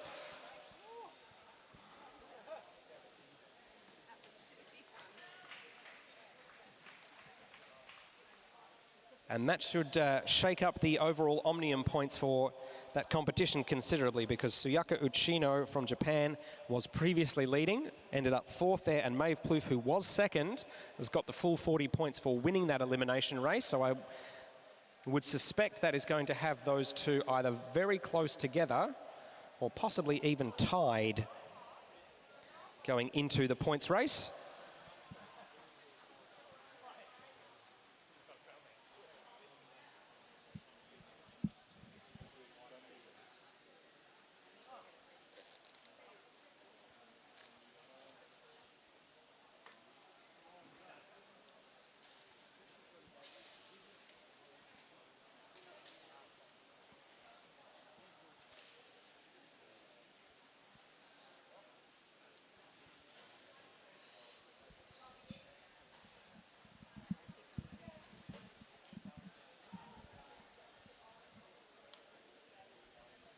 All right, so we've let the elites have their fun. It's time to get the juniors back on track. Our next event will be the under-17 girls points race.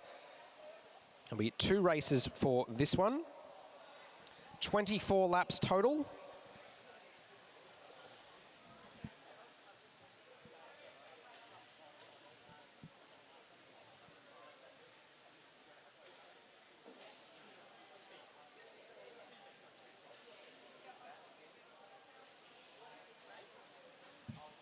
Under 17 girls points.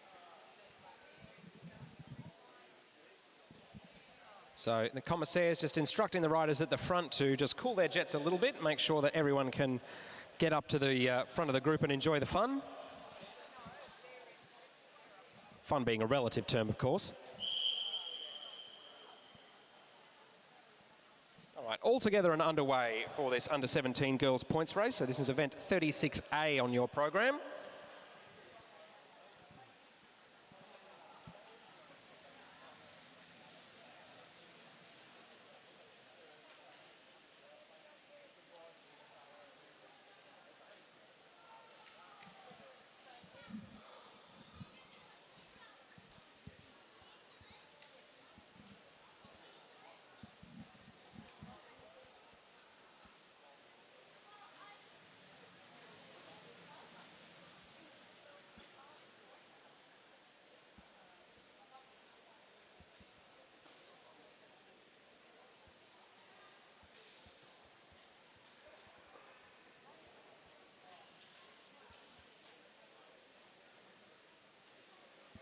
So coming through, getting the bell for their first sprint of this race. Alexis Phillips from Wagga Wagga just being passed on the outside by one of the riders from Balmoral there. The tall figure of Ava Robbins is in 3rd place. Sienna Monteith is in 2nd, and as they come up towards the line, it looks like they will manage to be held off there by Isabella Potts from Balmoral. So Isabella Potts will take 5 points in that one. I think it might go down to the commissaire's decision as to whether it was Sienna Monteith or Ava Robbins who took 2nd in that sprint. Looks like it was Ava Robbins, rider number 121. Sienna Monteith taking 2 points, and Billy Russell in the black and orange of Brunswick Cycling Club taking 1 for 4th place.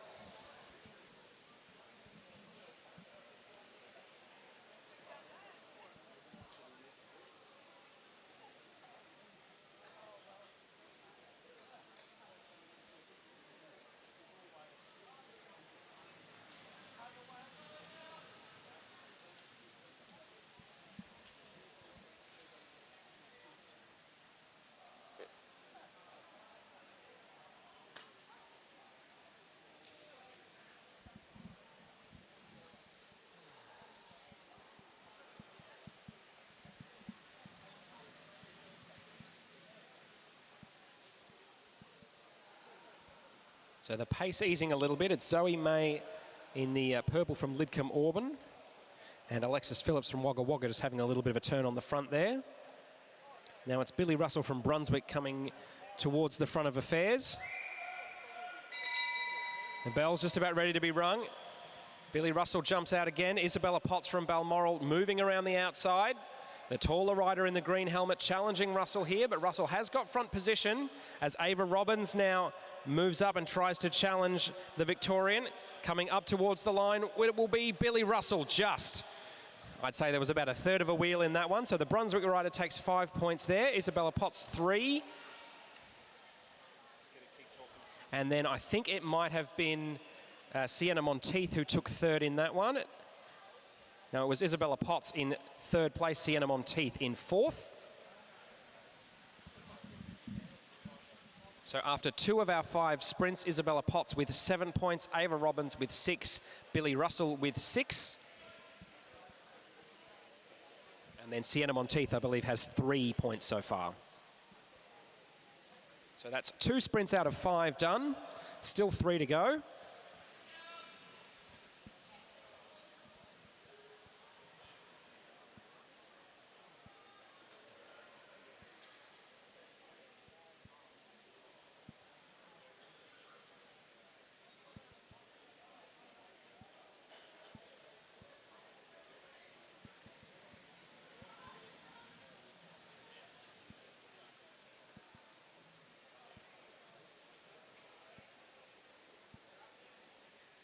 So Sienna Monteith winds up an attack down the back straight there. She's been slightly caught out of position in the last couple of sprints.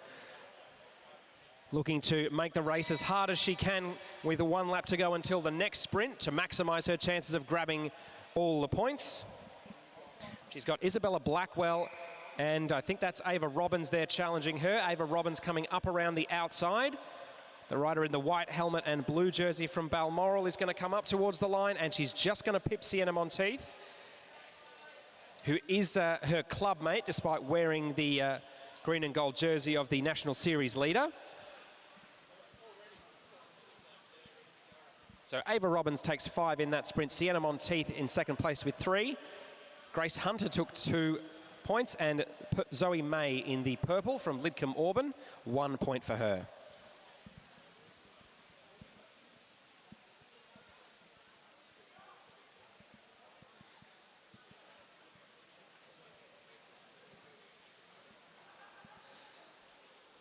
As pace eases off again after that sprint, everybody gets a little bit of air back in the lungs, maybe a chance to drop the heart rate from excruciating to merely very painful.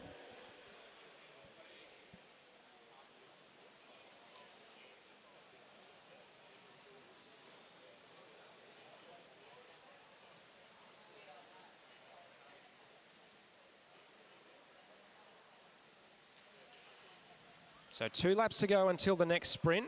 Monteith and Robbins at the front at the moment, just exchanging a few words.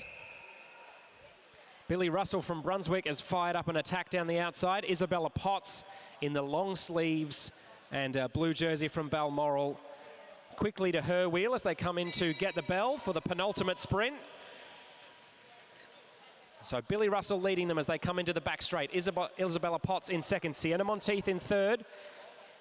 Monteith hasn't won a sprint in this race just yet. She's looking to open her account by coming onto the outside of Billy Russell here as they come up to the line. It will be Billy Russell who holds on and takes 5 points. So 5 more points for the Brunswick rider there.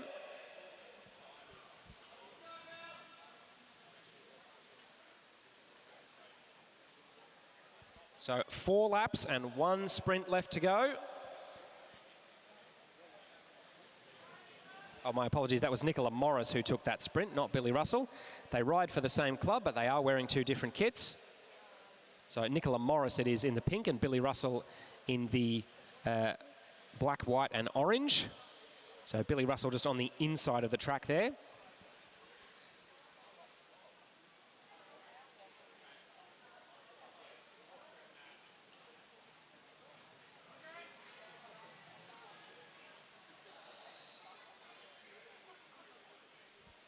So with one sprint left to go, Ava Robbins currently has 13 points. Sienna Monteith, the second best of the riders in this field with 8. And then a few riders lower down with around 5 points each. 2 laps left to go, and Zoe May from Lidcombe Auburn in the purple has taken a flyer, hoping that there will be a little bit of distraction, or hoping that some of the other riders behind will take up the work. Sienna Monteith is on the hook for some chasing now as she comes into the home straight. Zoe May about to get the bell, 1 lap to go. There's quite a bit of work to do for the riders behind to close up that gap. Sienna Monteith is there, Ava Robbins is there. Isabella Blackwell on the outside there. And it looks like Blackwell is the fastest of that group behind, but she's not going to catch Zoe May. So Zoe May will come over and take the final 5 points. Isabella Blackwell second. I think it might have been Ava Robbins third, and either Sienna Monteith or Nicola Morris in 4th place.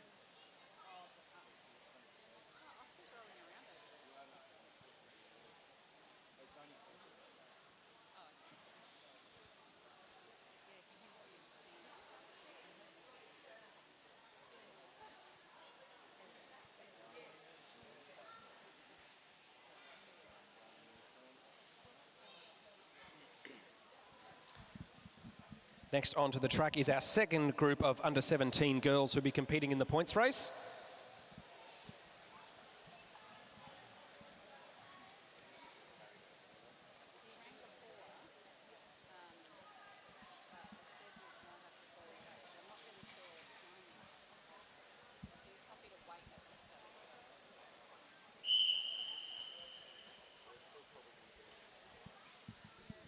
So off and rolling with our 24 laps worth of points race for the under-17 girls. As with the last race, 5 sprint points available at laps 20, 15, 10, 5 and the finish.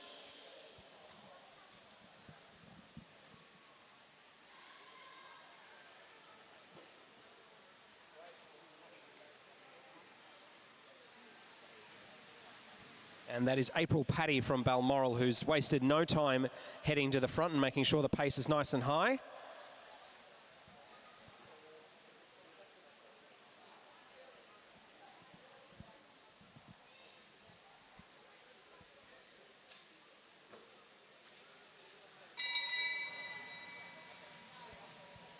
So coming into our first sprint, it is Chavi Tunksale from Carnegie Caulfield, who opens things up nice and early. Looks like that might be one of the riders from Illawarra who is tracking her down. I suspect that might be Lucy Allen as they come up towards the line. It's not Lucy Allen, actually. That was Erica Black coming through. I think Lavinia Ward from Blackburn took 3rd place there. She did indeed. And Madeline Pitt from WA taking the final point available.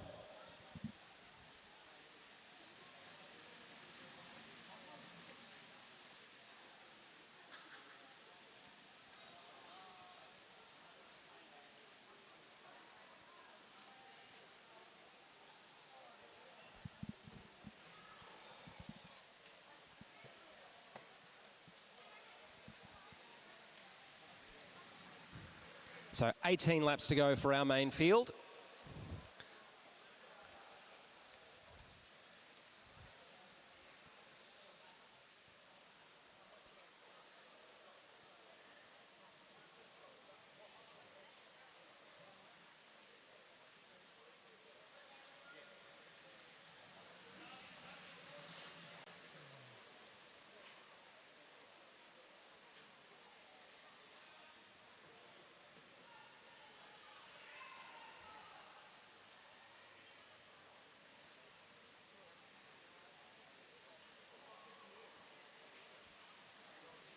All right, as they come through for the next sprint, Lucy Allen from Illawarra fires an attack up the outside. One of two riders in orange kits there, but Lucy Allen on the outside of the group. She's got Lavinia Ward from Blackburn for company. So the Victorian challenging the rider from New South Wales there, but it will be Lucy Allen who holds on. Second for Lavinia Ward. I think it was the rider from Dulwich Hill who managed to nab third place there in that one. It was Juno Smith, I believe, got third. It was indeed, and Jenna Gallagher in fourth place. Isla Shaw from Shepparton now has her go off the front.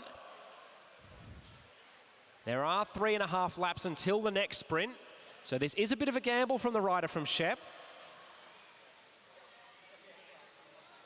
But Isla is a very promising young rider across road, track and cyclocross. So as the field comes past, they've still got a little bit of a gap to make up. It's 30 or 40 metres, I would say now.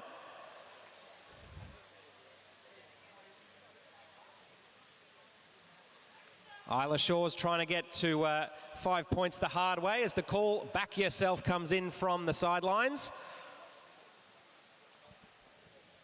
I'll tell you what, she's grown that gap, if anything, that on that lap, the young rider from Shep. So she's got a lap to go to hold on to try and grab these 5 points. She gets out of the saddle to try and tease out a little more effort. It is Juno Smith from Dulwich Hill who is chasing hard from behind. One of the riders from Lidcombe Auburn there. Erin Prince in third place as they come up towards the hole in the line. You can see the legs starting to bind up for Isla Shaw. She gets out of the saddle. It will be just enough. She'll take 5 points. Erin Prince second, Juno Smith in third. And then it was one of the riders from Balmoral who took fourth place and 1 point there. Michaela Gibbs it was, rider number 124.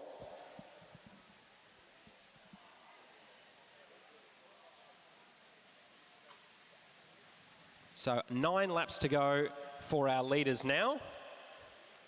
And as impressive as it was that Isla Shaw managed to get 5 points there by going on that long range attack, I don't think it's the sort of thing you can do twice in a row.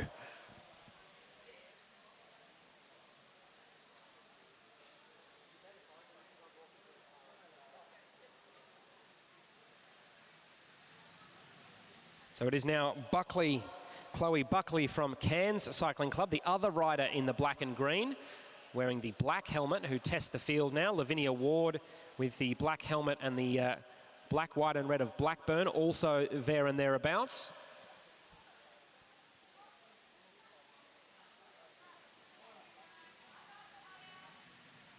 Lucy Allen now leading them across. 7 laps to go for our field. Juno Smith from Dulwich Hill. Well poised there on the wheel of Lucy Allen. So they're coming through. They'll get the bell for the penultimate sprint this time through. And it is April Paddy from Balmoral Cycling Club trying to fire one down the outside. Madeline Pitt from X-Speed also coming down the outside at a rate of knots. She started from a long way back. I'm not quite sure she's going to have enough to get all the way to the front. Oh, it's close. That was Lucy Allen or April Paddy there. I really couldn't pick between the two. I'll leave that one to the commissaires. But they took places 1 and 2 in that sprint. I think Lavinia Ward might have gotten up for third place and 2 points.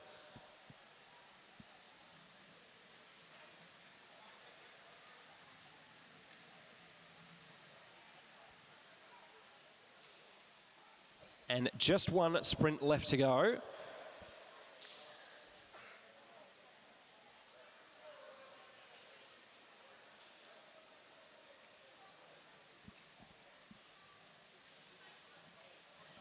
I think the commissaires gave that one to Lucy Allen, but geez, it must have been close.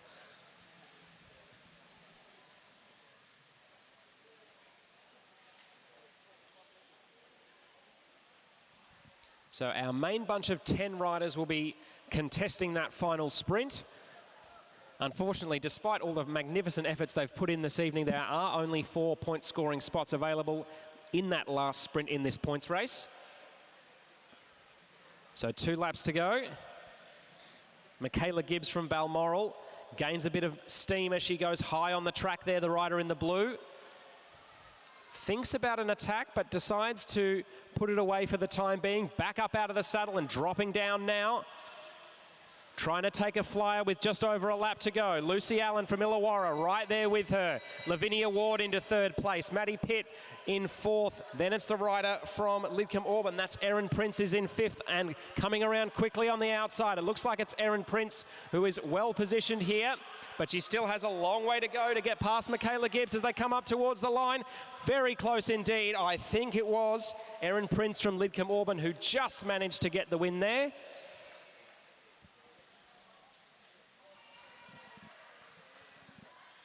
But I have to say, a very, very evenly matched race between our field of riders there. Feels like most of the field there was able to score at least a few points.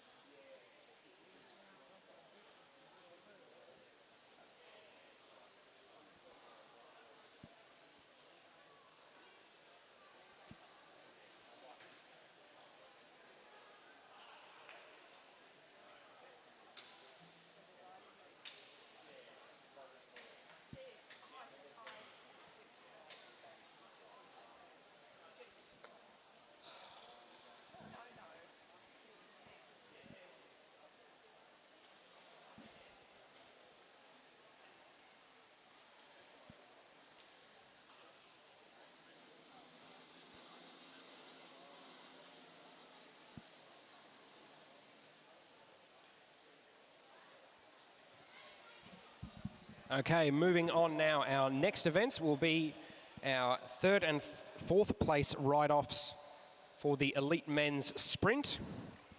So in the white we have Minato Nakaishi from Japan. He'll be going up against Byron Davies from the Queensland Academy of Sport.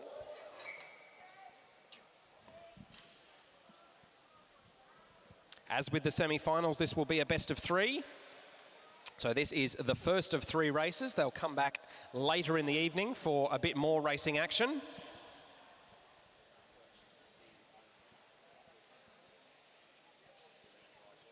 And if required, the gold and bronze medal deciding sprints will be our final events of the night. But plenty of great track cycling to come between now and then, as it is Nakaishi who doesn't seem too concerned about the positioning of Davies there. Now Nakaishi goes a little bit higher on the track, trying to gain some momentum. Davies has a gap to close, but has some momentum coming off the top of the track, so it looks like he will be able to close it. Dives for the inside, doesn't quite get there. Nakaishi will lead them through onto this last lap. Byron Davies will have to come around the outside. He's got a long way to go, the Queenslander. Coming up towards the back wheel of the Japanese rider now as they come into the home straight. It looks like it's Nakaishi who's holding strong, and the Japanese rider gets it by a wheel. So Minato Nakaishi wins the first of three sprints for our bronze medal.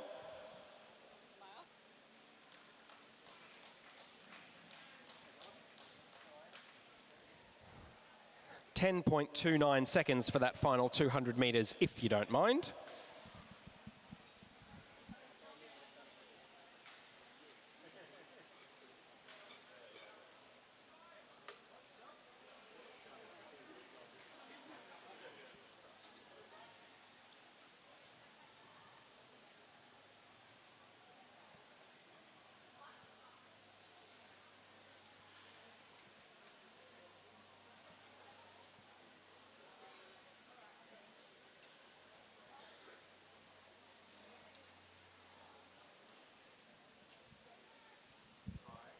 And now for the first of our heats for the gold medal ride in the elite men's sprint here. We've got Tate Ryan in the red and black of the South Australian Sports Institute. He'll be going up against Daniel Barber from the New South Wales Institute of Sport. So Barber in the blue, Ryan in the red. So Barber was the fastest qualifier in the qualification sprints this morning. Tate Ryan was, I believe, third fastest. And plenty of steely expressions and void gazes there. Barber just taking a moment to wipe his hands off, possibly to get the sweat off, possibly to show Tate Ryan that he's not feeling too nervous. Now, what we saw in Tate Ryan's earlier semi-final against Byron Davies was that he was very keen to get into a track standing competitions. Barber keeping things moving a little bit faster than that so far. But Ryan staying very close to the back of Barber as they start to move up the track now. Ryan not afraid to use little dummy moves to try and convince Barber to give up the best position. Ryan goes high on the track, so does Barber. Coming into a lap and a half to go. It will be Barber who leads them through in the low lane. Tate Ryan coming in behind him now. He's got some work to do. Barber, the rider from New South Wales, at the front as they come into the back straight. Tate Ryan really coming up behind him fast now as they come into the home straight. The finish line is in sight. Tate Ryan coming hard, but Daniel Barber just manages to hold on. So first blood to the New South Welshman there. 10.02 seconds for that final 200 metres.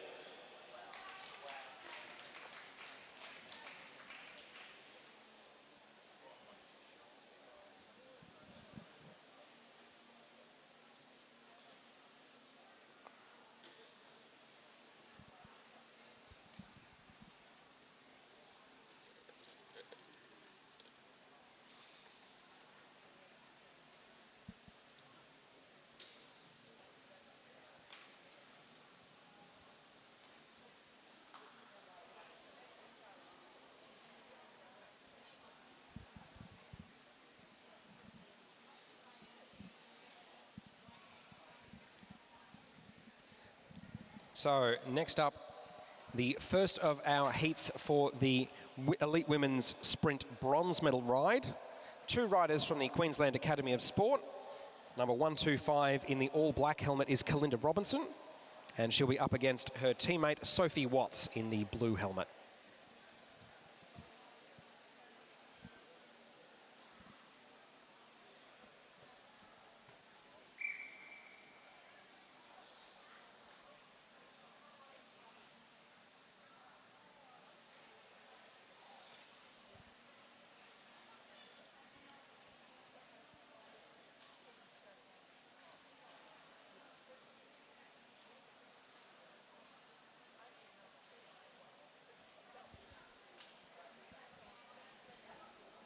So the two riders from Queensland watching each other closely as we see some of the juniors warming up for their points race. They'll be next up. We'll be getting some of our under 17s, I believe, onto the track.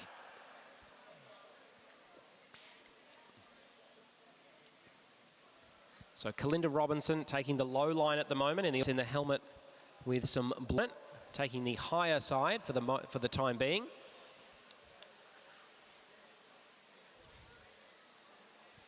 Again, both riders fairly happy to keep the pace relatively high early on.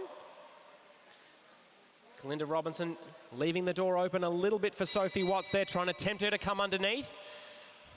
Hasn't worked, so Kalinda Robinson will lead from the front. Sophie Watts coming up from behind with a rate of knots, goes up to and past her, level with her shoulder now.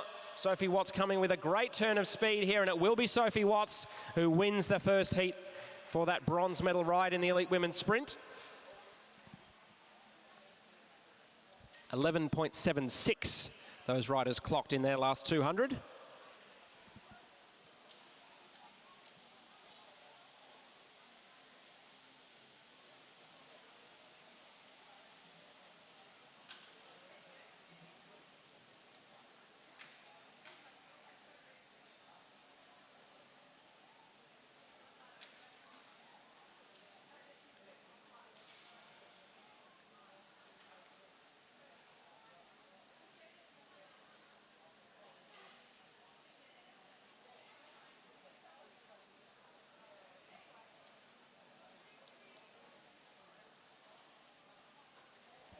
So not too far away from the first of our heats for the gold medal ride in the elite women's sprint. This will be pitting Christine Perkins from WA, who's in the all black, against Alessia McCaig in the navy blue of the Victorian Institute of Sport.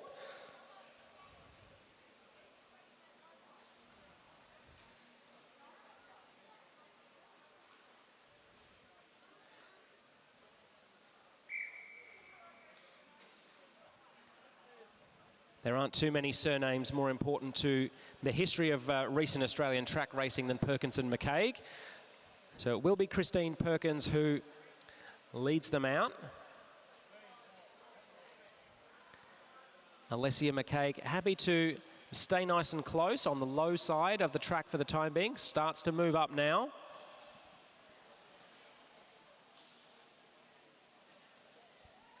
So Christine Perkins was our fastest qualifier in the flying 200 this morning. Alessia McCaig was, I think, in the top 5, but certainly not the second fastest. Had to use some racing nous to get herself to this point. Going to need even more of that against arguably the most experienced competitor in the field. So coming up towards the bell now. Looks like it will be Christine Perkins who'll lead them through. The WA rider starts strong and gets the front position as they come into the final 200. Alessia McCaig coming up towards her back wheel now, but with the final corner to come, she's got some work to do. Christine Perkins holding the front position, elbows out. They come up to the line, and it is Alessia McCaig right at the end. Absolutely superbly timed by the rider from Bendigo there.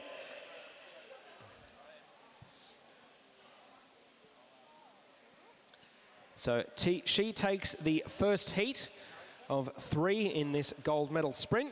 So Alessia McCaig will only need to bag 1 more sprint win to take home the gold medal this evening. Christine Perkins now going to need to win 2 in a row.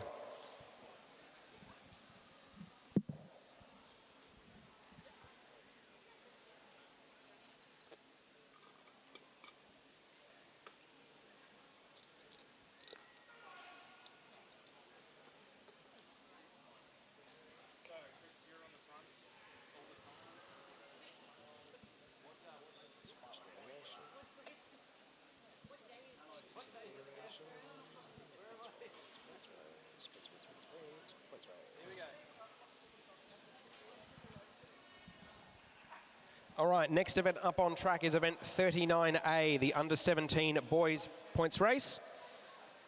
So the first of our boys points races this evening. As with the girls who were out before the elite men, 24 laps with sprints at lap 20, 15, 10, 5 and the finish.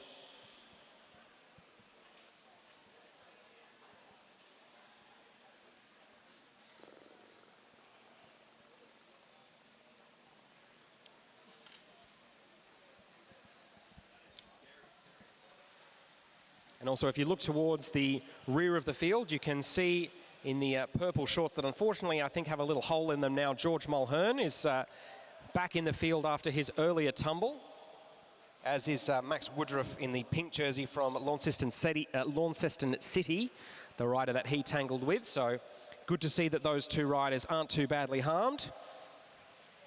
Though it might mean that George Mulhern's purple shorts are relegated to the draw for trainer use only.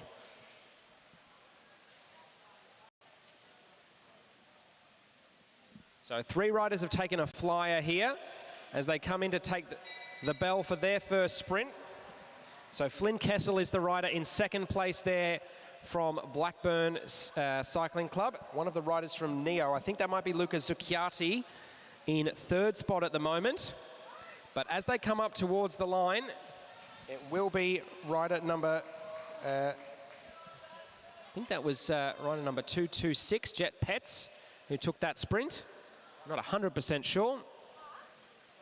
As it's now the young man wearing the National Series Leaders jersey, Lockie Stewart.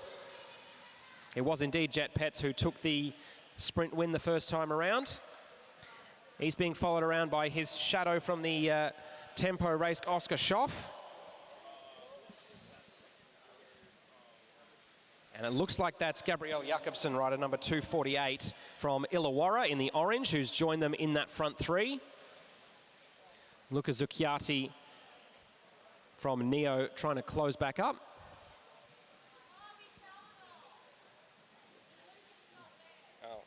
I've been informed that Luca's not there, and it's Harvey Challenor from Neo who's up towards the pointy end.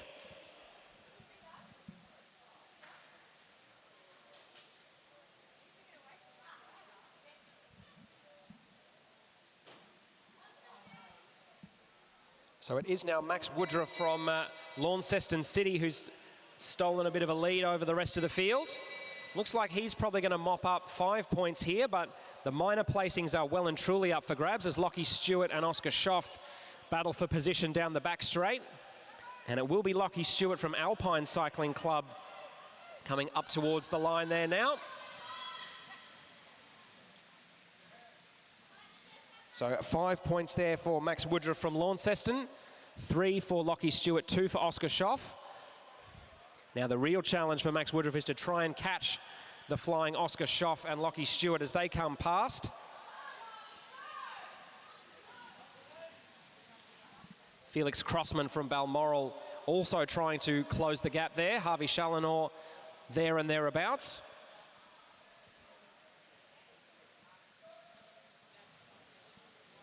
So about halfway through this race now, and our leading trio just coming onto the back straight now. So in the purple we have Oscar Schoff, in the pink Max Woodruff, and Lockie Stewart in the green and gold.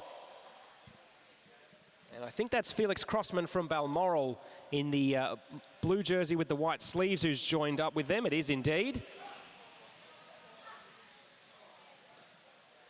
Gabrielle Jakobsen from Illawarra leading the charge back as the group reforms. And no sooner has it done so, Lockie Stewart tries again. Oscar Schoff knows better than to give Lockie Stewart too much space. They come in for another sprint lap, 1 to go now. Lockie Stewart, Oscar Schoff, and Felix Crossman from Balmoral. Those riders will be the first 3 across the line as they come in towards the home straight now. It looks like Lockie Stewart's going to take 5 points, Oscar Schoff 3, Felix Crossman 1, and then it's Flynn Kessel, number 211. Oh, it's Will Emilius was the third rider there from Balmoral.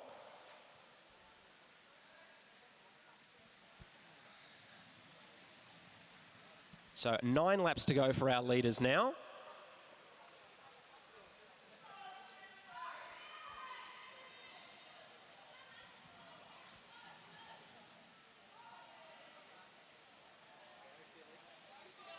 This time it definitely is Felix Crossman who's at the front. So the rider from Balmoral in the white and blue just coming into the back straight now.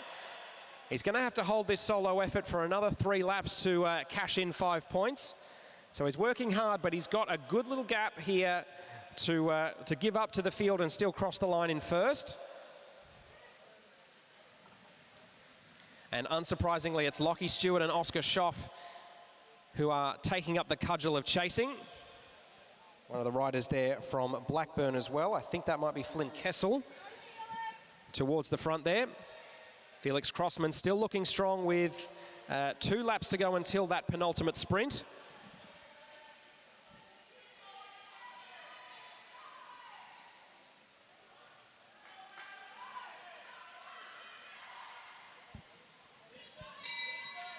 Felix Crossman just getting a little bit of a draft from some lapped riders there. Looks like he's going to be able to hold it strong. And no sooner had Oscar Schoff moved down the inside than Lockie Stewart was right there with him. Those 2 riders have very clear ideas that they're not going to give the other too much space. So as they come up towards the line there, Felix Crossman takes first, and it's Lockie Stewart second, Oscar Schoff third, and I believe Max Woodruff from Launceston was 4th there. So 3 more points there from Lockie Stewart. He's currently profiting the most from this points race. He's got 12 to his name thus far.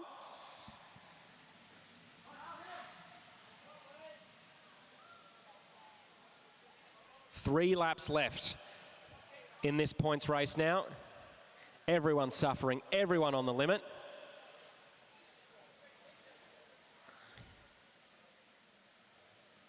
As they come in to get 2 to go, there's just the smallest of lulls.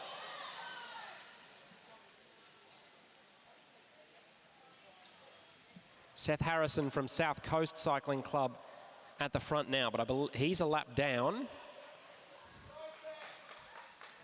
And unsurprisingly, it's Oscar Schoff in the purple who's winding up a sprint as they come into the last lap.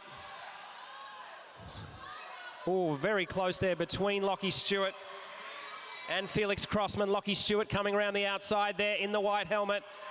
The National Series leader looks like he's going to be able to hang on. Lockie Stewart takes the final sprint.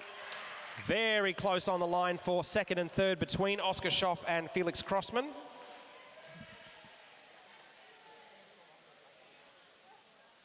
We'll leave that one up to the commissaires as to who got second and third there.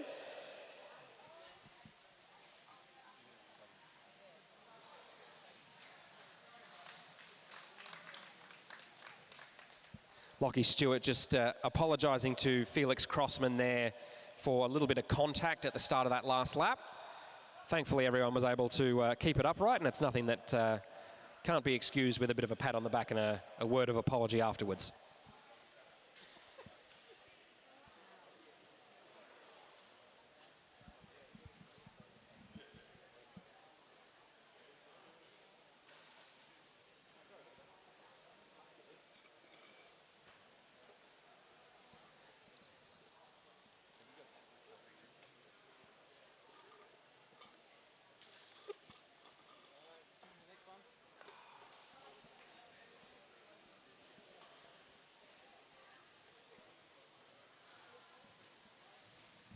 All right, next up, event 39B, another under-17 boys points race.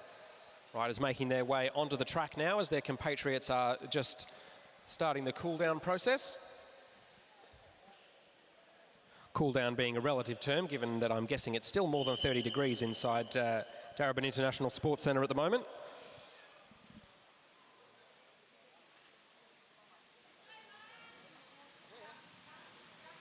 So Ryan Underwood firing things up nice and early there, the rider from Norwood Cycling Club on the bright red bike in the blue kit.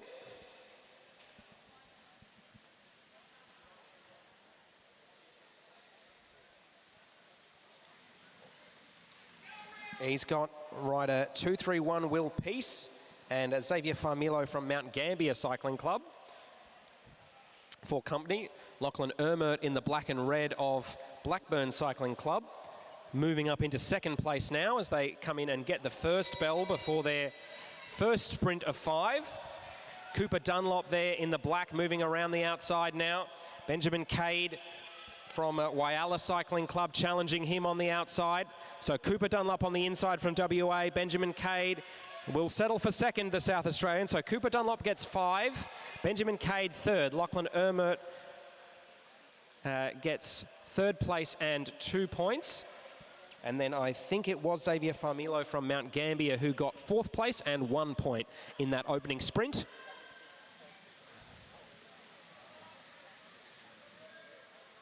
Lachlan Ermert looks behind, sees that he's created a little bit of chaos in the process of contesting that sprint, keeps the pressure on at the front so that those who were distance have a harder time getting back on and will be more gassed if they manage to do so.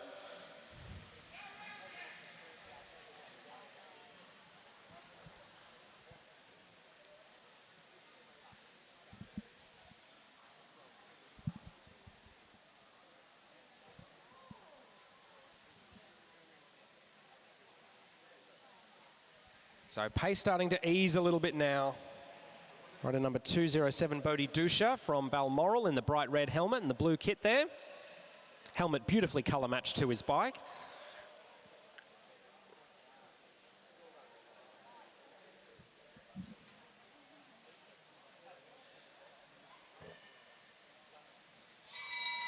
All right, coming up 1 lap to go. Lachlan Ermert looking to take the front position there. One of the riders from Carnegie Caulfield putting on a real show of speed here. Think that might be Jack Panozzo, who's getting challenged by Cooper Dunlop. Cooper Dunlop just manages to get it there. Jack Panozzo will take second place and 3 points in that sprint.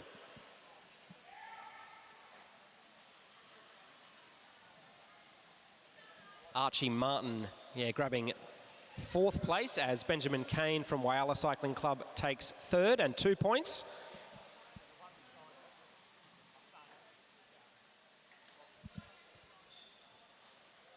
So with 2 sprints done, Cooper Dunlop has the full complement of 10 points of those available so far. The next closest competitor has 5. So a little bit of a gap between the Western Australian and the rest of the field at the moment.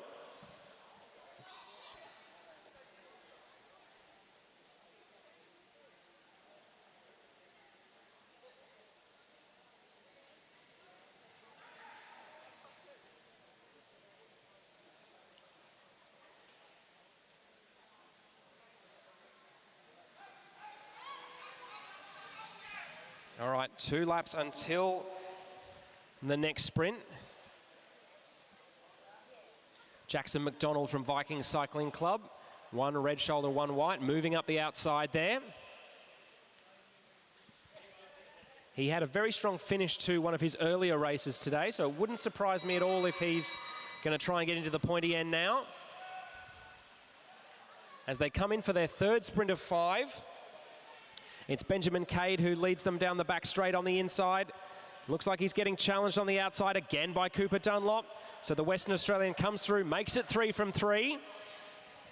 Jackson McDonald from Viking Cycling Club taking second place there and 3 points. Lachlan Ermert was there and thereabouts. As I say his name, the young rider from Blackburn goes off and takes a flyer. So the young man in the red and black. And I have to say, there's not a whole lot of interest in chasing him from the field behind. I'm sure quite a few of the riders there will be looking to Cooper Dunlop and saying, mate, you've been good enough to win all 3 sprints so far. It's on you to chase him down.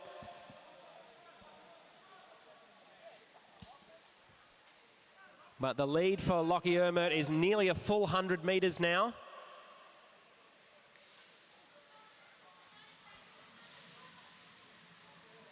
He's going to have to hold it for another 3 laps. But it doesn't look like the field is gaining ground especially quickly right at the moment.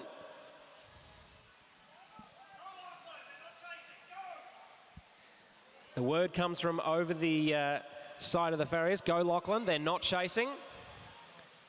So Lachlan Ermert still looking good to take this penultimate sprint of this points race. He's lost a little bit of ground, but he's got 1 more lap to put up with. Looks like he'll have enough. It will be interesting to see how the points fall behind. Cooper Dunlop has come from behind in each of his last 3 sprints, but he's trapped on the inside this time, with Benjamin Cade coming past on his outside. And it looks like Bodhi Dusha from Balmoral also is going to challenge Cooper Dunlop there. So Cooper Dunlop has to settle for 3rd in that sprint. Benjamin Cade getting the better of the West Australian there and stealing a point back. So he'll shrink his deficit to Cooper Dunlop by 1.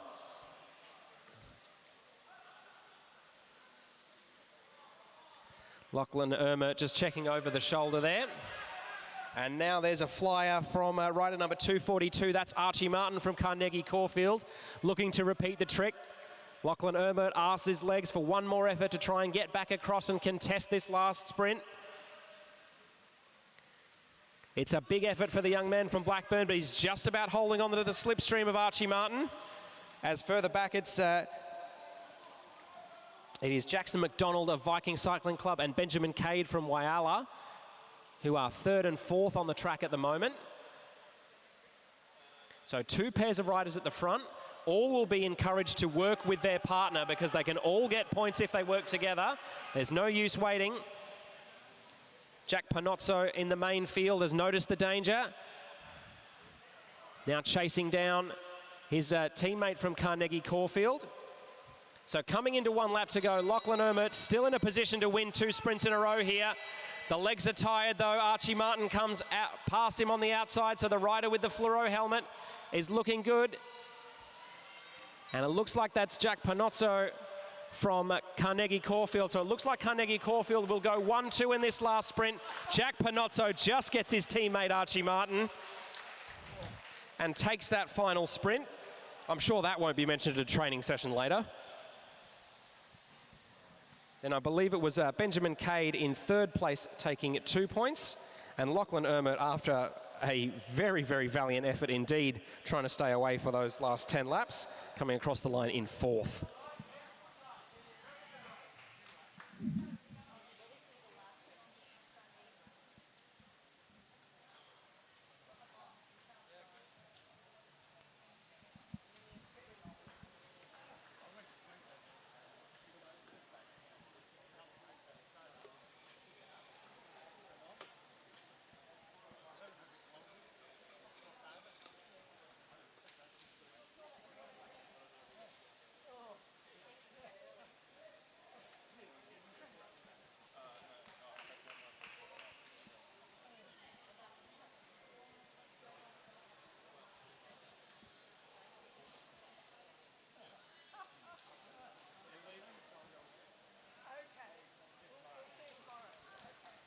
All right, next up on track, the last of the junior points races for this evening. So this is event 39C on your program.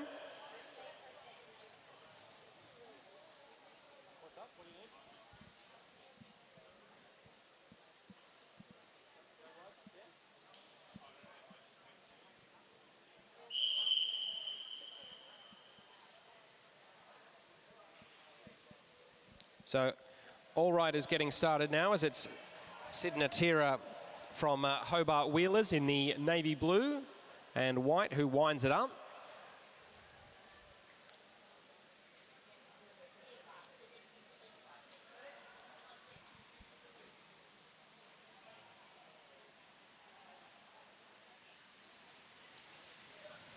So as with the other races, 5-point sprints available at laps 20, 15, 10, 5 and the finish.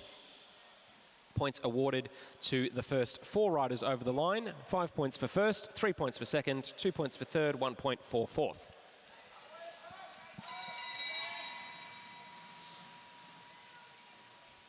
And as soon as the bell rings, that's Benjamin Woods from Blackburn who's jumping out to try and take the first of these sprints here.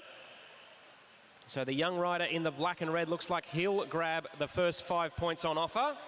Omer Kermizi gets second. Carter Payne from Tawamutu Sports in New Zealand comes across in third place. And it was Noah Brooks, also of Blackburn, who took fourth place and the last point available.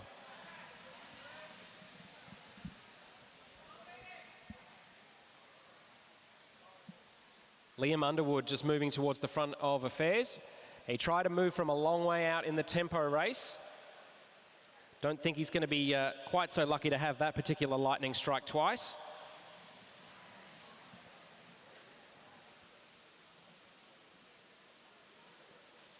Sid Natira from Hobart Wheelers just upping the pace there, forcing those behind to chase hard as Hugo Barnes from Dulwich Hill in Sydney comes through.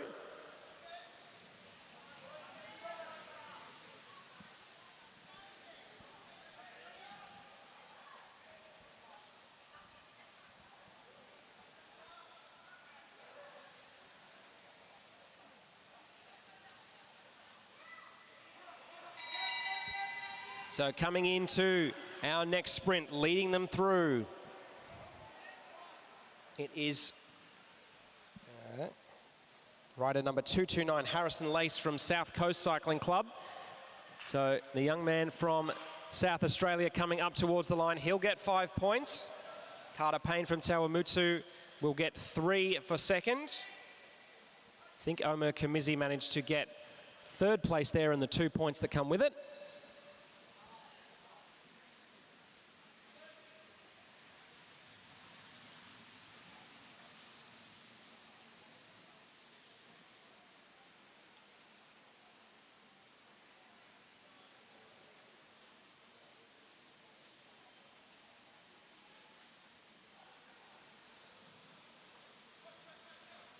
So our leaders coming through, 13 laps to go for them. So just coming up on halfway through this points race.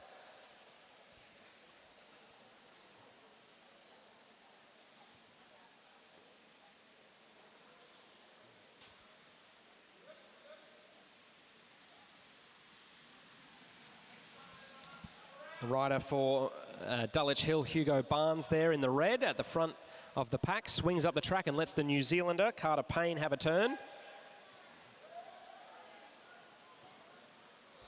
And they're coming in to get the bell for their next sprint. And it is Liam Underwood who will lead them through. Carter Payne in second place at the moment. Omer Kermizi from Brunswick right there in the black and orange. And we've got a rider from further back who's coming forward at a rate of knots around the outside. Looks like it will probably be between Carter Payne and, Tyler Cunniff. It was the rider from South Close Cycling Club, challenging all the way to the line, but having to settle for second in the end. So 5 points to Carter Payne there, 3 to Tyler Cunniff from South Coast Cycling Club. I think Omer Kermizi might have gotten one of the minor placings there.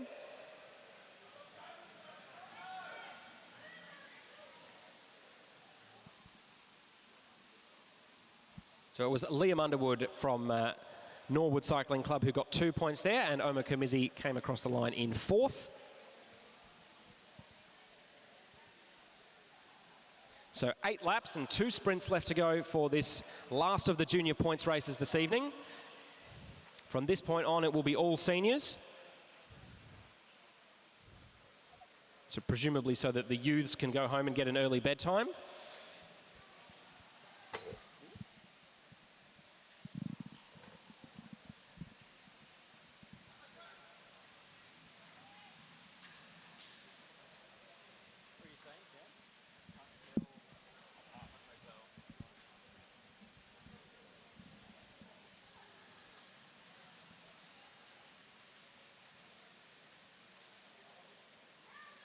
So coming in to get the bell for the penultimate sprint here. Carter Payne, the New Zealander, on the front again.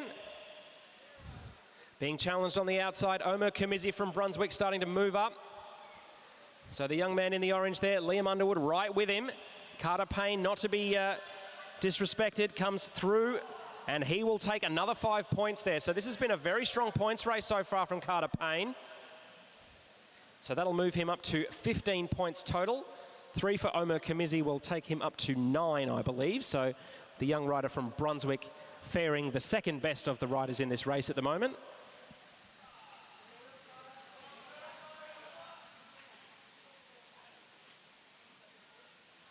Four laps to go for our leaders now.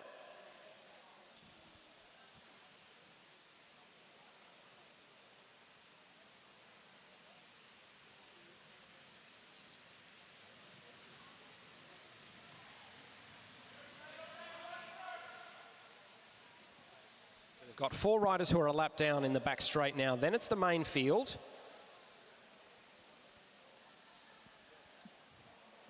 As it is Sid Natera from Hobart Wheelers who's moving up towards the front of the pack. So 2 laps to go. A few looks around from inside that group.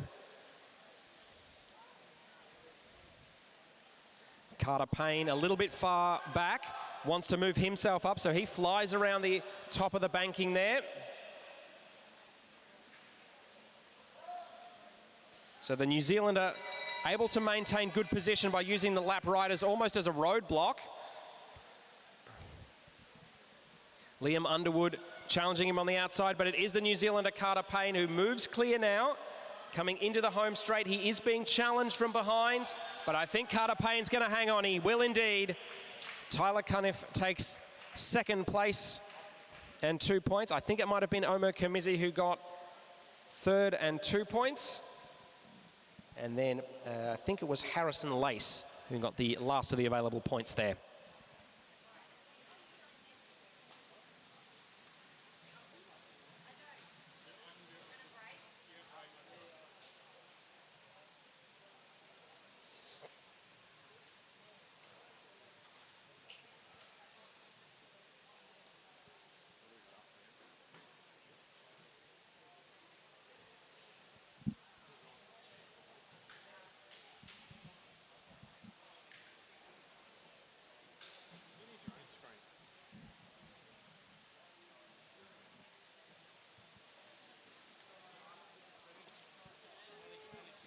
So that will bring an end to the junior racing program here today at Disc, on what I have to say is going to be a pretty memorable day for a lot of these juniors. Get to come down to Melbourne, no school, get to race your track bike, maybe meet some new friends, maybe even meet Grace Brown and get some free gear. Hard to put a topper on that, really, except to go home now, cool off and get a good night's sleep to come back and do it all again tomorrow.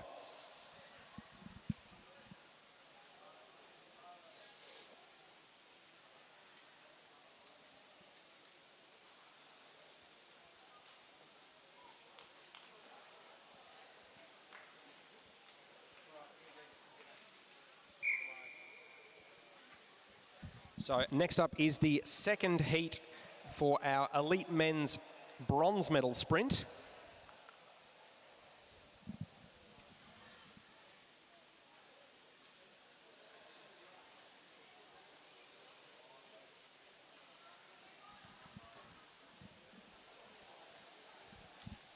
So Byron Davies from Queensland in the maroon and blue of the Queensland Academy of Sport.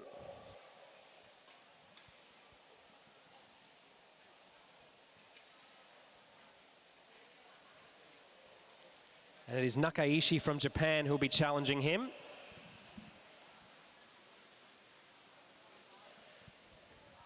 So with a lap and a half to go, they're both almost already at full speed. Byron looking around, has a squiz over his shoulder. Minato Nakaishi will have to win this sprint from behind. The Japanese rider powers past as they come down the back straight. Byron Davies not out of it yet, but he's going to have to fight all the way to the line, but it will be Nakaishi. So he wins his second sprint in a row, so he'll take the bronze medal this evening in the sprint. A very creditable fourth place there for Byron Davies from the Queensland Academy of Sport as he gets a nice warm round of applause from the crowd.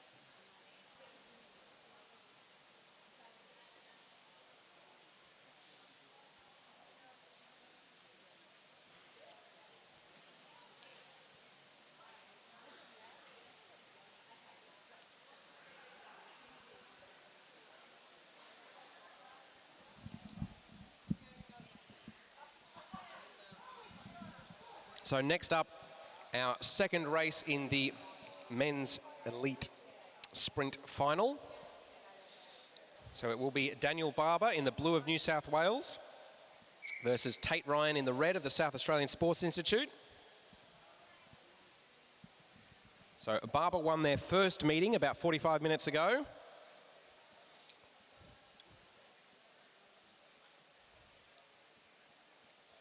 And as with the last time, just wiping off his hands as he comes off the start line. Is it maybe superstition, seeing as it served him well the first time? Who's to say? It is also very possible his hands are just sweaty, just because it is quite warm in here. And as with the first time around, neither rider too keen to put a hot pace on all that early. They were not coming to a full-on stop as we very nearly did in the first heat. I think Tate Ryan would back his track standing skills to give him the better position there. So with a lap and a half to go, Daniel Barber swinging up high, Tate Ryan staying fairly high for the moment, but dropping down to the inside now. They'll come through to get the bell. Tate Ryan going from position number one, looks over his shoulder. Daniel Barber's got some work to do. The rider from New South Wales drawing level with the South Australian as they come into the final bend. They come up towards the line. Will we have to have a gold medal runoff? Tate Ryan just manages it to get there. He'll force a third and final race to decide this sprint title here this evening.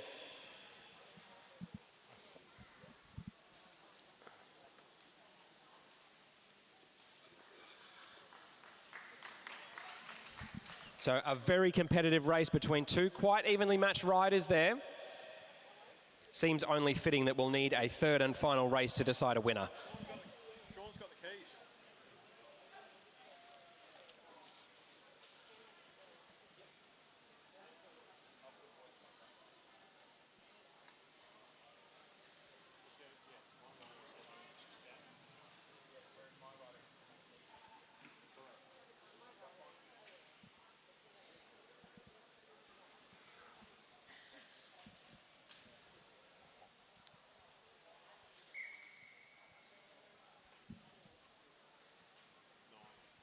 Now moving on to the elite women's bronze medal sprint between Sophie Watts, who's in the blue helmet at the front, Kalinda Robinson behind in the black helmet, both riders from the Queensland Academy of Sport. So their kit is the same. They're both wearing white shoes and white socks, so we'll go off the helmets to identify them.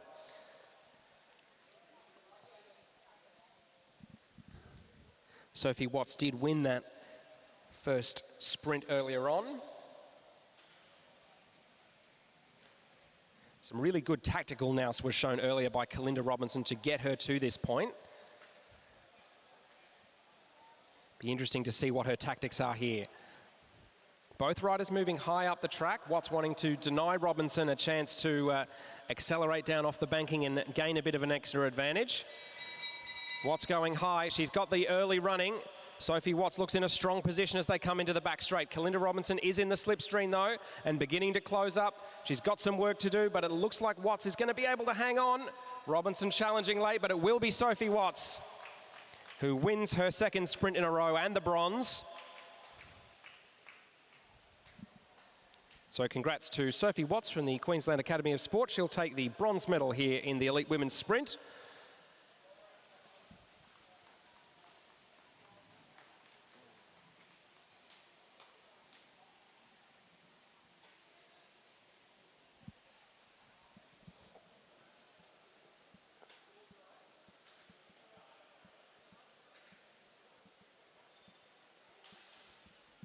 Now our two competitors in the women's gold medal sprint coming to the track. Christine Perkins in the black, Alessia McCaig in the navy blue. Perkins coming from Western Australia, McCaig a Victorian.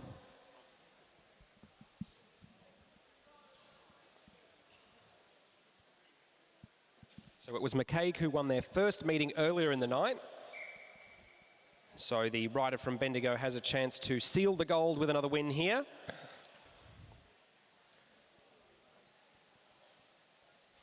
But given the quality of her opponent, that will be no mean feat.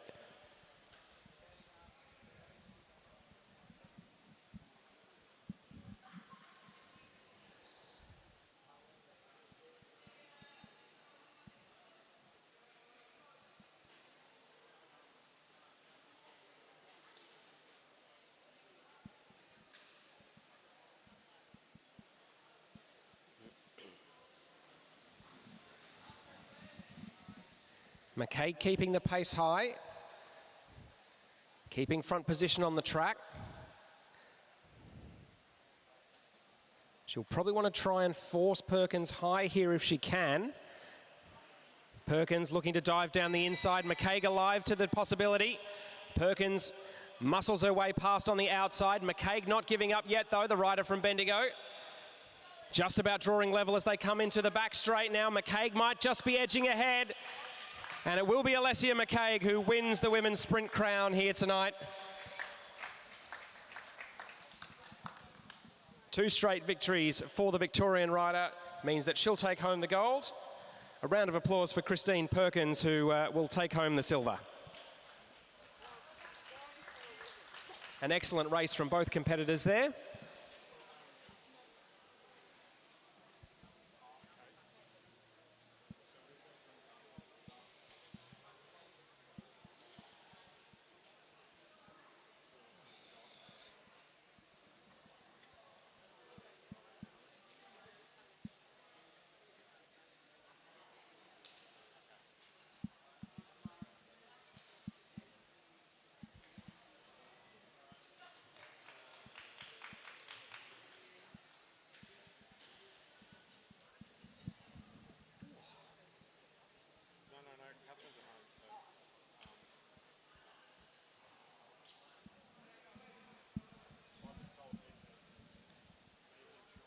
So 3 events left in tonight's program. Next up is event 42, the Elite Men's Omnium. This will be the points race.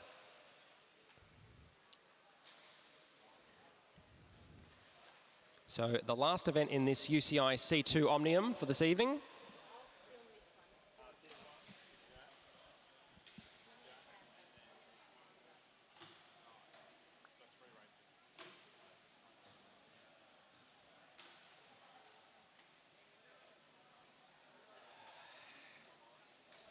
So after the elimination race, the point standings are just up there. Liam Walsh currently leading with 118 points.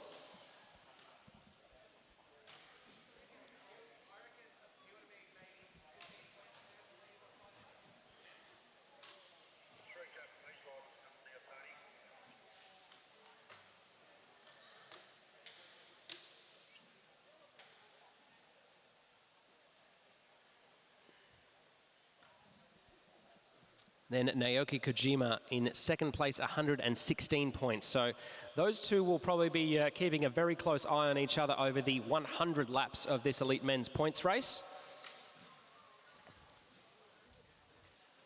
The rest of the field is at least 20 points behind those two. So unless they can gain a lap, they'll be the two who will be battling it out for the overall Omnium title here this evening.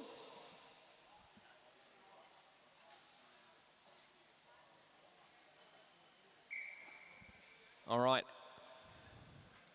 riders roll off the fence. Everyone sorts out their position in the bunch. I think one of the riders from Hong Kong is just fiddling with his transponder there, but I think he's got it sorted now.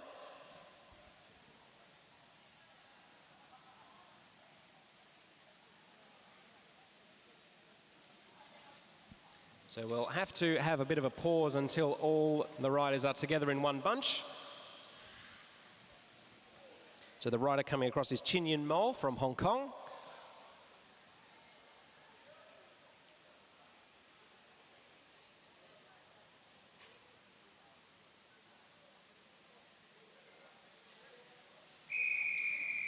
All right, the whistle blows. 100 laps worth of points racing here for these elite men.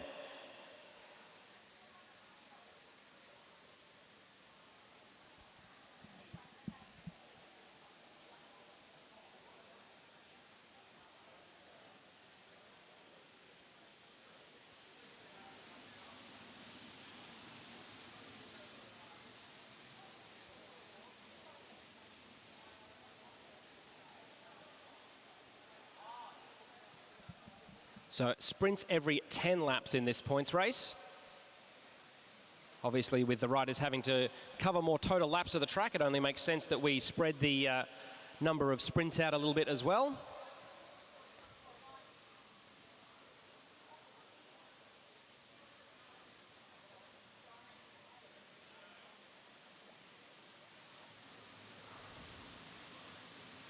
Graham Frisley taking a turn on the front, the winner of last year's Elite Men's Austral Wheel Race.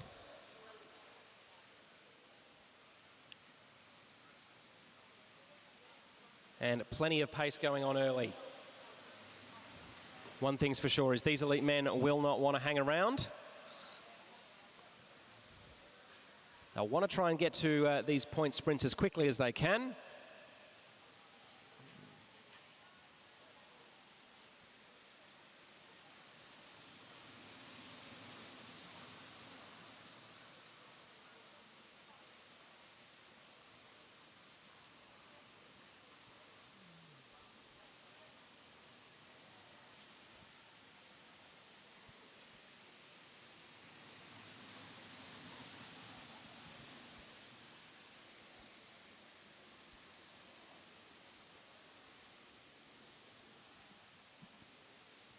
So Zach Marriage in the red of the South Australian Sports Institute comes through and just takes a turn there.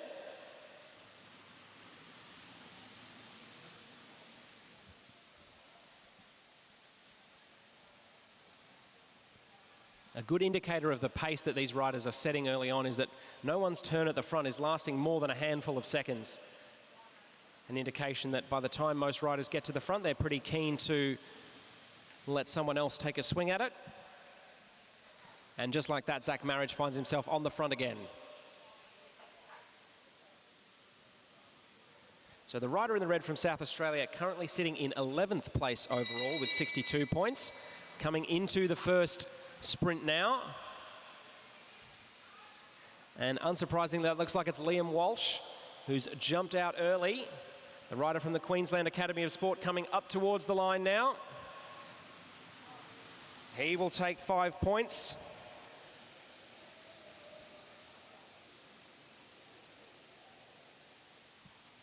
Then it was Naoki Kojima just behind, taking 3 points. Then it was Connor Lay and Walsh's QAS teammate Tyler Tompkinson taking the 4th and final place, gaining 1 point.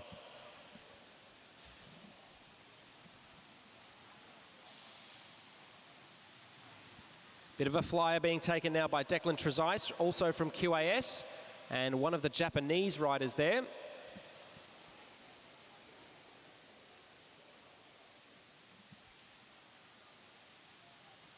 Just try and see the number there. That's rider number 174, Shoki Kawano.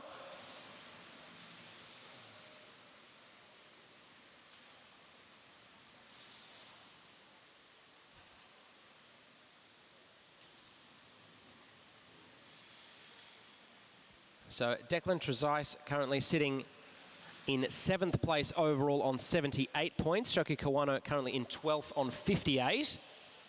Of course, they could bump their fortunes up pretty massively if they were able to gain a lap on the field and the 20 points that come with it.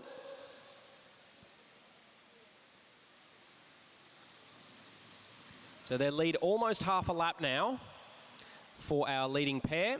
Updated sprint standings, overall Omnium standings just flashed up on the board. So Liam Walsh has increased his lead by 1 point.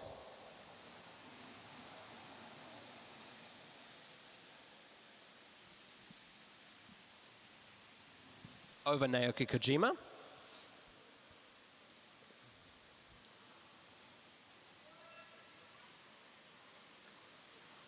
Zach Marriage now leading the main bunch. Declan Trezise, the rider who recently completed a stagiaire stint with the Astana Pro team on the road. Using a little bit of that roadie power, it looks like he'll be able to get himself across and pick up 20 points for gaining a lap on the field. I think he might just be holding off on catching the back of the field at the moment so he can gain 5 points for being the leader on that lap. Interesting to see whether the commissaires have deemed him to have joined the field there. I think they have. They have deemed him to have joined the field. So the first rider home in that sprint will be Shoki Kawano. He'll get 5 points. And then the next rider across the line, it will be Liam Walsh, again just ahead of Naoki Kojima. So Walsh once again extends his lead by a solitary point. And unsurprisingly, the two leaders in this men's Omnium shadowing each other at the top of the track there.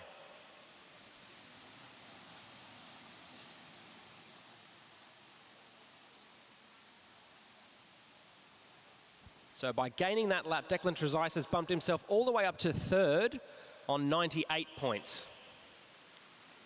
So we've now got 2 QAS riders in the top 3 overall. But he is still more than 20 points behind Liam Walsh and Naoki Kojima. So I'm sure the rider with the bright blue gloves would have to gain probably another lap on this field before he was seen as truly a threat. But even so, he's shown he's got very, very strong legs at the moment.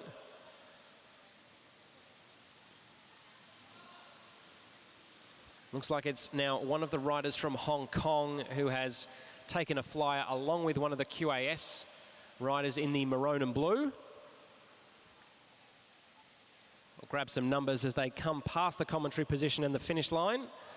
Rider number 68 and 54. So 54 from QAS is Noah Blennon, and number 68, Kai Kwong Tso from Hong Kong.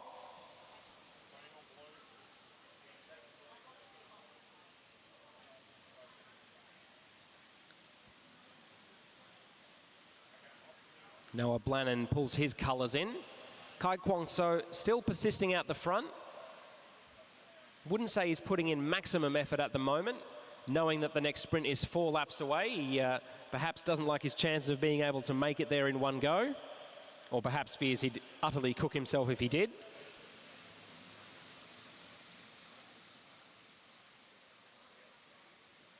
Looks like another rider's going to have a flyer here.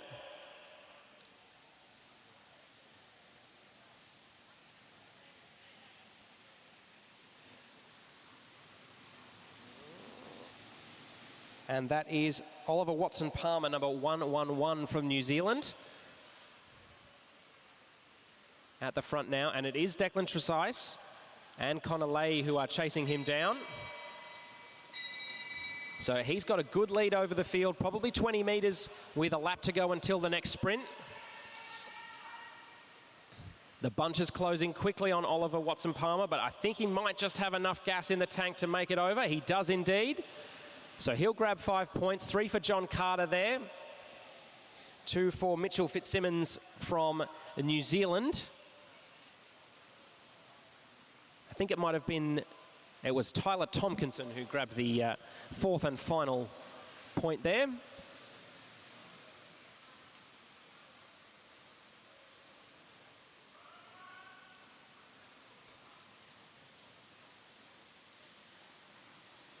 Pace really on now, 68 laps to go. So nearly a third of the way done in this elite men's points race. Zach Marriage in the red from the South Australian Sports Institute now coming up towards the front. Very strong rider on the road, recently finished 3rd at the Tour of Bright behind Luke Plapp and rising mountain bike star Jack Ward. So a very, very creditable effort if you can finish 3rd in men's A grade at the Tour of Bright. There are some seriously big hitters that take part in that race. He might be thankful there's a little less climbing in this points race than climbing up in the Victorian Alps, though.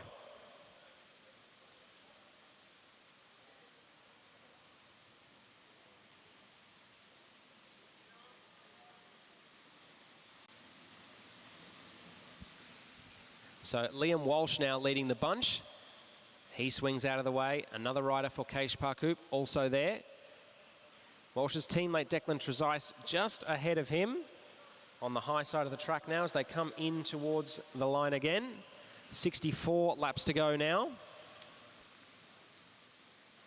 A very, very short turn at the front for Naoki Kojima. I think he realizes that his efforts are better placed later on in the evening, trying to score himself a few points to potentially move himself past Liam Walsh.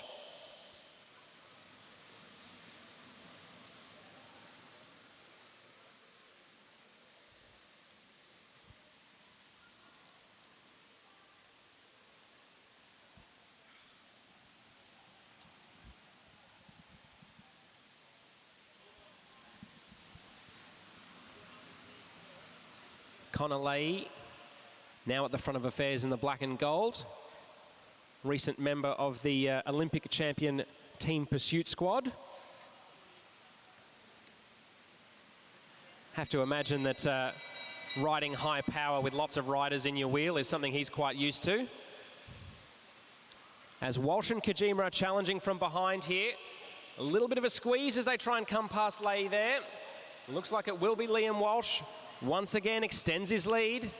Naoki Kojima loses another point to the Queenslander in the overall standings, while gaining some ground on everyone else. Connor Lay crossed the line in 3rd there. I think it may have been Zach Marriage or Oliver Watson-Palmer who got 4th.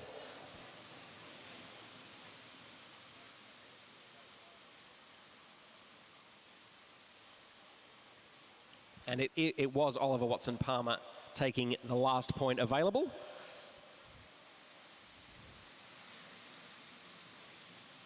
So 58 laps to go in this points race, and indeed in this Omnium. Overall standings have been updated. Liam Walsh's lead over Naoki Kojima now 7 points, 131 to 124. As Declan Trezise tries to go in again. It worked earlier. He managed to gain a lap and the 20 points that came with it. If it worked once, why not try it again? So the last time he gained a lap, it bumped him from 7th in the overall standings all the way up to 3rd. And if he were able to gain another lap, then he would be right in the mix with Kojima and Walsh for the overall Omnium title here. Very, very still back from the Queenslander as he thunders down the home straight there. The first time I actually got to comment on Declan Trezise was in 2022 when he tried cyclocross for the very first time and won a national title almost out of nowhere on I think it was a borrowed bike actually. So a rider with power to spare. He's now 3/4 of the way to gaining a second lap on the peloton. And you'd have to say, it looks like he will get there without a whole lot of trouble. So as they come up, 53 laps to go. As Trezise manages to just tag on the back there. So another 20 points for him. And all of a sudden, what we thought was a 2-lap race for this overall Omnium title is up to 3. There's the bell. This will be the halfway sprint lap. I think that's Kurt Ether who's in a good position at the front of affairs. Zach Marriage in the red of Sassy challenging him from the outside. And it will be Zach Marriage who gets the full points there. Kurt Ether and then John Carter. And then Connor Lay, I think, gained 1 point there as the rider on the back of that bunch.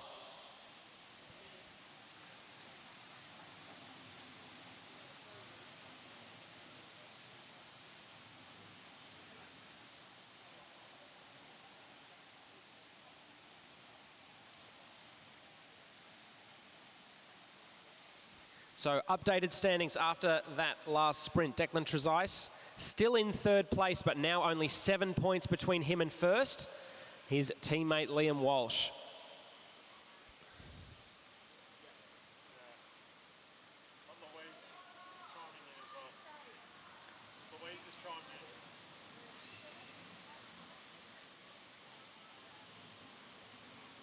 So a little bit of fracturing in the group at the front. And it looks like 3 of the Japanese riders have been caught out here. We'll have to just check and see if Naoki Kojima is among them or if he is the sole Japanese rider at the front of the bunch. Indeed, he is. So Kojima in with the leaders now as they make their way up the back straight, but with no team support whatsoever.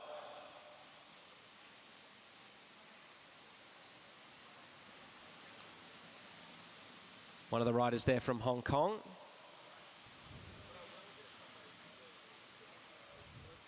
As Liam Walsh starts to put his head down at the front of affairs. It's probably about as much space as he's had from Naoki Kojima all night. But the Japanese rider seems supremely unconcerned as he comes through. 44 laps to go now for the front of this race.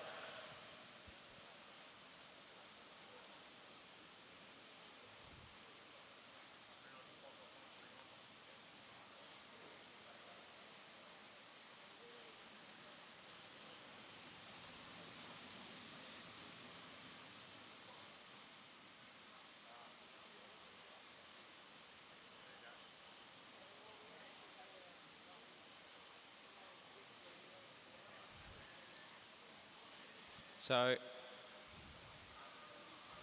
42 laps to go, another sprint not too far away. Once again, it's one of the riders from QAS moving themselves up into a good position on the front there. I think that'll be Liam Walsh, also in the maroon and blue of QAS, sneaking up around the outside.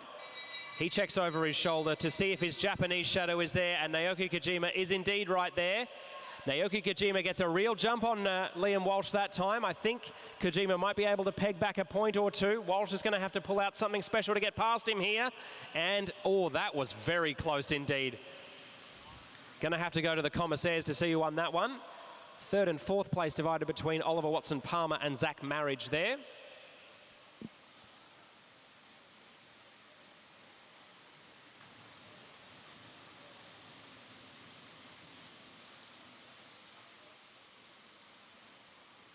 And all of a sudden, I think Kojima's 3 teammates have been lapped. And they're able to provide some semblance of assistance, or at least tactical advantage, as Mitchell Fitzsimmons from New Zealand in the purple of Burgos BH comes around the bottom of the track. This would have to be a long solo for it to be fruitful, but the New Zealander has got a good start. He's jumped the field well, and he's got a gap of probably 75 to 100 metres now.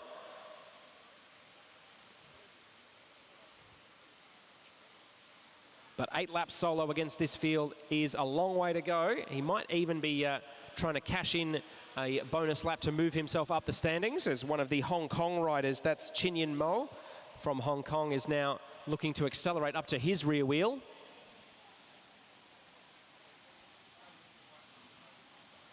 So Fitzsimmons in the purple, Mo in the light blue for Hong Kong. So 2 international riders at the front of this race as they're going to come through now and get 34 laps to go.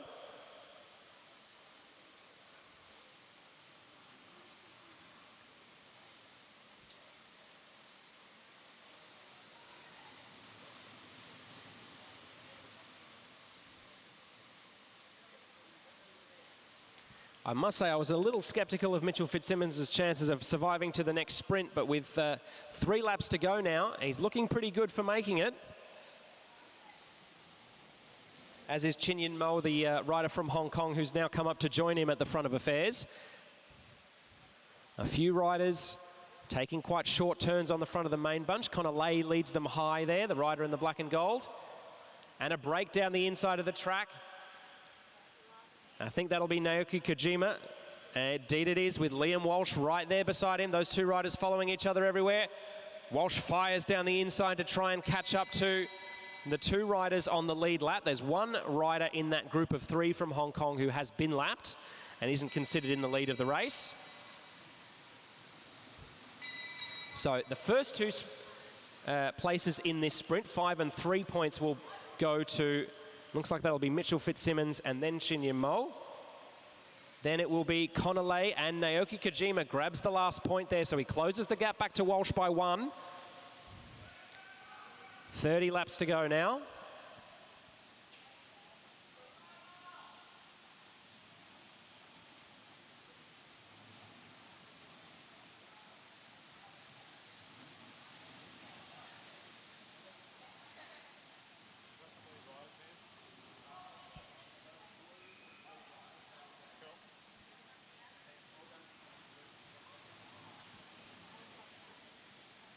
Okay, so we've now got a smaller group fired off the front, about 8 riders strong. It's Mitchell Fitzsimmons there, swings over and lets Connor Lay take a turn. The Bashuta comes through. Unsurprisingly, after Kojima pulls off, the man right in his wheel is Liam Walsh. I swear you could barely fit a playing card between those 2 riders' wheels at the moment. They're just following each other everywhere. Connor Lay notices the hesitation. Starts to move off the front. And here's a danger. Declan Trezise is now moving forward. Mitchell Fitzsimmons is there as well. Trezise just moves in between Walsh and Kojima there. So Lay still in the lead at the moment. So the rider from WA is currently in first place. Trezise is there. I think John Carter from Keish Parkoop might be there as well. Mitchell Fitzsimmons is in that group. And of course, Liam Walsh and Naoki Kojima. So 24 laps to go now. So we're 3/4 of the way through this points race. So as it stands, Liam Walsh currently leads Naoki Kojima by 8 points, 136 to 128. Declan Trezise is a further 10 points back in 3rd. But if Trezise were to somehow gain a 3rd lap on the bunch here, he would move into the lead. Of course, gaining 1 lap on a bunch of this quality is hard enough, let alone a 3rd.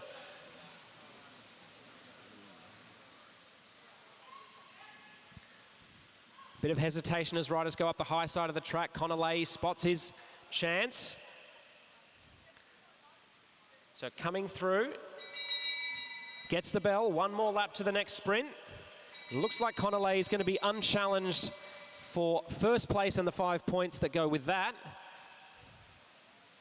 Liam Walsh is there. I think that might be Tyler Tompkinson who's leading him out at the moment.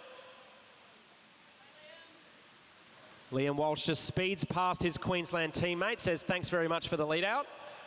So he takes second place and 3 points. Tyler Tompkinson will pocket 2. And then I think it might have been John Carter in the purple of Caish who managed to get the last point on offer there. Indeed it was.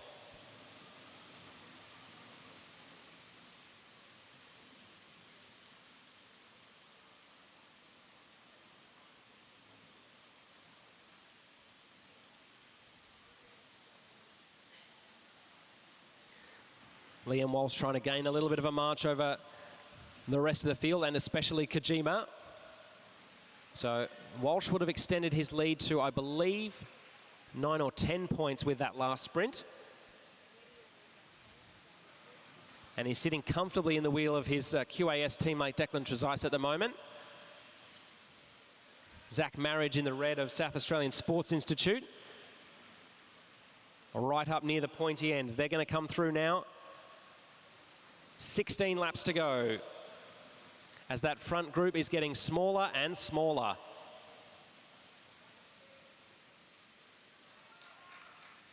So our leader on the track is still Connor Leahy, the rider in the black and gold of the WAIS. So he's just coming down the back straight now. He's got 4 lapped riders just behind him. So the real chasing group is now coming down the back straight.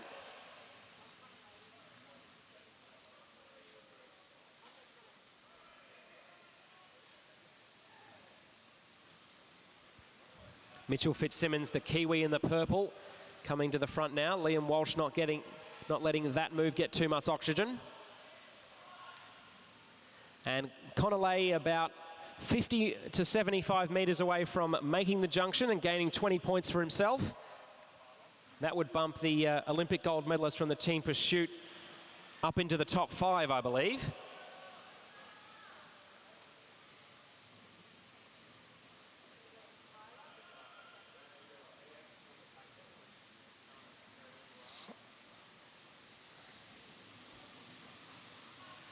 So Leahy still at the front of the race as the bell goes for the penultimate sprint. The West Australian very nearly on the back of that front bunch. And it looks like he's going to catch them, gain a lap and gain 20 points. So he'll be a lap up. That means Zach Marriage in the red just coming down the back straight is now in the lead of the race. He's got Tyler Tompkinson with him. Not sure if it was Tyler Tompkinson or Zach Marriage who got the 5 points there. But it's gone up on the board. Connor Leahy has gained a lap on the field. So that has bumped Connor Leahy all the way up to 4th now. So our top 5, Walsh, Kazima, Trezise, Leahy in 4th place at the moment, as we are inside our final 8 laps. So Tompkinson and Trezise there. Not Trezise, Marriage, I should say. Tompkinson and Marriage now leading the race as they come into the home straight. Well, that's Liam Walsh there with Zach Marriage. Tompkinson a little bit further back. So Liam Walsh now where he's been at the front of this Omnium all the way through. In the leader, Zach Marriage puts the head down. Very aero position being taken up by Liam Walsh there. And the gap has opened up to Naoki Kojima behind. I think it might be that Liam Walsh will do enough to not only gain a lap on this field, but put this Omnium comfortably in the bag this evening.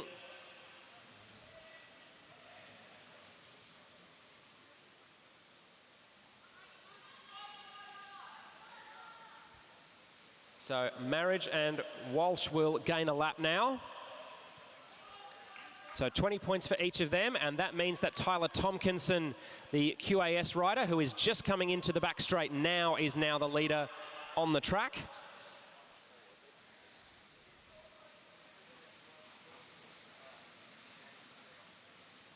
So Tompkinson comes through and gets 3 laps to go. He's very nearly about to gain a lap for himself as well. Indeed, he has. So that means that our leader is now Mitchell Fitzsimmons, just crossing the start-finish straight now, the rider from New Zealand in the purple kit of Burgos BH.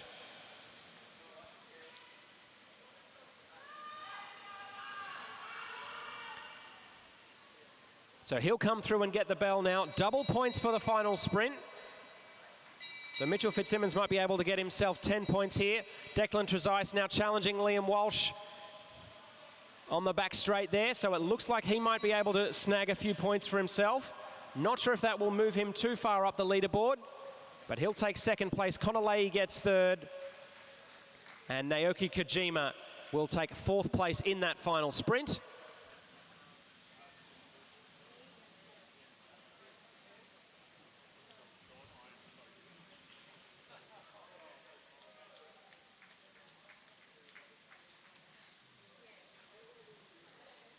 So an absolutely fabulous points race there to conclude the Elite Men's Omnium this evening. Let's give all the competitors a round of applause, folks. Fantastic racing from all involved.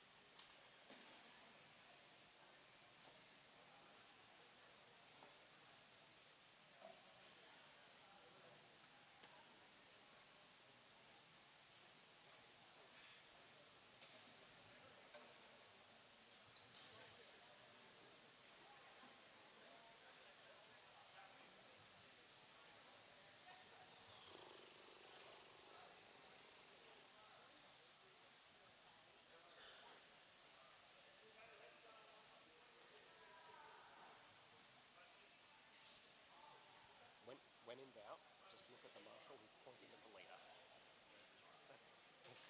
That's what I've been going off. Yeah. No. And especially like in those last. Well, that last 10 laps, I think there must have been 5 different riders who were in the lead at different points. Like, it does make it very tricky.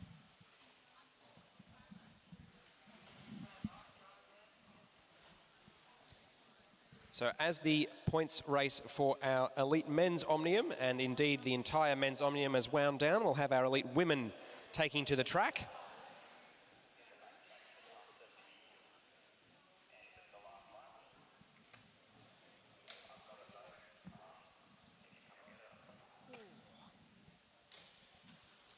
So the final results from that Men's Omnium: Liam Walsh will take home first place with 160 points. Naoki Kojima in second. Declan Trezise in third place.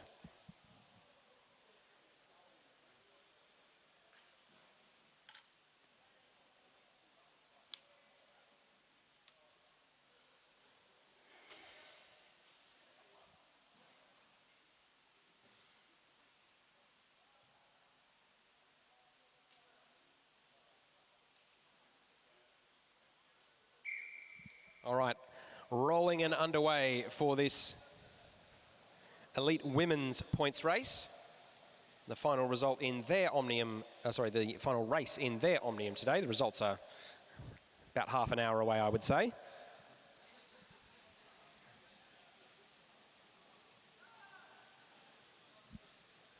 So coming in, it is Tsuyaka Uchino, the lone Japanese rider in the field, who is leading the standings. She's at the front. The only rider in front of her in the bunch at the moment is the rider in second place. That's Maeve Plouffe in the blue and white of the Australian national team. Gap of just 2 points between those two riders. So I think, as we saw with Kojima and Walsh in that race there, those two will be following each other extremely closely.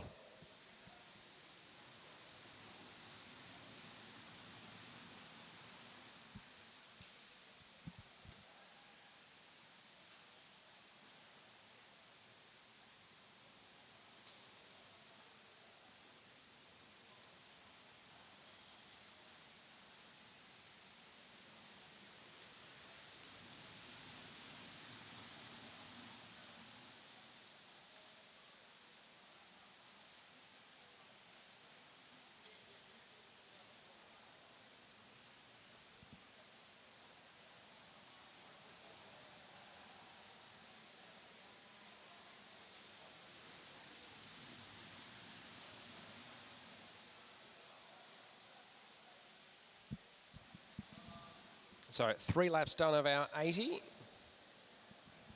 As it is Sophie Ma in the navy blue of the Victorian Institute of Sport who comes to the front. Takes a quick turn and then swings off.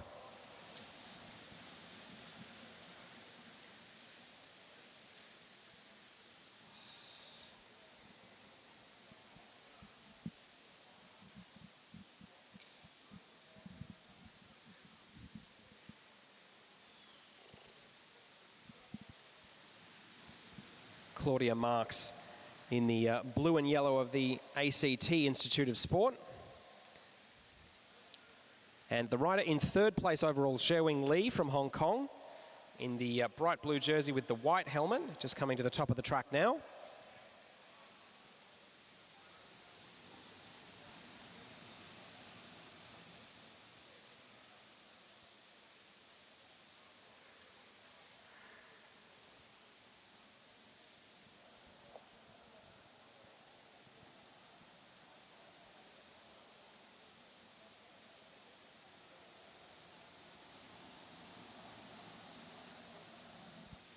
So not too much aggression in the early stages of this elite women's points race.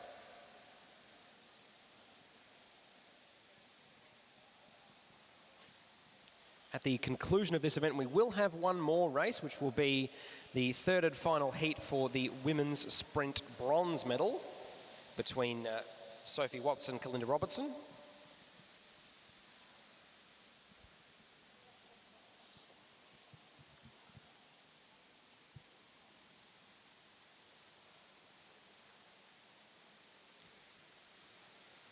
So coming up to the first sprint lap now. It is one of the riders from the New South Wales Institute of Sport. That might be Kira Will, who's jumped out nice and early there. She's got Ali Anderson from Sassy in her wheel.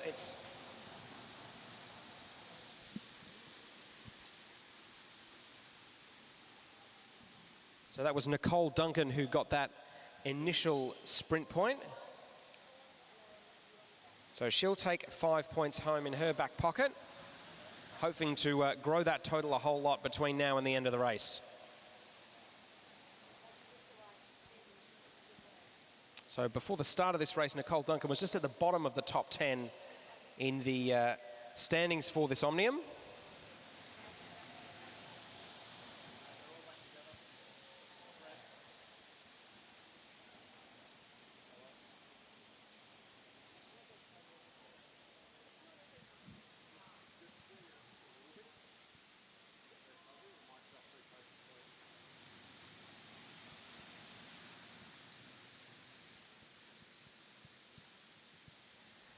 Alyssa Pilates from the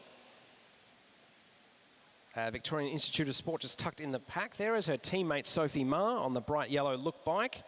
Just takes her turn off the front. Now putting Elizabeth Liao from Singapore with the bright yellow handlebar tape. Very easy to spot a rider with bright handlebar tape from a long way away. Certainly makes my job a little easier.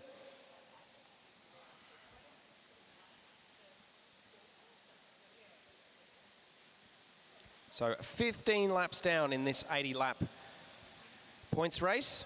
So 1 sprint of 8 done so far.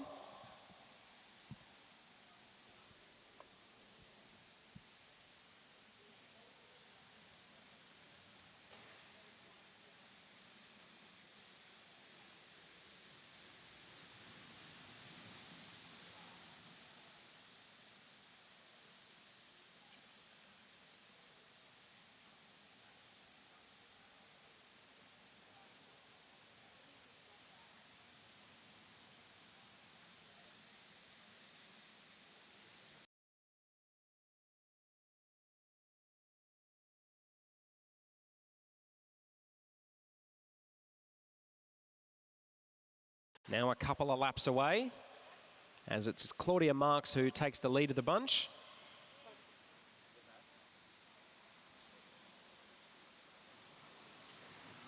Ning Chen from China just injects a little bit of pace coming down the home straight there. Both Isla Carr and Sally Carter, the 2 riders from WAIS, keeping each other quite close company towards the pointy end.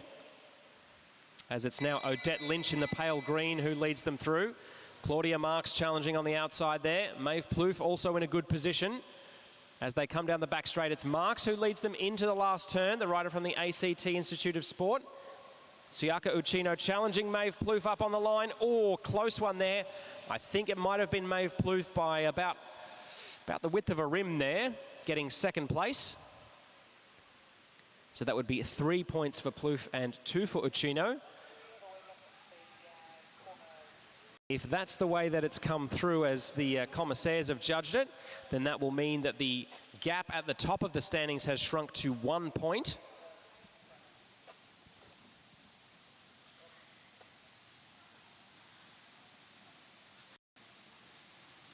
As Alyssa Polides from the Victorian Institute of Sport has taken a flyer, the rider in the navy blue has gained a bit of ground there. Sherwing Lee from Hong Kong, the experienced track rider and Olympian, making sure she doesn't get too much of a march on the rest of the field. So after that second sprint, the gap between first and second place overall in this women's Omnium is as narrow as it could be. Just 1 point separates Suyaka Uchino from Japan and Maeve Plouffe from the Australian national team.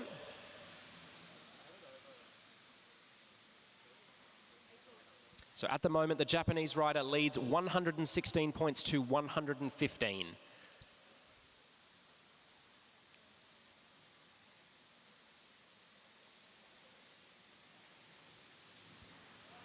And at the moment, it doesn't look like any riders are willing to gamble on the possibility of gaining a lap on the field either.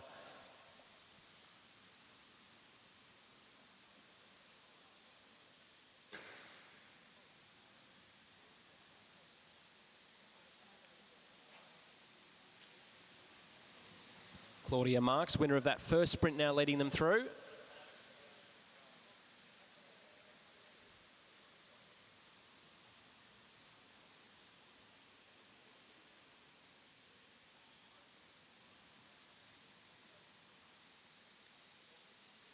So coming through now, that's 53 laps to go.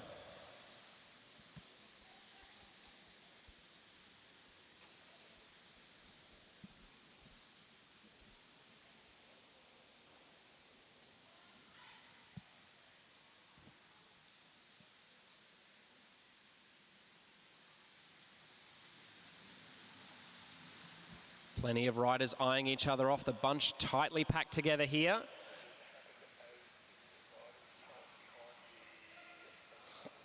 A flyer up the outside, it looks like that's Sophie Ma from the Victorian Institute of Sport. Coming down, she'll take the bell there. She's got a little bit of a gap over rider number 145. That is Amelia Sykes from New Zealand in the red. So Sophie Ma looking to pocket 5 points here as they come up towards the line. It will be Amelia Sykes who just pips her. So 5 points to Sykes, the New Zealander. 3 to Sophie Ma from Victoria. Didn't quite catch who got third and fourth place there, but I can see that Ali Anderson and Claudia Marks were there and thereabouts.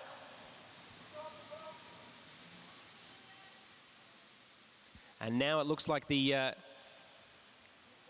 two Western Australian riders, Sophie Carter and Isla Carr, putting on a bit of hurt, along with Suyaka Uchino. Maeve Plouffe recognises the danger. She's not going to let her main rival gain any more points on her if she can avoid it.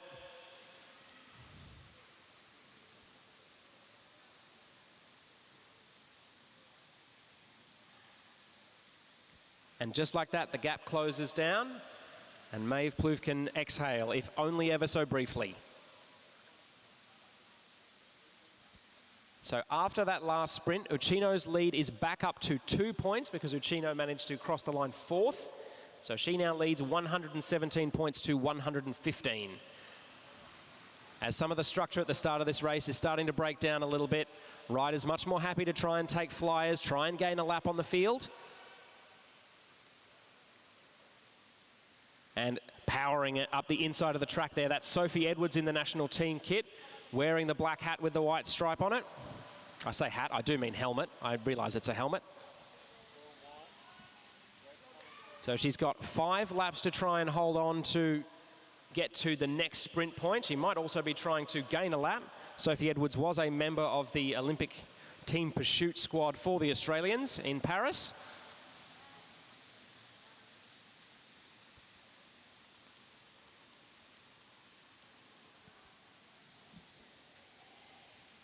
She's got one of the Chinese riders with her, that's Liu Jiali.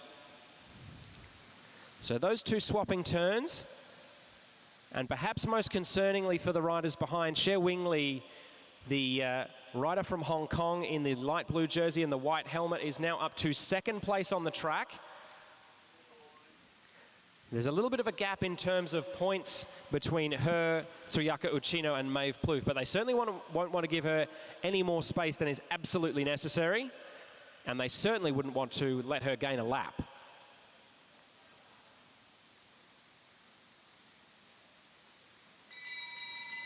Coming in 1 lap till the next sprint point, Ali Anderson challenging Xie Wingli on the outside there. Ning Chen from China in there as well, on the outside in the kit with the white shoulders. Ali Anderson leads them into the home straight now. The rider from Sassy comes up to the line. Oh, I think she was just pipped by the Chinese rider there.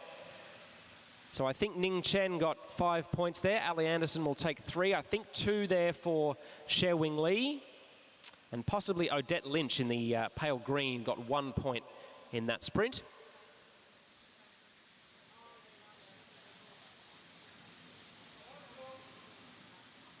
All right, halfway through this elite women's points race, the final event in the elite women's Omnium this evening.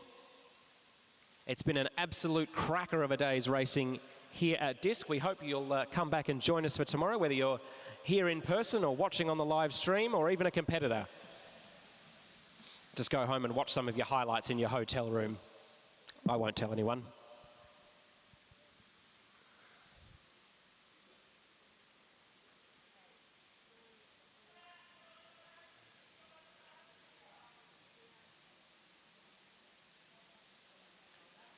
So winding up an attack on the inside of the track there is Maya Wolfenden. She's got Bo Li Leung from Hong Kong for company at the front. She'd have to hold this for 8 laps to be able to gain the next point. But I have to say, she's got the flat back and still shoulders of a very determined rider.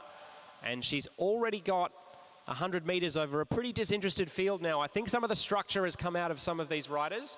I think knowing that Wolfenden is one of the lower riders in the overall standings, they won't see her as too much of a threat.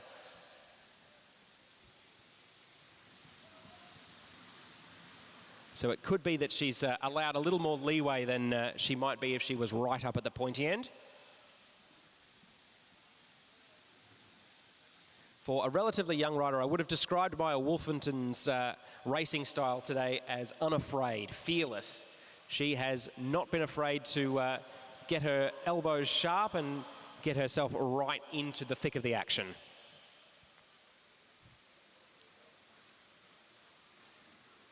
It hasn't always worked, but she can go to bed tonight knowing that she's given her everything and given it a red-hot crack. So at the front of the main peloton, Xie Wingli from Hong Kong. Then it's Liu Jiali from China. Claudia Marks in the blue of the ACT Institute of Sport.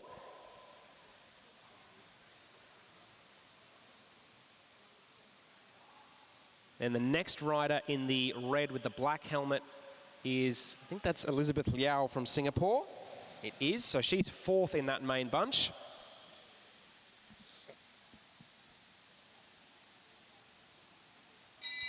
So Maya Wolfenden just losing a little bit of ground now on the main pack, but she's got half a lap, which should be more than enough to see her through this next sprint point. Xie Wingli, the rider from Hong Kong, checks over her shoulder in the group behind. Elizabeth Sykes right there on her wheel. Sally Carter in the yellow and black of WAIS right there.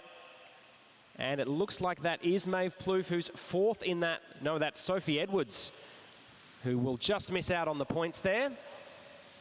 So 5 points for Wolfenden, 3 for Xie Wingli, Liu Jiali, I think, got 2 in that one, and 1 point for Sally Carter from WA.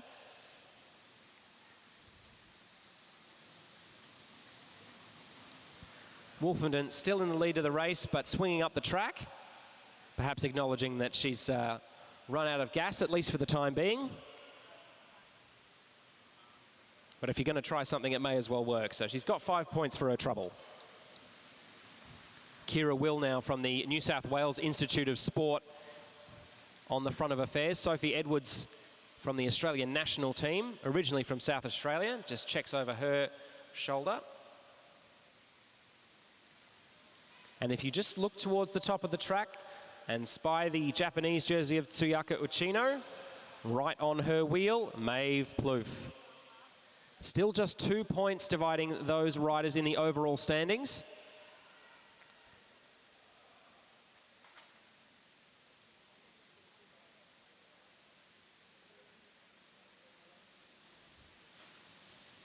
So 26 laps to go now in this elite women's points race. And with no riders off the front taking a flyer and no sprints in the immediate future, the pace has just come off ever so slightly.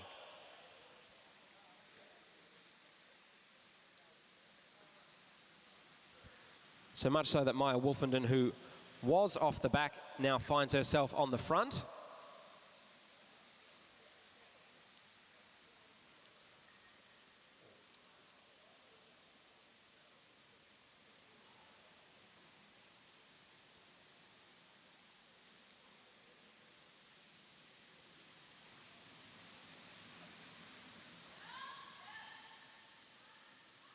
Oh, flyer on the outside from one of the riders from the New South Wales Institute of Sport.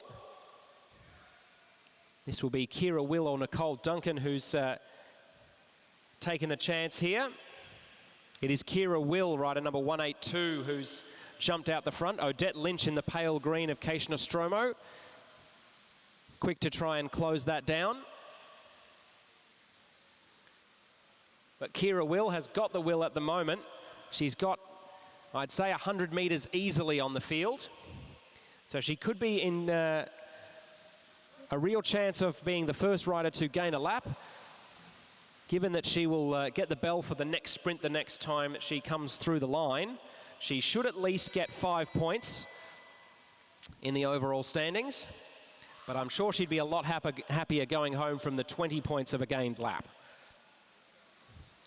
The field behind now coming up to the start-finish line. Ali Anderson's there in the red. Maeve Plouffe is there. Nicole Duncan, the New South Wales Institute of Sport teammate of Kira Will, in the first position. Tsuyaka Uchino is a little bit further back, and it looks like Maeve Plouffe will come through. She'll take 3 points, so Maeve Plouffe now moves into the lead of this Omnium.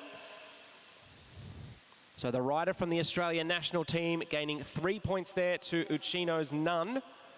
And that means that the rider from Adelaide is now in the lead of this women's Omnium by just 1 point, with 2 sprints left. So 1 sprint with 10 laps to go is a standard sprint, 5, 3, 2 and 1, and then the last sprint of the points race is worth double, which could end up being critical.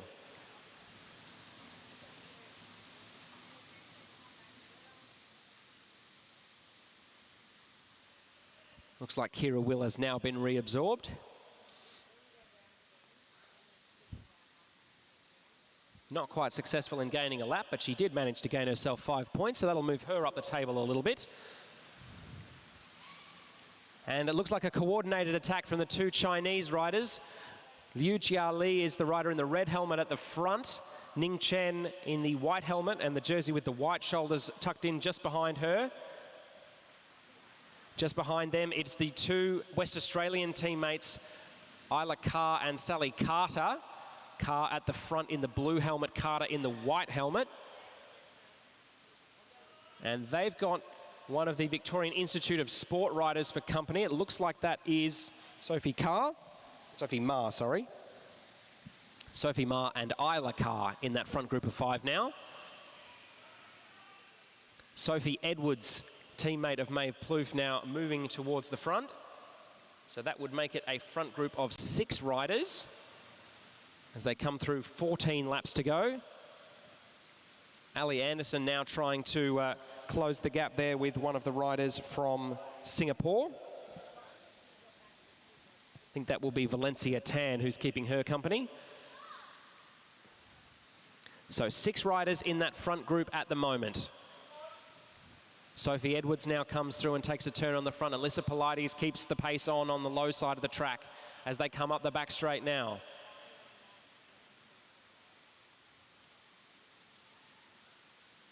Sophie Carter looks across to Isla Carr. 12 laps to go. As a little bit of a gap has opened up to Ning Chen. Liu Jia Li has slid back into the main field. So Sophie Edwards coming up towards the start-finish straight there, but some of the riders are coming from behind. Sherwing Lee trying to come up the inside of Sophie Ma there.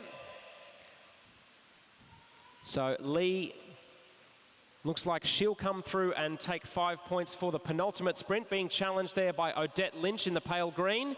Then it is Alyssa Pilates and Isla Carr. Almost a dead heat there for 3rd and 4th place. So that will mean Sherwing Lee is a little more comfortable in 3rd place overall.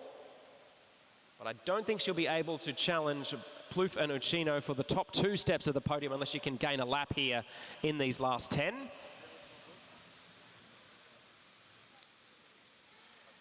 So 4 riders at the front at the moment.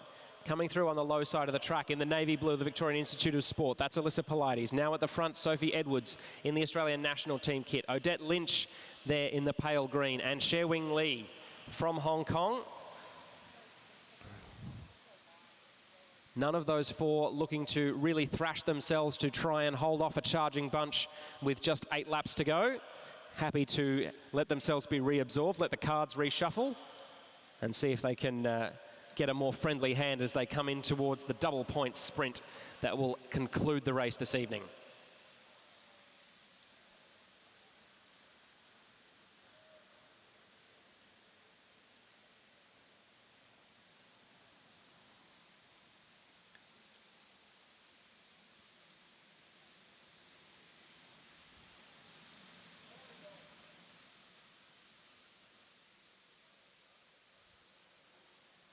So a flyer there from the Chinese rider Ning Chen.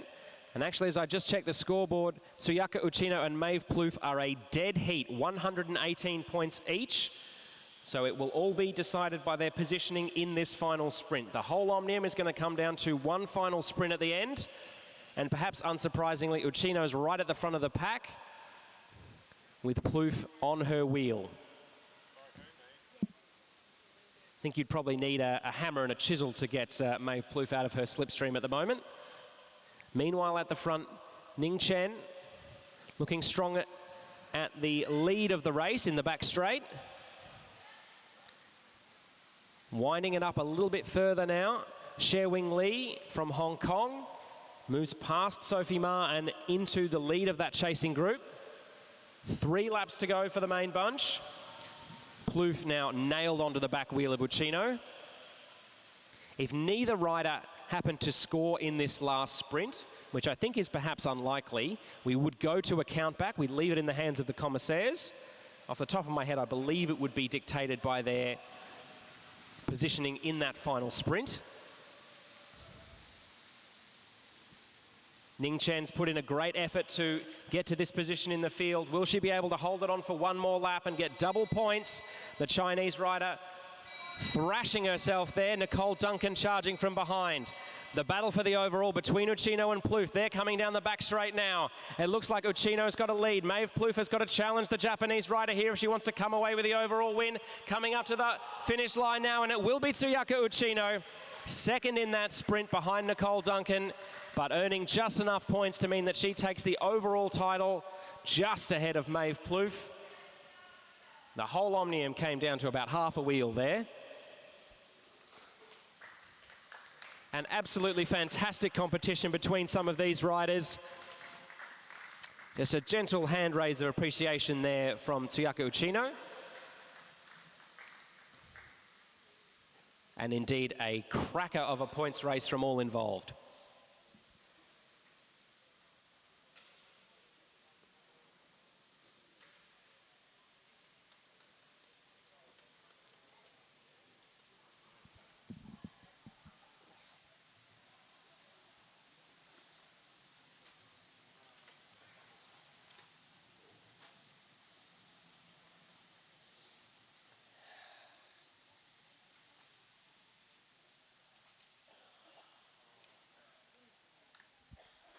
So with the women's Omnium now concluded, we've got one final race of the evening, the third and final deciding race in the elite men's sprint for the gold between Daniel Barber and Tate Ryan. So Daniel Barber in the light blue of the New South Wales Institute of Sport, Tate Ryan in the red and black of the South Australian Sports Institute. So it'll be New South Wales versus South Australia for sprint gold here. Barber winning the first of the three heats, Ryan the second.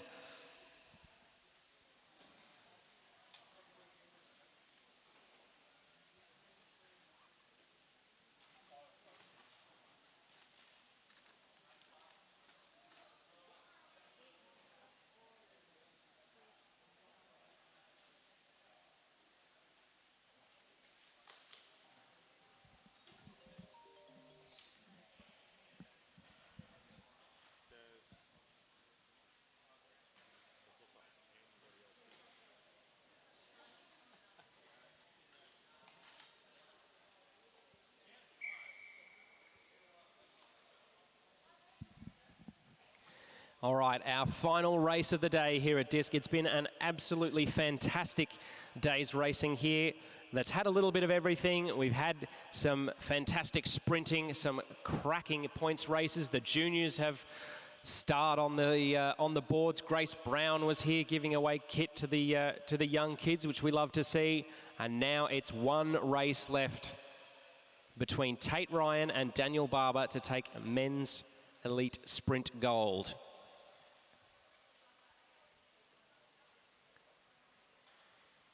So unlike the first two races, Tate Ryan doesn't seem to be too interested in track standing early on. Barber trying to keep plenty of pace up on the high side of the track. They come in with a lap and a half to go. The man from New South Wales will have the momentum as he comes down the outside. Does the South Australian have an answer? So Daniel Barber will lead them through as they come in and get the bell.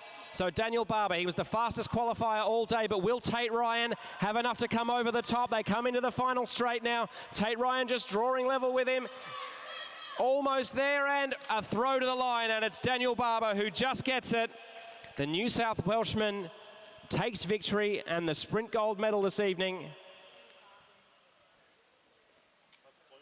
Very, very close indeed. 10.07 seconds for the final 200 metres there.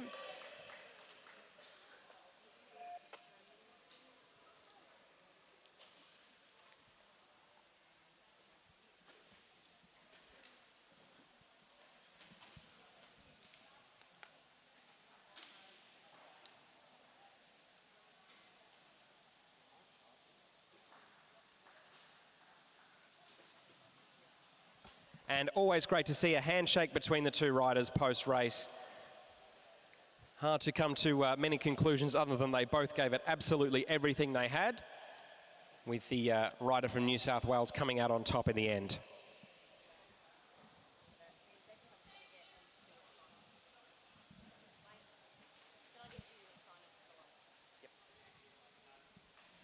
So for all of those here watching the action at Disc and all of those who have been lucky enough to join us on the live stream today, that will do it for today's racing action here at Disc. We hope you'll join us for tomorrow's racing, exact same time, exact same place. Until then,